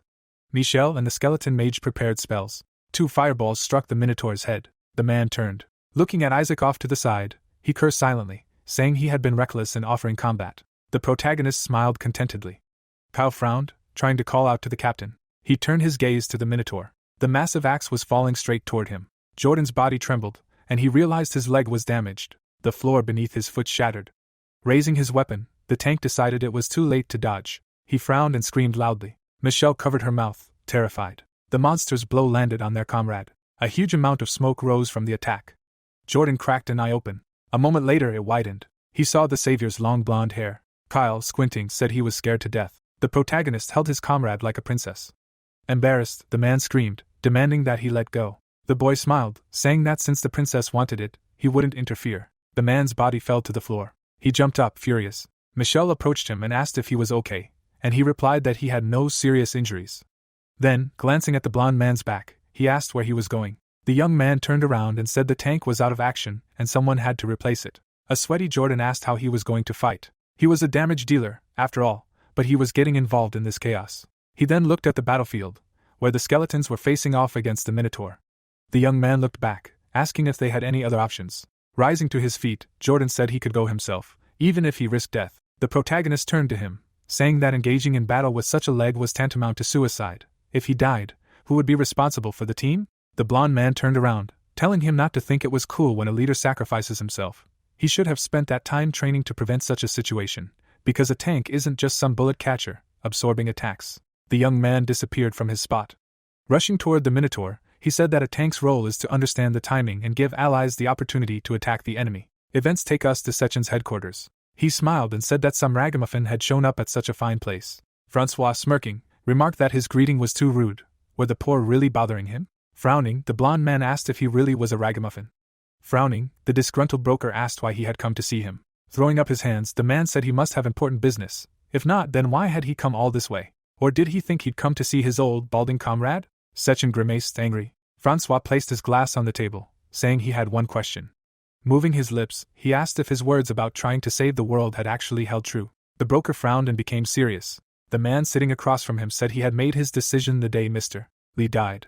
Sechen leaned slightly. The blonde froze, puzzled. The secretary entered the room. The man, slapping his leg, said that if he decided on something, he'd definitely do it. The dragon slayer, bowing his head, said it seemed like nothing had changed. Sechen slapped his leg, saying he still had a condition. He smiled, saying he'd calm down once he'd repaid the favor twice as much and the insult fourfold. The Minotaur roared, bleeding. Jordan frowned, mentally noting that the boy was dodging all the attacks without using his physical fortification skill. The protagonist calmly ran away from the Minotaur, as if he knew everything it would do next. The young man smiled and looked relaxed. The enormous monster ran after the boy. Jordan, standing to the side, screamed, asking what he was doing. Wu Jin turned to face the monster, his lips stretched into a grin. The boy didn't move as the monster ran toward him. The Minotaur crashed into the wall. Jordan's mouth dropped open in shock. Sina shook his head, saying they had to start all over again. A huge amount of smoke rose. Clenching his fist, the group's captain mentally scolded himself, saying it would have been better if he had sacrificed himself. Then everything would have ended with his death. They didn't even have any skeleton warriors left now, they lost. The skeletons rushed toward the Minotaur. Jordan froze, surprised. One by one, the skeletons began to attack the monster. The Minotaur began to pull out its horn. The protagonist spun his sword. He grinned, saying he couldn't move now. A moment later, he vanished from his place. In a second, he was at the monster's eye. The blade rushed toward the eye. Blood sprayed, and the system notified that the Minotaur had been poisoned. Steam came out of the monster's nostrils. He forcefully tore his horns from the wall. Eugen, shifting back, mentally noted that the enemy still had strength left, and he thought he could buy himself some time. A red aura enveloped the beast. Its eye glowed brightly, and the Minotaur entered berserk mode. The Minotaur rushed forward and swung its axe. The protagonist narrowed his eyes, determined to use all his strength and kill it with one blow. A goblin corpse was thrown at the monster's face. Skeletons began throwing corpses at the beast. One of them created a gust of wind, throwing the goblin. The goblin's body glowed. A moment later, all the bodies glowed brightly. The protagonist grinned, activating the corpse explosion skill. The goblin corpses exploded. The Maasai Guild members watched in amazement. As the Minotaur fell, clouds of smoke rose again. A huge number of skeletons rushed towards it. The skeletal ogre swung its sword. The second, climbing onto the torso, swung for a blow. Eugen calmly stepped aside. The Minotaur roared and screamed, bleeding profusely. The crowd of skeletons relentlessly cut him down. John, leaning on his arm, asked why he told him to stay behind. Smiling, he asked Shin if she was planning to ask him out. The girl narrowed her eyes.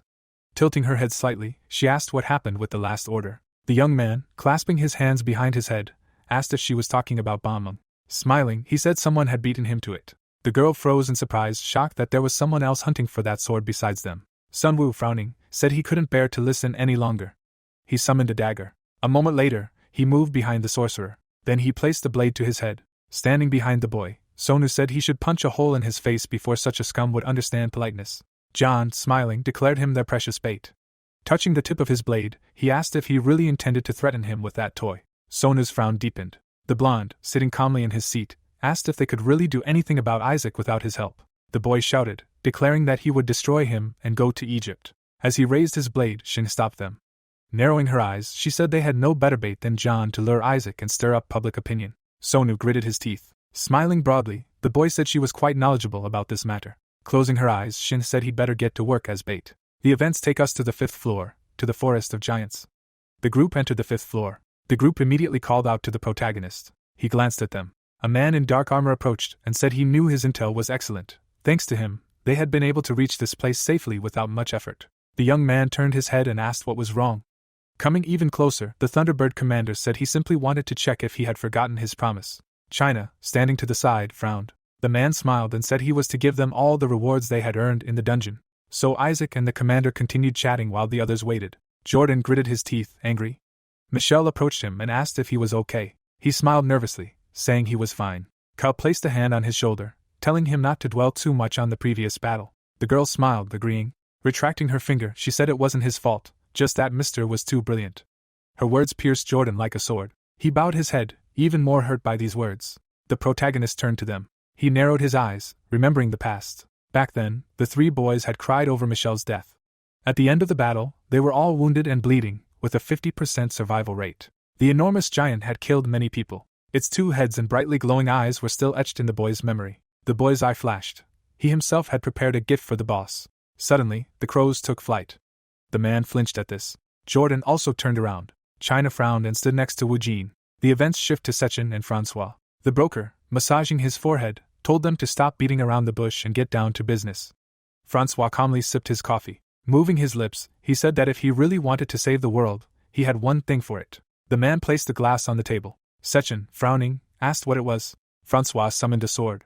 The broker flinched in shock. Sijuan also flinched, being at a distance. The man placed the sword on the table. Sechin, picking it up, was alarmed to realize it was Bamong. Frowning, the dragon slayer said that it was precisely this that the men from the Messiah Guild were secretly searching for, and if his suspicions were correct, it was the only sword capable of killing the savior.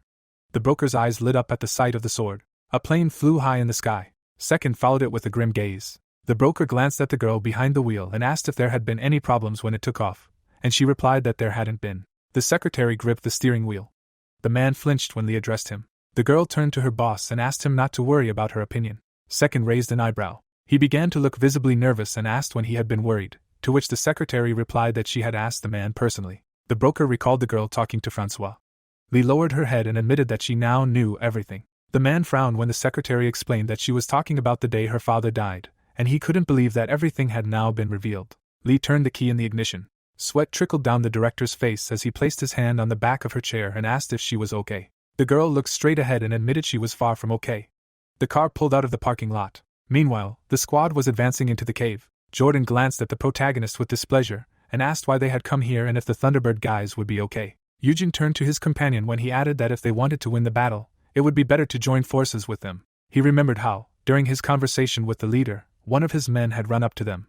Panicked, the man announced that the enemy was already here and asked what they would do. The commander turned to the young man and suggested they launch an attack immediately, as they had been doing so far.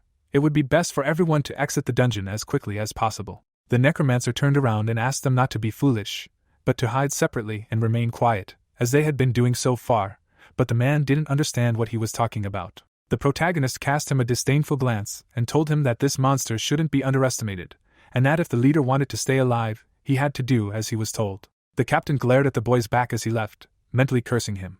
The subordinate frowned and asked the commander if they should prepare for battle. The man clenched his teeth. He remembered that they had managed to get here without unnecessary losses, and if they managed to destroy the 2-headed Cyclops with their own hands, all he had to do was get rid of that scoundrel Shakira, and he could become the leader's right-hand man. The commander smirked. Then he pointed at the subordinate and ordered him to gather everyone immediately.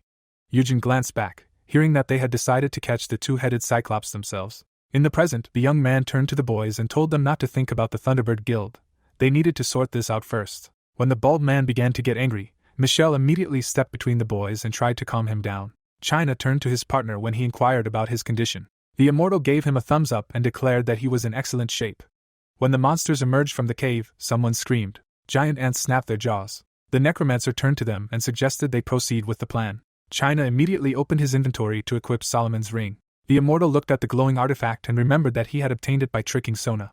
The blond man extended his hand forward, activating Solomon's command. Golden light engulfed the nearest ant, and it began to glow brightly. At that moment, one of the Thunderbird Guild members fell, bleeding. The leader was breathing heavily. He swung his blade to fight off the shadows, shouting, "Where did these monsters come from?" The captain swung his weapon again, threatening to cut anyone who came near him to pieces. But then he tripped over something lying on the ground. The man fell to the ground with a crash. The fighter struggled to his feet, but then his eyes widened. He stared in horror at his comrade's body, trying to understand aloud how this had happened. The leader looked back, certain he had just fought a cyclops. The man shook as he saw the battlefield, remembering how the enemy had suddenly circled around the others and fled. The captain lowered his sword, unable to understand why all his men were dead. He had certainly killed monsters, after all. The fighter stared ahead in confusion. Then he flinched when a shadow fell over him. He glanced back. A two-headed cyclops towered over him, its eyes glowing. The man looked up at his boss and cursed. The next moment, a huge fist was flying toward him, and a loud crash echoed. When the monster raised its hand, all that remained of the overconfident boy was a pool of blood. Meanwhile, in another part of the dungeon, monstrous teeth devoured flesh. The protagonist stood on a cliff, watching a two-headed cyclops. Someone approached from behind and addressed the young man. The necromancer turned and saw Jordan's displeased face, expressing doubt about the wisdom of his plan. Eugene raised an eyebrow and clarified what exactly was causing his doubts. The bald man pointed behind himself and explained that he was talking about striped ants. While China petted the nearest monster, the man asked if the protagonist really intended to join forces with them for battle. While Michelle hid behind Kyle, he offered to touch them, as they seemed rather cute. Jordan frowned and reminded him that Isaac could control them with the item now, but who could know when they would become hostile? The young man smiled, and when the warrior suggested the effect had a time limit, and they could get out of control during battle, he asked if they still doubted him. The bald man waved his hands and began to justify himself, claiming that wasn't the case. The necromancer approached his ally and admitted that he couldn't control the ants indefinitely with the ring. The protagonist patted the man on the shoulder and added that before that happened, they had to fulfill their role, after which the insects would self-destruct. Jordan looked back at the young man in surprise when he grinned and said there would be no problem. China smiled broadly and announced to the ants that the order had been given to advance, meaning their time had come. Solomon's ring glowed. The ants were drawn to the bright light. The immortal raised his hand over the crowd of monsters, and soon the army of insects advanced. The cyclops flinched at the noise. When the boss turned around, hundreds of ants were rapidly surrounding him. They began to climb up his legs and bite him. The monster roared in pain as the insects climbed higher. While China enthusiastically encouraged the ants, Eugen looked calm, and only Jordan looked tense. The man frowned, unable to understand how a horde of insects could so easily deal with the boss monster of the 5th floor of a rank A+ dungeon. At that moment, the two-headed cyclops fell into the center of the surrounding swarm. Only its eye protruded from beneath the insect carcasses. But the next moment, it began to glow brightly. The ants' eyes also began to glow.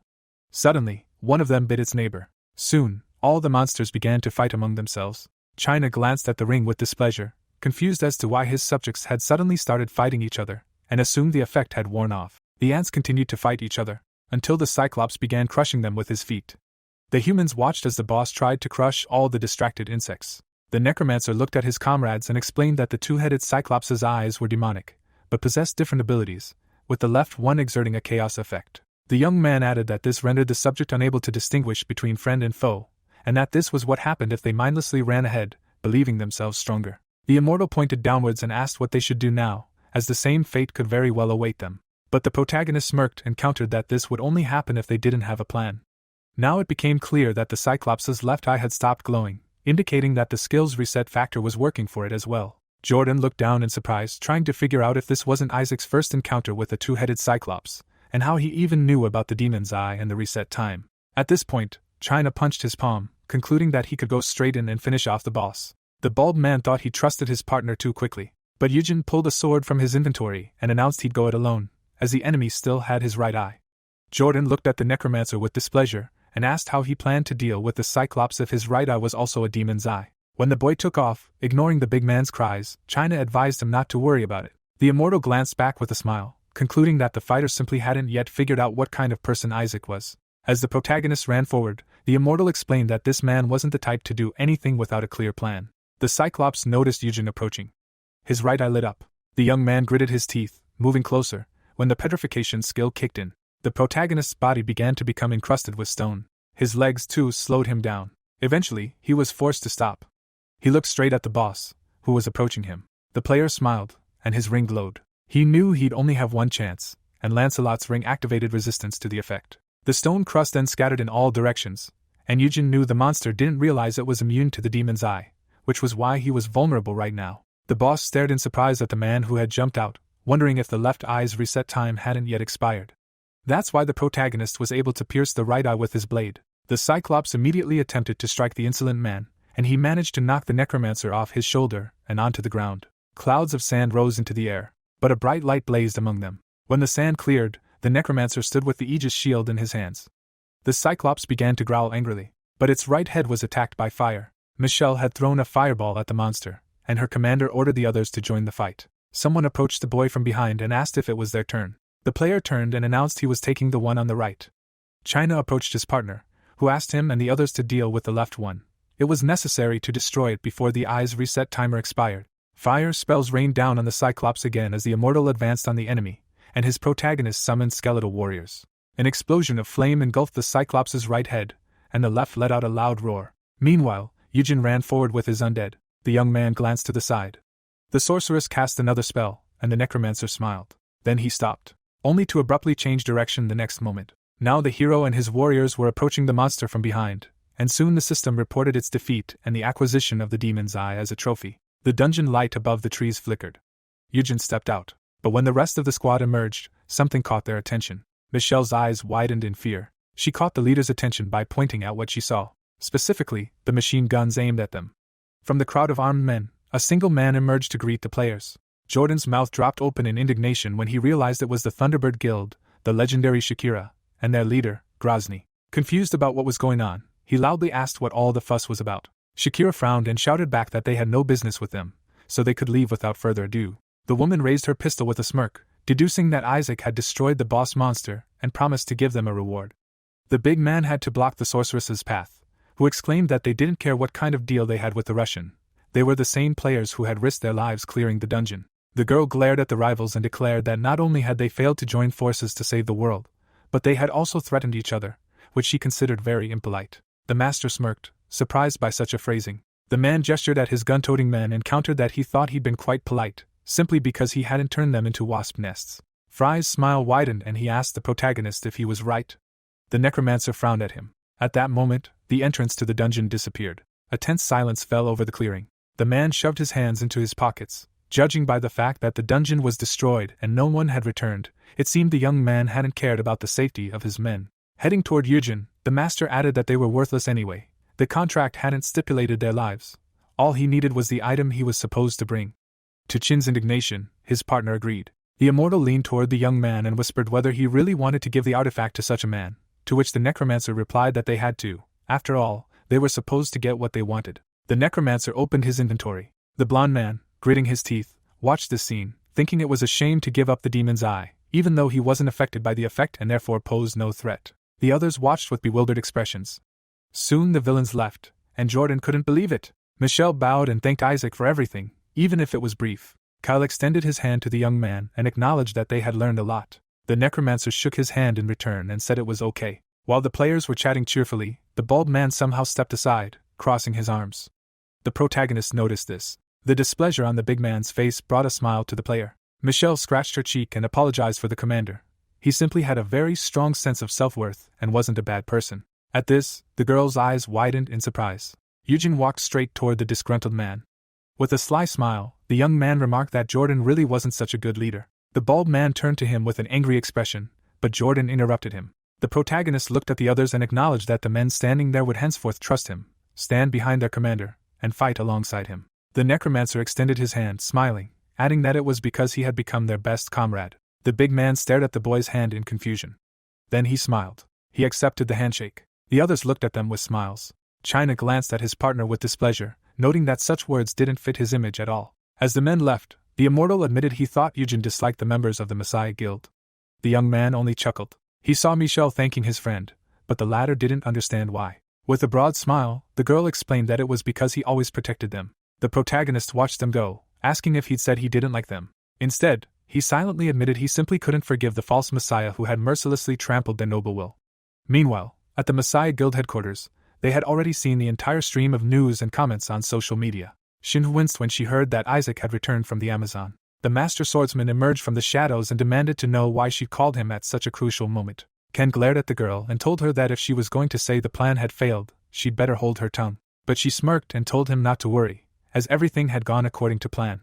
Shin opened her status window and explained that she simply wanted to completely eliminate the possibility of failure. The man narrowed his eyes when he heard her call him, and that he'd taken advantage of it. The master's assistant demonstrated the armor and offered to examine the helmet of Hades and the boots of Hermes. The newspapers reported that Isaac and John would meet on the 6th floor of the Sphinx dungeon in Egypt. Yang Wang drummed his fingers on the armrest of his chair. With a satisfied smile, the guild master admitted he hadn't thought the Messiah Guild was the first to attempt such a thing. The situation was becoming increasingly interesting. The man turned to Yujin and asked how smoothly the deal with Grozny had gone. The young man calmly replied that everything had gone well, although there had been a few hiccups. The protagonist recalled the moment he'd handed over the artifact to Frey. The necromancer had smiled and said that the man wasn't one to break promises, so he'd asked if he'd brought the goods. The Thunderbird master had grinned and said he appreciated that attitude. Even in such a situation, he could only think about the goods. Frey handed the young man a piece of paper with the skill, adding that promises must be kept. Thus, Yujin obtained the Lich summoning skill. Grozny glanced at the young man and warned him that the level cap was higher than 180, asking him not to die before then. In the present, Yujin smiled and said he'd received what he needed. Yang Wang, wearily propping his face on his fingers, said he'd heard the young man had received a good offer and wanted to know why he'd been so open about it. The protagonist lowered his gaze and recalled the master's words. The man smirked when he heard the necromancer attempt to deceive him no longer. With a confident smile, Yang Wang expressed confidence that the player now understood him. At that moment, the door opened. The master, with a calm expression, assumed that the boy surely knew what he wanted from him. When the secretary entered, Yujin said that she was to report every move Grozny made to the man. Only then did the protagonist notice the girl approaching, and the master informed him that there was something else. The secretary placed a box on the table. Yang Wang, without changing his expression, asked for it to be given to Isaac. The young man opened the box, and a light flared from within. To his surprise, the necromancer discovered the ring of Osiris inside. The master rubbed his chin and added that, as he had already said, he did not want John and Isaac to compete with each other. The man frowned and said that since such a chance presented itself, they needed to persuade Isaac and finally deal with this George. The player looked at the ring when Yang Wang added that he would use any means necessary to achieve this. The boy slammed the box shut with a grin and agreed to do everything. Soon, they were at the entrance to the dungeon in Cairo. A crowd had gathered around it, cameras flashing. John approached the protagonist. The latter, smiling, announced that he was honored to participate with him. Yujin smiled discreetly, but his opponent noticed. The necromancer shook the boy's hand and said he was glad to cooperate. John frowned.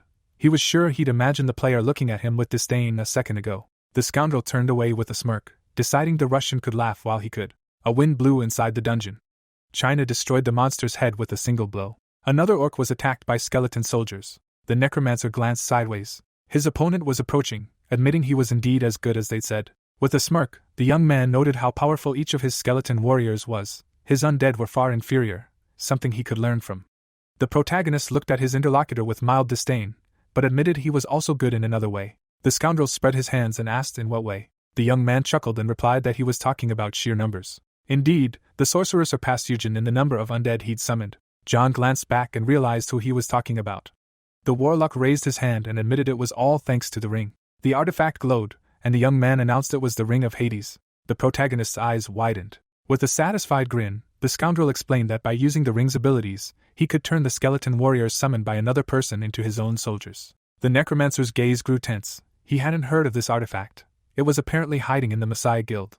As the player watched, the boy asked him not to worry. His grin widened and he promised that he had no intention of touching his skeleton warriors, but he was curious about something. He added that he was referring to the warriors summoned by the people standing behind him. Yujin narrowed his eyes, realizing it was pointless to order his skeleton warriors to attack the enemy, as he hadn't known such an item existed. Concern flashed in the young man's eyes. Such a threat was hard to ignore. He looked at the sorcerer's smug expression and silently added that sometimes openly displaying one's power was far more effective than concealing it, which meant his opponent was quite a dangerous fellow. Flames were flaring above the forest. John was eating dinner by the fire, watching the second group. The scoundrel glanced sideways and expressed regret that those belonging to the afterlife could neither eat nor drink. Then he bit into a piece of meat. The shadow beside him was silent, and the sorcerer surmised that although he didn't know the observer's exact location, it was always there, waiting. The young man turned to the silhouette and added that they couldn't answer him anyway, and again assumed that his silent companion was probably hungry and thirsty. The sorcerer covered his face with his hand and began to laugh, explaining that in order to catch the sixth floor's boss monster, Isaac, he needed to be patient for a while before he could kill his opponent. Suddenly, half the piece John was holding fell to the ground. The scoundrel looked up with displeasure, now realizing where the observer was. A horned silhouette rose from the fire before him. On the 21st day of the dungeon attack, a volcano erupted. The team of players stopped after reaching the 5th floor. John smiled insolently as he explained that they were down to the last floor, and that everything up to the 5th had been quite easy. He turned to the protagonist and added that it seemed the 6th floor's difficulty level was simply terrifying. Eugen frowned, knowing his opponent was right. The young man narrowed his eyes, surveying the scoundrel's team, and noticed that they were in an A-rank plus dungeon, but so far there had been no casualties, meaning the 6th floor's boss monster was quite dangerous. As China examined the creatures his partner had summoned, he silently added that his combat prowess was already known to the entire world. It was unlikely they had sent only these creatures to capture him. The necromancer lowered his brows, realizing the true enemy was simply invisible. He knew how to achieve this and assumed Shin had revealed her treasure. Wu Jin headed for the door. The protagonist placed his palms on the panels. The entrance swung open. The young man glanced sideways at Yoan's smirk and decided it was time to make a decision. The immortal's feet sank into the sand. He looked down in surprise and asked if they were really in the desert. The blonde looked at his partner in surprise when he replied that they weren't. The team stood at the edge of the jungle. The scoundrel raised his hand and suggested the necromancer move toward the thicket first. The player turned around, about to say something. The young man's gaze was filled with disdain as he declared that until they destroyed the assassins pursuing them, they would postpone the hunt for the boss monster. The warlock shuddered. He spread his arms, echoing Eugen's words. The villain smiled and asked what the protagonist meant. Suddenly, several enemy skeletons rushed the young man. The monsters nearly reached the necromancer, but their attack was repelled by his undead. The young man smiled and said he knew it. Then he jumped away from the fighting skeletons. China watched him with confusion, not understanding why he was simply running away. One of the enemies turned and ordered the fugitives to be captured. John frowned and ordered Isaac to be left alone, and the golem, Durahan, and the skeleton mage to be captured first. The necromancer glanced back. He had heard the order to capture the special creatures without fail, and realized his enemy was clever. Regular skeleton warriors could be recreated in the dungeon. However, with special creatures like the golem, Durahan, the skeleton knight, or the mage, things were different. The summoning conditions were too strict. If they were destroyed or John were to take them away with Hades's ring, the loss of their strength would be indescribable. So the protagonist opened his inventory and summoned the Book of the Dead. The monsters he summoned immediately began to disappear. John was furious. When the golem also began to dissolve, the scoundrel screamed about being summoned back. The sorcerer watched his fleeing opponent, silently cursing him. Meanwhile, the heroes continued to run deeper into the jungle. One of John's subordinates approached the commander and asked if they should pursue them. The scoundrel turned around abruptly and said the boy had gone mad. His opponent retained a significant portion of his strength, and he should consider what would happen to him if he followed them into the forest. The boy gritted his teeth, unable to understand how Isaac had figured out the killers. Even if they destroyed all his skeleton warriors, the matter would only become more complicated. Meanwhile, in another part of the forest, the immortal turned around and assumed the pursuit was over, to which his partner concluded that their enemy wasn't as foolish as those who had fought them so far. The blonde turned to Eugen and asked what they should do now and if he had a plan. The young man smiled and replied that, of course, he did. He put on the Ring of Osiris, which immediately imprinted itself on Van Gogh's bracelet, forbidding him from removing it. China pointed at the artifact in surprise and asked where he got it. The protagonist smiled and replied that he had a sponsor who spared no expense. Suddenly, the necromancer looked thoughtfully at his friend and called him by name, which made him nervous, as the address seemed too profound. The immortal followed the player's gaze, wondering if he was used to falling. Several wyverns flew over their heads, and the young man reminded the blonde that he had already experienced this himself. China pointed at himself and asked what he had done wrong again. Eugen's gaze turned bored. The immortal raised a finger, aloud denying his own assumption. At that moment, something caught the young man's eye. He looked at the mountain, toward whose summit the lizards were flying. A clawed paw landed on a rock. The sphinx looked down from its perch. The birds flew away around the high cliff. Eugen approached the dragon lying on the ground. His lips twitched. China wondered if he was suggesting a ride on a wyvern, or whether he wanted to summon the skeletal warriors again. The skeletal beast spread its wings. Placing a finger to its chin, the immortal player realized they couldn't fly if they were nothing but bones. The protagonist placed his palm on the beast's body, and his partner wondered if the new ring also possessed such an ability. The attribute on the hunter's finger began to emit a magical glow. A surge of energy was visible behind the monster's body, and suddenly the system reported that the Osiris Ring's resurrection skill had been used. The enormous wyvern spread its wings wide. The boy lowered his chin, greatly surprised. The contented protagonist stroked the beast's face. Petrified rocks were visible in the night. Sharp fangs filled the monster's mouth. Suddenly, its pupils visibly contracted. A bright beam of magic flew past the Sphinx. At that very moment, the monster began pounding the ground with its paws, trying to dodge. The beast clenched its teeth in anger. Standing on the wyvern's neck, China wondered if it had eyes in the back of its head, too. Dropping his jaw, Eugen shouted that the enemy was approaching. A vortex of air appeared near the ancient monster's mouth. A shockwave approached the protagonist and his partner. Streams of dark magic spread across the wyvern's face. China frowned angrily. The enormous monster leaped upon the players from above. Clenching his jaw, the immortal player exclaimed that he was going crazy, wondering why he was so fast. The Sphinx's paw flew through the air. The hunter sat astride his companion. Turning his head back, the protagonist told his companion to hold on tight, as this was only the beginning. The heroes plummeted. The players began to fly away from their opponent. Grinning angrily, the young man asked if he'd mentioned that he needed to get used to falling precisely because of this. The Egyptian monster leaped upon the players from above. Eugen abruptly turned his head to the side. Suddenly, the protagonist narrowed his eyes. Looking at the bright glow in the middle of the dark forest, the hunter realized they were there. A fire had been lit on the ground. John looked up thoughtfully. The mage decided to stand and walk forward. Suddenly, his pupils noticeably diminished in size. He saw monsters flying quickly across the sky. The Sphinx opened its mouth wide, preparing to attack. Turning around, China shouted that the enemy was behind him. At that very moment, the hunter grabbed his partner by the fur jacket. The heroes began to plummet. The Egyptian monster clamped its jaws around the wyvern's neck. Grinning viciously, the immortal player expressed outrage at his opponent's actions. Gritting his teeth, the warlock cried out in alarm.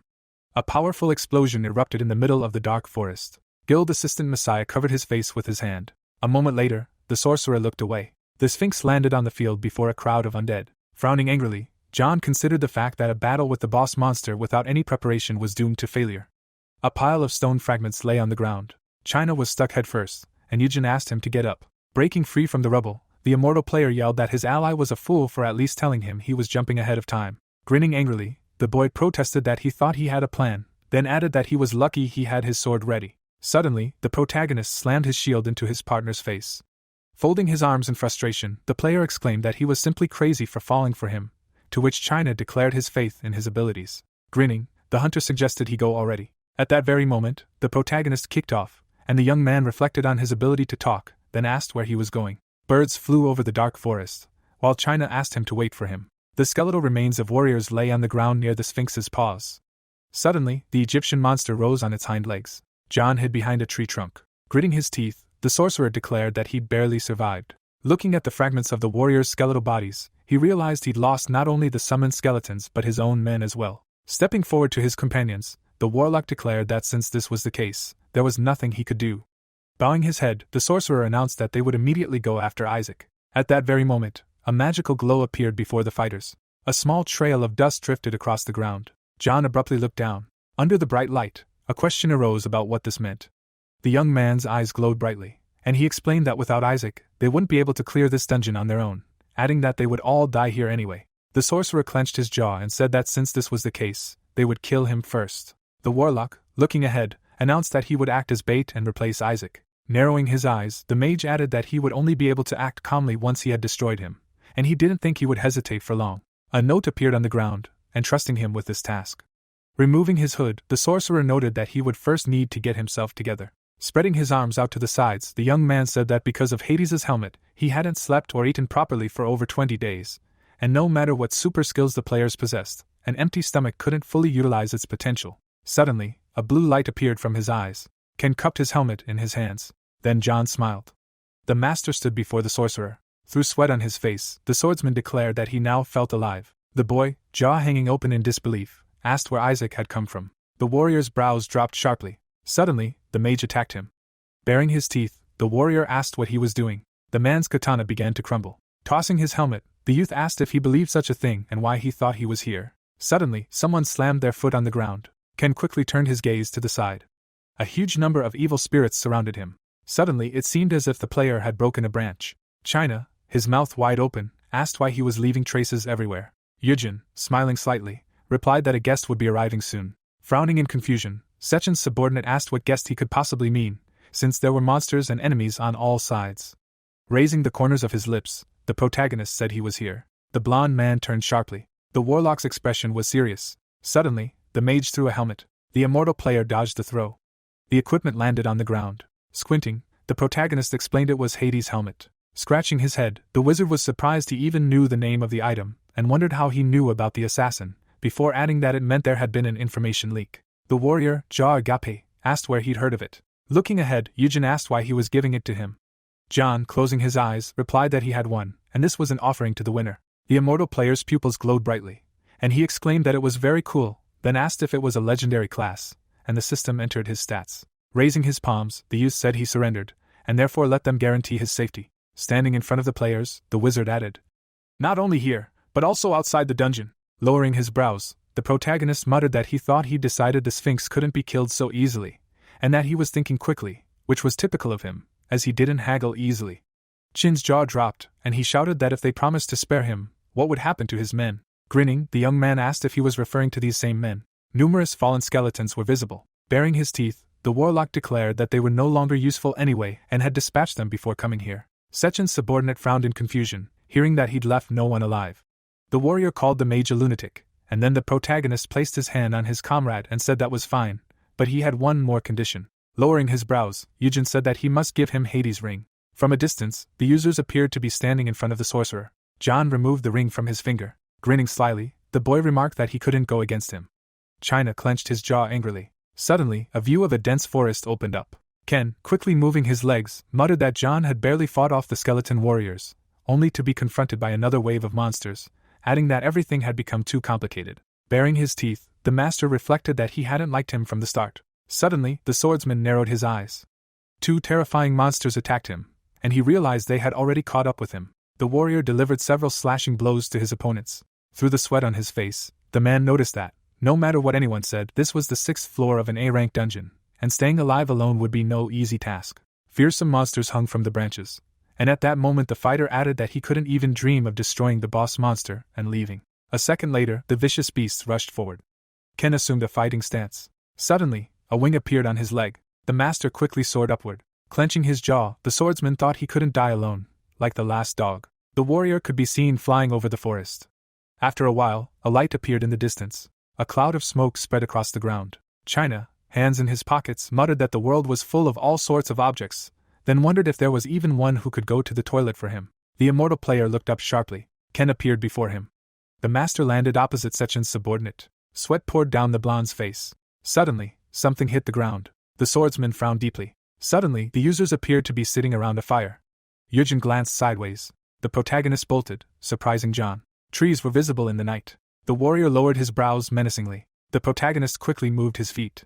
The blond man gazed thoughtfully ahead. Turning his head, Ken noticed he was late. Clenching his jaw, the warlock reflected on how tough he was. After all, a wave of monsters was chasing him. Frowning, the master said he'd guessed when he betrayed him, and now sided with Isaac. The mage bared his teeth. Furrowing his brows, the swordsman said he couldn't let them live and die himself. Holding a katana in his hand, the warrior added that without a tank, the two of them would never escape this dungeon. A powerful aura surrounded the fighter, and he commanded them to perform a final dance with knives. Smiling, Eugen repeated his words. Curling the corners of his lips, the protagonist replied that he would play along, and then the system announced that he had summoned skeletal warriors.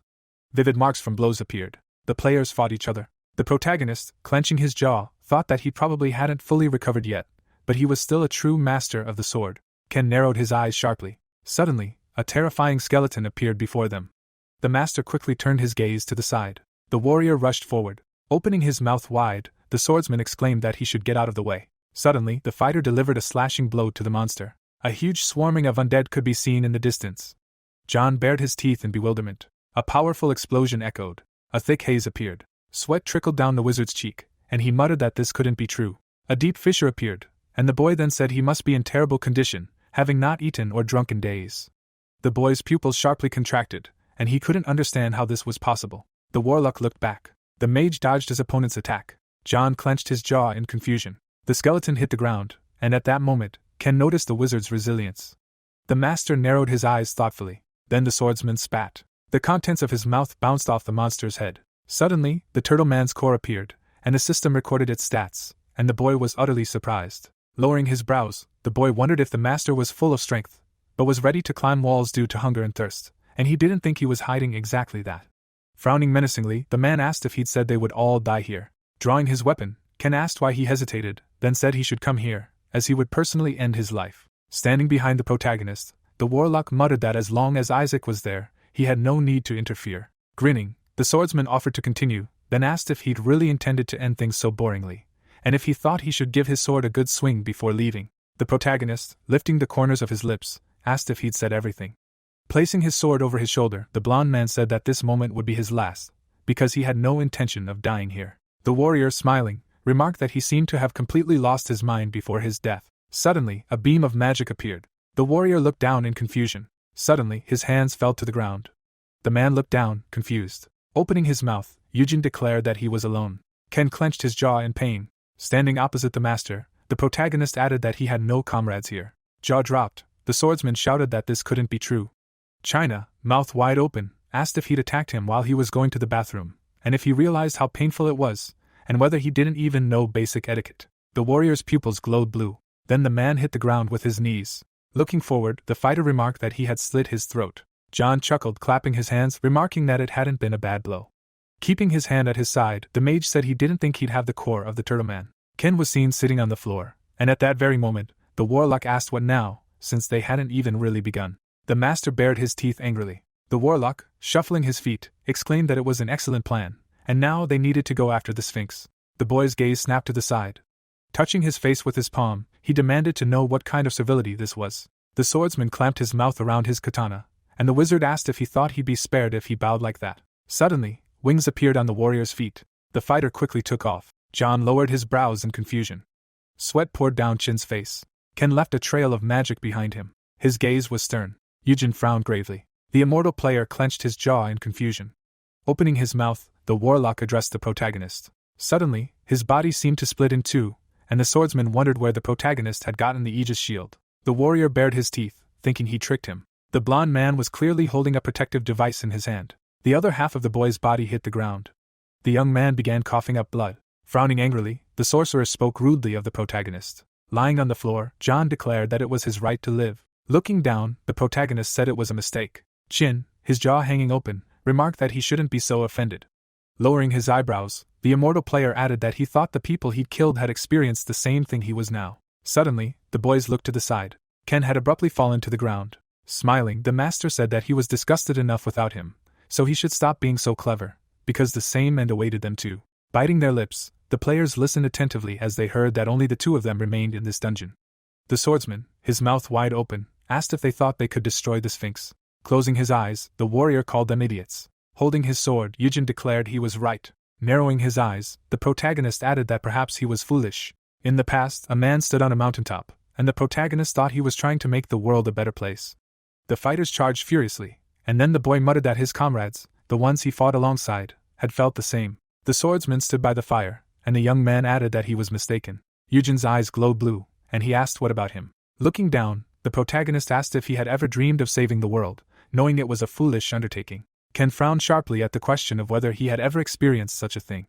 Suddenly, the master's lips lifted. The swordsman, his mouth wide open, asked him what nonsense he was spouting, and whether he thought that clearing dungeons and ending the game would save this rotten world. Grinning, the man exclaimed that even a stray dog would laugh at him. Lying on the ground, the warrior explained that, on the contrary, even greater chaos would ensue. The night sky was visible, and then the warrior said that the protagonist himself knew that this world was under the strict control of players who had achieved immense wealth and power, and that when this game ended, they would be of no use to anyone. Yujin's pupils glowed brightly, and at that moment, Ken wondered what would become of this world, then declared that utter chaos would reign. Raising his sword, the protagonist asked him to stop, adding that he no longer needed to listen to him, and that he was talking too much. The blonde looked down. Suddenly, a slash appeared. The master's jaw dropped in pain. The young man standing next to him said that if he had the chance to start over, he hoped to live up to his title as a swordsman. China, clutching his chin, pondered his connection to the Messiah Guild before being addressed. The immortal player parted his lips in surprise, and the system announced that the vampire skill had been activated. Suddenly, the protagonist's fangs appeared. Dark power swirled around Yujin, and at that moment, the artificial intelligence wrote down the characteristics of a vampire. Through sweat, his subordinate, Sechin, asked what kind it was. The protagonist remarked that since they were alone, he had no one to be embarrassed about, causing the warrior to step back and ask what would happen next. Lowering his brows, the young man said they needed to leave before the night was over. Suddenly, the girl opened the door. The lady parted her lips. Sejun entered the room. Then, Secretary Sechin looked down. In the past, her father, his mouth slightly open, addressed her. The man, raising his eyebrows, asked if it was his birthday, to which he received a negative answer. His daughter was washing the dishes, and at that very moment, the gentleman asked if it was hers, too, to which he again received an unfavorable answer. Raising his cutlery to his mouth, Sejun's father asked if she was ready for school, to which she immediately replied that she was. The man asked who his daughter took after, and then, throwing down the gauntlet, she remarked that, of course, it was her father. Turning her head, the girl asked if he'd mentioned leaving soon on a business trip abroad. She also said he was probably busy and that when he finished, he should leave everything on the table, as he'd clear it up when he got back from school. The gentleman called her name through tears. The old man, jumping toward the lady, asked when she'd grown so tall and asked her to come over for a hug. The man asked if she was leaving already, and how about tomorrow? Then Secretary Sechan, approaching the door, replied that she'd eaten while setting the table. Her father's smile was visible. A second later, Sejun touched the doorknob. Closing his eyes joyfully, the gentleman asked her not to get sick while he was away on business. Then the corners of his lips lifted. The girl's gaze abruptly turned to the side. Her close relative extended his index finger and said that she should beware of cars on the way to school, and if the dungeon ruptured, she should first analyze the safe zones. He knew she was lazy, but he told her to be more kind to her friends, and to listen to the teacher, not just sit with her books, and to go for walks sometimes. The number 7 appeared on the scoreboard, and it was audible that he would leave her some pocket money, and therefore she shouldn't save it all at once, but spend it like other kids her age. Waving his hand, the man asked his daughter to try to befriend Shinhee, and then call her the most beautiful in the world. Narrowing her eyes, the lady answered affirmatively and added that she was gone. A red traffic light was visible, with a crowd of people standing near it. Sejun held her backpack, and one of the passers-by told his friend that the Hansung group was in the news, after which the latter explained that their stock had recently risen sharply. Secretary Sejong, hearing about Hansung, quickly glanced to the side. Then she looked up. A message appeared on the huge screen, announcing that Hansung Group was cultivating players for a brighter future for Korea. Her lips parted thoughtfully, and at that moment someone addressed her. Sejong turned around abruptly, after which she was asked why she was standing there yawning in the street. Shinhee was seen blowing a bubble gum. The lady, raising her palm, offered a hesitant greeting, after which her partner asked what the coldness was about. Guild member Messiah raised her head and asked if she was looking in the right direction, to which she responded affirmatively. The woman's mouth dropped open in surprise. The billboard announced a restructuring at Hansung Group to cultivate players. A second later, Sejong glanced to the side and addressed her colleague. Walking along the crosswalk, a girl asked why she was going to school so early today, and Shin said she wasn't going. Hugging Secretary Sechin, the lady informed her that she had recently become a player. Winking, she asked if she knew the coolest part, and if she'd heard that a gate had recently appeared in the basement of her father's office. Human silhouettes were visible from a distance, and it was clear this was still a secret. Guild member Messiah, lowering his brows, said that a dungeon might soon rupture and that he was currently heading there. Sejun, jaw hanging open, asked what if her father found out, after which her partner remarked that he was always worried. Shoving the girl on the shoulder, Shin exclaimed that she was also a player, and that he himself said he would try to cultivate players, then asked why he was making an exception for her. Clenching her fist, the lady declared that she would see she was stronger than this Sejong and would certainly prove it. Secretary Sejong stared thoughtfully ahead.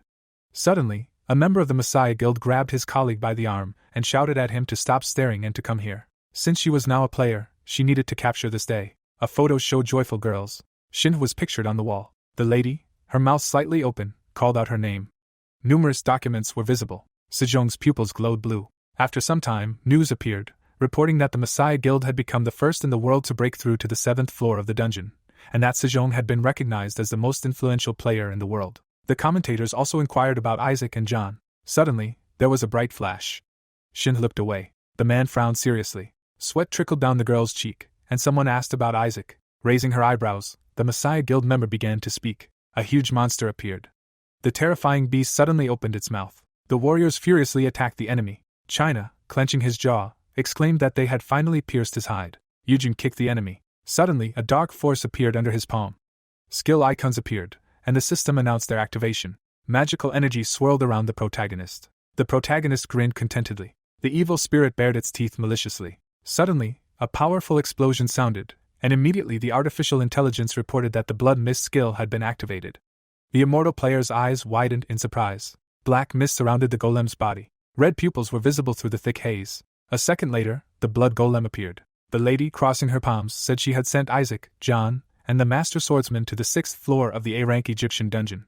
The gentleman, sitting on a chair, asked who was responsible for all this. The boy, his mouth wide open, asked for calm down first. The young man wanted to examine the situation in more detail, and then the man slammed his fist on the table. Hidoro protested that he hadn't asked him, causing the teenager to clench his jaw in confusion. Shin parted her lips and declared it was all her fault. Turning her gaze to the side, the lady said they shouldn't worry, as she had prepared for this situation properly. Ken lay on the ground, and the Maasai Guild member added that she had given the master swordsman Hades' helmet and Hermes' boots. The warrior's legs were visible. The mage's mouth was bleeding, after which the girl explained that, while he was acting as bait, he was quite capable, and even John would appreciate it. The lady leaned against the table. Shin, smiling slightly, remarked that no matter how great Isaac was, the chances of him surviving and escaping this dungeon were 0. The archer frowned gravely. The blond man raised his fist to his mouth. The gentleman placed his palm on the table and remarked that she was very confident. The Maasai Guild member's mouth dropped open in confusion. Suddenly, a blue glow appeared. The young man smirked contentedly. After a while, a car became visible. Yang Wang exited the vehicle. Suddenly, the girl, shuffling her legs, turned to him. Running up to the director, the assistant announced that something had happened. Narrowing his eyes, the director asked what was wrong. The secretary whispered something in his ear. Baring his teeth, the Phoenix Guild master asked if it was him again. Then the gentleman walked toward the house. The old man held the orbs in his hand. A lady stood behind him. Yang Wang entered the room. The man's lips lifted. Suddenly, the system reported that he had destroyed the Sphinx, and at that very moment, John appeared to be lying on the ground. A second later, the sorcerer rose. Suddenly, the two halves of his body began to merge. A bright flash appeared, and then the artificial intelligence announced the use of the return of the dead skill. Suddenly, the warlock rose to his feet. The wizard's jaw clenched menacingly.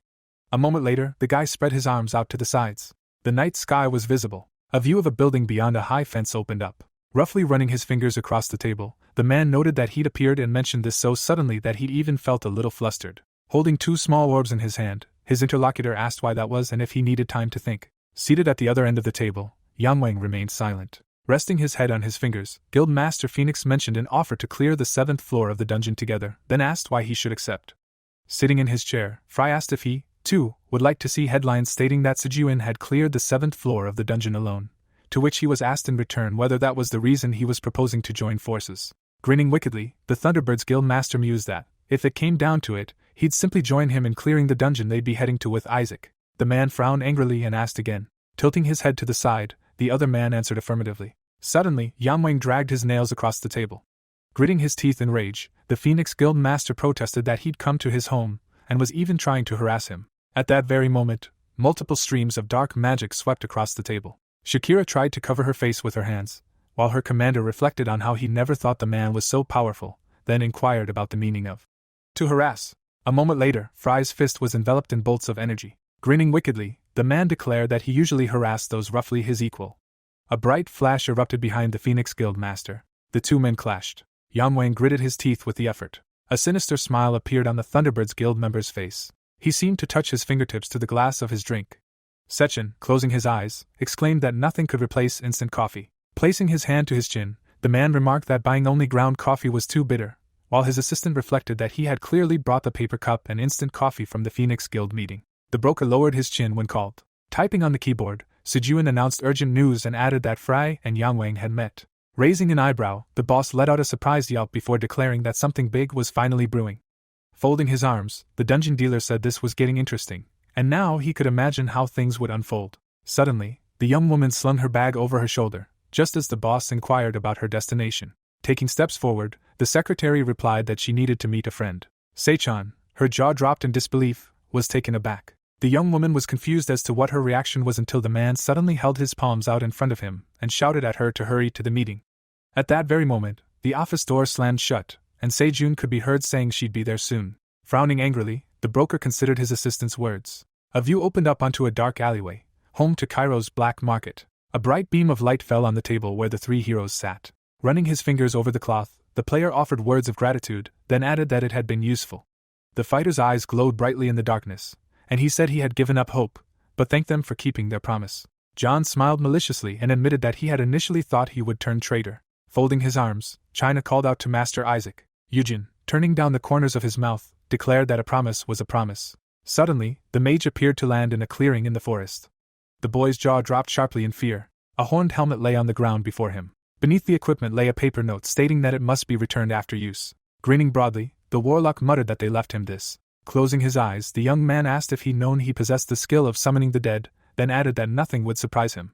Rising from his chair, John asked how he'd learned of it. Eugene grinned and reflected on how he'd had to kill him twice because of that skill. He saw the swordsman pierce the enemy's body, and the protagonist silently remarked that it had happened before his return. A hunter in knightly armor stood beside the mage, who lay meekly on the ground. Raising a glass of drink to his lips, China considered simply leaving him there to die, when the protagonist suddenly asked him not to think about it, as he had no need to know where the information had been found.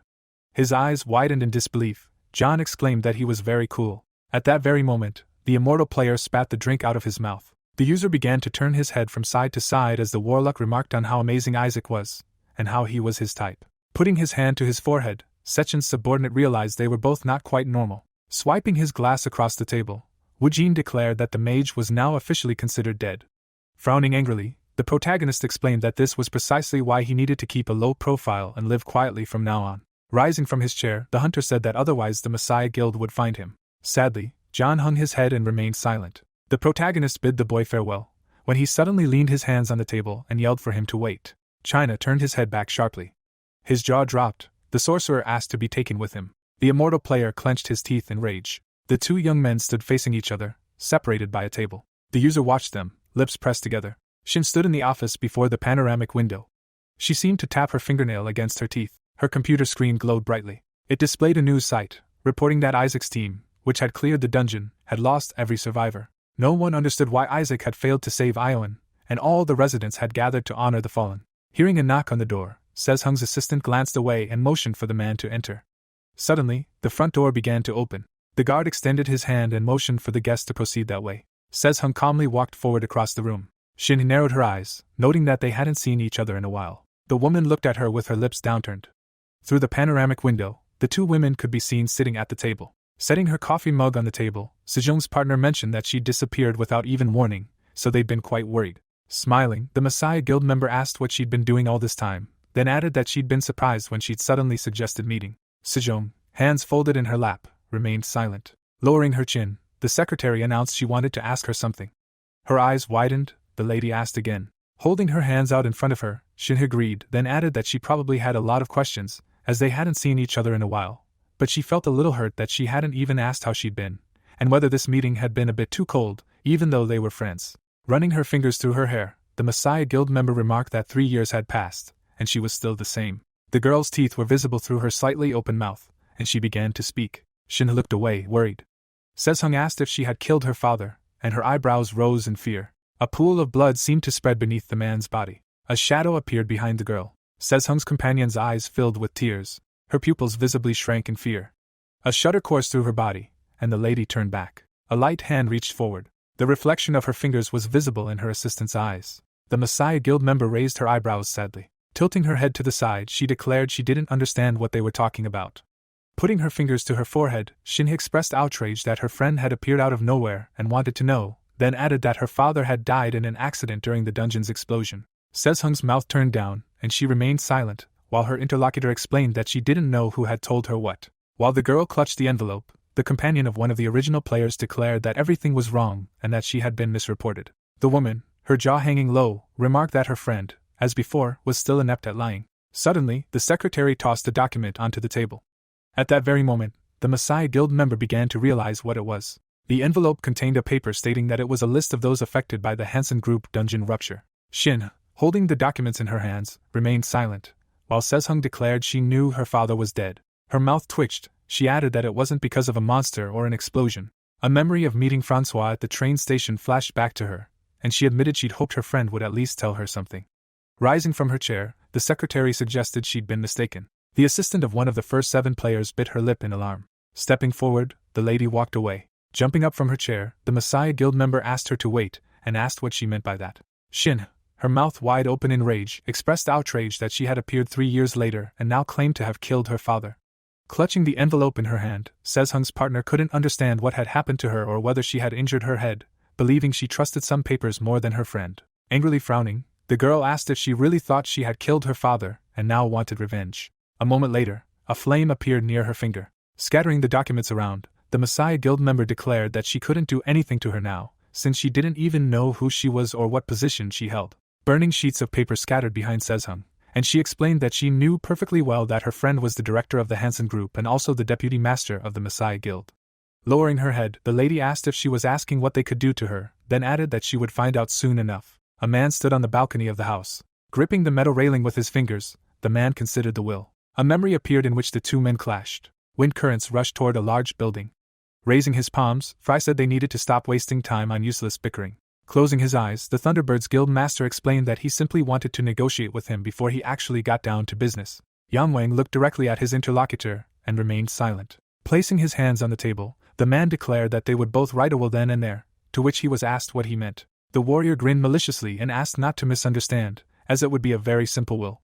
He then added that even they couldn't be sure of surviving on the 7th floor of the dungeon, to which the Phoenix Guild Master frowned menacingly. Raising his hand, Fry remarked that they would do this in case one of them died there. The man lowered his chin and explained that they would simply write a will in advance for the benefit of the other guild members, so that one of them would join the other. Standing behind the boss, the assistant didn't understand what this meant, but the man explained that the Messiah Guild had cleared the 7th floor first, so all the world's attention would now be on them. Interlacing his fingers, the Thunderbirds Guild Master noted that the problem was that they both couldn't stand to watch, then added that going it alone would be tantamount to suicide.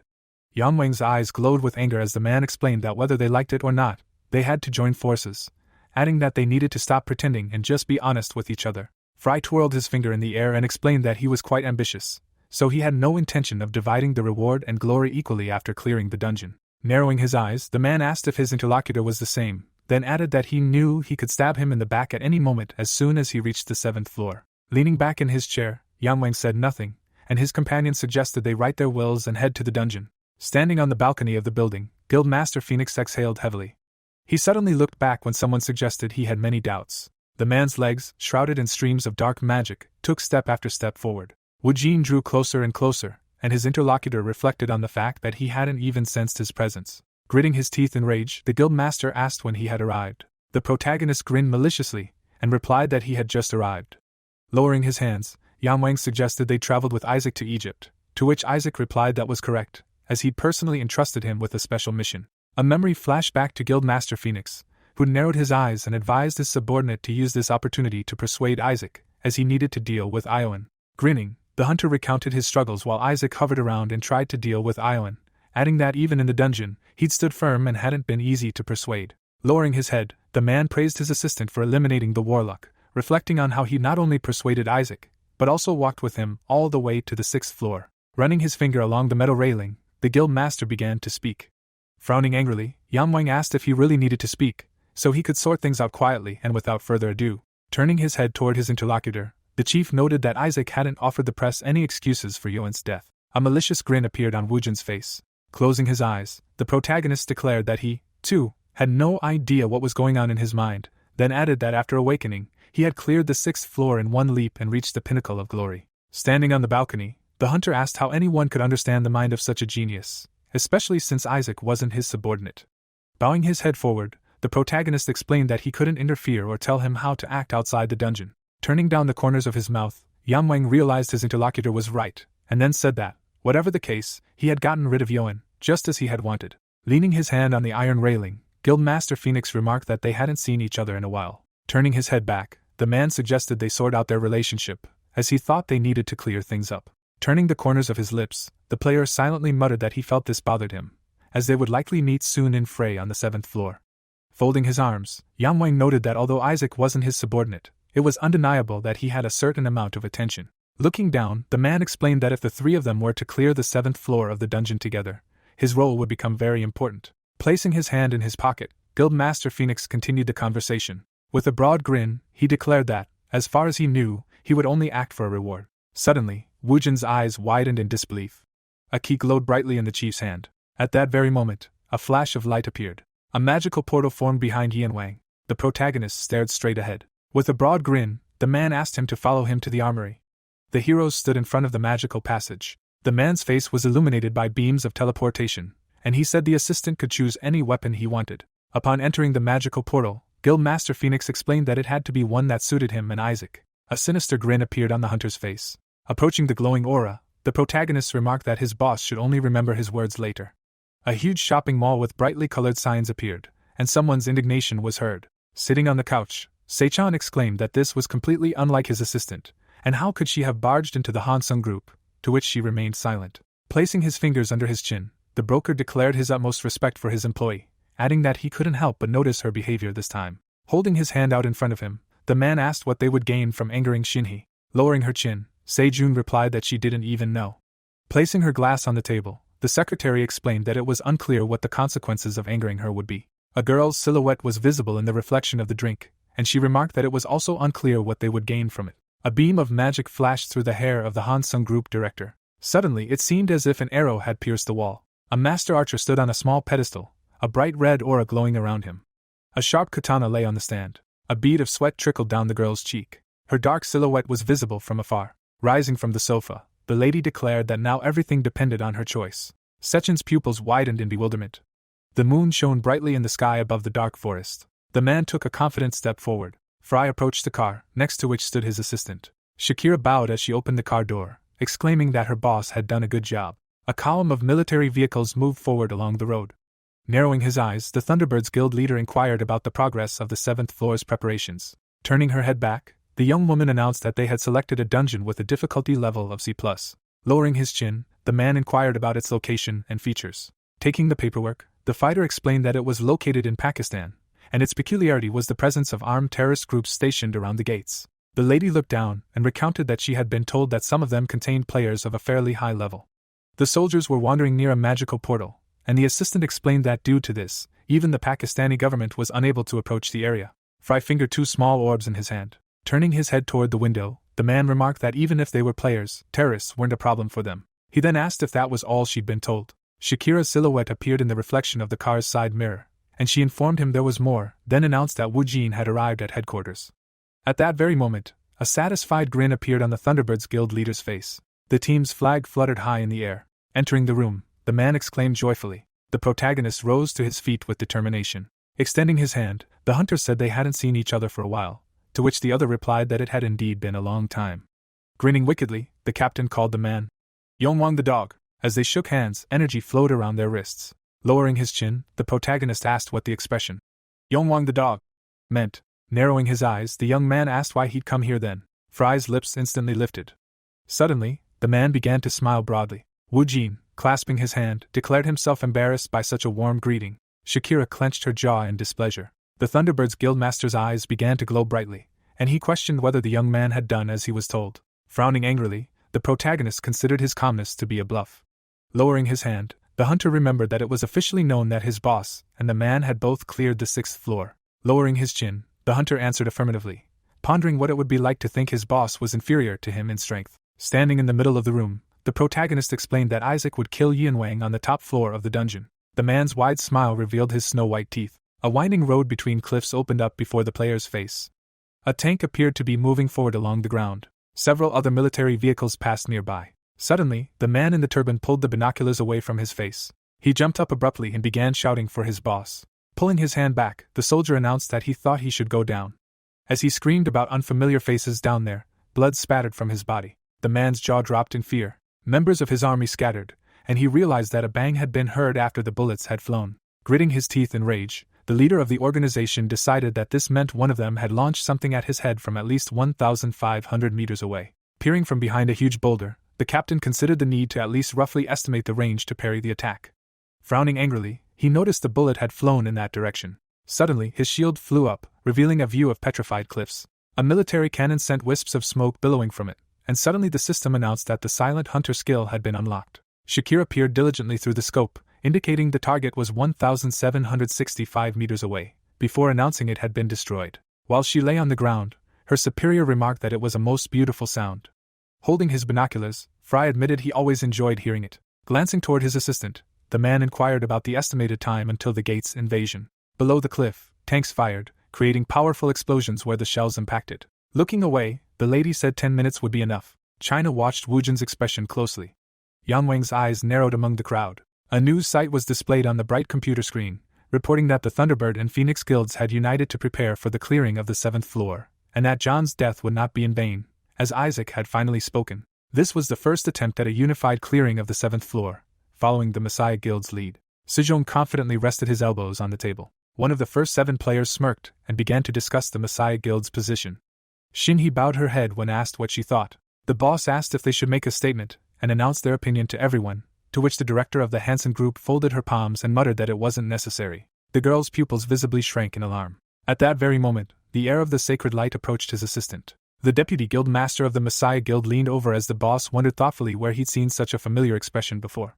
The lady's eyes widened in confusion. Sejong grinned and remembered that it was the same face he'd seen back then. A memory of a trembling Shin turning back appeared, and one of the first 7 players noted that it was the day he first saw her. Standing shoulder to shoulder next to his partner, the heir of the Sacred Light admitted that back then, he thought they looked very similar. Angrily frowning, the strongest player suggested he'd been wrong.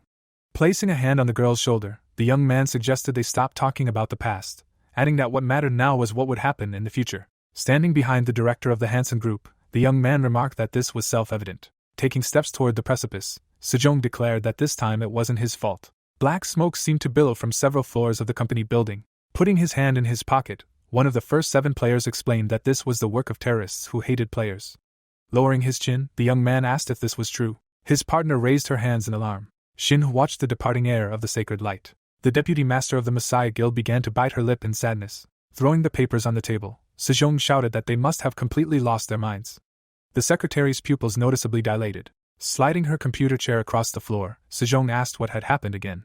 The man, folding his arms in anger, announced that the Messiah Guild had finally begun to show its true colors. The newspaper featured Shinhee's image and a statement announcing the joint efforts of the Messiah Guild and the world's 5 best guilds, declaring that hatred toward players was unacceptable, and that the Korean government had granted the Messiah Guild the right to investigate crimes against players. Slamming his palms on the table, the broker expressed outrage at what they had said, and at the government's authority to do so, before shouting that this meant they could now use force even against ordinary citizens if they didn't like something. Closing his eyes, the boss declared that no one had any idea what those freaks from the Messiah Guild were really thinking. Sitting on the couch, the rare dungeon item seller exclaimed that if things continued like this, all power would be in their hands. The secretary watched in disbelief as her boss begged Mr. Sejong to save the world, then added that this was how everyone would talk. Beads of sweat trickled down her cheek, and she silently assumed she'd heard the same thing for the 20th time. At that moment, her face disappeared behind the computer monitor. The phone, lying on the desk, began to vibrate as Sejong asked if that was true. A moment later, the man looked back. Putting the smartphone to his ear, the broker greeted his interlocutor. Francois grinned and said they hadn't seen each other in a while, to which he replied that he was a great dragon hunter.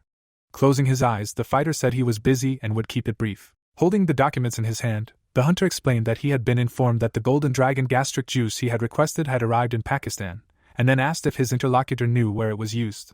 Lowering his head, Sechin replied that he himself did not know this, since his client had not explained it to him. Suddenly, beads of sweat broke out on Francois's face. The broker jerked the phone away from his ear when the dragon hunter yelled that he was crazy for ordering such an expensive item without even knowing where or how it was used. Wiping his ear with his finger, the dungeon vendor muttered that he thought the customer said something about killing him, then muttered that the other person was being too loud. A moment later, the car entered a dark tunnel. The man looked down, confused as to who was about to kill whom. A notification appeared on the phone screen, indicating the user was out of range. Francois clenched his teeth in anger and complained about the lack of signal. A magical portal lay amid the petrified rocks. His doppelganger approached Wu Jin from behind. The heads of the 2 guilds stood facing each other. Yang Wang turned his head to the side, alarmed. A wide smile appeared on Fry's face. Taking steps forward, the man asked if it was Mr. Isaac. China's pupils widened in confusion. The courier held a box and announced that he had a specially registered package for him, to which he was questioned. Throwing his hand back, the clone of the protagonist declared he would handle it himself. Closing his eyes, the delivery man countered that the recipient must receive it in person, then added that a signature was required. Suddenly, the clone frowned angrily. Clenching his jaw in fear, the man exclaimed that he would give it back, since the recipient was standing right next to him. At that very moment, the 2 teammates began to approach. The double abruptly pulled the tape off the box. Dropping his jaw, the immortal player inquired about what he had ordered. Inside the package was a glowing flask, which he announced was golden dragon gastric juice. Looking down, Isaac considered what he saw. Folding his arms, he was indignant at having thought it was something bad, so he decided to take a closer look and discovered some kind of gastric juice, something he didn't know what it was for. Placing his fingers under his chin, the protagonist guessed he'd heard about it somewhere. A glowing flask appeared, and he explained that it was the gastric juice of a golden dragon, which allowed one to see the true form of a sealed item. Closing his eyes, the hunter remarked that encountering such an item or this juice was quite difficult, adding that it was just rumors, as he'd never actually seen them. Raising his palms, the young man suggested they hadn't suspected anything, and the protagonist reflected on how he'd assumed he knew. His mouth wide open in rage, China shouted that it was all nonsense, as he knew everything. Smiling, his partner agreed. Wu Jin began to raise his head. Pointing a finger at his ally, the immortal player asked if they could go without him. Furrowing his brows in anger, the boy exclaimed that he was one of those who killed their own, so they couldn't trust him to go into the dungeon together. Smirking, the duplicate in Isaac's body asked what he was talking about. Showing the symbol on his wrist, he couldn't understand how anyone could be trusted more than this. Folding his arms in displeasure, his subordinate, Sechin, couldn't understand what could be worse than a man who had already died and returned to life, after which he shouted that he couldn't trust him, or rather, simply wouldn't. In the past, John leaned his hands on the table and shouted to be taken along. China clenched his teeth in indignation. The protagonist, his lips drooping, remained silent. Clenching his hand into a fist, the immortal player couldn't understand who this idiot was and where they were taking him, since it looked like they were just going on a trip. The mage grinned maliciously and replied that he didn't know why, but that Master Isaac held a grudge against the Messiah Guild. He then exclaimed that, anyway, he was no longer interested. Sticking his tongue out, the young man declared that since that was the case, he'd like to see Isaac and the Messiah Guild fall apart. Looking away, Eugen asked if the warlock could guarantee he wouldn't betray him, and why he should trust him. China was indignant that his partner was actually planning to take him, when the young man suddenly placed a scrap of paper on the table and declared he'd use it. It turned out to be a rare soul-bending skill, which allowed one to select a target and form a contract with them to transfer their soul, as well as exchange certain skills or items. His jaw dropped. The mage remarked that, as they could see, he couldn't betray them. On the contrary, his life depended on them. Grinning furiously, the immortal player asked if the man was crazy and what would happen if Isaac actually told him to die. Leaning his hands on the table, John declared that this gentleman had had many chances to kill him, but he hadn't. Smirking, the sorcerer explained that he wasn't one to waste his time killing, so he wouldn't harm him unless he got in his way. Looking down, Eugen considered the possibility that he was right. While the companions held their hands out in front of them and argued, the protagonist pondered the disadvantages of this skill for a mage, but he tied the knot around his own neck. Narrowing his eyes, the hunter couldn't understand what was going on in his mind. A view of petrified rocks opened up, and someone shouted that it was time for them to enter the dungeon. Taking a step forward, the hunter motioned for the companions to go. John closed his eyes and asked what the object was that he wanted to remove the seal from. China, holding out his finger, didn't understand why it mattered, to which he replied that they were now colleagues and simply wanted to ask. Looking back, the protagonist explained that he would soon find out for himself. A bright glow was visible in the middle of the dark forest. The heroes had made camp next to a burning fire. Eugen glanced at the notification that 111,111 goblins needed to be destroyed to reach the second floor, with just over 20 remaining. He then considered that these were the same clearing conditions as last time, and that there were 333,333 goblins on the third floor, and so on. Ominous monsters appeared, and the protagonist realized that the Goblin King would be sitting on the topmost, 7th floor. Suddenly, the hunter began scrolling through the notifications on the system screen. At that very moment, the protagonist narrowed his eyes and read the status window, which stated that he was level 176.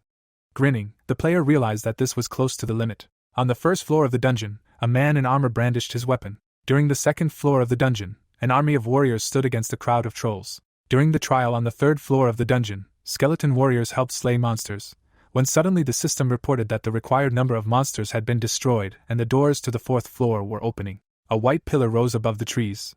The player placed his palm against the glowing wall. Team Wujin stood behind the Phoenix Guild master. Looking at Yanwang, the protagonist grinned. At the same time, a broad smile appeared on the man's face. The guild captain placed his palms outstretched.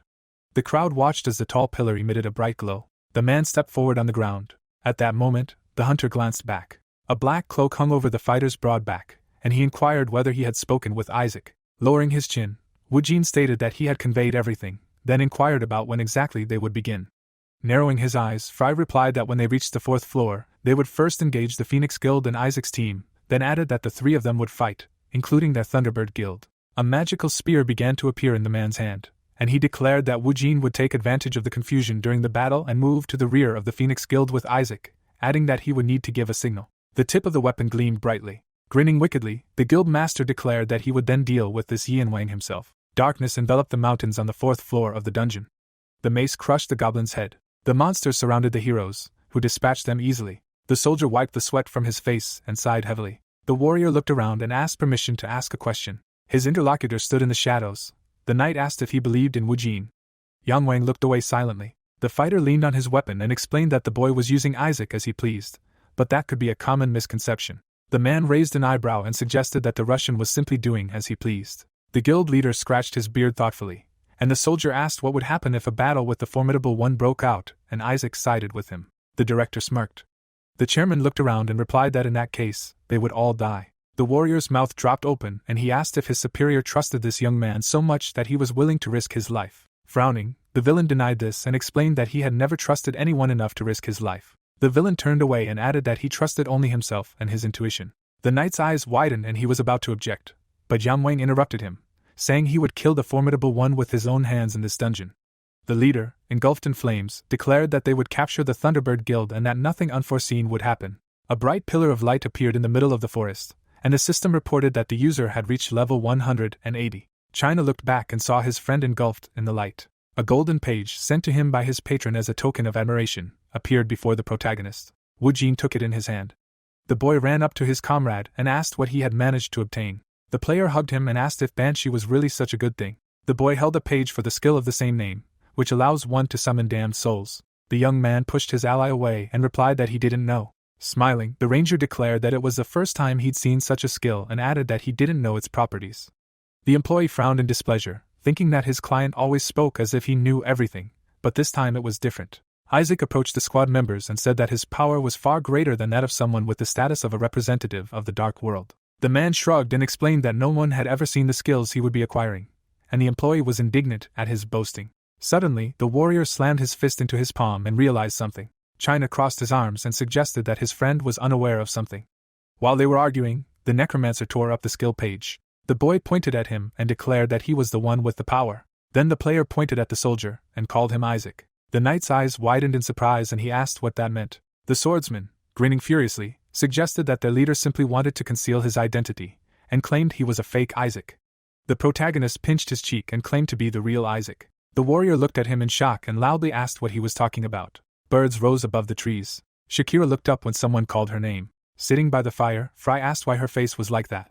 The man smiled and suggested it had something to do with Wu Jin. Introducing the cunning young man, the woman replied that she disliked his look and told him that he was openly spying and working for both Yang Wang and the leader. The Thunderbird leader held 2 orbs in his hands, and the woman decided they couldn't trust his words about cooperation. Grozny closed his eyes and explained that they should deal with both the Phoenix leader and the young man and his companions once everything was resolved. The guild member's mouth opened wide and she wanted to say something, but the villain declared that they had already analyzed their combat capabilities.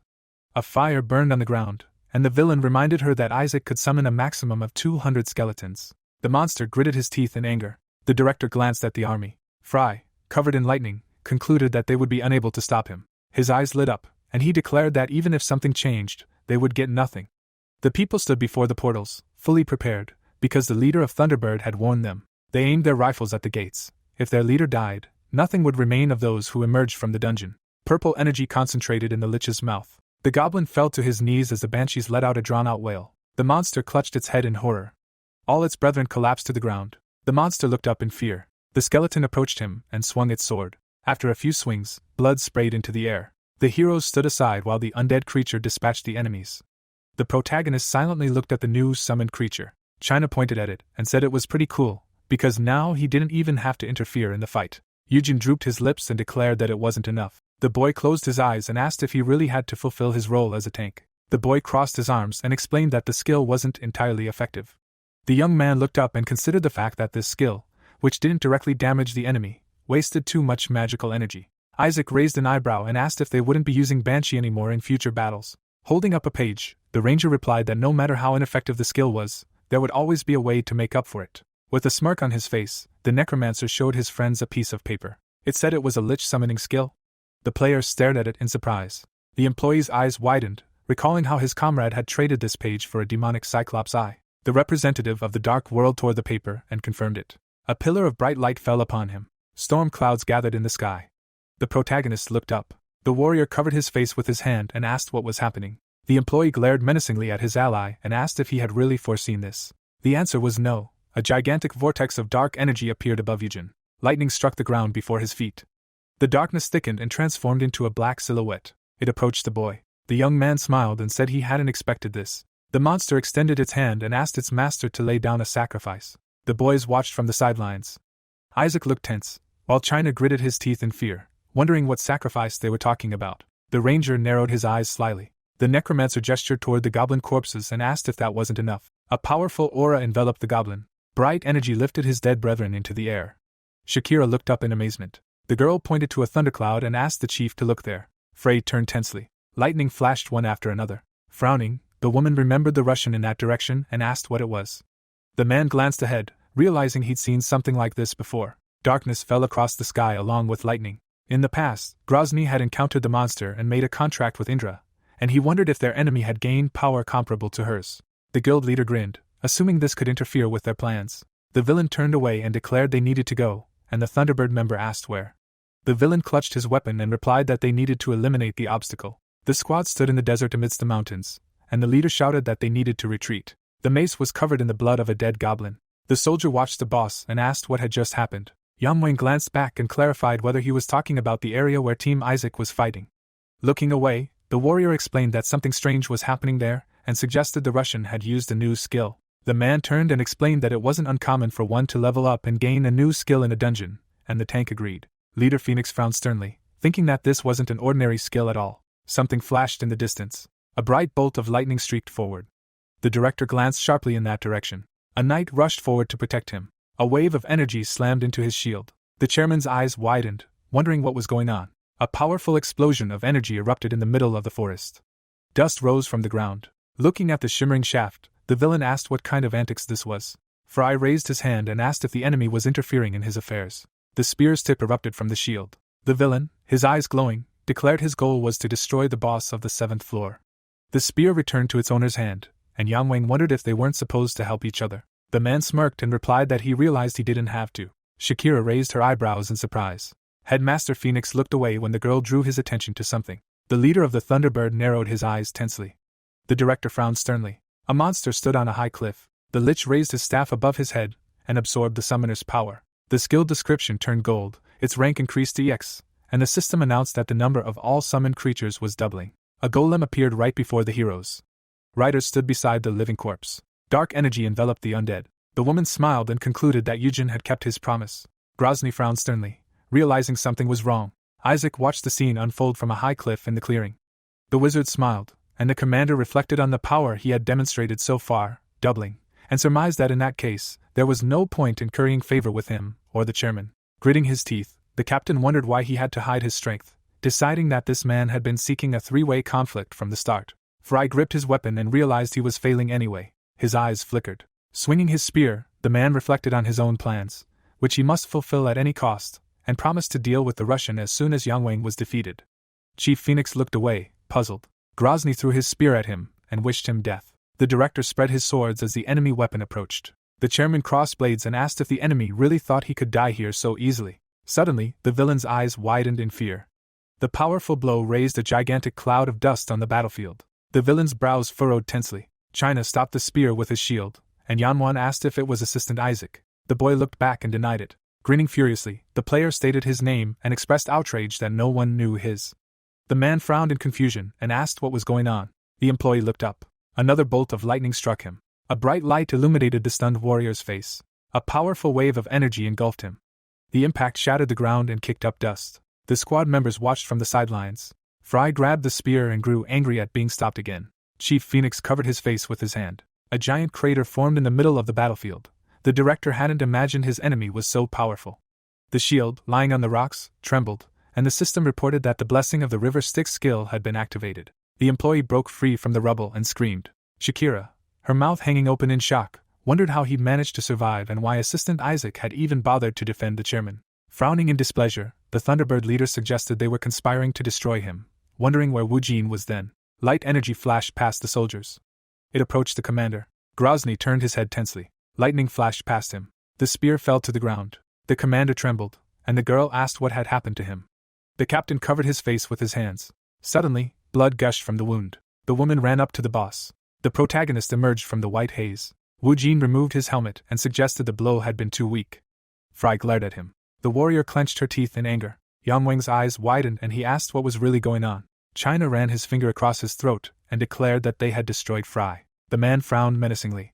Chief Phoenix pointed forward and said that wasn't true, and the boy asked in shock what that meant. The Thunderbird leader was enveloped in lightning, and the system reported that he had 1 health point remaining. The description of the X-rank skill, Indra's Descent, which activates upon receiving fatal damage, lit up.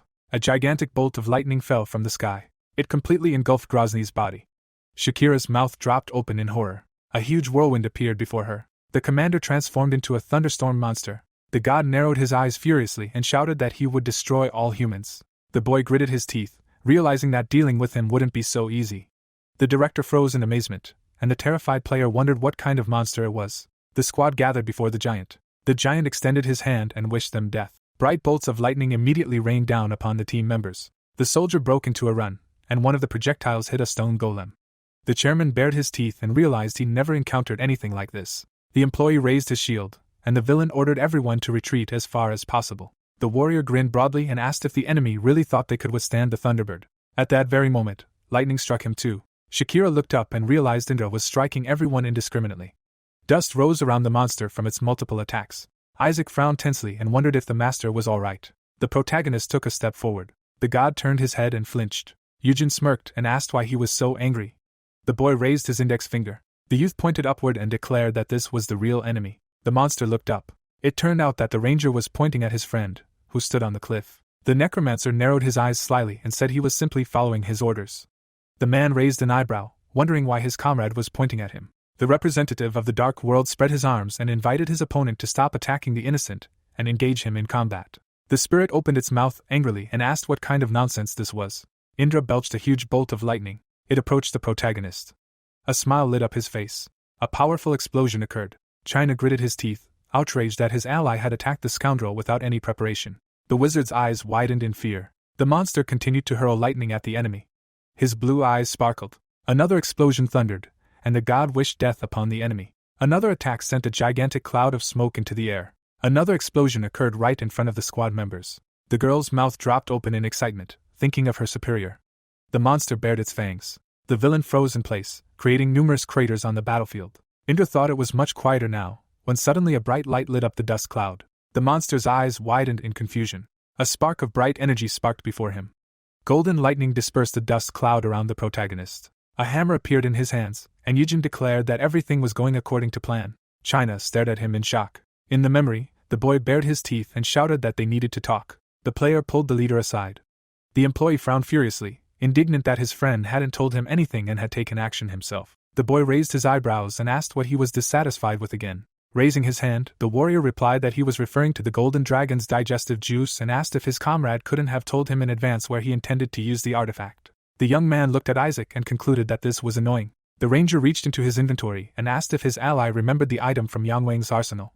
The tank's eyes widened in surprise and wondered what it had to do with it. The necromancer uncorked the flask. The representative of the dark world poured the contents onto the stone. The worker's mouth fell open in amazement. An explosion of bright energy erupted before him.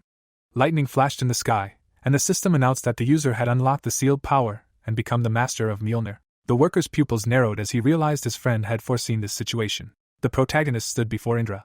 The monster narrowed his eyes and realized that the hammer was absorbing all his attacks. The weapon in Eugen's hands glowed. Gungnir, lying on the ground, rose into the air. The god caught it in midair. The boy narrowed his eyes suspiciously. The monster clutched the glittering spear and challenged his opponent to try to parry it. The giant swung the weapon. The young man parried the attack with his hammer. Gritting his teeth, the ranger realized the enemy had changed tactics when he noticed his attacks were ineffective, and concluded he was on a completely different level. The necromancer dodged the blow and realized the villain was well aware his weapon was longer than Mjolnir and was taking advantage of it.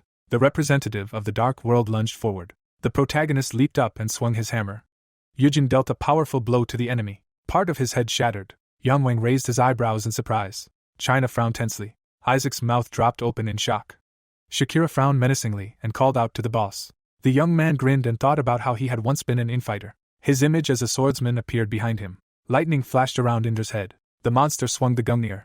He gripped the shaft tightly in his hand. The god pointed the weapon at the enemy and screamed. The youth narrowed his eyes in disdain. He gritted his teeth and thought it was too dangerous, as it was very difficult to dodge blows in the air. The spear approached the ranger. A smile appeared on his face. The necromancer landed abruptly on the battlefield. The monster looked down and noticed something strange. The representative of the dark world wore Hermes boots, which allowed him to fly and increased his movement speed. The giant frowned in displeasure and understood.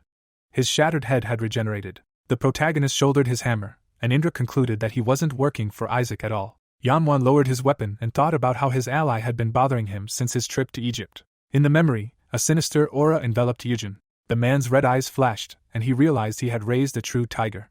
The opponents stood facing each other. The monster grinned and admitted he had been wrong to underestimate his enemy. The god pointed a gungnir at him and declared he would fight with all his might. The boy frowned in displeasure. The monster lunged forward and asked his opponent to boast of having fought such a powerful creature when he departed. The young man gripped the handle of his hammer and realized the villain was approaching. The player jumped back, parrying the attacks. A cliff appeared behind him. The ranger looked to the side and realized he was cornered. The giant swung his spear and asked where his enemy was looking. Indra thrust his weapon forward. A powerful blow shattered the earth and raised dust into the air. The necromancer leaped out of the resulting cloud. A thundercloud appeared overhead. Lightning struck the cliff next to him. The representative of the dark world leaped to the opposite side of the ravine. The protagonist glanced sharply to the right. At the last moment, Yujin dodged the gungnir's blow. A cut appeared on his side. Isaac opened his mouth wide and called out to his master. The boy clutched his wound and used the vampire's skill. A sinister energy enveloped him once again. The youth leaped upward, engulfing his opponent in a bloody mist. The monster spread its fingers and demanded to know what kind of cheap trick this was. A powerful wave of energy pierced the mist, and the god asked if his enemy really thought it would work. The player bounced off the ground and rushed forward. The ranger swung his hammer, wondering if the villain had neutralized his entire skill. The necromancer closed in. With a powerful blow, the representative of the dark world shattered his opponent's shoulder. The monster swung its fist, declaring it was his turn. The protagonist was unable to dodge as the giant's hand landed right behind him. The powerful blow sent him flying backward. A cloud of dust and ash rose from the ground. Yujin covered his mouth and coughed up blood. Indra towered over him and asked if his opponent could tell the difference between them. Grinning, Fry thanked him for the opportunity to witness such a hilarious spectacle, and decided it was time to end it. The boy rose to his feet and said he, too, hadn't had this much fun in a long time. The monster flinched and narrowed its eyes. The young man frowned menacingly and explained that fighting such a superior opponent forced him to use all his strength. The player imagined an army of the undead. The ranger smiled and declared he couldn't remember the last time something like that had happened. The god bared his teeth and asked him to stop chatting. The undead lunged at him with weapons. A few blows tore them to pieces. The skeletons collapsed to the ground after the enemy's attack. A broken skull landed at Isaac's feet. The monster frowned with displeasure. The man stood calmly in place. The necromancer jumped out of the pit. The representative of the dark world looked up and reminded him who his true enemy was. The summoned creatures surrounded the members of the Thunderbird Guild. One of them held a sword to the terrified Shakira's throat. The undead approached the giant. The protagonist narrowed his eyes slyly and declared that his opponent was fighting the wrong one. The undead army surrounded Indra. The clone raised his hand and thought about how he had positioned the warriors right in front of the terrible one, while his master was stalling. The wizard extended his hand above his head. Blue-eyed creatures stood behind him. The clone decided that with such power, they could end this battle. The undead leaped forward. The skeletons rapidly approached the enemy. Lightning flashed around the monster. The god released a wave of energy from his hand and shouted that the soldiers would not help his opponent. A huge bolt of lightning headed towards the undead. The summoned creature frowned angrily. A crushing blow fell upon the army. Suddenly, the monster's eyes widened. The giant saw Yujin in the distance and wondered when he had managed to get there. The boy raised his hammer above his head, and the undead rushed into battle. Indra swung his gungnir. The spear pierced a group of skeletons. The youth frowned sternly. China raised his shield before him. The ranger's eyes widened in surprise. The boy smiled broadly and explained that the enemy would have to defeat him first if they wanted to strike his comrade. The necromancer grinned. The monster returned the weapon to its hand and prepared to strike again. An explosion sent skeletal bones flying into the air. The lich clutched Merlin's staff. The summoned creature raised its staff above its head and summoned even more warriors. Rock fragments destroyed the undead, as the sorcerer cast his spell again and again. Yanwen gritted his teeth and noted that Grozny had been nearly invincible, but now he was forced to take a defensive stance. Isaac crossed his arms over his chest, realizing his comrades had come to the aid of a representative of the dark world who had found himself in a critical situation. The protagonist lunged forward alongside the undead, a malicious grin gleaming on his face. Chief Phoenix glanced at him from under his brows and assumed this had all been planned in advance. The skeletal army closed in on the god from all sides. Blood dripped to the ground, and the system reported that Indra's arrival had been cancelled due to insufficient magical power. Fry transformed back into a human, and the monster's image vanished into thin air. The leader of the Thunderbird opened his mouth wide and began breathing heavily. Numerous corpses of summoned creatures surrounded him. Terrible leaned against one of them. The scoundrel wiped blood from his chin. Yujin took a step toward him. The boy narrowed his eyes slyly and said that he had an amazing army, but there was no such thing as infinite power in this world. The villain bowed his head and declared himself so exhausted it was almost comical. The commander smiled and expressed outrage that the enemy would mention such a thing, even though he himself was constantly summoning the undead. A whole army of undead stood behind the young man. The player closed his eyes and explained that it was time for him to go. The monsters pounced on the captain. A blue sky hung over the cliffs, and the sound of blows could be heard. Shakira fell to her knees. The girl's eyes widened and she wondered if her boss was dead. The ranger approached Isaac, and the woman was outraged that their ally had betrayed them. The guild member frowned menacingly and decided to deal with him herself to avenge her boss. The man turned and walked toward her. The doppelganger raised his eyebrows and said that they needed to choose a successor to replace Grozny. The warrior clenched her teeth in anger. The swordswoman lowered her gaze and concluded that they hadn't planned to kill them all. She raised her hand and asked the traitors to listen to her. She rose to her feet and explained that Frey hadn't said who would take over the guild after him. The woman frowned sternly and asked the Russian to appoint someone to represent the Thunderbird Guild. The clone scratched his chin thoughtfully. The guild member smirked, thinking that everyone here knew who the boss's right-hand man was. The warrior narrowed her eyes and decided that she needed to survive this damned dungeon first, and then deal with the traitor. The protagonist stood behind his comrade. Eugene raised his hand and offered to assume control of the Thunderbird. Isaac looked back, surprised by his decision, and the swordswoman wondered what they were talking about. The young man stepped forward and explained that he had made some sort of deal with Grozny before his trip to Egypt. The young man smiled slyly and added that the commander had promised him a high position in the organization for the murder of one man. The man raised his eyebrows in surprise and wondered if they were talking about him. Standing between the heroes, the player explained that he had accepted his offer and fulfilled his end of the bargain, so he had every right to become a master. Raising his hand, the ranger reminded her that the enemy had been there when Fry proposed the deal and asked if she didn't remember. Shakira, her mouth hanging open, demanded to know what nonsense she was talking about and shouted that they had never made any deals with him. The necromancer glared at her and asked her not to pretend. Gritting her teeth, she realized that no one had proof because the boss was already dead, and she concluded that if they couldn't resolve their differences, they would have to fight. As the two stood facing each other, the woman realized that if that happened, the Thunderbird would be completely destroyed. The duplicate looked at its master, and the guild member confirmed that they had indeed had an agreement. The representative of the Dark World smiled contentedly. The warrior bared her teeth and silently called him vile. The clone raised a puzzled eyebrow when the swordswoman objected. Shakira lowered her gaze and declared that, even though the protagonist had the right to the position, she was the one who had always been at the boss's side. The girl placed her hand on her chest and shouted that they should appoint her guild master, because then the other Thunderbird members would accept it. Wu Jin turned away, and the woman reminded him that it would be beneficial for clearing dungeons. Suddenly, a white cloak appeared in the air. The boy looked away tensely. Yang Wang emerged from the crowd and stopped in front of him.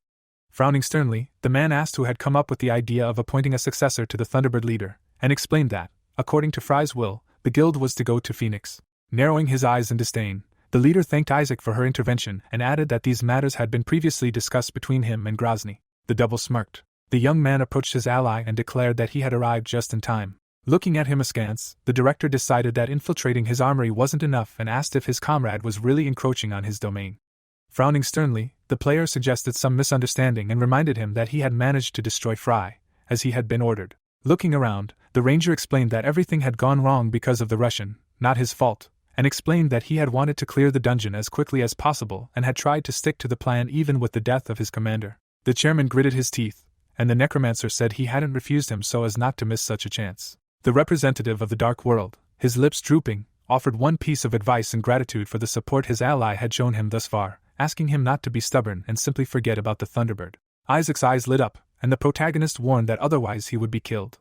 The heroes clashed, and Eugen declared that his comrade was one of those who would go to the end for their goals. An army of skeletons surrounded the boys and watched them silently. A crowd of goblins had gathered on the 7th floor. One of them approached the throne where the king sat. The chieftain clenched his teeth in anger. The shaman stopped in front of him. The monster slammed its foot into the ground. It raised its staff above its head and screamed loudly. Its brethren bared their fangs and echoed its battle cry. The warriors rushed after the sorcerer. An entire army of monsters rushed forward. The shaft of the spear sank into the ground. The boy held it in his hands, and Mjolnir began to resonate with Gungnir, increasing its wielder's stats. The young man thrust the hammer forward. Then the undead rushed to attack the monsters. The summoned creatures began to hack at the goblins. China delivered a crushing blow. Shakira fought the monsters. Isaac watched everything unfold from atop a cliff. Yang Wang looked at him and thought about how he had disgraced himself in front of his people because of him. The man gritted his teeth and resolved to exact full revenge for this insult. Chief Phoenix gripped the hilt of his sword. The director raised the weapon above his head and shouted that they too must join the fight. An explosion echoed across the battlefield. A huge portal glowed in the highlands of Pakistan. After a while, the first person emerged from it, and reported that the dungeon had been cleared. It was Shakira. The girl narrowed her eyes in disdain. A huge crowd of soldiers stood before her. Someone followed her out. The squad members gradually exited the dungeon through the gate. The next moment, the portal disappeared. The soldier looked at the team but didn't see the boss. The scoundrel picked up the radio and ordered everyone to prepare for action. The soldiers raised their rifles. The woman approached the commander. The guild member crossed her arms and asked her comrade to cease all actions. The captain stared at her, puzzled, and asked why. Standing before him, the warrior asked everyone to listen carefully. The swordswoman opened her mouth wide and shouted that, from this moment on, according to their boss's final order, a new leader would be appointed for the Thunderbird Guild. The soldier ran up to her and asked who it would be. Shakira gritted her teeth. The girl turned and saw the protagonist. Yujin crossed his arms over his chest and smiled slyly. Some time ago, the heroes stood on a battlefield strewn with corpses. The boy grinned and offered his condolences. Isaac stood nearby, the young man declaring that he had appointed him as Frey's successor. Yang Wang frowned with displeasure. The player raised his index finger and decided to give them one warning before they left the dungeon. Holding the Gungnir, the ranger asked his allies not to tell anyone that he had been appointed the new leader. The necromancer raised his finger to his lips and asked them to keep an eye on their people. The man looked at him askance and asked if they really looked like fools to talk about this everywhere. Chief Phoenix frowned sternly and declared that he would want to tell everyone about it if he were him. The girl asked what the enemy was planning this time. The representative of the Dark World's eyes flashed and replied that Isaac had some plans. The protagonist narrowed his eyes slyly and said that it didn't matter who the Thunderbird Master was, because very soon it would all lose all meaning. The director clenched his teeth in anger. The woman looked away in displeasure. A guild member approached the soldiers and asked her comrade to convene a leadership meeting upon returning to headquarters. The warrior frowned furiously and said she had bad news. Standing at the podium, the clone introduced himself and stated that he was standing here today thanks to the people's support and approval. The clone raised his eyebrows and expressed gratitude for being there. People watched him through a screen outside. The wizard explained that after lengthy discussions, the leaders of Thunderbird and Phoenix had decided to merge the two guilds into one. People in the cafe stared at the television. The man announced that the new guild would clear dungeons, fight monsters, and save the world without any claim to reward. The flag of the Savior organization appeared behind him. Isaac narrowed his eyes and announced its founding. The townspeople raised their hands in joy. Sechin smiled, overjoyed at finally achieving this. Standing by the window, the broker concluded that he could become a worthy rival to the Messiah. The businessman closed his eyes and thought about how much time had been spent on this. Suddenly, the director clenched his teeth and grew angry. Looking around, the man asked his friend to eat more quietly. China stuffed his cheeks with chips. The boss pointed to a pile of dirty dishes and asked why his subordinate wasn't cleaning up after himself. After emptying the pack, the boy called himself a folk hero who had cleared out a 7-story dungeon and threatened to find another office if the boss continued to behave like this.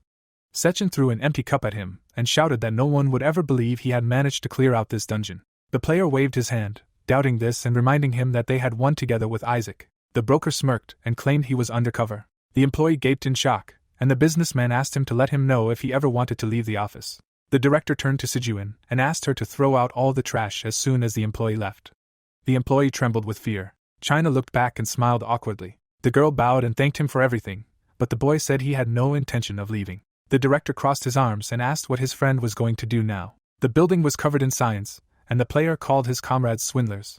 A car was parked outside the apartment building. Various artifacts lay on pallets. Standing before them, the protagonist decided he had managed to recover quite a few valuable items. In a memory, the Lich raised the staff, and Wu Jin concluded that this summoned creature was more powerful than he had thought. The corpses of monsters lay around Sezhung, and the boy realized that this wouldn't be enough to defeat him.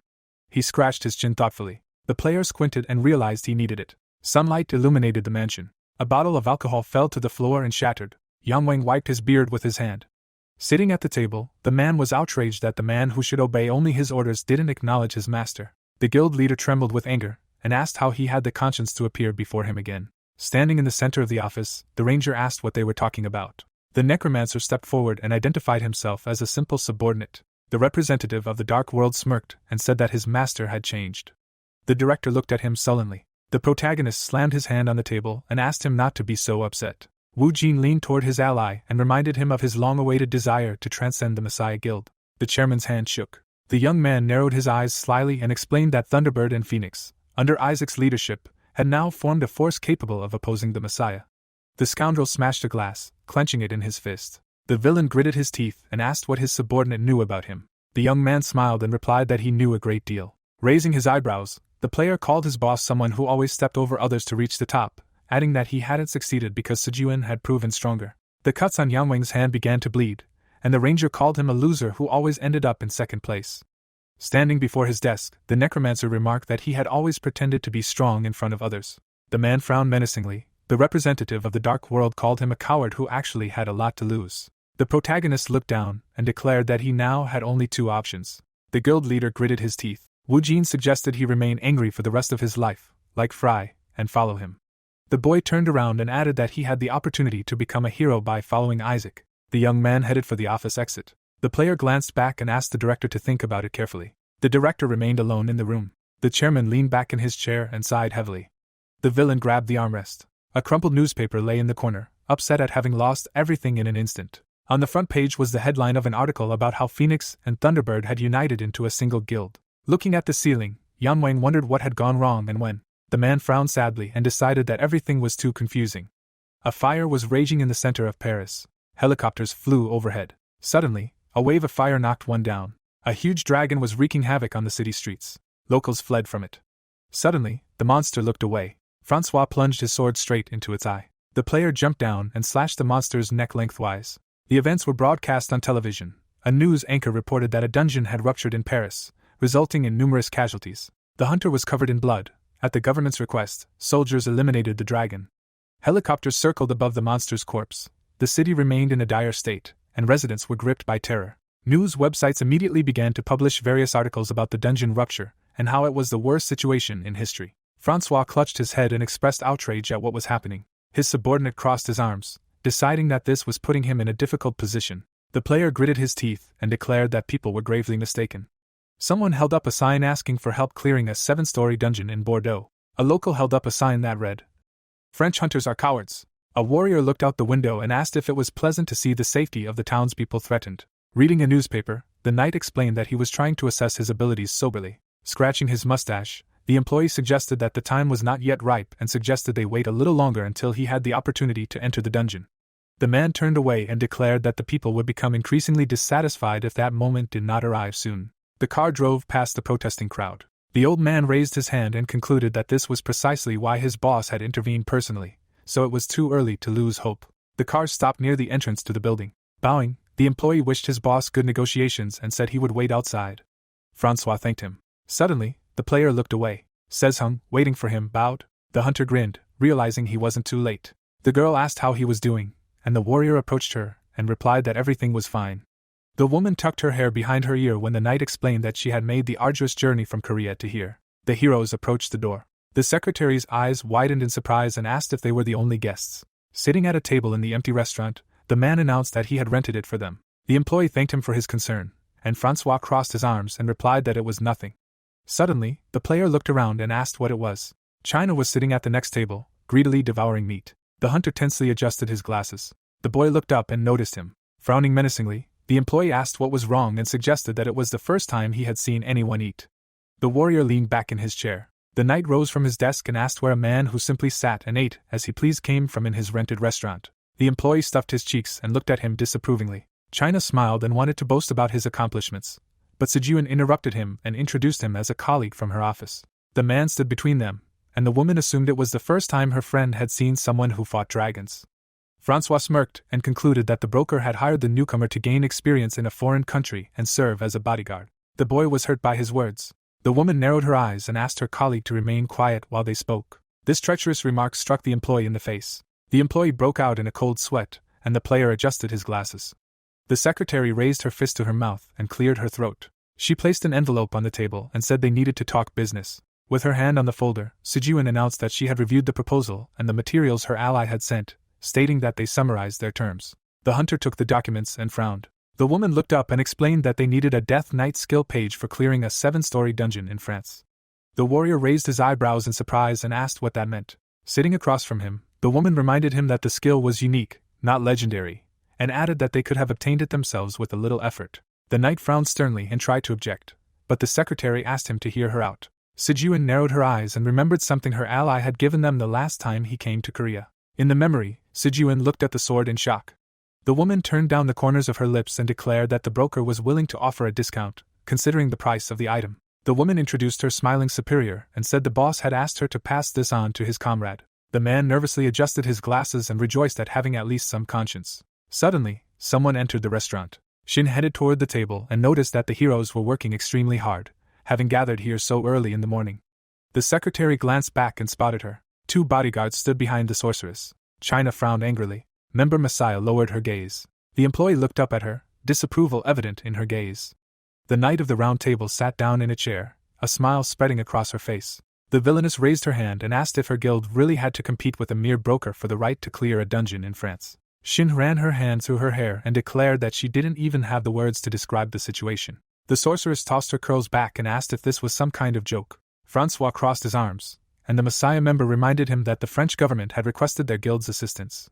Sitting across from the heroes, the Knight of the Round Table asked if they understood the situation. The boy clenched his teeth. Lowering his hands, the player asked what was going on, saying that even a newbie like him couldn't remain silent any longer. The villainess narrowed her eyes in disdain, and the employee expressed outrage at her remarks. The employee pointed at himself and declared that if the Messiah didn't like competing with them, they could return to Korea and hand over the clearing rights. Shin asked who that was, and China waved her hand, asking her to stop, reminding him that her guild had never cleared a dungeon higher than rank B. The boy grinned and explained that the newly opened dungeon was rank A, deducing that Messiah simply lacked experience clearing such dungeons. The hunter lowered his head. The player pointed at the enemy and decided that they wouldn't be so overconfident if their new guild, Savior, managed to outshine their rival and successfully clear the dungeon. The sorceress asked what they were talking about. Sezhung stood up from the table and called out to her. Messiah's member looked up at her. The girl narrowed her eyes and remembered something. In the past, standing against the backdrop of falling rubble, the woman had declared that her enemy would soon find out for himself. The secretary glanced back and said they would see each other again. The employee bowed. The boys headed for the restaurant exit. The warrior silently looked at the trembling Knight of the Round Table. Her face was reflected in the lenses of his glasses. Their photo appeared on the front page of the newspaper, announcing that the Savior and Messiah guilds had begun competing for the right to clear a dungeon in France. Then there was an article about China fighting monsters, which journalists assumed was an armed demonstration for the right to clear the gates. Standing at the podium, Shinhee announced the opening of a Messiah Guild branch in central Paris. Francois turned away from the camera, trying not to talk to the reporters unnecessarily. The article stated that the French government would announce the raid's participants that evening. People gathered in front of the Parliament building. The sorceress shook hands with an official. They waved to the photographers. Someone watched the proceedings from afar in the square. The player glanced back as someone approached him. Sezhung adjusted her sun hat and asked if the journalists had noticed him. Lee adjusted her hat and, while her companion fidgeted, expressed hope the journalists hadn't noticed them.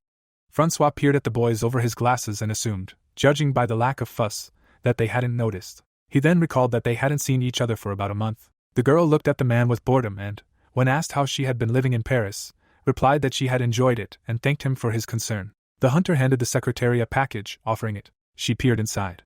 Francois pulled off his mask and announced that, thanks to Lee, they had managed to resolve some urgent matters. The man grinned and added that her proposed condition was the clearing of a 7-story dungeon. The girl smiled when the hunter reminded her that she hadn't said the Savior Guild would be involved. He glanced toward the crowd of reporters and explained that, thanks to the secretary's intervention and his influence on Shin, the French government had managed to conduct a joint operation in a very advantageous location. Furthermore, the Messiah Guild had publicly declared its intention to intervene. Francois adjusted his glasses and added that clearing the dungeon was now only a matter of time. The hunter shoved his hands into his pockets. Lee reminded him that the battle wasn't over yet, so he would gratefully accept this from the dragon hunter. The immortal fumed that the Messiah Guild had finally lost its right to clear the dungeon. He had personally destroyed that monster in front of several dozen onlookers. The boy clutched his head, wondering why, in that case, he hadn't rested for a month, and whether this meant he was being used to stir up public opinion. The girl pulled a piece of paper from the bag, and saw that it was a Death Knight skill. Lee put it back and thanked the hunter again. They shook hands. Then Francois left. But after a few steps he stopped. The man turned to the boys and, to their surprise, remembered something else to say. The hunter frowned and admitted there was something he still couldn't understand. Francois rubbed his chin, noting that the competition and the struggle for the right to clear the area made sense to them too. China frowned when asked why they had given up so easily. The man adjusted his glasses again and wondered if Isaac himself was afraid to enter the 7-story A-rank dungeon. The secretary smiled and replied that a press release would be issued in a few hours. Meanwhile, in North York Moors National Park, the protagonist walked out to the cliff while Lee explained that the Savior Guild had to enter the dungeon as soon as possible. Yujin smirked, and the girl added that she was referring to the 7-story, A-rank plus dungeon in Britain. Francois stared at the secretary in surprise, unable to believe another one had appeared. Lee calmly replied that it was indeed so. 3 months earlier, inside a 7-story, C-rank plus dungeon. Shakira turned around, her gaze sad. The girl headed for the door. She left the Mokosh Guild members behind, near the body of their commander. The fake Isaac approached Yujin. Then, together with China, they left the dungeon. The necromancer looked at the fallen enemy with disdain. Then he touched his fingertips to his head, revealing the eye of Anubis. The young man's eyes were emitting black smoke. And now he looked out from under his umbrella, musing that he hadn't realized how vast the fusion of Grozny was. Protagonist Knight stared at the dungeon entrance, silently wondering who knew he'd hide the existence of an A+ rank dungeon in Britain. The necromancer grinned, deciding he'd just gotten lucky. At that moment, his phone rang. When the player answered, he was asked about the weather in the British Isles. Second was sitting in his office, explaining how even the locals didn't carry umbrellas in the rain. The guy grimaced and reminded him that he wasn't a local, but Korean, and the broker joked that Isaac wasn't Korean, but Russian. Yujin's expression became irritated, and he asked how things were going. The man looked at the computer screen and remarked that they'd been working together for a while, so naturally, everything was going according to plan. The news was so full of Isaac's superiority over the Maasai Guild, Second assumed the latter were furious. The broker picked up a stack of papers and reported that, as expected, major guilds had begun offering to collaborate on a joint sweep, and had initially approved their applications. The man explained that the Chinese guild Kunlun had said they would send 80 high-ranking players. Master Carey and Ellis, whom the protagonist knew, would be coming from the Great Guild. The Border Guild was planning to send J. Players considered the best in the British Royal Palace would also join from the Victoria Guild. The young man grinned and admitted that the lineup was quite good. But then the broker glanced at the documents, confused, and announced that this wasn't the end. He leafed through the papers and noticed that, despite their need to clear a dungeon in France, a request to join had been received from the Messiah Guild. The necromancer narrowed his eyes when Sechin added that it looked like the scoundrels were determined to send their men at any cost. The player asked who the leader was. The broker replied that the boy had probably heard of him. His name was Sonu. He was one of Shinhee's closest associates, one of the few remaining members of the Round Table. Wu Jin didn't move when he said that was actually good. The other man couldn't understand what exactly he considered good. The protagonist grinned in response and said that the enemy would regret dispersing their forces, and Sechin understood. The young man continued to stare at the dungeon entrance. A moment later he headed away. At dawn that same day, on the day of the cleansing, teams of 8+ players gathered near the dungeon. Yang Wang looked gloomily at Shakir, who returned the mirrored gaze. The Great Guild was already here, too, as was Kunlun, and the representative of the Messiah was already here, too. Isaac was the first to reach the entrance. Together with his partner, they gazed at the glowing portal. A beam of light shot from the tower into the sky. A crowd of players gathered around the defeated monster of the 7-story A-rank dungeon, and the system announced that they had destroyed the master of the Minotaur Labyrinth. Sejong emerged from the shadows toward Shin. The master asked what day it was. She turned to her partner, and informed him it was already the 10th. He opened his inventory. The boy grabbed the hilt of his sword. Swinging the weapon, he declared that he would lead the way on the next floor. Shin looked at him in confusion, remembering the guild members. Sejong passed by and remarked that the guild members' growth was certainly important, but it was too slow. The master turned to his trembling friend and added that the Savior Guild had most likely already entered the A+ rank dungeon. The boy's gaze turned arrogant as he declared that they had to finish before them. Sujuin gripped the hilt and explained what they should do after exiting the dungeon. Heading for the door, the young man added that they would immediately begin preparations for the next one. Looking straight ahead, the master thought that perhaps he would meet his main opponent on the 8th floor. Meanwhile, Wu Jin was reviewing information about the dungeon, which required surviving for 10 days to advance to the next floor. The protagonist rubbed his chin, mentally noting that the survival quest began on the first floor. The young man smiled, concluding that luck was on his side. At that moment, Sonu from the Messiah Guild approached him, addressing him by name. His face looked displeased. The young man stepped closer to introduce himself. The enemy extended his hand in greeting to the necromancer. The player accepted the handshake, introducing himself in return. Sonu looked grim, trying to overwhelm with his aura. Wu Jin, on the other hand, looked calm and friendly. At that moment, Carrie came out to the boys. The Great Guild Master folded her arms and asked if they really wanted to leave without them. The woman gestured toward Ellis and Dave, indicating that some old acquaintances were there. The American woman smiled cheekily, reminding the protagonist that they had once met in the Durahan dungeon. Ellis lowered her head and hesitantly greeted Mr. Isaac. The young man glanced at her. He noticed that the girl had become much calmer than before. The necromancer raised his eyebrows and muttered that he remembered now. No wonder they seemed familiar. The Americans visibly angered when the young man declared it was nice to see him again. Then 2 more people approached the group, happy to have found where everyone had gathered. The Chinese man stepped forward and added that they were going to fight together for some time, and it would have been better to get to know each other beforehand. The man bowed and greeted the others on behalf of the Kunlun Guild. A dark-skinned man next to him raised his hand and also greeted everyone on behalf of the Victoria Guild. Only Yongwon glared at them from the sidelines, annoyed that they were holding a gathering of friends here. Phoenix Master frowned, wondering how this had happened. Yujin spread his arms and announced that since representatives from all the guilds were gathered here, he was going to propose a wager to boost morale. The Chinese man tensed and clarified what the young man meant. The protagonist raised a finger and reminded them that the boss monster was on the top floor of the dungeon, and it was a dragon. Therefore, the other monsters could be considered guardians. As everyone present knew, unlike regular monsters, they teamed up with other races. The necromancer raised an eyebrow and added that guardians formed armies to attack players, then asked if everyone had already noticed that there was a survival quest on the first floor. Sonu folded his arms when the young man explained that this meant a large concentration of guardian squads. The man frowned and asked with displeasure what kind of wager Isaac was proposing. The young man narrowed his eyes with a smirk and replied that it was simple. They had done this before. Ellis and Dave winced when the protagonist added that since only those who had participated back then were present, the explanation would be brief. The necromancer opened his inventory while the American woman tried to comprehend. Merlin's staff appeared in the player's hands. The girl's eyes widened.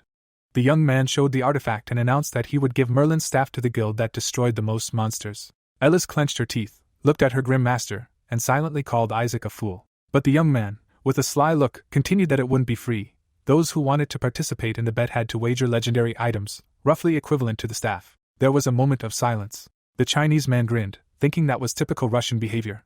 He glanced around, noting that all 5 guilds, including the Messiah Guild, had entered into a secret agreement to maintain their fighting power all the way to the top floor. He lowered his head, silently hoping that nothing unexpected would arise in their plan, when Carrie suddenly spoke up. Everyone present flinched and looked at her. A destructive aura gathered around the great guild master, as she reminded him that the staff Isaac held was the property of her organization. Ellis shielded her face from the wind, thinking her superior had transformed into a monster.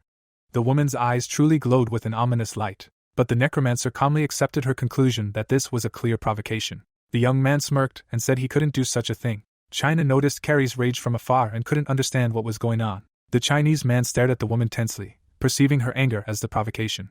But suddenly the American smirked. Her aura calmed, and she declared that if Isaac wanted Merlin's staff back, she had no reason to refuse. Ellis looked at the master in surprise when she agreed to the bet. But then Carrie folded her arms and declared that they had a condition in return. The woman extended her hand and demanded a promise that neither Merlin's staff nor King Arthur's ring would be used during the competition. To his partner's surprise, Wujin smiled and asked if it really irritated her so much when he used those items in front of others. The great guild master's face twisted with anger when she didn't deny it, but added that that wasn't the whole reason, as the young man's abilities were comparable to Master Sejong. The protagonist continued to smile as the woman insisted that if he wanted to make a bet with them, they should make this concession. The immortal looked at his partner in shock when he agreed to such terms. The blonde gritted his teeth. He knew that without King Arthur's ring and Merlin's staff, the effectiveness of the round table items would be greatly reduced, and he wasn't sure Eugen could handle it. At that moment, a Chinese man ran up to the negotiators and declared that they had no right to make this decision alone. Carrie gave him a withering glare. That piercing gaze horrified the man. The master, without turning her head, informed the necromancer that he seemed overconfident, so she wanted to offer him another condition, but he said he wanted to hear it out. The American woman glared at the man and declared that they would bet on how many guardians would be destroyed by the Savior Guild alone, and how many by the other guilds. China was furious, and when the woman added that the Savior Guild would be against everyone else, he shouted that it was too much, but the others found sense in her words.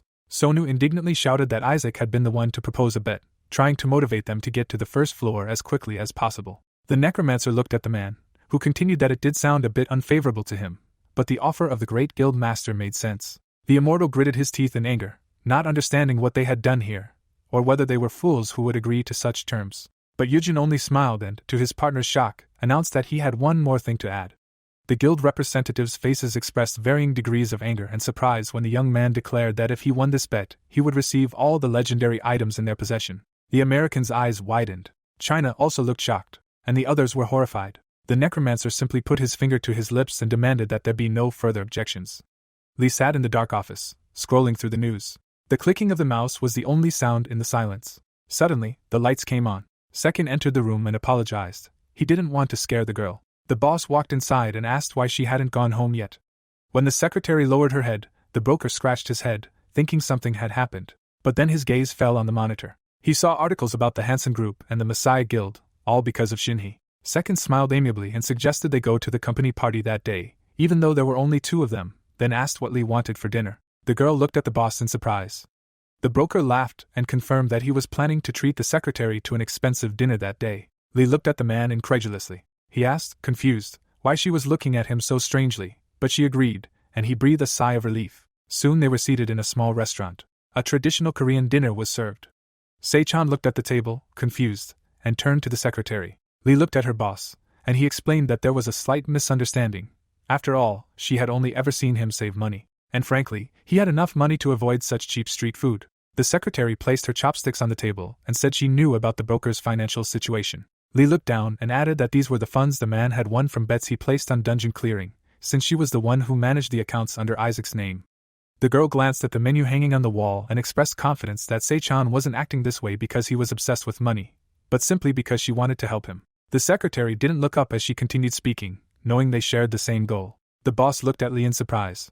Then, he rubbed his chin and brought up the girl's father. The secretary winced when the broker suggested Francois had told her everything. Lee clenched her fists. The girl didn't begin her story right away. 4 years earlier, at the Hansen Group headquarters in Seoul, the CEO's office was flooded with sunset light. The CEO himself stood facing the window. The man turned and told them to come in. An assistant entered the office, visibly nervous. Jin-soo continued to stare out the window when the girl announced that the chairman was calling him. The CEO turned to her and raised his eyebrows. Meanwhile, in the boardroom, the man at the head of the table called the company's stock price, which lay before him, absurd. Director Kim looked upset when the chairman addressed him. The boss slammed the papers on the table and barked that he told him several times not to let reporters in. The man lowered his head, confirming this. Young-ho glared at his subordinate and demanded to know why things were happening this way. At the time, all the newspapers were full of news about the appearance of dungeons and players.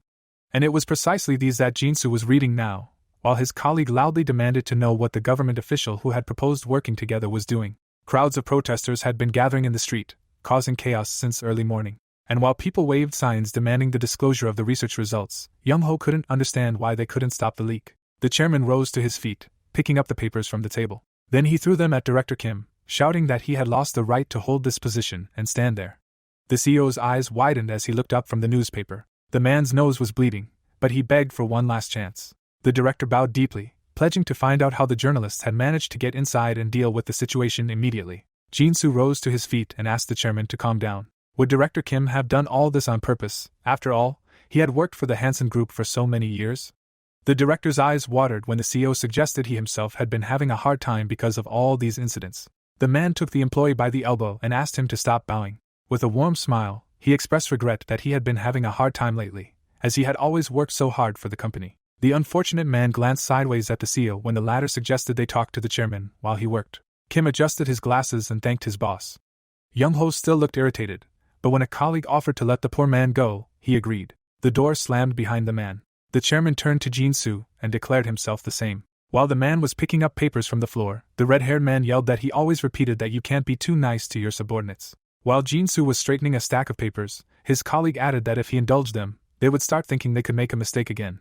The CEO didn't answer right away. The boss looked at the man with displeasure when he addressed him. With a frown, he asked if he could offer some advice on an old friendship. Young-ho coughed into his fist, expecting to be nagged again. Jin-soo looked calmly at his colleague, explaining that this unpleasant situation could, on the contrary, turn into a good opportunity, but the man didn't believe a crisis could be an opportunity. The CEO looked sternly at the chairman and asked what he considered the biggest problem. He glanced at the banner hanging across the room and added that it had nothing to do with working with the government and the Messiah Project. The man scratched his chin, pondering the question out loud. With a disgruntled expression, Young-ho admitted that, no matter how you look at it, the problem was the players. They were simply lucky to have had an awakening one day. The chairman slammed his fist on the table and added that they were pretending to be the best and disobeying their superiors. The redhead clenched his fist and added that if they were even slightly less valuable, he wouldn't have toed their line. Jin-soo braced his palms on the table and agreed with his colleague. The man's expression was filled with anger as he added that at the moment, a certain Sejuan was among them, and he posed the biggest problem. Meanwhile, in the underground parking lot, slain monsters lay scattered all over the floor. Sejuan was breathing tiredly. He and his men had gathered near the entrance to the dungeon. The young man stepped away from the beast he'd killed and announced that they needed to scan the gate from the inside before the monsters started appearing again. One of the soldiers approached the entrance. The bald man removed his helmet, frowning at the gate. His eyes glowed as he activated his doppelganger skill. Then the young man split into two. The clone disappeared into the bright light of the portal, only to run a little deeper. The scout tried to do this as stealthily as possible. Soon, he was standing in a tree, looking around. Sejuan folded his arms and asked if he saw anything, and the bald man replied that there was a B-rank floor here checking for a boss monster. At that moment, the doppelganger turned around, barely aware that its creator hadn't seen anything else so far. But the next moment, the scout fell to the concrete, clutching his head. His comrades rushed to the trembling young man, asking what had happened. The hunter removed his hands from his face and, with a trembling voice, reported that he thought there was a flying monster behind the gate. And when the enemy attacked his double, he realized he'd never seen such a thing before. His colleague patted his comrade on the shoulder and urged him to pull himself together. Sejun muttered something about a flying monster they'd never seen before. The blond man smiled and declared that they needed to speak with Director Lee and postpone the cleanup. At that moment, Jinsu lowered his head and informed the chairman that the special security team, including Sejun, and the Messiah Project participants, had abandoned all duties. Young-ho covered his face with his hand when his colleague added that they continued to postpone the cleanup. At that moment, the youth in question approached the office, as the CEO continued that if they continued to push back the gate, still contained in the Hansen Group basement, could rupture and spread outward. With a grim expression, the man declared that his superiors would have to make a decision, as he was flying to France that evening. Sejun paused outside the door when he heard that they were going to replace him, and Young-ho had just asked if the CEO had anyone in mind. The young man clenched his fists when he heard that there was a guy who had the eyes of the world on him lately. The blond man's face twisted with anger when he heard about the sole survivor of a quest called the Dragon. The door swung open. The men turned at the sound. Sejun burst in and announced that he needed to report something to his superiors. Jinsu glared at the young man and demanded to know why he had barged in while the chairman was speaking. The blond man smirked and replied that it was urgent, to which the CEO objected, claiming that no matter how urgent the situation, he had been too rude. At this point, Young-ho was picking at something on his desk. The player noticed his actions and, in the next instant, dodged the thrown object. The chairman glared at Sejun. The boy smiled insolently and told the boss that he shouldn't have been so angry, as it was harmful to his health, and he didn't deserve such treatment. The man's face contorted with anger. Young-ho frowned and yelled that the blond man couldn't just barge into the office like he was at home. The director had to grab his colleague, trying to calm him down as he continued to shout that this boy was no one to decide what was urgent and what wasn't. Sejun glared at the man until the man added that once you start treating players normally, they lose all sense of boundaries. The chairman continued yelling even as something flew past him. When a scratch appeared on his face, Young-ho abruptly fell silent. Blood trickled down his cheek, and Jinsu noticed it, horrified. The man turned sharply to face the player. He was clutching a sword, mana radiating from it. The CEO frowned and demanded an explanation. Stepping forward, the man added that Sejun had overstepped his bounds, but he didn't think so. The young man's gaze turned icy. To the chairman's horror, the blond man declared that if he had overstepped his bounds, the chairman would be lying on the floor, cut in half. Blood dripped from the blade as the player reminded the bosses that this was a different generation, and they were the ones who didn't understand the situation. The player's expression calmed when he explained that all the members of the security team guarding this building were under his command, and he didn't think there was an idiot among them who would want to help them. Jinsu frowned when the man threatened that if they said anything stupid again, they would get more than a slight cut. Sejun put away his sword and said that since they were so busy, the story wouldn't take long. With a tense expression, the director clarified the urgent matter. The young man sat down, picked up the projector remote, and reported that a problem had developed at the gate on the 4th underground floor. A flying monster, unlike any of the players had ever seen before, had appeared. When the projector spat a square of light onto the wall, the blond man added that until they determined what danger lay beyond the gate, they couldn't continue clearing it. Jinsu scowled at the player when he said they needed to delay their entry. The director grew angry and demanded to be listened to, as Sejun had only suggested delaying the start of the clearing last week, and now he wanted to do it again. Since the dungeon wasn't destroyed, monsters would continue to appear from there. The young man smiled dangerously, and when his boss asked how much more time he needed, he replied that he didn't know, and that he'd said everything he wanted to, so he was getting ready to leave. Outside the building, the chairman's daughter looked at the company building with a smile.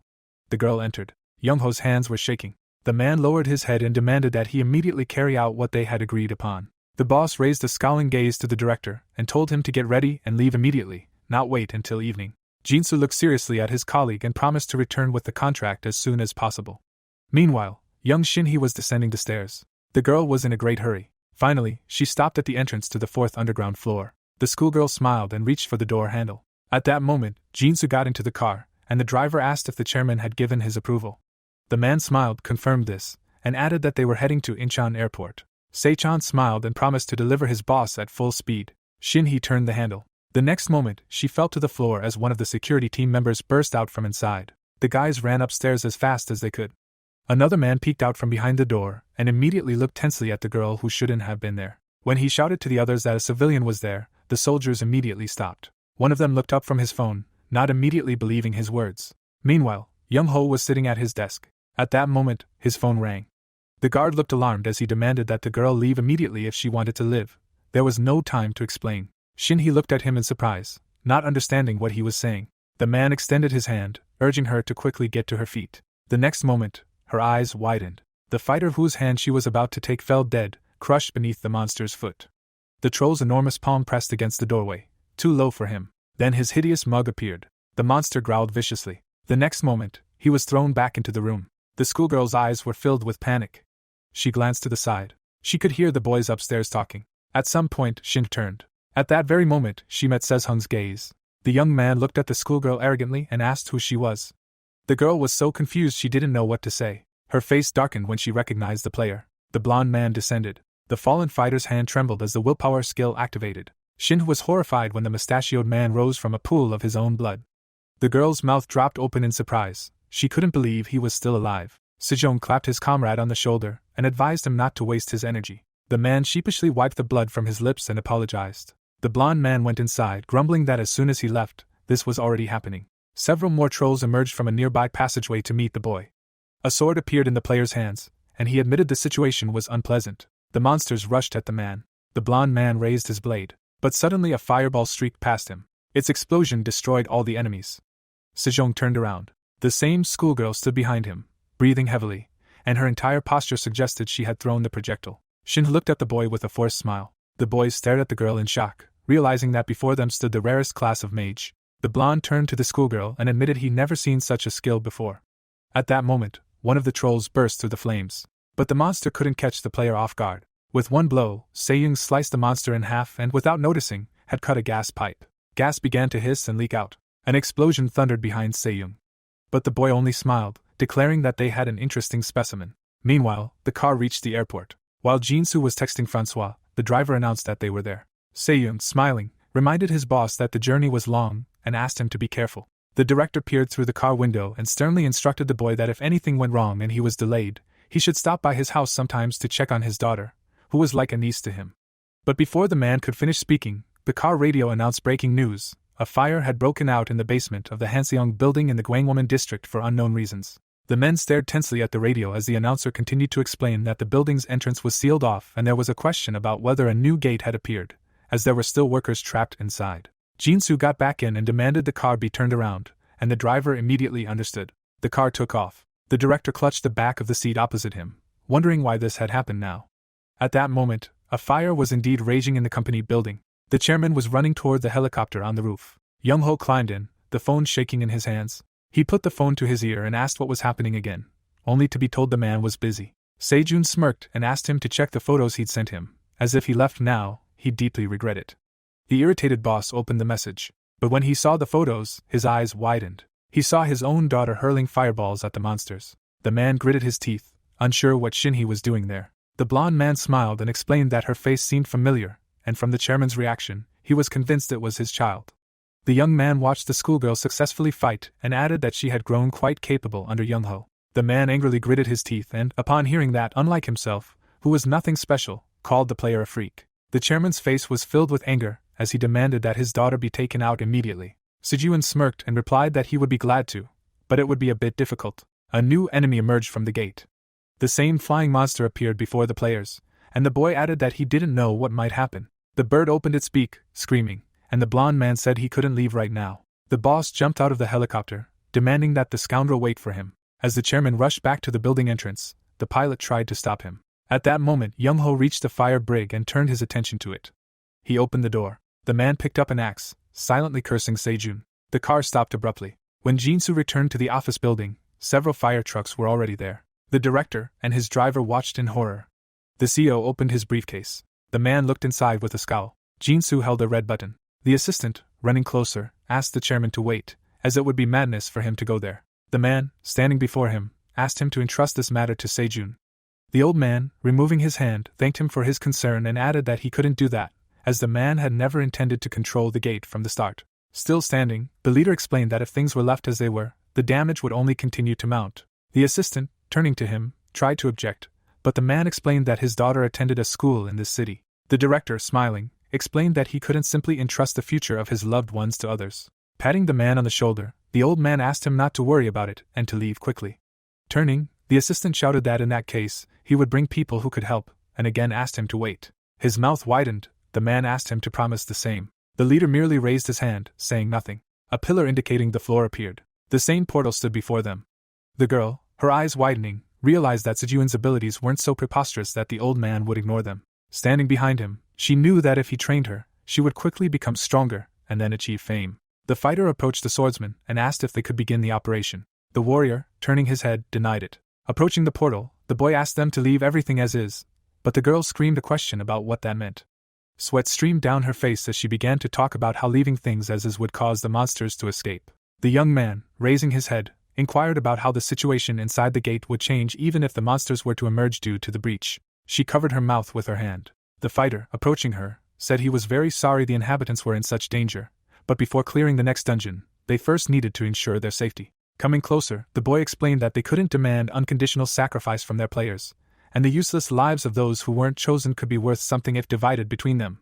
Her gaze suddenly darted to the side. Placing a hand on her shoulder, the warrior asked her if she really thought the lives of reborn like them and ordinary people were of equal value.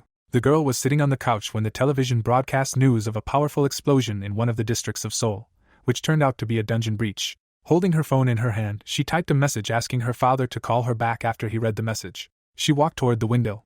Her eyes suddenly widened. Looking at the fire, the daughter tried to figure out if all was well with her father. The old man, raising his hands, asked the man to repeat his last words.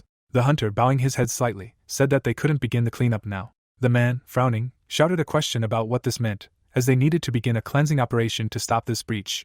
The young man, looking down, asked if his words meant he was allowing all members of the Messiah Project to perish. The director bowed his head. Gritting his teeth, the leader explained that he hadn't meant that, but if necessary, he would have to do so. Putting one foot forward, the leader also shouted that their power was given to protect people, but the swordsman asked him to stop hiding behind loud words. The young man, closing his eyes, asked if it mattered whether they all died here or not, but whether they would still need to enter the dungeon to save people.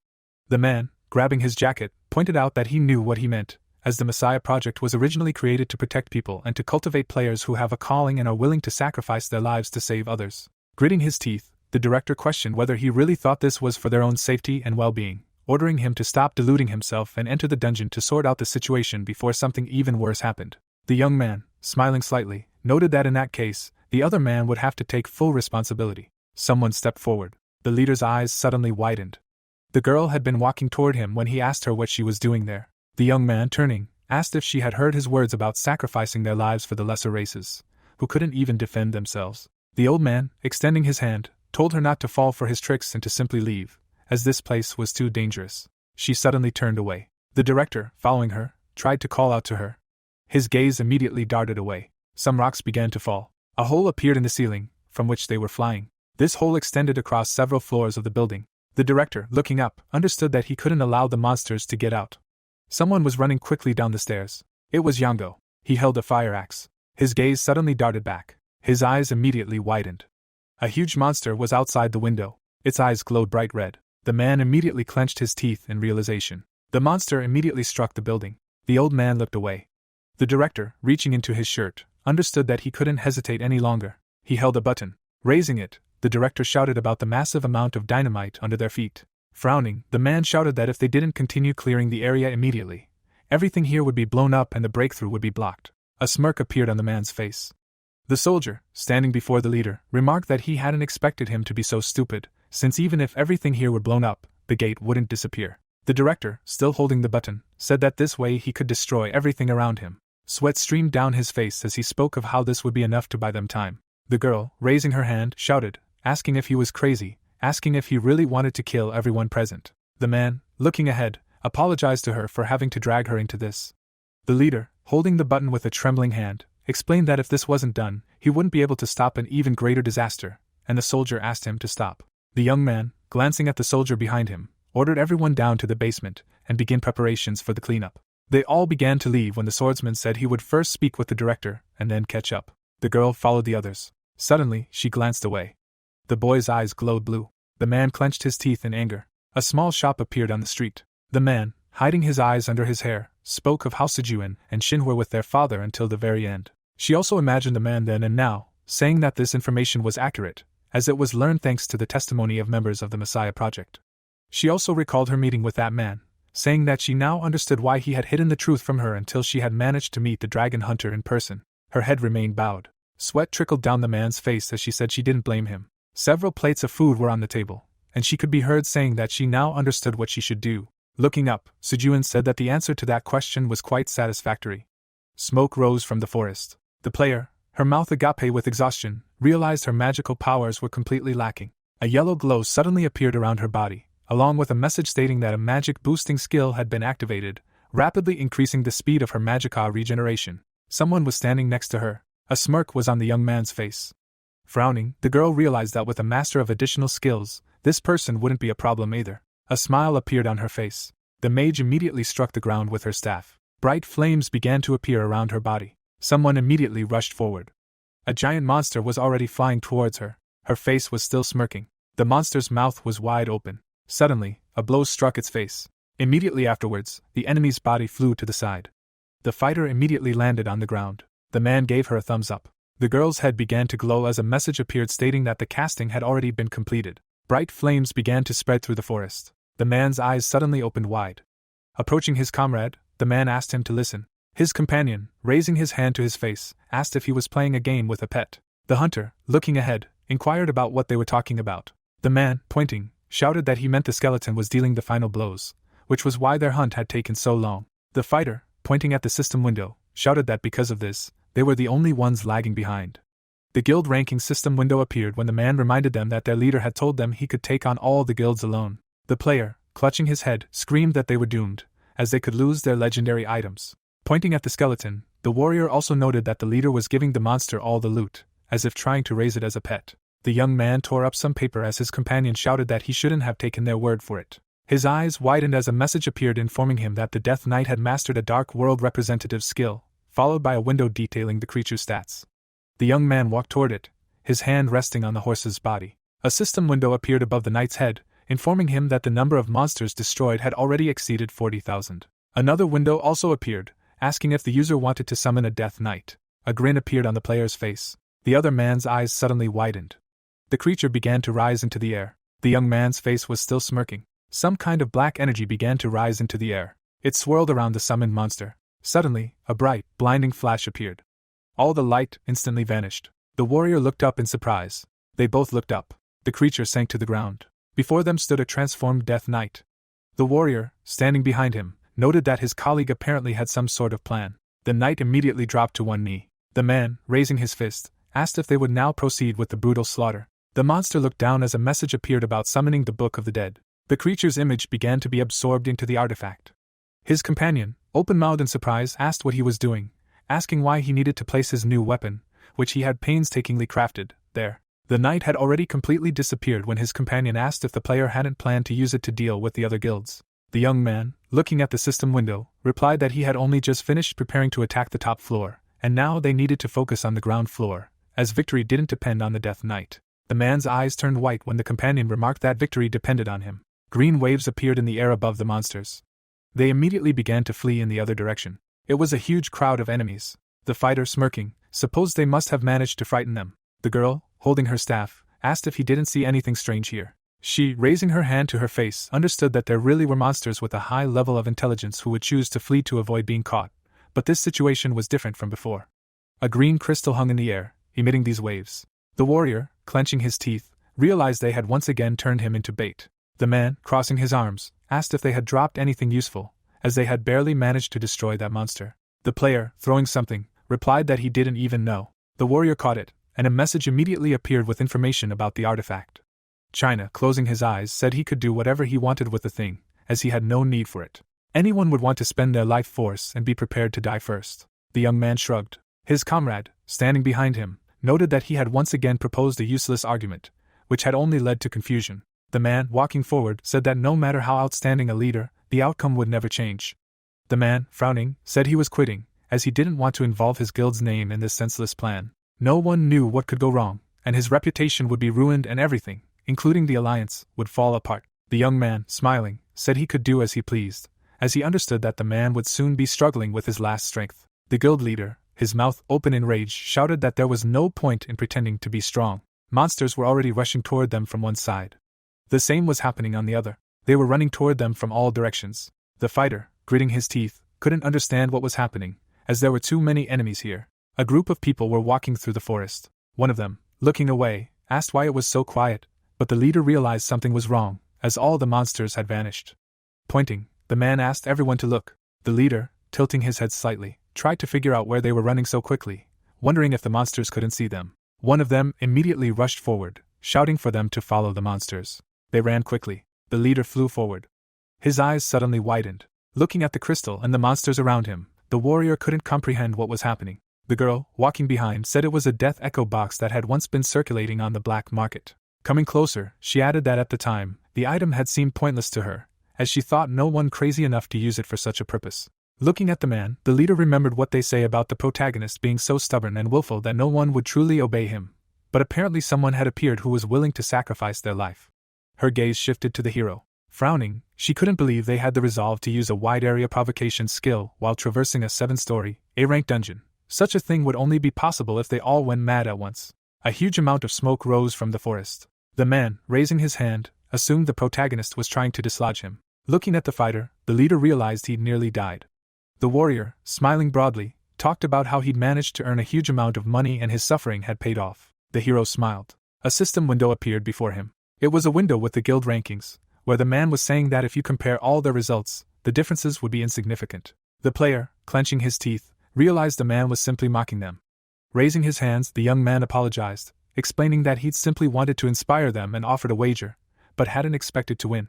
The girl bit her lower lip. The hero, raising one hand, noted that it was a wager after all, and he'd be able to use these items for a good cause. His gaze immediately darted to the side. His gaze was fixed on Galahad's cursed shield.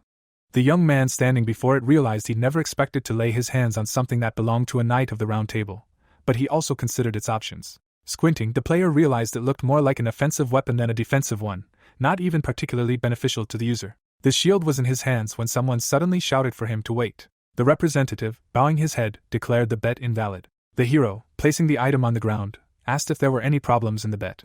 The man closed his eyes as he began to speak. His companion, his mouth open in anger, began shouting that the monsters they were hunting had suddenly, out of nowhere, begun flocking to the location of the Savior Guild. One of the fighters looked away when the man mentioned his guild. The girl also frowned. 2 other people looked in the same direction.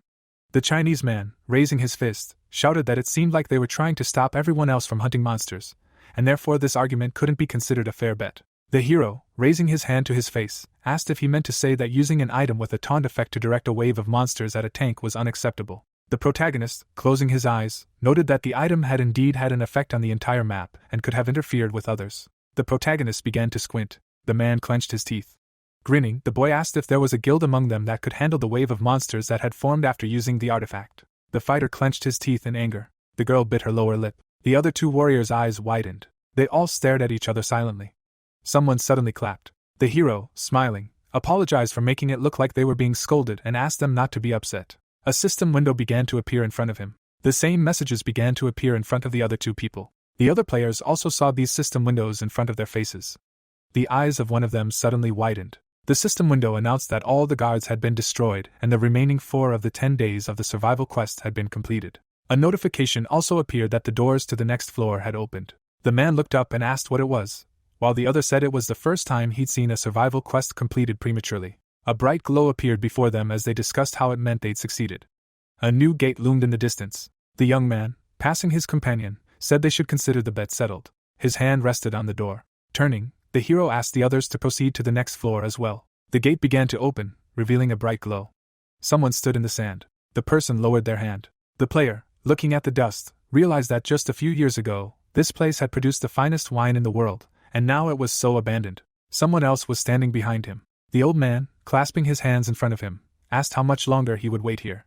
The fighter, raising his head, replied that he himself didn't know, since that damn idiot had left the gate there himself. Looking at the enormous gate ahead, the man explained that he could only stand and watch, adding that it all looked extremely sad. His assistant, also raising his head, asked him not to be too upset since he had done everything he could. Looking at the gate, his comrade explained that the fact that the Messiah Guild players had been able to enter it was also a result of his hard work. The old man, standing nearby, said he was confident that the public would someday recognize his achievements.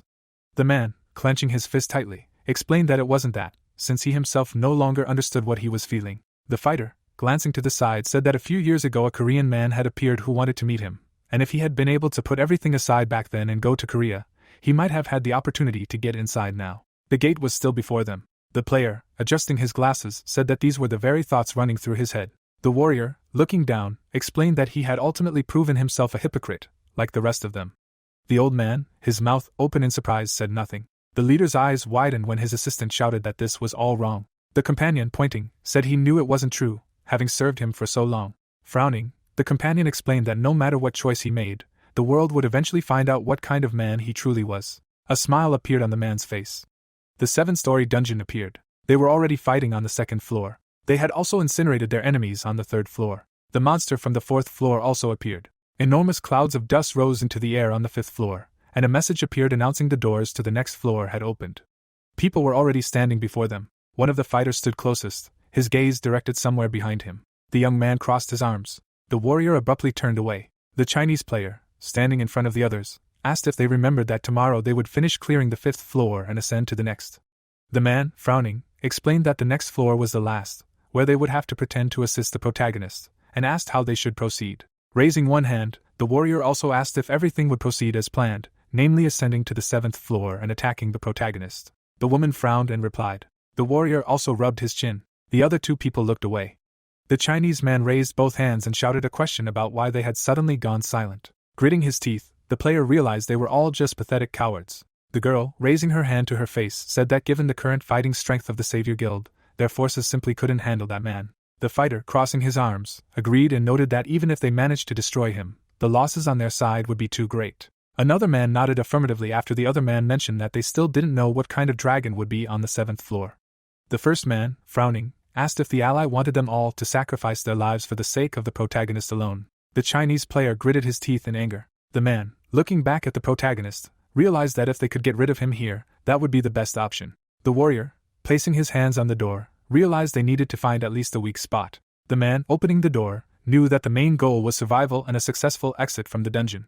Suddenly, a notification window opened, informing them that they needed to defeat a boss monster to reach the next floor. Similar system windows appeared in front of several more players. They suddenly began to take cover from a certain impulse. They all looked in the same direction. The man, clenching his teeth, couldn't believe what was happening. The girl's eyes also widened. In the distance, a huge red dragon appeared in the sky. Its maw was wide open. The warriors, looking up, couldn't understand what the dragon was doing here, which should have appeared only on the 7th floor. The hero also looked up. The Chinese man, gritting his teeth, understood that they had no business even thinking about this man. After all, they were on the 6th floor, and the boss was such a monster. Turning his head, the man also suggested that this turn of events might be better. The guild representative grinned, knowing the red dragon was enough to warrant the man's considerable effort. The young man turned to him and asked if he really wanted to tell him something. The fighter, raising his hands, denied it, explaining that he thought his interlocutor might begin the attack.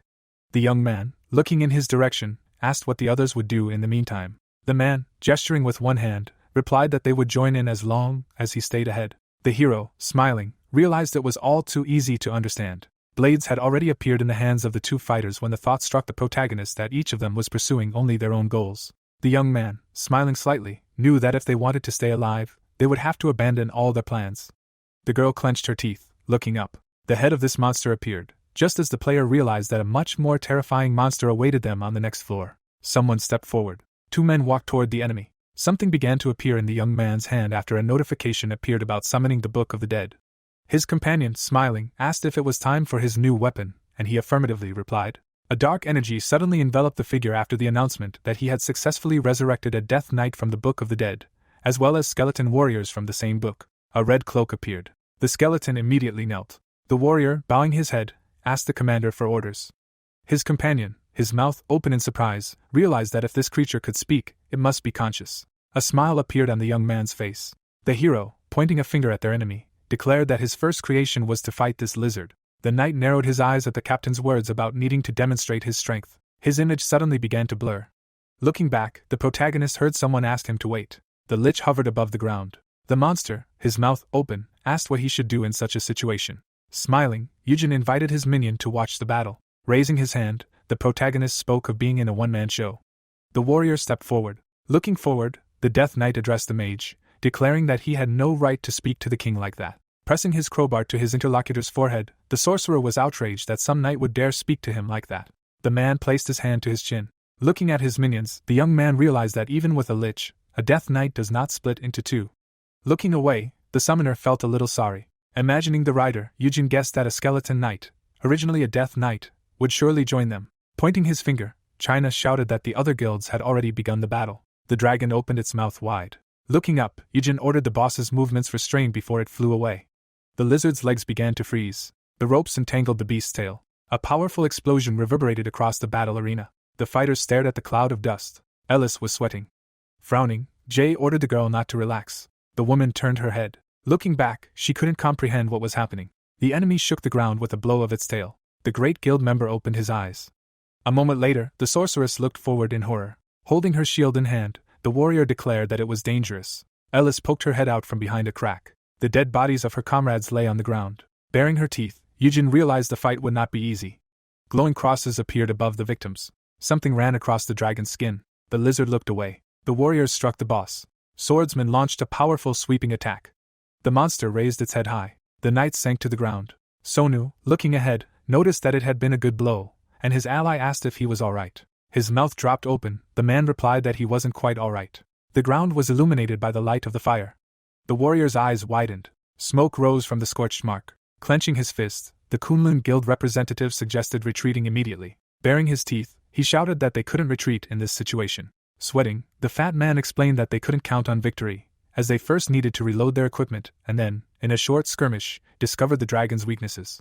Turning his head, the knight decided it was best to consider attacking while there was still the opportunity to fight on the ground. Raising his head, the Chinese listened to the words that if anyone refused to participate in the battle, they would be the first to pay. Frowning, Sonu said that staying alive was the most important thing for him now. Smiling, the Kunlun Guild representative asked for the blade to be removed. Someone walked in front of the two representatives. The monster stuck its hand into the hole in its stomach. A chain fell to the ground. The Death Knight began swinging his weapon. The men looked on in surprise. The monster threw a projectile forward. The chain wrapped around the dragon's neck. A moment later, the knight's hand and weapon began to glow with an orange aura. The warrior pulled the chain. The lizard's skin began to squeeze. Then, blood began to spurt from the boss's neck. Opening his eyes, the Chinese man couldn't believe what he was seeing. Flames were erupting from the dragon's mouth. Looking at the warrior, no one could comprehend what was happening. Spreading his legs wide, the Kunlun Guild representative noticed that this creature was single-handedly holding off such a huge enemy. Sweat began to appear on the fat man's face. Turning, Carrie ordered her allies not to stand rooted to the spot. The representative, his mouth open, shouted that everyone who had already regained their strength should continue the attack. The mages began casting spells. Projectiles flew into the enemy's body. Frowning, Sonu also ordered his subordinates to attack. Raising his hand, the Chinese man asked for a wait. The fat man lowered his head. The Kunlun Guild representative rushed forward. Numerous fighters ran toward the enemy. A bright light was visible through the smoke. A moment later, a column of fire erupted from the dragon's mouth. The lizard burned its opponents. A beam of fire approached the Chinese man. The man, baring his teeth, screamed that he couldn't breathe. The warrior dodged the flame attack. Looking at the thick smoke, the fat man realized that if they continued attacking the boss like this, they would be useless. The Kunlun Guild representative saw his armor begin to burn. The dragon continued to pour fire onto the battlefield. The lizard's eyes widened. The Death Knight stood on the enemy's head. The warrior held his sword in his hands. The fighter brought the blade to his opponent's eye. The boss opened his mouth wide. Looking up, Wujin knew this would happen. Watching the two monsters clash, the protagonist considered the possibility that his henchman had wounded his opponent in the eye to limit his visibility, and then move within the damaged eye's field of view.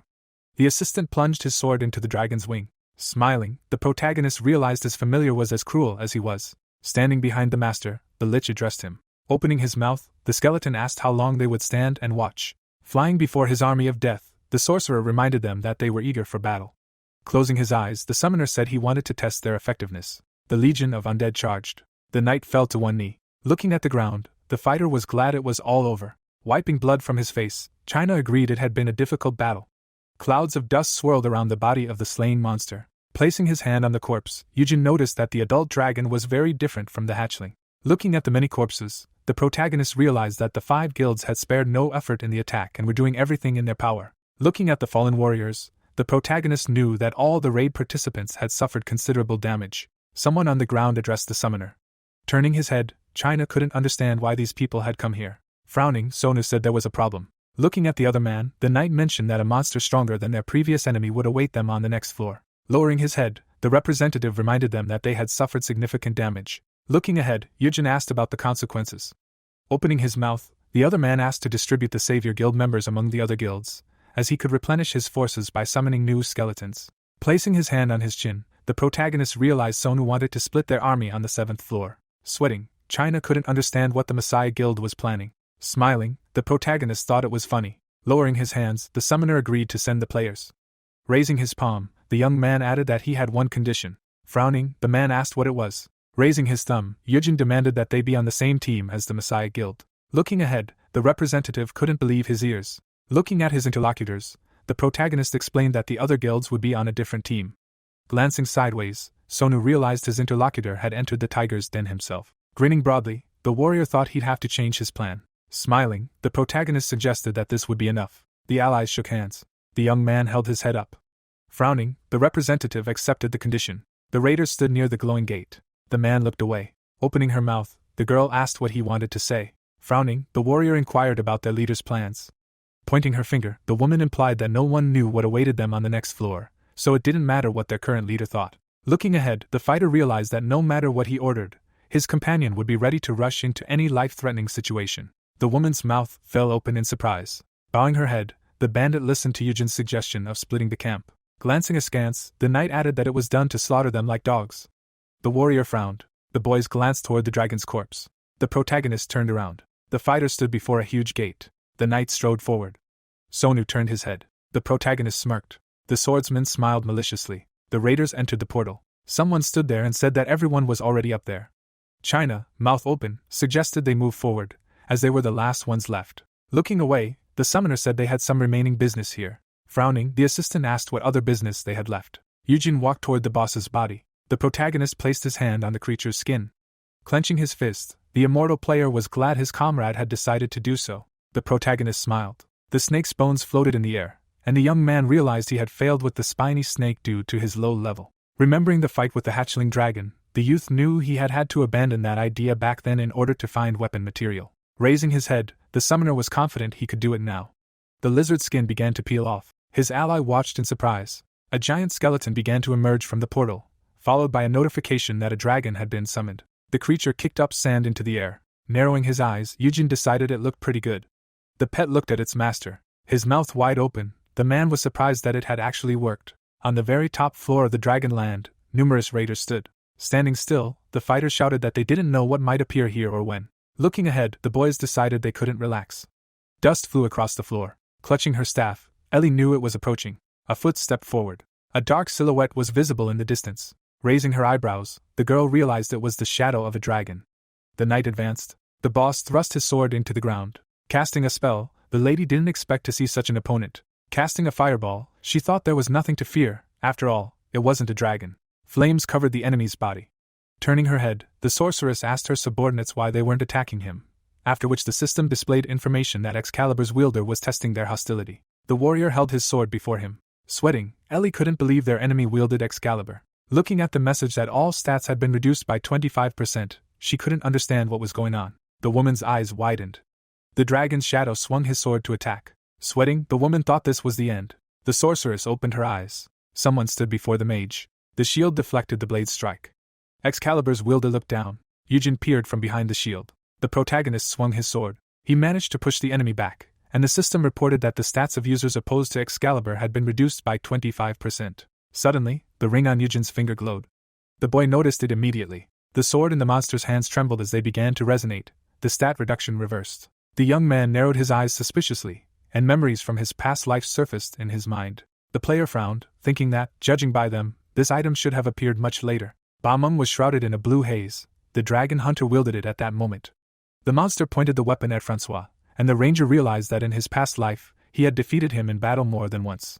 Then the man killed his opponent, and lowered the bloody blade, passing Excalibur over to him. Suddenly, the warrior dropped the weapon. It fell to the ground. For some inexplicable reason, the knight was unable to use it. The necromancer looked down and understood why. The ring glowed even more brightly, and the representative of the dark world concluded that this artifact was the key that identified the sword's owner. The dust around the dragon cleared. The villain gritted his teeth in anger. He jumped up. The villain dealt a powerful blow to the shield. The protagonist swung his blade again. The boss jumped back. The monster glanced sharply to the side. Soldiers leaped at him from all sides. The monster raised Excalibur over its head to defend itself. A bright column of light crashed to the ground. The soldiers landed on their feet. Sonu gritted his teeth and concluded that this was no easy opponent. The system began a hostility check. The villain lunged forward, dispatching everyone who stood in its path. The villain approached the commander. Excalibur cut his sword in half. The man's eyes widened in shock. He quickly looked away. The dragon swung its sword. Yujin ran forward and pushed it aside with his shield. The boss stabbed his sword into the ground and managed to stay on his feet. The boy looked back and said he would cover his ally.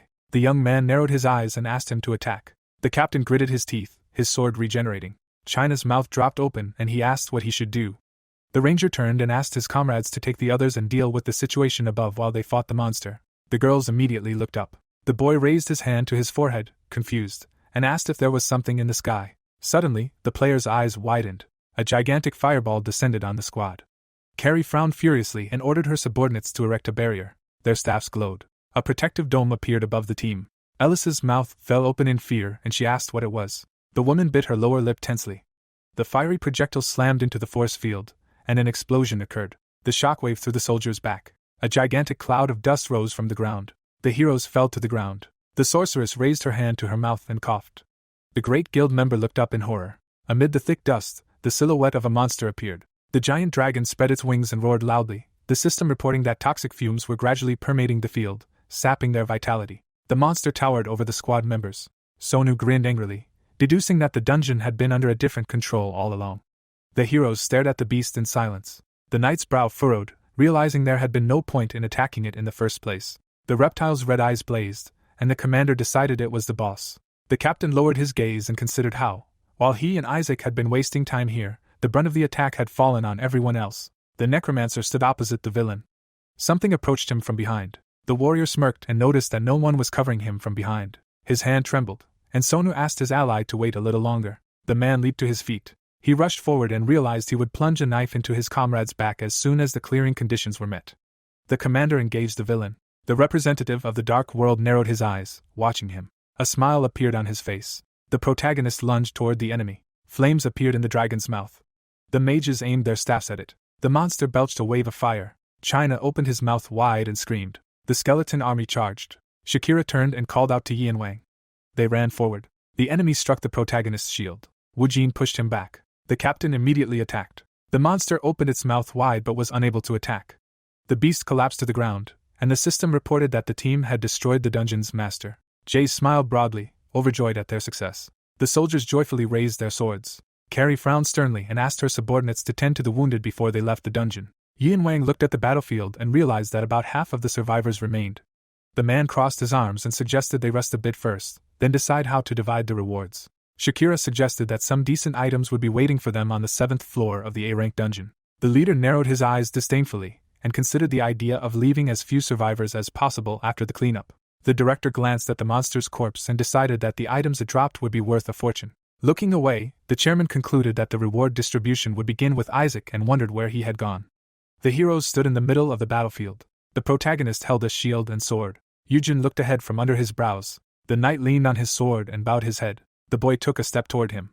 The young man lowered his gaze and said it had been a difficult, but worthy, battle. The dragon, shrouded in a dark aura, smiled. The player extended his hand to take Excalibur. The monster's hand instantly vanished, and the system reported that King Arthur's ring resonated with the sword. The ring on the ranger's finger glowed. A bright pillar of light engulfed the necromancer. The representative of the dark world looked at the weapon and realized it was the perfect weapon to put an end to the final days of the false mission. The system activated the Master of Camelot effect and increased the stats of all artifacts. Sonu, standing behind his comrade, straightened. Yujin smiled as his level increased. Suddenly, the boy's eyes widened. The sword pierced him completely. Blood dripped onto the ground. The man grinned maliciously and laughed. The commander pulled the blade from his ally's back. The youth collapsed to the ground. The captain frowned slyly and called him a fool. Standing before the player, the traitor was surprised that his comrade didn't even know that the most dangerous enemy is always behind him. Suddenly, his pupils narrowed. A deep wound appeared in his side. The villain fell to one knee. The villain looked to his left and declared that there was no one here except them. Standing in the middle of the empty field, Sonu wondered what was going on. John appeared behind him and said he had been tricked. The boy grinned broadly and asked if the enemy really thought he could kill Isaac. The man looked back and asked why he was even alive. The commander glanced at the ranger lying next to him. In his place lay a skeleton, who had been under the influence of a deception potion all this time. His mouth wide open, the captain expressed outrage at their daring to oppose the Messiah Guild and asked where Isaac was. The soldier pointed forward and replied that he was right here. The necromancer approached the enemy from behind. The traitor glanced back sharply. The representative of the dark world looked down at him and declared that such people were always predictable. The protagonist narrowed his eyes and explained that he now had a pretext. The villain frowned menacingly and asked what he was talking about. The warrior leaned toward him and said it was a pretext to deal with him. The villain's eyes turned bloodshot. The sorcerer jumped back as Sonu swung his sword. The man couldn't bear it any longer and fell to one knee again. Pulling his hood up, the sorcerer suggested he had struck too lightly and accused his opponent of being too aggressive. The gates of hell appeared behind the commander. The doors immediately opened. Black chains erupted from them. They bound the captain's hands. The chains immobilized his legs. The traitor tried to break free, but it was all in vain. John's eyes flashed, and he suggested they play an interesting game. Watching from the sidelines, Wujin realized there was no point in even looking at the man's memories. He turned away and thought about how he already knew his relationship with Sejuan and Shinhee, and that he was unlikely to gain any further information. The young man looked sternly ahead and concluded that the time had come for all-out war. The ranger walked toward his comrade. News sites reported that the Savior Guild had destroyed the dragon and surpassed the Messiah. The newspapers reported that the World Association believed that the senseless competition between major guilds should be stopped. Sechin sat in his office. He closed his eyes and realized that his allies had finally reached the 8th floor. The broker rose from the couch. He walked to the window and decided that only the 9th floor remained. The businessman looked down and remembered that there was only one dungeon in the world with 9 floors. A red cross glowed on the door. A notification appeared in the air, inviting users to defeat the boss and save this world. The director clenched his fist and realized that this game would end as soon as this dungeon was cleared. The leader looked at the sun and asked his brother to wait a little longer. Sezhung approached her boss and announced that she had to go. A black case hung on her back. Sechin looked up and called out to her. The girl stopped and looked back. The man adjusted his collar and asked her to be careful. The woman stared at him in surprise. The broker suggested a company party when everything was over. The secretary smiled and agreed. On the 8th floor, rock fragments floated in the air. A message appeared above the ground stating that the user had destroyed 200,000 monsters. Numerous corpses lay around the protagonist. Wujin raised his hand in front of him. At that very moment, Death Knights appeared on the battlefield. China scratched his chin and thought about how many monsters the skeletons had killed, and that it takes approximately 40,000 victims to summon one night. The boy began counting their number on his fingers. A beam of bright light fell to the ground. A thick cloud of dust rose before the boy. A skeleton emerged from it. The living dead knelt before their master. The young man smiled and declared that quite good. Gritting his teeth, the player wondered what this meant, and realized that his comrade could single-handedly dominate the entire world. The ranger reached for the system window and declared that this was not enough. The necromancer pulled a hammer from his inventory. The representative of the dark world threw it on the ground in front of his subordinates. The undead raised their heads. The protagonist gestured behind him and asked the summoned creature to take up the weapon and stand in line. The monster reached for Mjolnir. Its blue eyes lit up. The monsters fell into line, narrowing their eyes in disdain and preparing for battle. Eugen smirked. A veritable army had gathered behind him. The boy frowned sternly and declared that they now needed to meet with the Messiah Guild. The outdoor screen showed news of Sona's death in the dungeon. Sejuan approached the panoramic window. The villain looked back. Moonlight illuminated an empty chair. A man in black carried a portrait of the late Kyung. The warrior raised an eyebrow. The chair he should have been sitting at was pushed under the table. In memory, Jihu frowned sternly. The villain passed by his chair and mentally called his comrades weak and incompetent. Jaehoon looked away. The master swiped his hand across the table and called his allies inferior. The knight narrowed his eyes in displeasure. The soldier lay in a pool of his own blood. The player approached him. The man clutched a detonator. Sejuan turned and concluded that their peace and salvation still depended on him. A bright light appeared behind him. The boy glanced to the side and confirmed his suspicions. The corpse rose to its feet. The villain frowned sternly. His comrade's body vanished into thin air. A bright silhouette appeared in its place. The enemy towered over the villain. The master cast a disapproving glance at him. The knight smirked and thought of Isaac. Someone entered the office and called out to him. Shinhu approached the table and announced that everything was ready. The player clasped his hands and thanked them for coming. Hidaro lowered his gaze and explained that he no longer wished to cooperate with him, but the matter must be completed. Sejong smiled and confirmed this. Sakura appeared behind the archer, and the boy explained that the structure of world power would be reorganized for the last time. The girl gestured toward her ally and declared that she had also agreed to help. The villain rose to his feet and thanked her for her help. The villain looked sternly ahead and said it was time for them to head to the 8th floor. The news was playing on the outdoor screen. Representatives of various guilds sat around a table, and a ticker indicated that they had entered into a cooperation pact. Yanwang and Shinhee shook hands. Francois exited the airport. The news announced that he would also be participating in the cleanup. The city's residents gathered in the square to watch the broadcast. Many of them clasped their hands and began to pray. The presenter appeared on the screen and announced that the heroes would gather in one place to save the world. A huge crowd approached the portal. Holding a microphone, the reporter said that she was in front of the gates of the 8th floor of the A+ rank dungeon and that behind the security line, the townspeople had gathered to wish the saviors a speedy return. The reporter gestured toward the crowd and announced that the locals had come here with candles. The heroes exited the black car. China glanced warily to the side. The boy slammed the door behind him. The boys walked forward. Francois adjusted his glasses. The man stood in front of the dungeon entrance. Yang Wang and Shakira stood behind him. The protagonist and his comrades walked toward them. 3 more cars pulled up to the portal. Someone got out of the car. The members of the Messiah Guild stepped forward. Wu Jin looked ahead. Someone stopped right in front of him. It was Sejong. Haidaro stood next to Shin. The heroes looked at each other silently. The villain extended his hand first. The boy narrowed his eyes in displeasure. The sworn enemies shook hands. The crowd standing near the screen began to cheer. Flashbulbs surrounded the young man. The villain continued to glare at him. The squad gathered on the field in the A+ dungeon. Reindeer looked up. The villain frowned with displeasure. People watched them from the sidelines. Jordan pursed his lips angrily and realized they had to clear this dungeon, leaving only the 9th floor. Michelle smiled awkwardly and asked if her friend was overly excited. The man decided he was very lucky to be here with the master. The warrior burst into tears, realizing it was a great honor for his kind.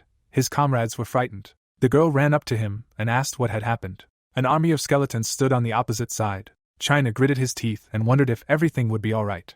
Someone placed a hand on his shoulder. The boy turned around. His ally assumed he was overexcited. Francois adjusted his glasses and asked his friend to make his face more relaxed, so no one would think they were going to die. The player broke out in a cold sweat. The employee raised his fist to his mouth and asked if they knew each other. The man grinned and confirmed it. The warrior approached his comrade closely and called him by his real name. Yang Wang watched them from a distance. Shakira crossed her arms and asked where the man who said Isaac would use them and abandon them was. The girl smiled broadly and explained that she thought it was some kind of grand strategy. The leader frowned in displeasure. The woman approached him and concluded that the Russian trusted them. The warrior frowned slyly and reminded them of how the leader had asked them to ally with the Messiah Guild. The director looked away. The Thunderbird member said that they were in such an important place thanks to him. The chairman turned away and confirmed this. Yang Wang looked away and decided that Isaac wasn't the type to like losing people. The protagonist stood before Sejuan. The boy's lips turned down. Suddenly, the player smirked and declared that the Messiah would clear the first floor, as they had agreed. The boys turned and went their separate ways.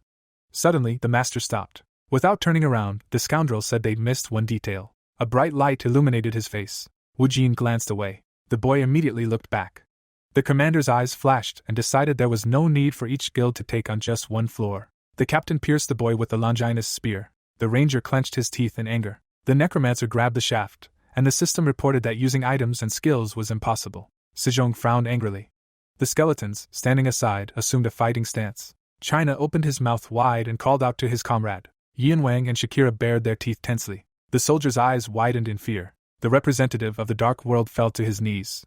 The boy looked down at him and declared that today the Savior Guild would leave this world forever. Suddenly, someone swung a sword. The master looked up furiously. The undead charged. Cross blades protected the protagonist from the blow.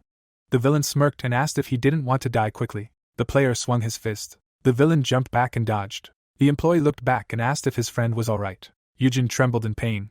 The commander slashed the air with his sword. The shockwave destroyed the group of undead. The employee was forced to jump aside. Tank gritted his teeth in anger and wondered where such monsters even came from. Shin opened her mouth wide and called out to her leader. The girl jumped up. A pentagram appeared on the battlefield. The woman frowned menacingly. A powerful wave of energy crashed down on the boy. However, a protective barrier saved him. The sorceress smiled slyly. The soldiers watched from afar. Member Messiah turned around. The mages raised their hands. A multitude of fireballs rose into the air. The projectiles approached the young man. The sorceress's brows furrowed in confidence, realizing they had succeeded. The enemy's spell was stopped by a solid barrier. Shin's eyes widened in fear. A beam of bright light struck the spot where she stood. A cloud of smoke rose above the battlefield. The girl covered her mouth with her hand, wondering what it was. Her eyes glinted. A spear pierced the ground. The corpses of warriors lay around it. The knight approached his comrade and asked if she was all right. Someone emerged from the dust. The woman looked away tensely. The fighter pulled a weapon from the rubble. Francois picked it up and declared that he had foreseen something like this would happen. Looking away, the man expressed outrage at the guild's overstepping its bounds and asked if they were truly prepared. Raising her hand, the sorceress realized he had defected to Isaac and replied that he was the one who needed to be prepared. Messiah flicked her wrist and declared that the entire guild had become his enemy. The soldiers charged. The sorceress smirked, deciding that the enemy couldn't do anything out of the ordinary anyway. The dragon hunter assumed a fighting stance. The knight clenched his teeth in anger. The warrior gripped his spear tighter. Francois thrust it forward. A shockwave rolled across the ground and knocked the scoundrels off their feet. The fighters lunged forward. They leaped at the man from behind. The player looked down. His legs were encased in ice. The dragon hunter turned his head. Shin's eyes blazed. The soldiers pounced on the enemy, wishing him death. Chunks of earth flew into the air. The fighter fell backward. His comrades fell nearby, dropping their weapons. The girl looked up at the cloud of dust in fear. A protective barrier appeared around the knight thanks to the dragon's scale skill. The warrior frowned sternly. The scoundrel's sword shattered into pieces. A powerful blow nearly struck the squad. The soldier collapsed next to the other team members. People surrounded his body. The fighters' mouths dropped open in fear. Jordan frowned tensely, and Michelle asked what had happened. Looking away, the man replied that he didn't understand and wondered why the master had suddenly attacked Isaac. The scoundrel wiped the blood from his chin. The villain waved his hand and asked why they were standing there doing nothing. His mouth dropped open and he wondered if his comrades couldn't see that their guild was under attack. The soldier clenched his teeth in anger, and the captain ordered everyone to join the fight. The heroes stood in the crowd, and the girl asked what they should do. The commander warned that he would destroy anyone who opposed the Messiah Guild. The fighter placed his hand to his forehead and concluded that they would have to obey, and his friend asked if they could attack without reason. Jordan spread his legs wide and looked around. His allies ran past him. The man frowned furiously. Explosions echoed across the battlefield. Yang Wang thrust his sword into the ground. The leader looked away and asked what was going on. Standing behind him, Shakira declared that they were all going to be killed. The enemy had them surrounded. Smirking, the scoundrel asked if the enemy really thought they would never betray him, and said that people like him did it all the time. The director's brows furrowed in anger. The girl glared ahead. There were scores of corpses lying around, but the battle was still going on. Something knocked the chairman off his feet. The knight collapsed to the ground. His eyes went white. The woman fell and squeezed her eyes shut. Yang Wang tried to rise. The soldier grinned, surprised that the enemy had held out for so long. The warrior swung his sword, ready to finish them off. Something approached his face. A fist struck him in the cheek. The attack sent the villain flying backwards. His entire body convulsed. China frowned menacingly, and asked how he dared to swing at his men. The boy bared his teeth angrily and asked if the enemy had noticed they weren't following orders. The player spread his arms and added that his comrades were less handsome than he was. The employee pointed at himself and declared that they were still members of their guild. The soldiers rushed at him with weapons when the commander ordered them to finish him off. The warrior grabbed the battered captain by his armor. The tank tossed him into a pile with the other fighters. Spitting blood, the employee said that this couldn't even be called a warm-up and suggested they get it over with. The villain sweated and asked who the hell he was. China looked away and realized he didn't have time. The protagonist was still under the protective dome. The villain slammed his feet into the ground. Another enemy stopped on the other side. The squad surrounded the boy from all sides. The player gritted his teeth and wondered why there were so many of them. The employee smirked and asked the opponents to gather together. The warrior lunged forward and declared that at least he wouldn't be bored. The tank struck. The Messiah Guild members ran towards him. The employee frowned sternly. Suddenly, his pupils narrowed. An arrow pierced the thick armor. China fell backwards, his eyes bloodshot. The soldiers gathered around him, but someone ordered them to move aside. The man stepped forward. The archer approached the enemy. Hidaro looked down and urged him to stand. The master raised his eyebrows and declared that he knew he couldn't be killed so easily. The boy leaned on his hand. The player swung his fist and screamed. The villain easily dodged his blow. The villain lunged and drew his bowstring. 2 more arrows pierced the employee's back. The fighter stopped behind him. The enemy looked back and decided this hunt would be interesting. The arrowheads ignited from the skill's use. The warrior's body was engulfed in an explosion. His eyes turned white. The man raised another arrow and declared that this wasn't the end. The archer launched a flaming projectile. The fireball approached the tank. The worker jumped to his feet and turned. China grinned and declared that the enemy had narrowly missed him. Hidaro lowered his weapon, surprised that he had managed to dodge the attack from such a distance. Introducing Ken, the villain realized his enemy was stronger than expected and declared that this attack should have been the last. The villain frowned sternly and ordered his subordinates to kill him. The soldiers pounced on the boy from all sides. The player gritted his teeth and realized there were too many of them. Suddenly, something gleamed in his eyes. The employee pounced on the enemy. 3 arrows pierced his back. Holding him before him, the warrior remembered worse times. In the memory, he was attacked by a crowd of undead. Tank smiled and thought that it was all Wu Jin's fault. Sejong's lips drooped. The commander knelt before him and declared that everything was nearing its climax. The captain frowned and reported that the vice-chief was fighting a dragon hunter. Shin unleashed a fireball on Francois. The foreman continued to attack the employee with explosive arrows. Dead skeletons lay around, and the soldier was glad that the leader had dealt with them. The fighter smiled and explained that they only had to wait for the barrier around Isaac to fall to confirm his death after it was all over. Dust surrounded the protective dome. The knight placed his hand on his knee and decided that the enemy wouldn't be able to change anything, even if he survived. The guild master narrowed his eyes and declared this too boring. His cloak billowed, and the commander asked what it meant. The villain walked away and ordered his subordinate to help his comrades. The captain ran back. The villain frowned sadly and thought about how disappointed Isaac had been.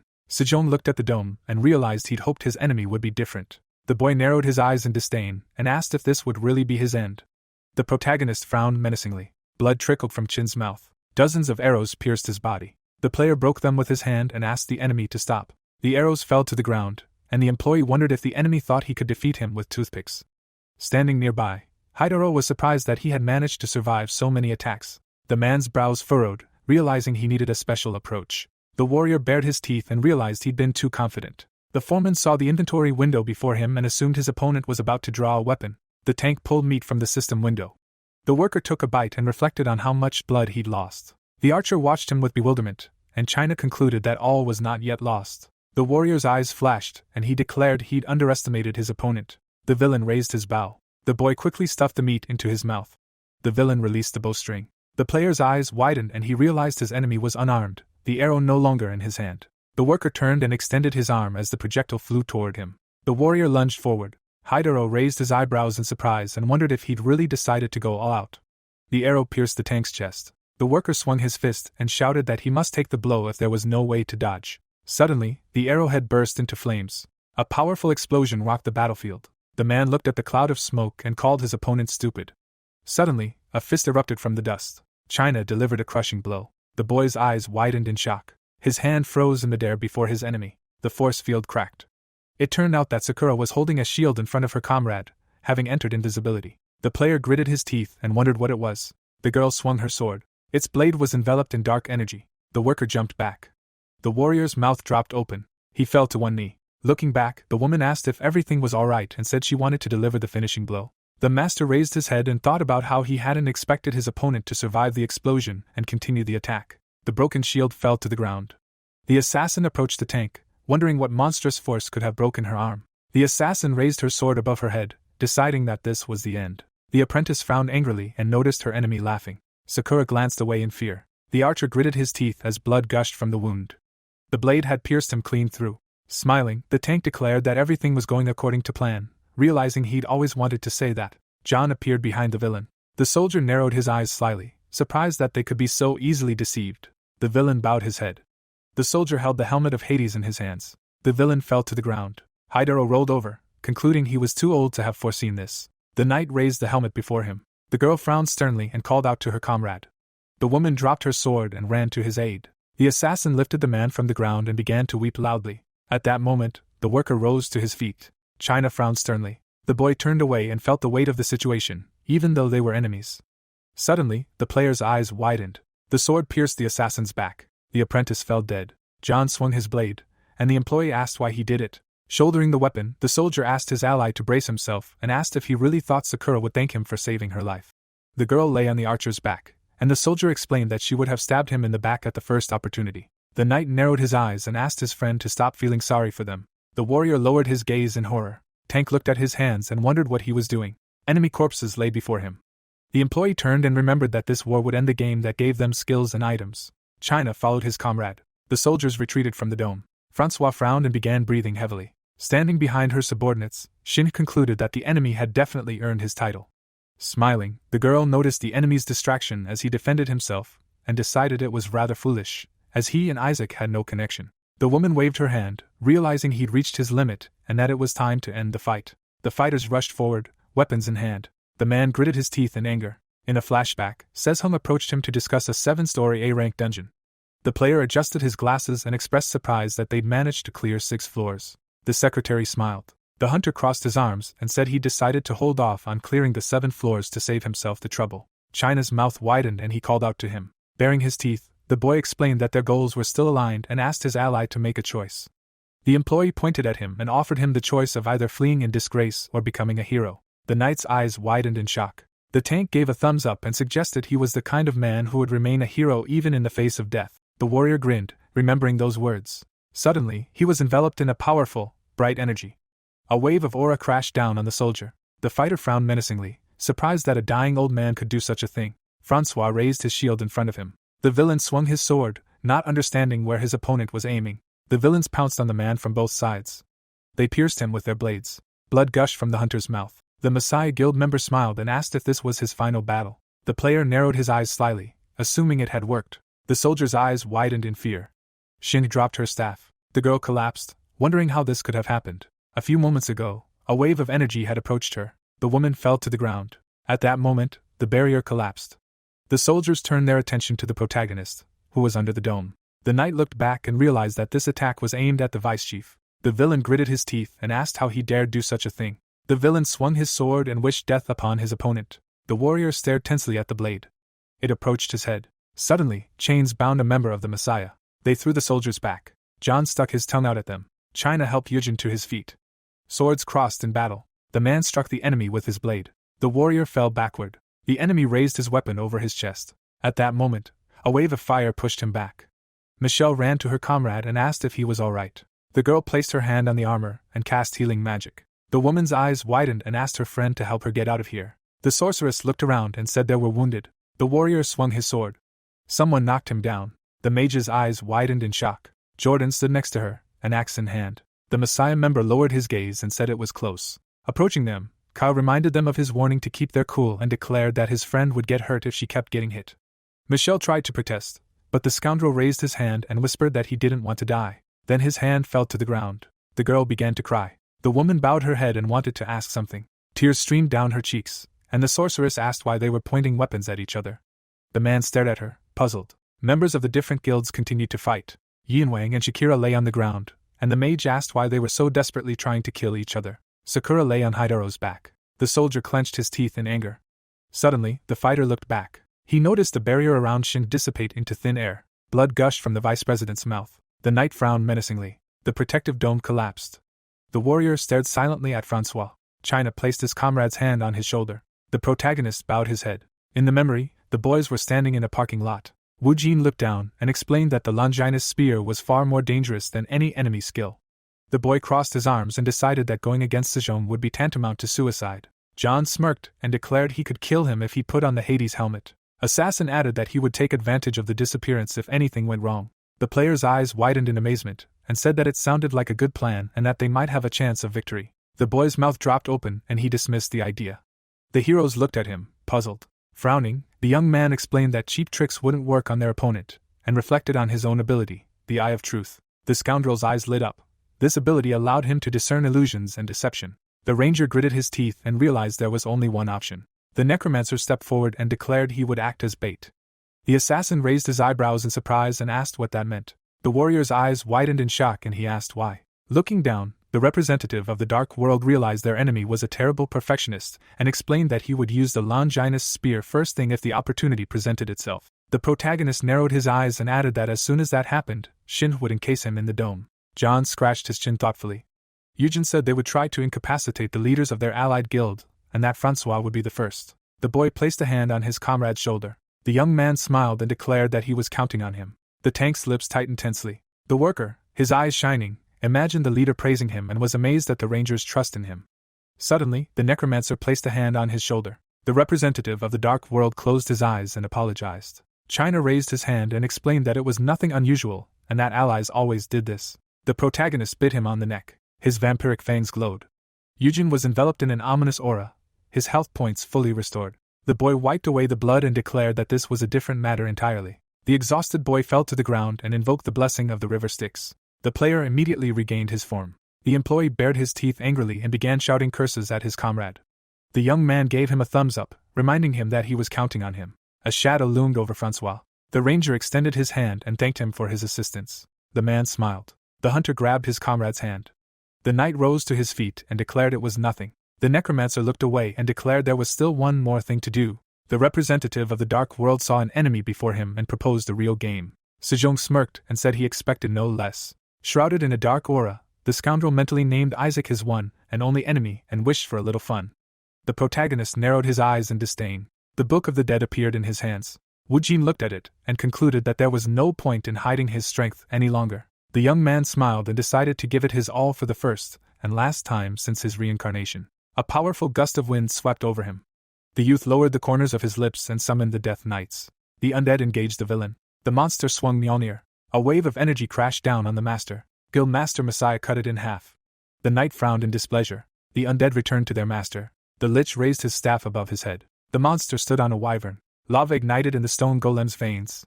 The undead sat on horses. Francois adjusted his glasses in surprise as the army of the dead surrounded him. A huge bone dragon stood at the rear. The soldier gritted his teeth and realized the enemy army had suddenly grown in number. The ranger raised his hand. The necromancer pointed it forward. China grinned broadly and let out a battle cry. The dragon hunter charged, along with the skeletons. The wyvern spread its wings and soared forward. The fighters' eyes widened in fear, realizing they couldn't win.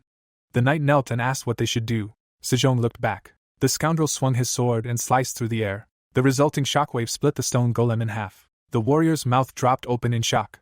His comrades raised their eyebrows. The soldier gripped the hilt of his sword and concluded that with such a leader, their guild was invincible. Standing before his subordinates, the villain ordered them to kill as many enemies as possible. Head Messiah smirked and urged them to carry out the order. The warriors charged. Skeletons rushed to meet them. The undead creature delivered a crushing blow. The undead crossed swords with the knight.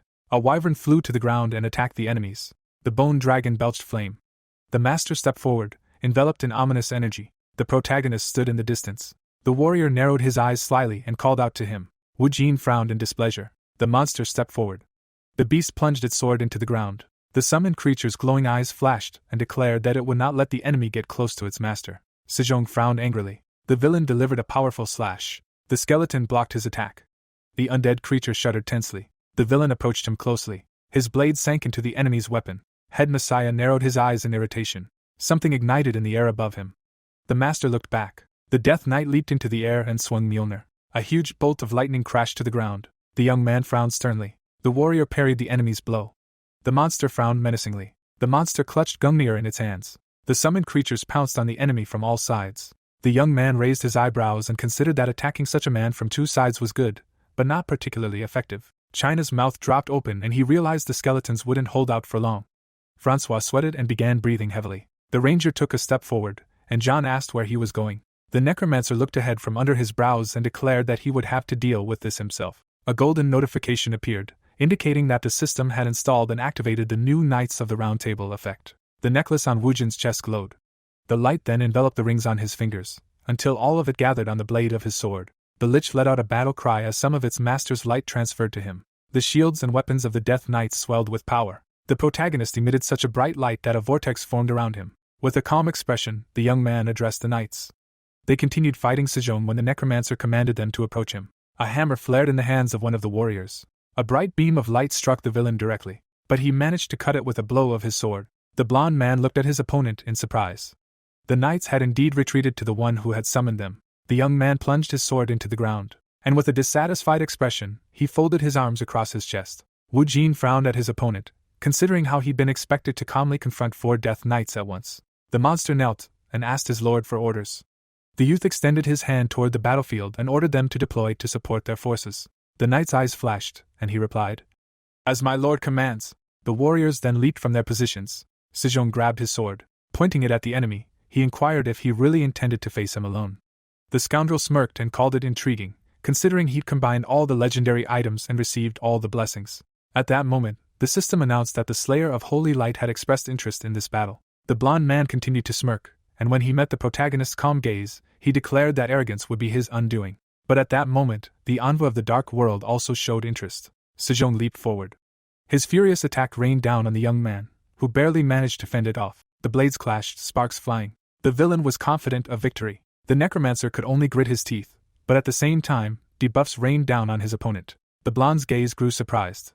Excalibur was pressing on his sword. At some point, Wu Jin managed to push his opponent back. He barely managed to stay on his feet. The next moment, a cloud of sand rose into the air as Sejong used Savior's Touch, shielding himself from the effects. The villain, engulfed in a bright light, rushed back into the fight as soon as his stats were restored, and immediately launched his blessing skill. Now the protagonist was surprised. The blonde flew towards him, instantly raising all stats to 1000%, and unleashed final judgment on the enemy. The young man gritted his teeth as he realized he couldn't dodge the attack in time, so he abruptly reached into his inventory. A ringing sound rang out, and the system warned that the damage had exceeded the equipment's durability limit. But when the blade struck the shield, absolute defense activated. Sejong only smirked again. and he threw the protagonist away. But the latter, using his shield, managed to stay afloat. The villain lunged at him again. When the beam of light almost hit the youth, he used the skill Vampire. The villain narrowed his eyes. A swarm of bats rose into the air from the spot where the knight had struck. When the blonde tried to attack them, he only split the swarm in two. The bats circled around Sejong. Something caught the villain's attention, and it was the protagonist, clinging to his arm with his fangs. With a powerful blow, the blonde threw Wu Jin away. He fell to the ground. Gina, who had been watching the fight, began to doubt his partner was alright. The immortal watched with tension, no longer confident the necromancer could handle Sejong one-on-one. The scoundrel narrowed his eyes. He looked at the wounds left by his opponent, and wondered when he would stop acting so vilely. The protagonist struggled to a sitting position. Wu Jin wiped the blood from his mouth and apologized for his cowardice. Rising to his feet, he added that he felt he had to use every skill at his disposal to win. The knight's gaze widened in irritation when the system reported hematoxylin poisoning. The blonde chuckled and claimed it was just hematoxin, then used his skill again. His wounded arm was enveloped in light as his resistance to poisoning increased to its maximum. The necromancer narrowed his eyes. Sejong returned his mirrored gaze and asked if that was all he could do. Dark energy began to gather around Wu Jin. His eyes flashed red as the young man declared there was more. Red smoke was now gathering from all corners of the battlefield. The scoundrel looked wearily at his opponent, and called it pointless, as his skills were removing all the negative effects of the blood fog. Suddenly, footsteps echoed through the fog. The knight glanced sideways at him. Something was approaching. Sejong barely managed to jump when several striped ants burst from the ground beneath his feet. At that moment, the hero used Solomon's ring. A huge swarm of insects continued to burst from the ground and attack the scoundrel. The knight was enraged, calling it another cheap trick. He swung his sword to use the skill line of extermination. A streak of light destroyed all the monsters. The ant carcasses scattered in all directions. Then they fell to the ground like rain. Wu Jin frowned. He had expected this from his enemy, too. Deep fissures in the earth spread out in all directions from the knight. Sejong looked at the protagonist with boredom, deciding that this was definitely the end. Then he stepped forward, demanding that his opponent die already. But at that moment, the monsters' bodies began to glow. The villain didn't even notice, continuing to advance. The necromancer smiled and activated the dead explosion skill. A deafening explosion echoed throughout the dungeon.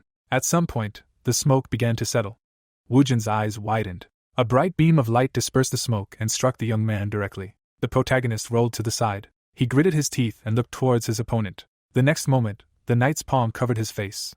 Sejong pressed the young man into the ground. He continued to press, while Wu Jin wondered if the stat difference between the classes was really that great. The villain threw the protagonist back. He rolled head over heels across the ground before collapsing. The knight calmly looked at his enemy and said it was a sad sight, as without his skills, he was nothing.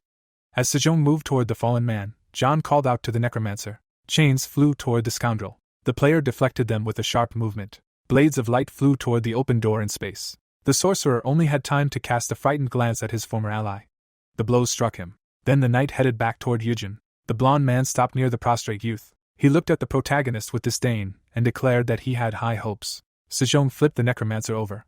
The scoundrel's eyes widened. He saw the youth wearing a familiar mask. At that moment, something approached the knight from behind. He turned sharply, to see a skeletal warrior swinging a spear at him.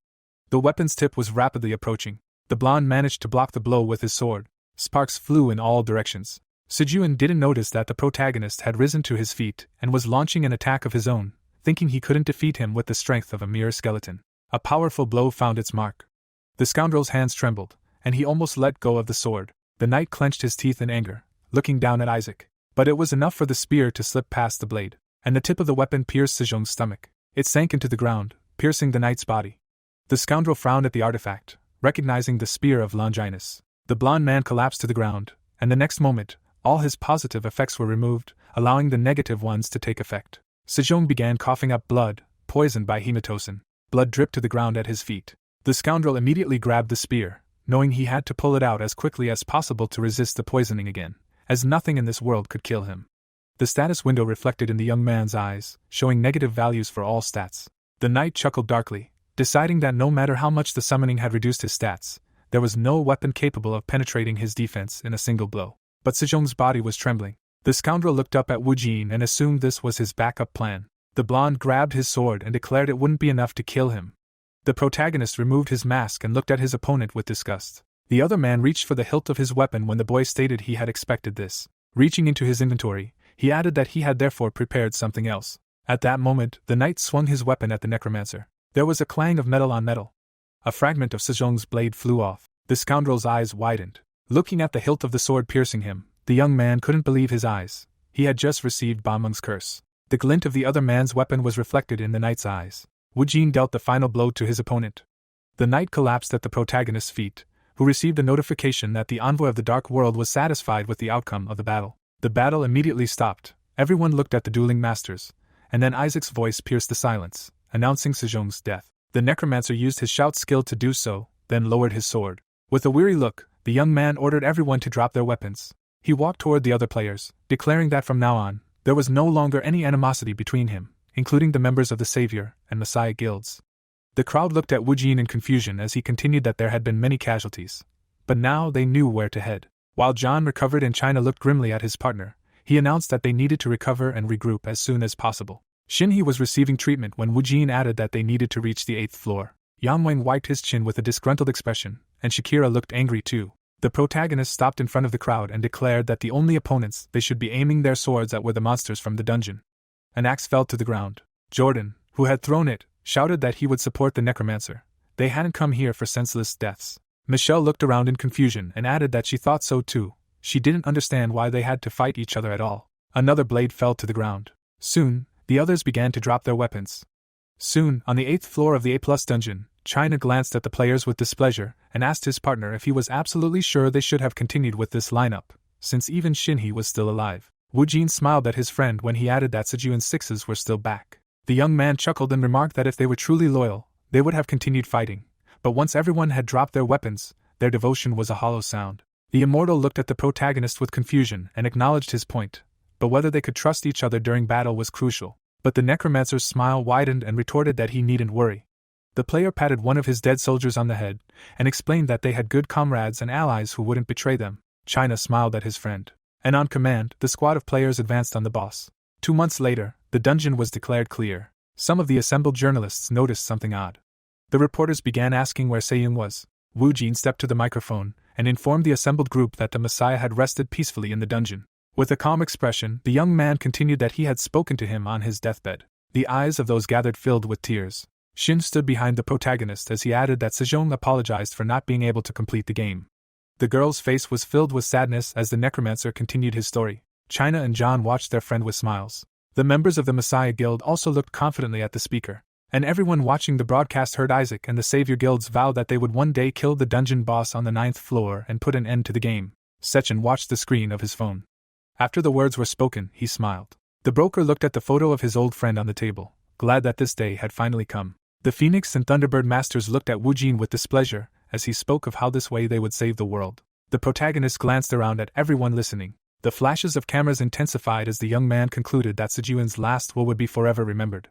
The necromancer recalled the face of his greatest enemy. Then he walked away from the podium, pondering what allowed him to leave as a hero, desiring to save the world. The player descended the stairs, silently adding that now, everything that had been ruined, he must fix. At that moment, Shin watched him go. The girl flinched when a familiar voice called out to her from behind. She turned and saw Jisa.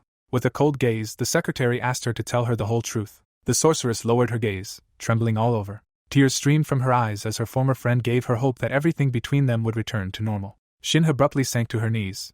Soon, all the news was broadcasting Isaac's intentions to clear the final dungeon this week. Chin's scream echoed from the restaurant when he was given black bean noodles instead of Korean beef before such an important event. The immortal eyed his partner suspiciously when he asked to simply place his order and asked if he would pay. Instead of answering, Wuzheim threw his credit card at him. While the protagonist glared at the blonde, the latter immediately realized that he had given him the opportunity to show up, but now he himself would cry from the amount of food he would eat. The guy began pointing at the menu items when he informed the waiter they were ready to order, effectively asking for the entire menu. Chin was already rubbing his hands when the next chair was pulled out and a familiar voice rang out. The necromancer looked up in surprise at the newcomer. Sechin sat down and, when he noticed the young man's gaze fixed on his bald head, declared it rude, but the immortal countered that shiny things attract people's attention. The broker frowned at the boys and asked if they'd ever considered what would happen after the game ended. The more dishes the waitress placed on the table, the angrier the man became, but he continued to talk about a future where players would lose all their powers. A vein began to throb on the director's forehead as he tried to continue, saying that all guilds would also become useless, while the waitress interrupted him with more dish names. But then Wu Jin smiled and said he'd heard that Sechin founded the Pandora Company to prepare for the chaos that would ensue after the game ended. The broker returned the boy's smile and confirmed the rumors. Once the game ended, the players would become unemployed. The man lowered his eyebrows and added that the new company intended to invent new technologies and create jobs to prevent them from going down the wrong path, thus maintaining peace. China, greedily devouring his food, announced that he'd finally figured out why the director needed Pandora. He'd thought he'd used it to transfer all his money and escape. For that, he promptly received a slap on the head. Second cleared his throat and added that almost all preparations were complete. The protagonist rubbed his chin when the broker added that all he had to do was clear the 9th floor and return unharmed. The necromancer smiled and announced that the end of the game was finally near. The man placed his hands on his knees and said he'd been thinking about this recently. After all of this had been created by an otherworldly being, one beyond human understanding. The director pointed up and suggested that they were still out there somewhere, observing their actions. Second frowned and added that, looking at them, these beings might think this battle would never end. The broker looked up at Yujin with a dark gaze and asked him what he would do if he were the only one playing the game if the characters stopped listening to him and didn't reach the end. The young man responded with an equally grim look and said that in that case, he would have restarted the game, or deleted his character and started over. Sechin laughed, and while the confused China tried to figure out what he was talking about, he said he'd thought the same thing. Then the broker's gaze fell on his phone. He jumped up abruptly, and shouted that he urgently needed to make an important call. The man headed for the exit, and the necromancer watched him with a smile. Then he stood up and informed his partner that he'd be going to the restroom for a bit. The director glanced knowingly at the protagonist as he left. The men exchanged glances, and each went their separate ways. Several hours later, China stopped chewing as it dawned on him. His cry echoed throughout the restaurant, claiming that those shameless cheapskates had simply run away. The radiance. The dungeon and monsters arose simultaneously. Humans were imbued with abilities, and then players emerged. People had two notions of the radiance. They considered it an all-powerful deity, capable of opposing monsters. But they also considered it a catastrophe that would destroy the world. Some people carefully studied this strange phenomenon, surmising that it might simply be a diversion for the deity or special individuals. Among the 6 radiances, the most famous were the following: the one who understood the speech of beasts, who knew contracts with various spirits, the one who controlled the source of knowledge, who could grant the power to control destructive magic through spells, the one who fought for life, imbued with extraordinary strength and energy, and the one who intensified the 5 senses and increased agility. These 4 were the most famous, and only a select few were chosen as the guardian of the sacred light, who granted strength in attack and defense, and also as the representative of the dark world, which granted power over curses and dark magic. To catch Seiyun, the protagonist chose a representative of the dark world. He followed his path, to the end of a dark path. Wu Jin succeeded in getting his revenge. The young man stood at the gates of the final dungeon.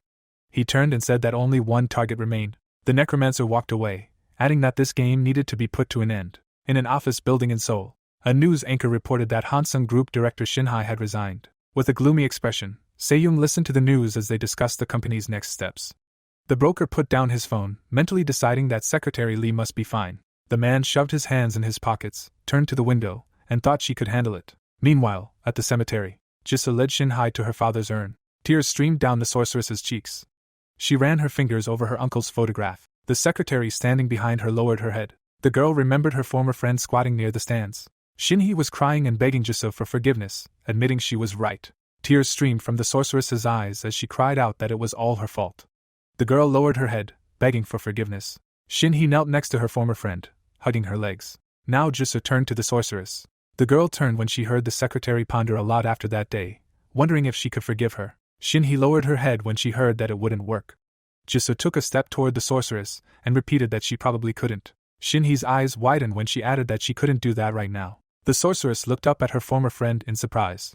The secretary handed her a business card and said that if Shinhei truly regretted her actions, she should prove it with her actions. The girl took it. She saw it was from Pandora, the company Jisa headed. With a calm expression, the now former secretary informed her that she could come to Pandora, as the company had been founded by her father's will. Her expression remained unchanged as she explained that this was all in preparation for the unrest that would erupt after the game ended. Shinhei looked at the card with puzzlement when Jisa added that if there were still people dear to her, it would be worthwhile to work together to ensure their future. The girl lowered her gaze and expressed hope that their relationship would one day return to normal. A tear rolled down the sorceress's cheek. The director turned around and asked her to think about it, and, if anything happened, to call her. Shinhei was left alone in the cemetery, clutching the business card to her chest and quietly crying. At one point, the sorceress fell to her knees, covering her face with her hands. Soon, all the news was reporting on the heroes who had gathered to clear the final dungeon. Sechin listened tensely to the report of the long-awaited clearing of the final dungeon. An excited reporter reported that heroes from all over the world had gathered before the gates, wishing them luck in continuing the work of Sejuin, who had so recently fought so desperately on the 8th floor. A huge crowd of players, soldiers, journalists, and simply curious onlookers had gathered around the gates. Chin's legs were visibly shaking. John chuckled and asked why his friend was so nervous. He angrily barked that he had never been nervous in his life. Wu Jin watched the immortal attempt to strike the sorcerer, and realized he was overexcited. But then the young man lowered his gaze. His hands were shaking too, and the protagonist admitted that this was normal. After all, they were heading to the final floor of the final dungeon. The necromancer clenched his fist, mentally adding that even he, who had nearly died there, was a little nervous. He himself was curious to know what lay behind that door from his memories. The car stopped. The guys stepped out, straightening their jackets. Then they headed forward, straight to the final gate. Francois greeted them with a wave of his hand. Jordan's team looked delighted. Only Master Phoenix and Thunderbird looked displeased. The Savior Guild headed first for the portal. Eugene turned with a smile and announced the start of the cleansing. The first player stepped into the dungeon. Dozens of fighters entered the gate. China looked around in amazement. He cast a shocked glance at Eugene, unable to believe he was telling the truth. Not long before, on the 8th floor of the dungeon. At the very moment the boss monster was defeated, the immortal breathed heavily. The blonde rubbed his sore back, grumbling loudly that he could get sick and die in no time. Then the protagonist approached him and praised him. China coughed into his fist, thanked him, and added that his partner had done well, too. The immortal began to stretch his joints and complained that the 8th floor had been so hard, it was scary to imagine what the 9th would be like. He asked if the necromancer knew anything about the next dungeon. The protagonist looked down and admitted that he didn't really. The blonde rubbed the back of his head in irritation and remarked that he thought Eugene would know something.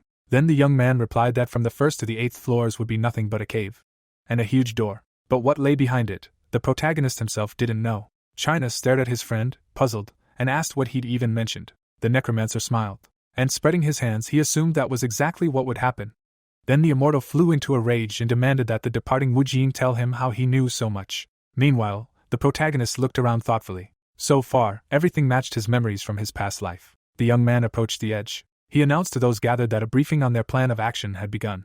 But just as the player began talking about the first floor, a piercing sound deafened him. The young man stared in surprise at the system error notification. Hundreds of notifications poured in, declaring each floor cleared under pressure. The players stared in horror at something they had never seen before. Notifications had arrived for everyone. Yan Wang looked at the windows in confusion, not understanding what they were. John raised his eyebrows and asked what was going on. China put the side of his hand to his mouth and asked his partner what was going on. With a confused expression, Wu Jin replied that he didn't know either. Suddenly, a bright blue light lit up before them. A huge door appeared directly behind the players. The young man frowned and announced they were heading to the 9th floor. Soon, the fighters found themselves directly in front of the final door. A gust of wind blew through the protagonist's hair, as he realized he had never heard of a system error before. Black smoke emanated from beneath the entrance. The immortal's hand clapped on the necromancer's shoulder, as he wondered what was inside. The blond man mockingly noted his friend's nervousness, sensing it from his expression. China gave him a thumbs up and urged him not to be afraid. The boy glanced back at his friend, who promised to protect him. Eugene smiled. Then he turned back to the door, deciding he wasn't afraid this time. The displeased glances of the guild masters followed him, along with the encouraging glances of his friends and allies. The protagonist looked resolutely at the door, determined to put an end to this. The young man pushed it open. The entrance to the final dungeon opened, and the system announced the beginning of the final battle. But inside, the players were met with darkness and silence. China exchanged glances with Ioan, and they both agreed they couldn't see anything. Suddenly, a torch lit above the heroes' heads. All the torches along the walls of the corridor did the same. Jordan flinched. Monster corpses littered the room, which startled the big man. Yongwan approached one of the monsters, noticing that nothing remained of its head. Then the man flinched. He turned sharply. At the end of the hall, he saw a throne glowing with a scarlet light. Someone sat on the throne, propping up the head of the game's main boss. The blonde stranger smiled and announced that the humans had arrived too late. The protagonist frowned at the sight of him. Everyone stared in surprise at the system notifications that appeared. Yongwan crossed blades, trying to figure out who stood before them. He clenched his teeth with tension. His blades broke, and a bright light illuminated his face. A moment later, a beam of energy struck the entire crowd except the protagonist. Eugene spun around. The beam left only a deep mark in the ground, and then fell to his knees. China, arms crossed over his chest, was falling. The Dragon Slayer was barely able to stay on one knee. Narrowing his eyes, Radiance said he thought one blow would be enough to deal with them. The youth stepped forward. Exuding killing intent, he asked the boy who he was. Skeleton warriors, mages, and beasts appeared behind the protagonist. Radiance snapped his fingers, finding it all amusing. A bolt of lightning gathered near the ceiling. Eugene frowned at the ceiling. China and John tensed, looking up. Francois gritted his teeth, shocked. Suddenly, The bolt of lightning transformed into a huge sphere. The deity chuckled. A moment later, a column of energy crashed down on the crowd. The shield still glowed from the deflected attack. The protagonist coughed up blood. He fell to his knees, all his comrades dead, vanished. Narrowing his eyes, the radiance said that he was nothing more than a pathetic little thing, putting on airs, and now he dared to interrupt his fun. The young man clenched his jaw in anger when his opponent said that it couldn't end so quickly. Wasn't it Isaac, or Eugen? The young man's eyes widened in shock. He couldn't understand how the opponent knew him. Moving his lips, he asked who he was. The god grinned and said he had no answer. Next time he should amuse himself. The man waved his finger. The young man frowned. Suddenly, his entire body was pressed to the ground. The floor beneath him crumbled and gave way. The young man's pupil dilated as he thought about dying. The protagonist's eyes began to close. A moment later, his blood sprayed everywhere. Radiance flooded his consciousness as he died. He opened his eyes again as the system announced the start of the game. Wu Jin stared at his hands in shock. He spun around. Directly behind him was the throne. Radiance, smirking, asked if he liked the feeling of being resurrected. He was already familiar with the feeling. The protagonist, looking at the throne ahead, realized time had reversed. He smiled bitterly, beginning to understand what kind of unprecedented force, which had killed the entire squad, was here. The system had generated an error he had never seen before. The man sitting on the throne was hostile, and it was directed at him. Smiling, the man said he looked different from Radiance. Narrowing his eyes, he asked if his problems really began because he killed Sejuin, the guardian of the sacred light. Veins bulged on the god's forehead. Enraged, he asked if he really thought mere humans could embarrass him. Extending his hand, he said he was being too insolent, though it might spoil the mood a bit. The youth's body hung in midair. With a wave of his finger, the god declared that he wished to vent his anger on him. Eugen's body slammed into the ground and columns. He coughed up blood, shattering the floor beneath him. Grinning widely, the Radiance said that while they, humans, enjoy squashing bugs, for them it's just a game. Eugen once again stood before the throne. He breathed heavily, wiping away sweat. His body was pinned to the ground with a spear. His body was almost completely immured in the floor. A sword of light pierced his chest. The youth lay with a broken neck. Blood slowly spread across the floor. Scarlet liquid splashed in all directions. The young man cracked an eye. Looking at the Radiance on the throne, he silently told himself that he didn't think he would intervene personally. He gritted his teeth. The young man stared intently at the throne ahead. Grinning, the god said that he seemed to have many thoughts in his head. Looking at the human corpses, he asked if he really thought that these dregs, who fell apart as soon as they were touched, would help him. The bodies of the fallen skeletal warriors lay to the side. Rubbing his chin, the man asked if he really thought this would happen. The protagonist shuddered as the guardian of the sacred light said there was only one way to escape. An invisible pressure descended on the boy's body. He fell to his knees. Narrowing his eyes, the guardian told him to kneel, bow his head, and beg for mercy. The protagonist braced his hands on the floor, trying to resist. But even so, he fell face first onto the floor. The young man was practically lying before the throne. His body trembled, trying to rise with all his might. Suddenly, part of Radiance's body turned to smoke. The young man's eyes widened. He saw the figure momentarily become blurry, and the shoulder shatter. As he stood, the young man realized this wasn't the god's main body. He grinned, deciding to provoke the guardian a little more first. The god's pupil flashed. He frowned, asking Eugen why he was smiling, if he was crazy. The young man raised his head and said he was just laughing. Kneeling, the protagonist said he possessed terrifying power, but couldn't make him, a mere human, dance to his tune. He was angry and screaming, just like a human. The man frowned even more. The protagonist grinned broadly. Radiance rose from the throne. Two enormous lightsabers appeared next to him. He narrowed his eyes and told the boy that even if he begged, it wouldn't help him, for he would die again and again. Beams of light rushed toward the protagonist. Eugen's body flew into the air. A bright light struck his face. The young man's soul found itself in pitch darkness. He opened his eyes slightly. A moment later, his pupils dilated in shock. A system notification in front of him announced his death. A moment later, the panel changed, reporting a system error. Suddenly, the system panels collapsed. A faint light appeared in the darkness. A mist of stars reflected in the boy's pupil. A gateway to space opened right before him. Energy began to accumulate in a single point. A second later, a cloak being formed from it. A representative of the dark world descended from the heavens. The enormous figure of the representative stopped before the boy. The light beneath the hood was swallowed by the darkness, preventing him from seeing its face. The protagonist chuckled and said he was a bit late. The cloaked figure asked if he'd known he'd be coming, as he seemed unusually relaxed. The man, smiling, said that the lunatic was going crazy outside, so he knew the other radiances wouldn't be sitting still. The two men stared at each other in silence. The representative, radiating chaos energy, said it was amusing. He knew he'd chosen him for a reason. Eugen, narrowing his eyes, asked what he could offer him right now. The being gathered mana before his finger. A moment later, the protagonist's heart began to pound wildly. The cloaked figure said he was sorry, but for now, that was all he could offer. The protagonist chuckled. Coating his body with mana, he said that would be enough. Waving his hand, the representative told the man he probably had many questions, but first, they needed to resolve urgent matters, and then they could talk again. The young man agreed, smiling. Clouds of smoke rose from the top floor of the dungeon. The Radiance, standing by the throne, said that this creature was trying to provoke him again. He snapped his fingers. The Guardian narrowed his eyes. Snapping his fingers again, he tried to understand why the process wasn't starting. Clenching his fist, the Guardian assumed he was losing his strength. He slammed the armrest hard. The Guardian frowned. The young man, radiating dark energy, began to rise. Gritting his teeth, the man immediately realized who had intervened.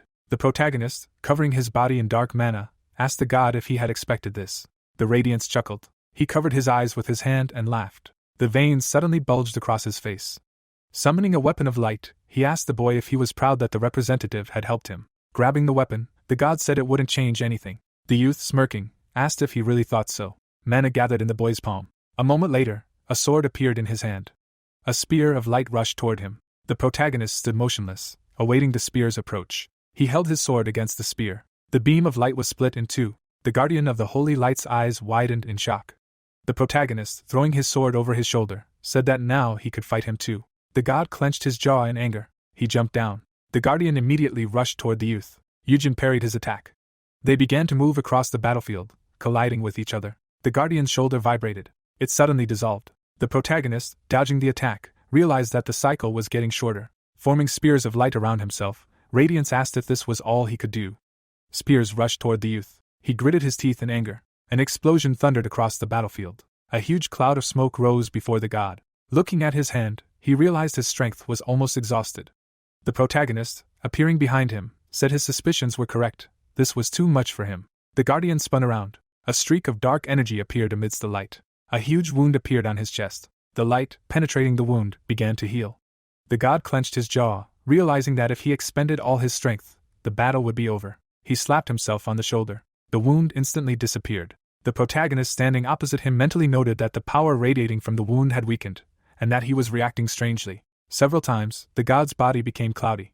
The youth smiled. Looking at the opponent before him, he said that he was being limited in the use of his power, and that it was gradually becoming useless. The god clenched his jaw. The youth smiled, realizing he had guessed correctly. Narrowing his eyes, he said that even for the Radiance, manipulating space and time was not so easy. If his powers were limited, then so be it. A huge gate, riddled with bones, appeared behind the guardian. He turned to face them. Chains burst from the gate, rushing toward the god. A moment later they entangled him, restricting his movements. A second later, only part of his body was visible. A cocoon of chains hung in the air. The youth, narrowing his eyes, said they had to hold out until the enemy's strength was exhausted. A bright light began to burst from the cocoon.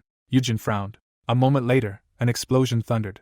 The youth covered his face with his hand. The guardian, breaking free from the cocoon, acknowledged his foresight. Veins bulged all over the man's body as he said he had long wanted to meet him to kill him, since he had ruined his fun. Scars covered the god's body as he explained that because of the contract, he could only be reborn in a spiritual body. The scars gradually faded as he said he had intended to play for a while before killing him, but now he had changed his mind. He would kill him before he lost his strength.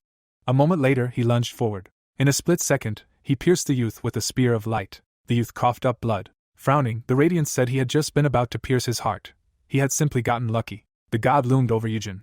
He clenched his jaw in rage. Suddenly, a system notification appeared above him. Lowering his chin, Yujin exclaimed in realization as the system announced that the stern champion of life was pleased to meet him, and was transferring some of his power to him. The protagonist gripped the hilt of the weapon that had pierced his chest. Suddenly, the hunter pulled the spear's tip from the wound. The radiance of divine light clenched its teeth in anger. Holding the weapon aloft, the holy being was outraged that such a dumb idiot possessed such power. Frowning angrily, the protagonist assumed he had allies. Veins bulged on the deity's face, and he couldn't understand what was being said. At that very moment, the player grabbed the glowing spear. The youth abruptly pulled the opponent toward him. Streams of flaming magic surrounded the user's fist. The powerful blows sent the Lightbringer flying far back. With a wicked grin, the young man declared that he thought his opponent was only doing whatever he pleased. Covering his face with his wrist, the radiance of divine light inquired about what he had said, when a notification suddenly appeared, indicating that the silent hunter was looking indifferently at the guardian of the sacred light, transferring some of his power to him. Suddenly, a bright flash appeared in the sky. A magical blade began to form at Yujin's fingertips, and he questioned how the other radiances could hate him so much. The holy being clenched his jaw in anger. Instantly, the protagonist disappeared from the enemy's sight. The Lightbringer instantly raised his chin. The hunter appeared in front, preparing to attack. A moment later, the player sliced the guardian of the sacred light's spear in half. Part of the weapon fell with a clatter onto the deity's foot. The enraged face of the radiance of divine light was visible in the shadows, when suddenly the system reported that the hearer of the sound of all creation was casting a sidelong glance at him and transferring some of its power to him. Grinning, the protagonist remarked that if the other radiances were on his side, it would be good news. Suddenly, a green aura enveloped the user's palm. At the same moment, spiky tentacles erupted from the ground. The guardian of the sacred light, shrouded in tentacles, opened his mouth wide in fear. His eyes glowed brightly, and he couldn't understand how the young man could do this to him. A moment later, the deity tore apart the plants on his body. Grabbing his glowing spear, the Lightbringer began to step forward, and a notification appeared, informing him that the master of the source of wisdom was looking disdainfully at the guardian of the sacred light and transferring some of its power to him. Grinning, Yujin noted that he was still far away. Lowering his chin, the radiance of divine light protested his words. Suddenly, a magical pentagram appeared beneath his feet. The Lightbringer, blazing with fire, opened his mouth wide in rage.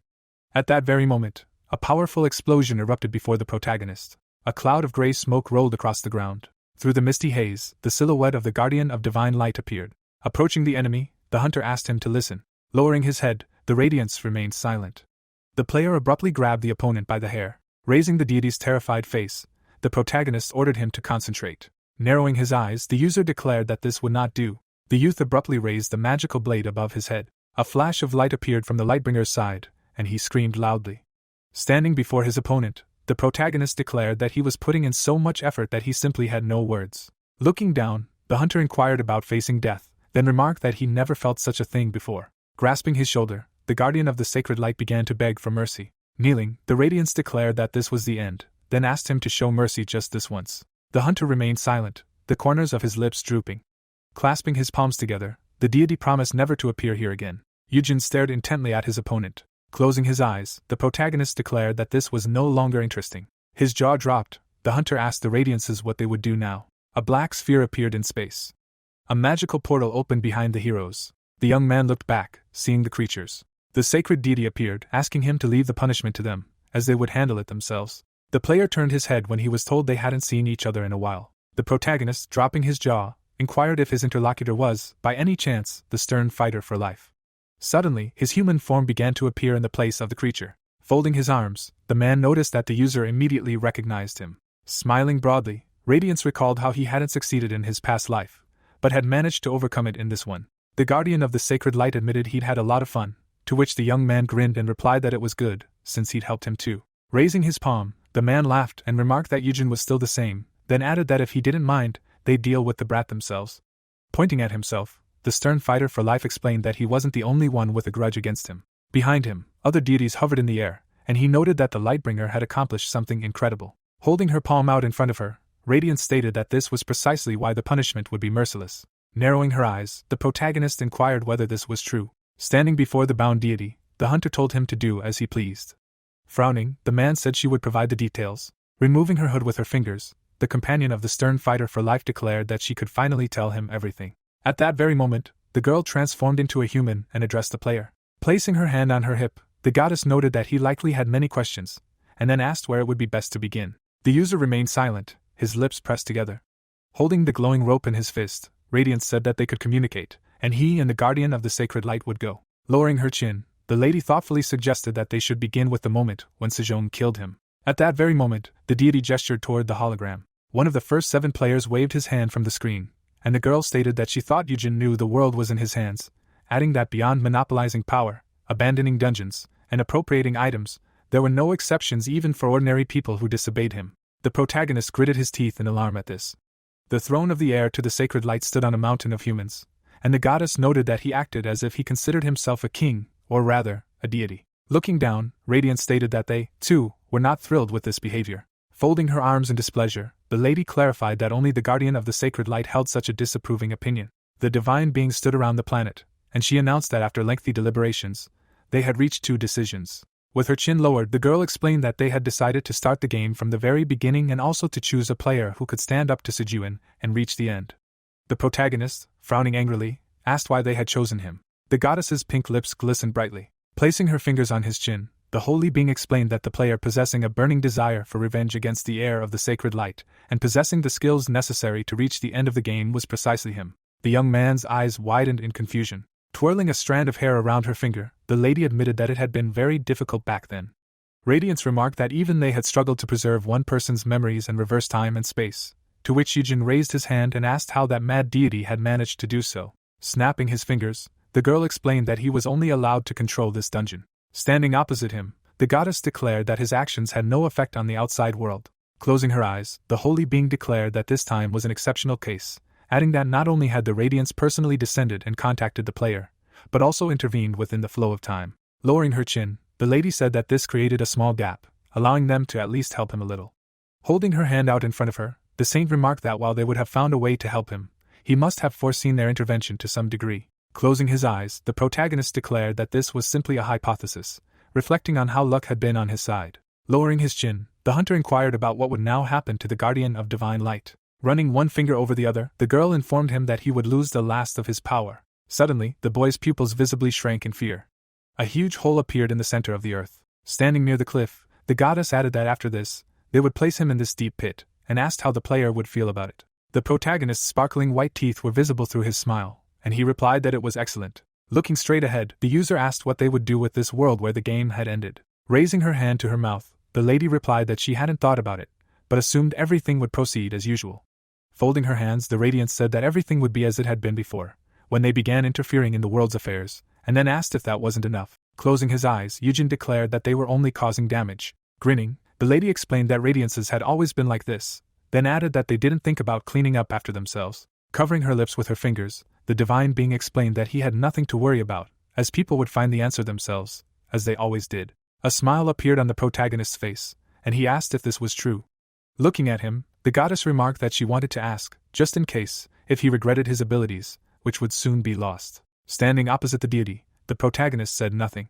Grinning, the young man explained that he had already achieved his goal, adding that, especially since he had found loyal companions in this life, he had nothing to regret. Humbly lowering her eyelids, the girl said that this was just like him. Turning her back to him, Radiance said she had to go, then asked if he had anything else to say, to which he thanked her for everything.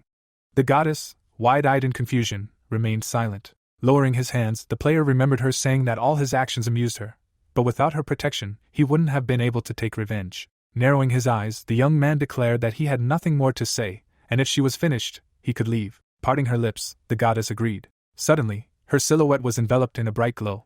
Grinning, the holy being declared that in that case, this was her final gift. Immediately, her eyes noticeably widened. Yujin stood with his palms outstretched. A moment later, the bodies of the fighters appeared on the ground. The players suddenly came to their senses, rising to their feet.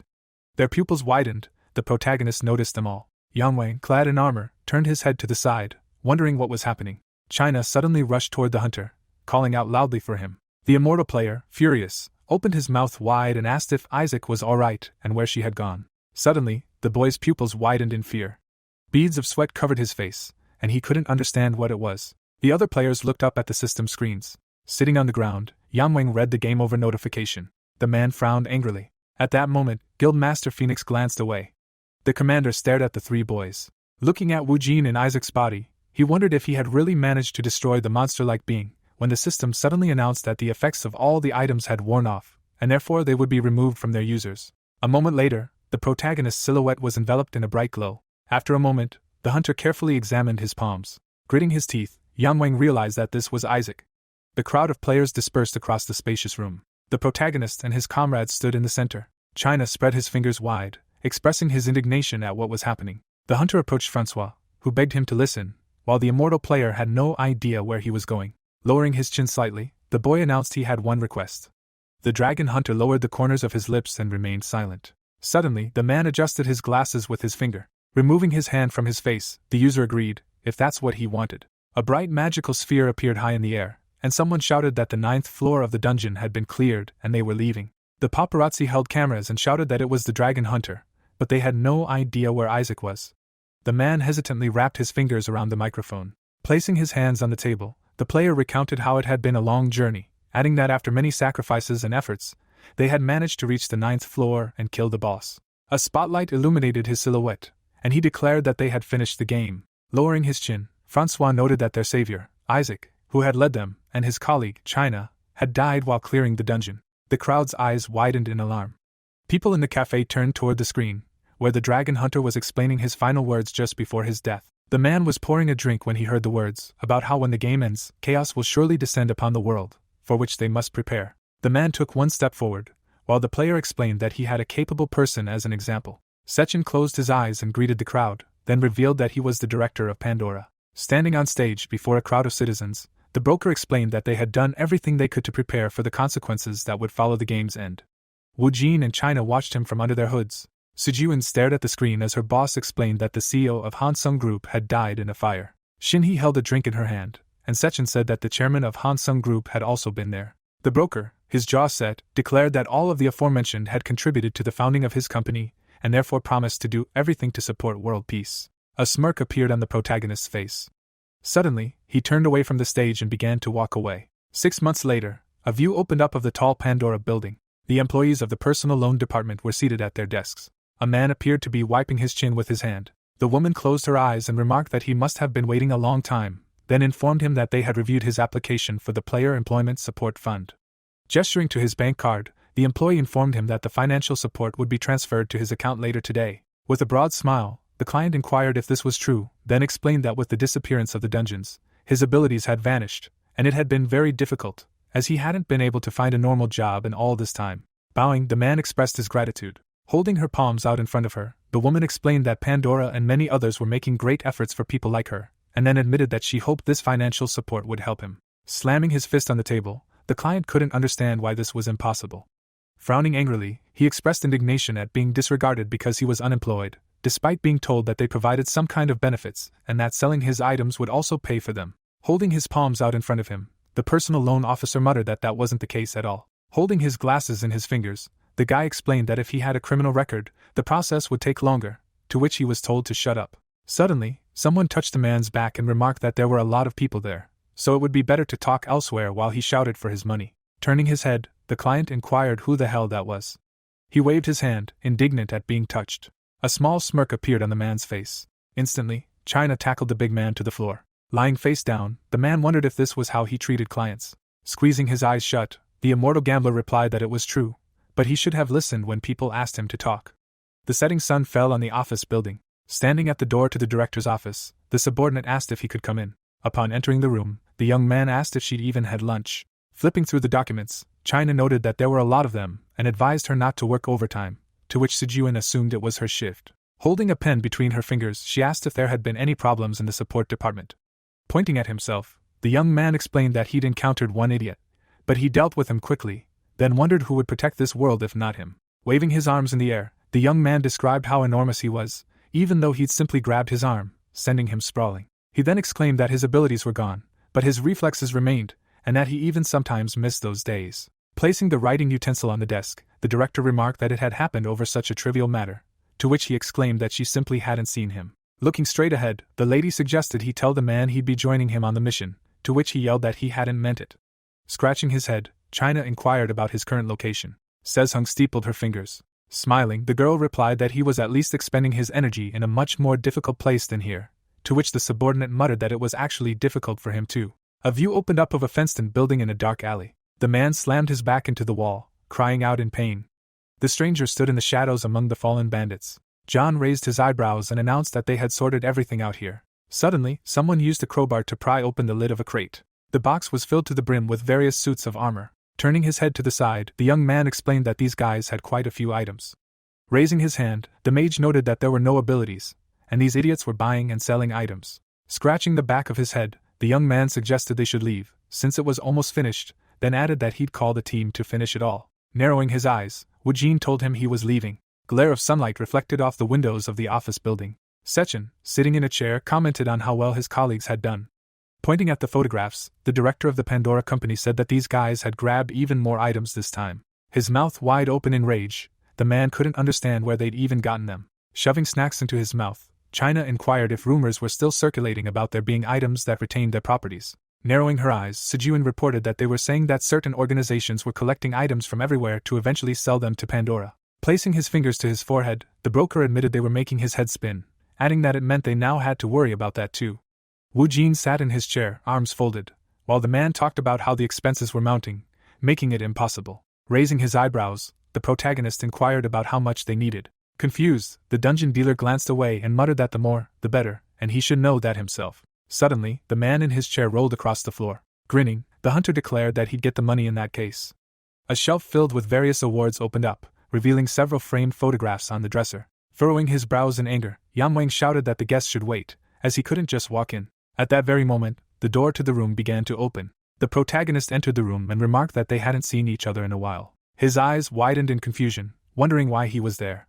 The secretary peeked out from behind the user and apologized to the boss for his sudden appearance. Sitting at his desk, the Phoenix Guild master said everything was fine and then asked them to leave. A moment later, he clenched his teeth in anger. Grinning, Wu Jin assumed he knew why he had come, then added that he needed money. While the protagonist examined the rewards on the shelf, Yang Wang expressed outrage that the guest thought he could just barge in and extort money.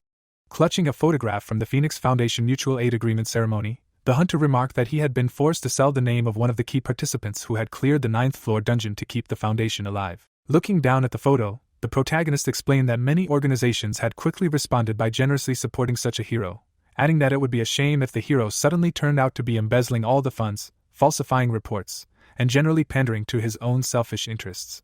After hearing this, the man clenched his jaw in fear. Guild Master Phoenix jumped up from his chair, confused by the nonsense he was saying, then cried out that he had no evidence. Turning his head back, the man asked what would happen if he said he had. Angrily frowning, Yang Wang considered the sudden appearance and threat. With his feet on the floor, the man mused that he didn't believe the man knew about the existence of his secret safe, so he was probably just bluffing. Grinning wickedly, the head of the Phoenix Guild remarked that his interlocutor was a master at charming people, no doubt about it. Pressing the red button under the table, he declared that they were now without abilities. They were just ordinary people, nothing more. His mouth wide with rage, the man asked if he thought he'd bring 2 scumbags with him and immediately instill fear. Suddenly, men in black suits rushed into the office. The guards took steps forward. Instantly, the bodyguards surrounded the guests. Raising his eyebrows, the protagonist said it was the usual. His jaw dropped. Yang Wang ordered their execution. A moment later, the head of the foundation's eyes widened in bewilderment. The bodies of his security guards lay meekly around him. Spreading his legs, Yang Wang exclaimed that there were mountains of gold here, to which China remarked that the bastard had hidden a lot. Holding up the cash register, the immortal player exclaimed, "Our accounting reports."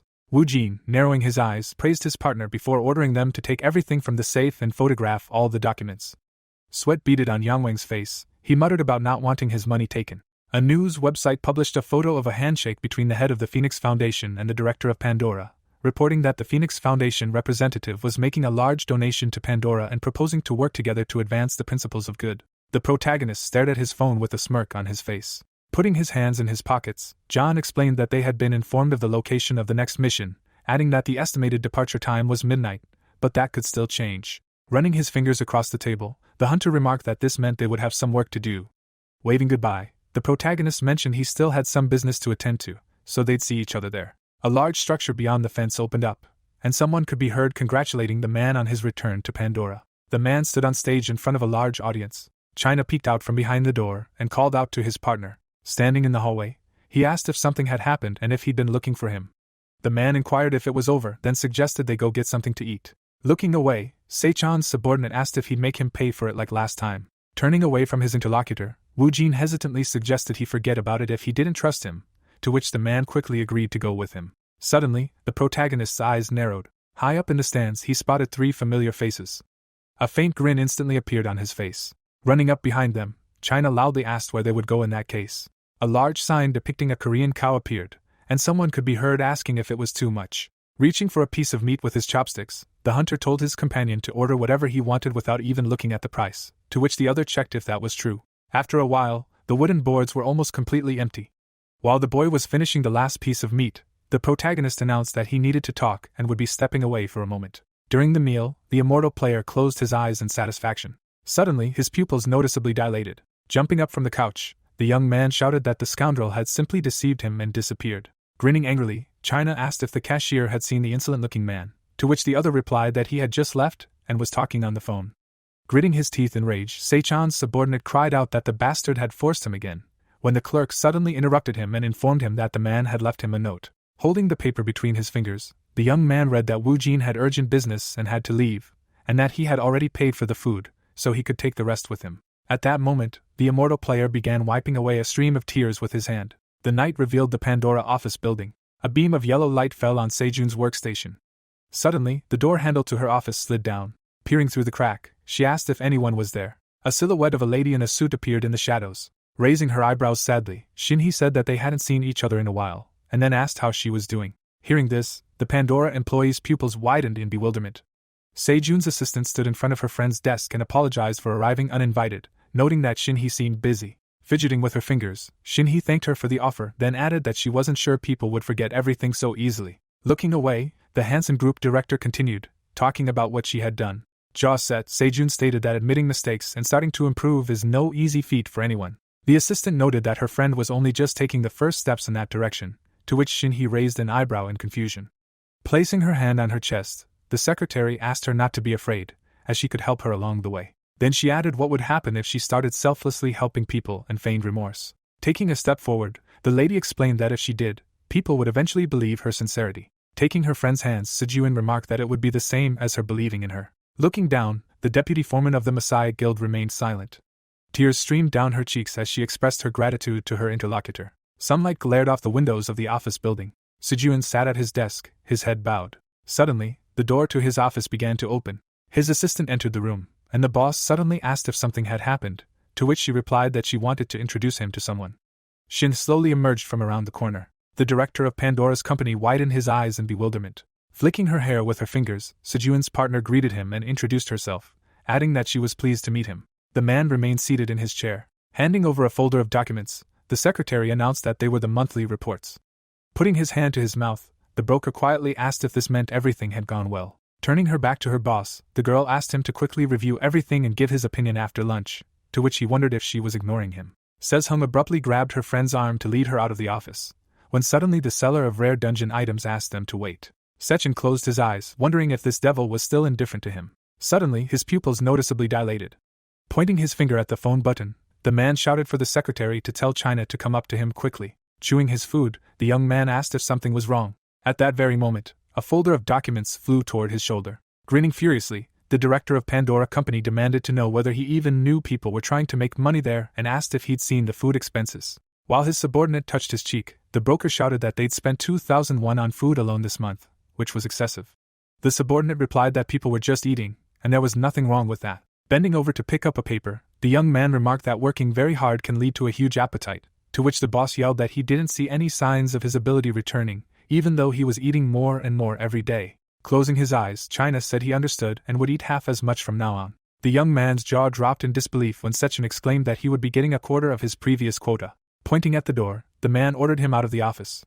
Suddenly, the phone on the desk began to ring. With a broad smile, the broker greeted his interlocutor and asked if he'd been busy all this time. Francois held his phone in his hand and said he'd clearly not been that busy, when suddenly he was asked how he was doing. Sitting on the couch, the dragon hunter explained that thanks to the people sent by Pandora, things had become much calmer in France, adding that the information Wujin's team had sent him last month had also been very helpful. Grinning, the man admitted that thanks to this, they'd managed to shut down the entire illegal trade in items, and that he'd send them everything soon. He then asked if he had any reliable information again. Lowering his chin, Sejun remarked that the protagonist was also very helpful, but he had to say, sometimes too helpful. The dragon hunter pulled the phone away from his ear and asked if they were having any problems. Frowning angrily, the director of Pandora replied that he didn't even know how to put it, but his information was sometimes too accurate, as if he'd seen it all firsthand, to which his interlocutor replied that, on the contrary, that was a very good thing. Standing opposite the window, the broker mused that he was basically a nice guy, so he wasn't too worried, then added that he still felt like he was hiding something from him.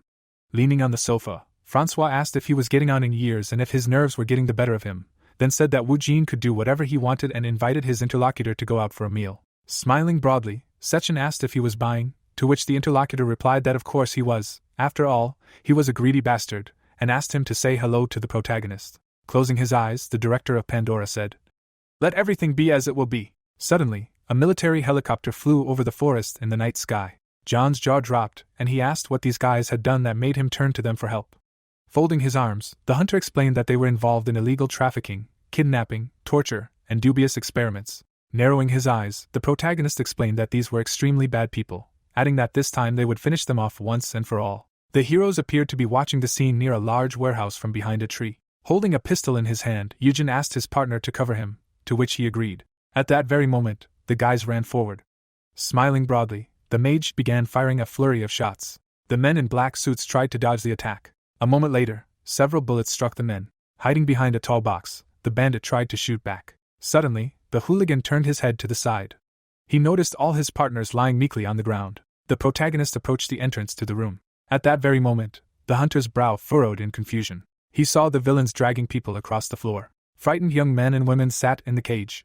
One of the kidnapped men was chained to the ceiling with metal chains. The protagonist's pistol fell abruptly to the floor. Gritting his teeth in rage, Yujin declared that he would have to act the hard way. Jumping from side to side, the protagonist stabbed each of the bandits in his path. The wounded men in suits fell to the ground with a crash.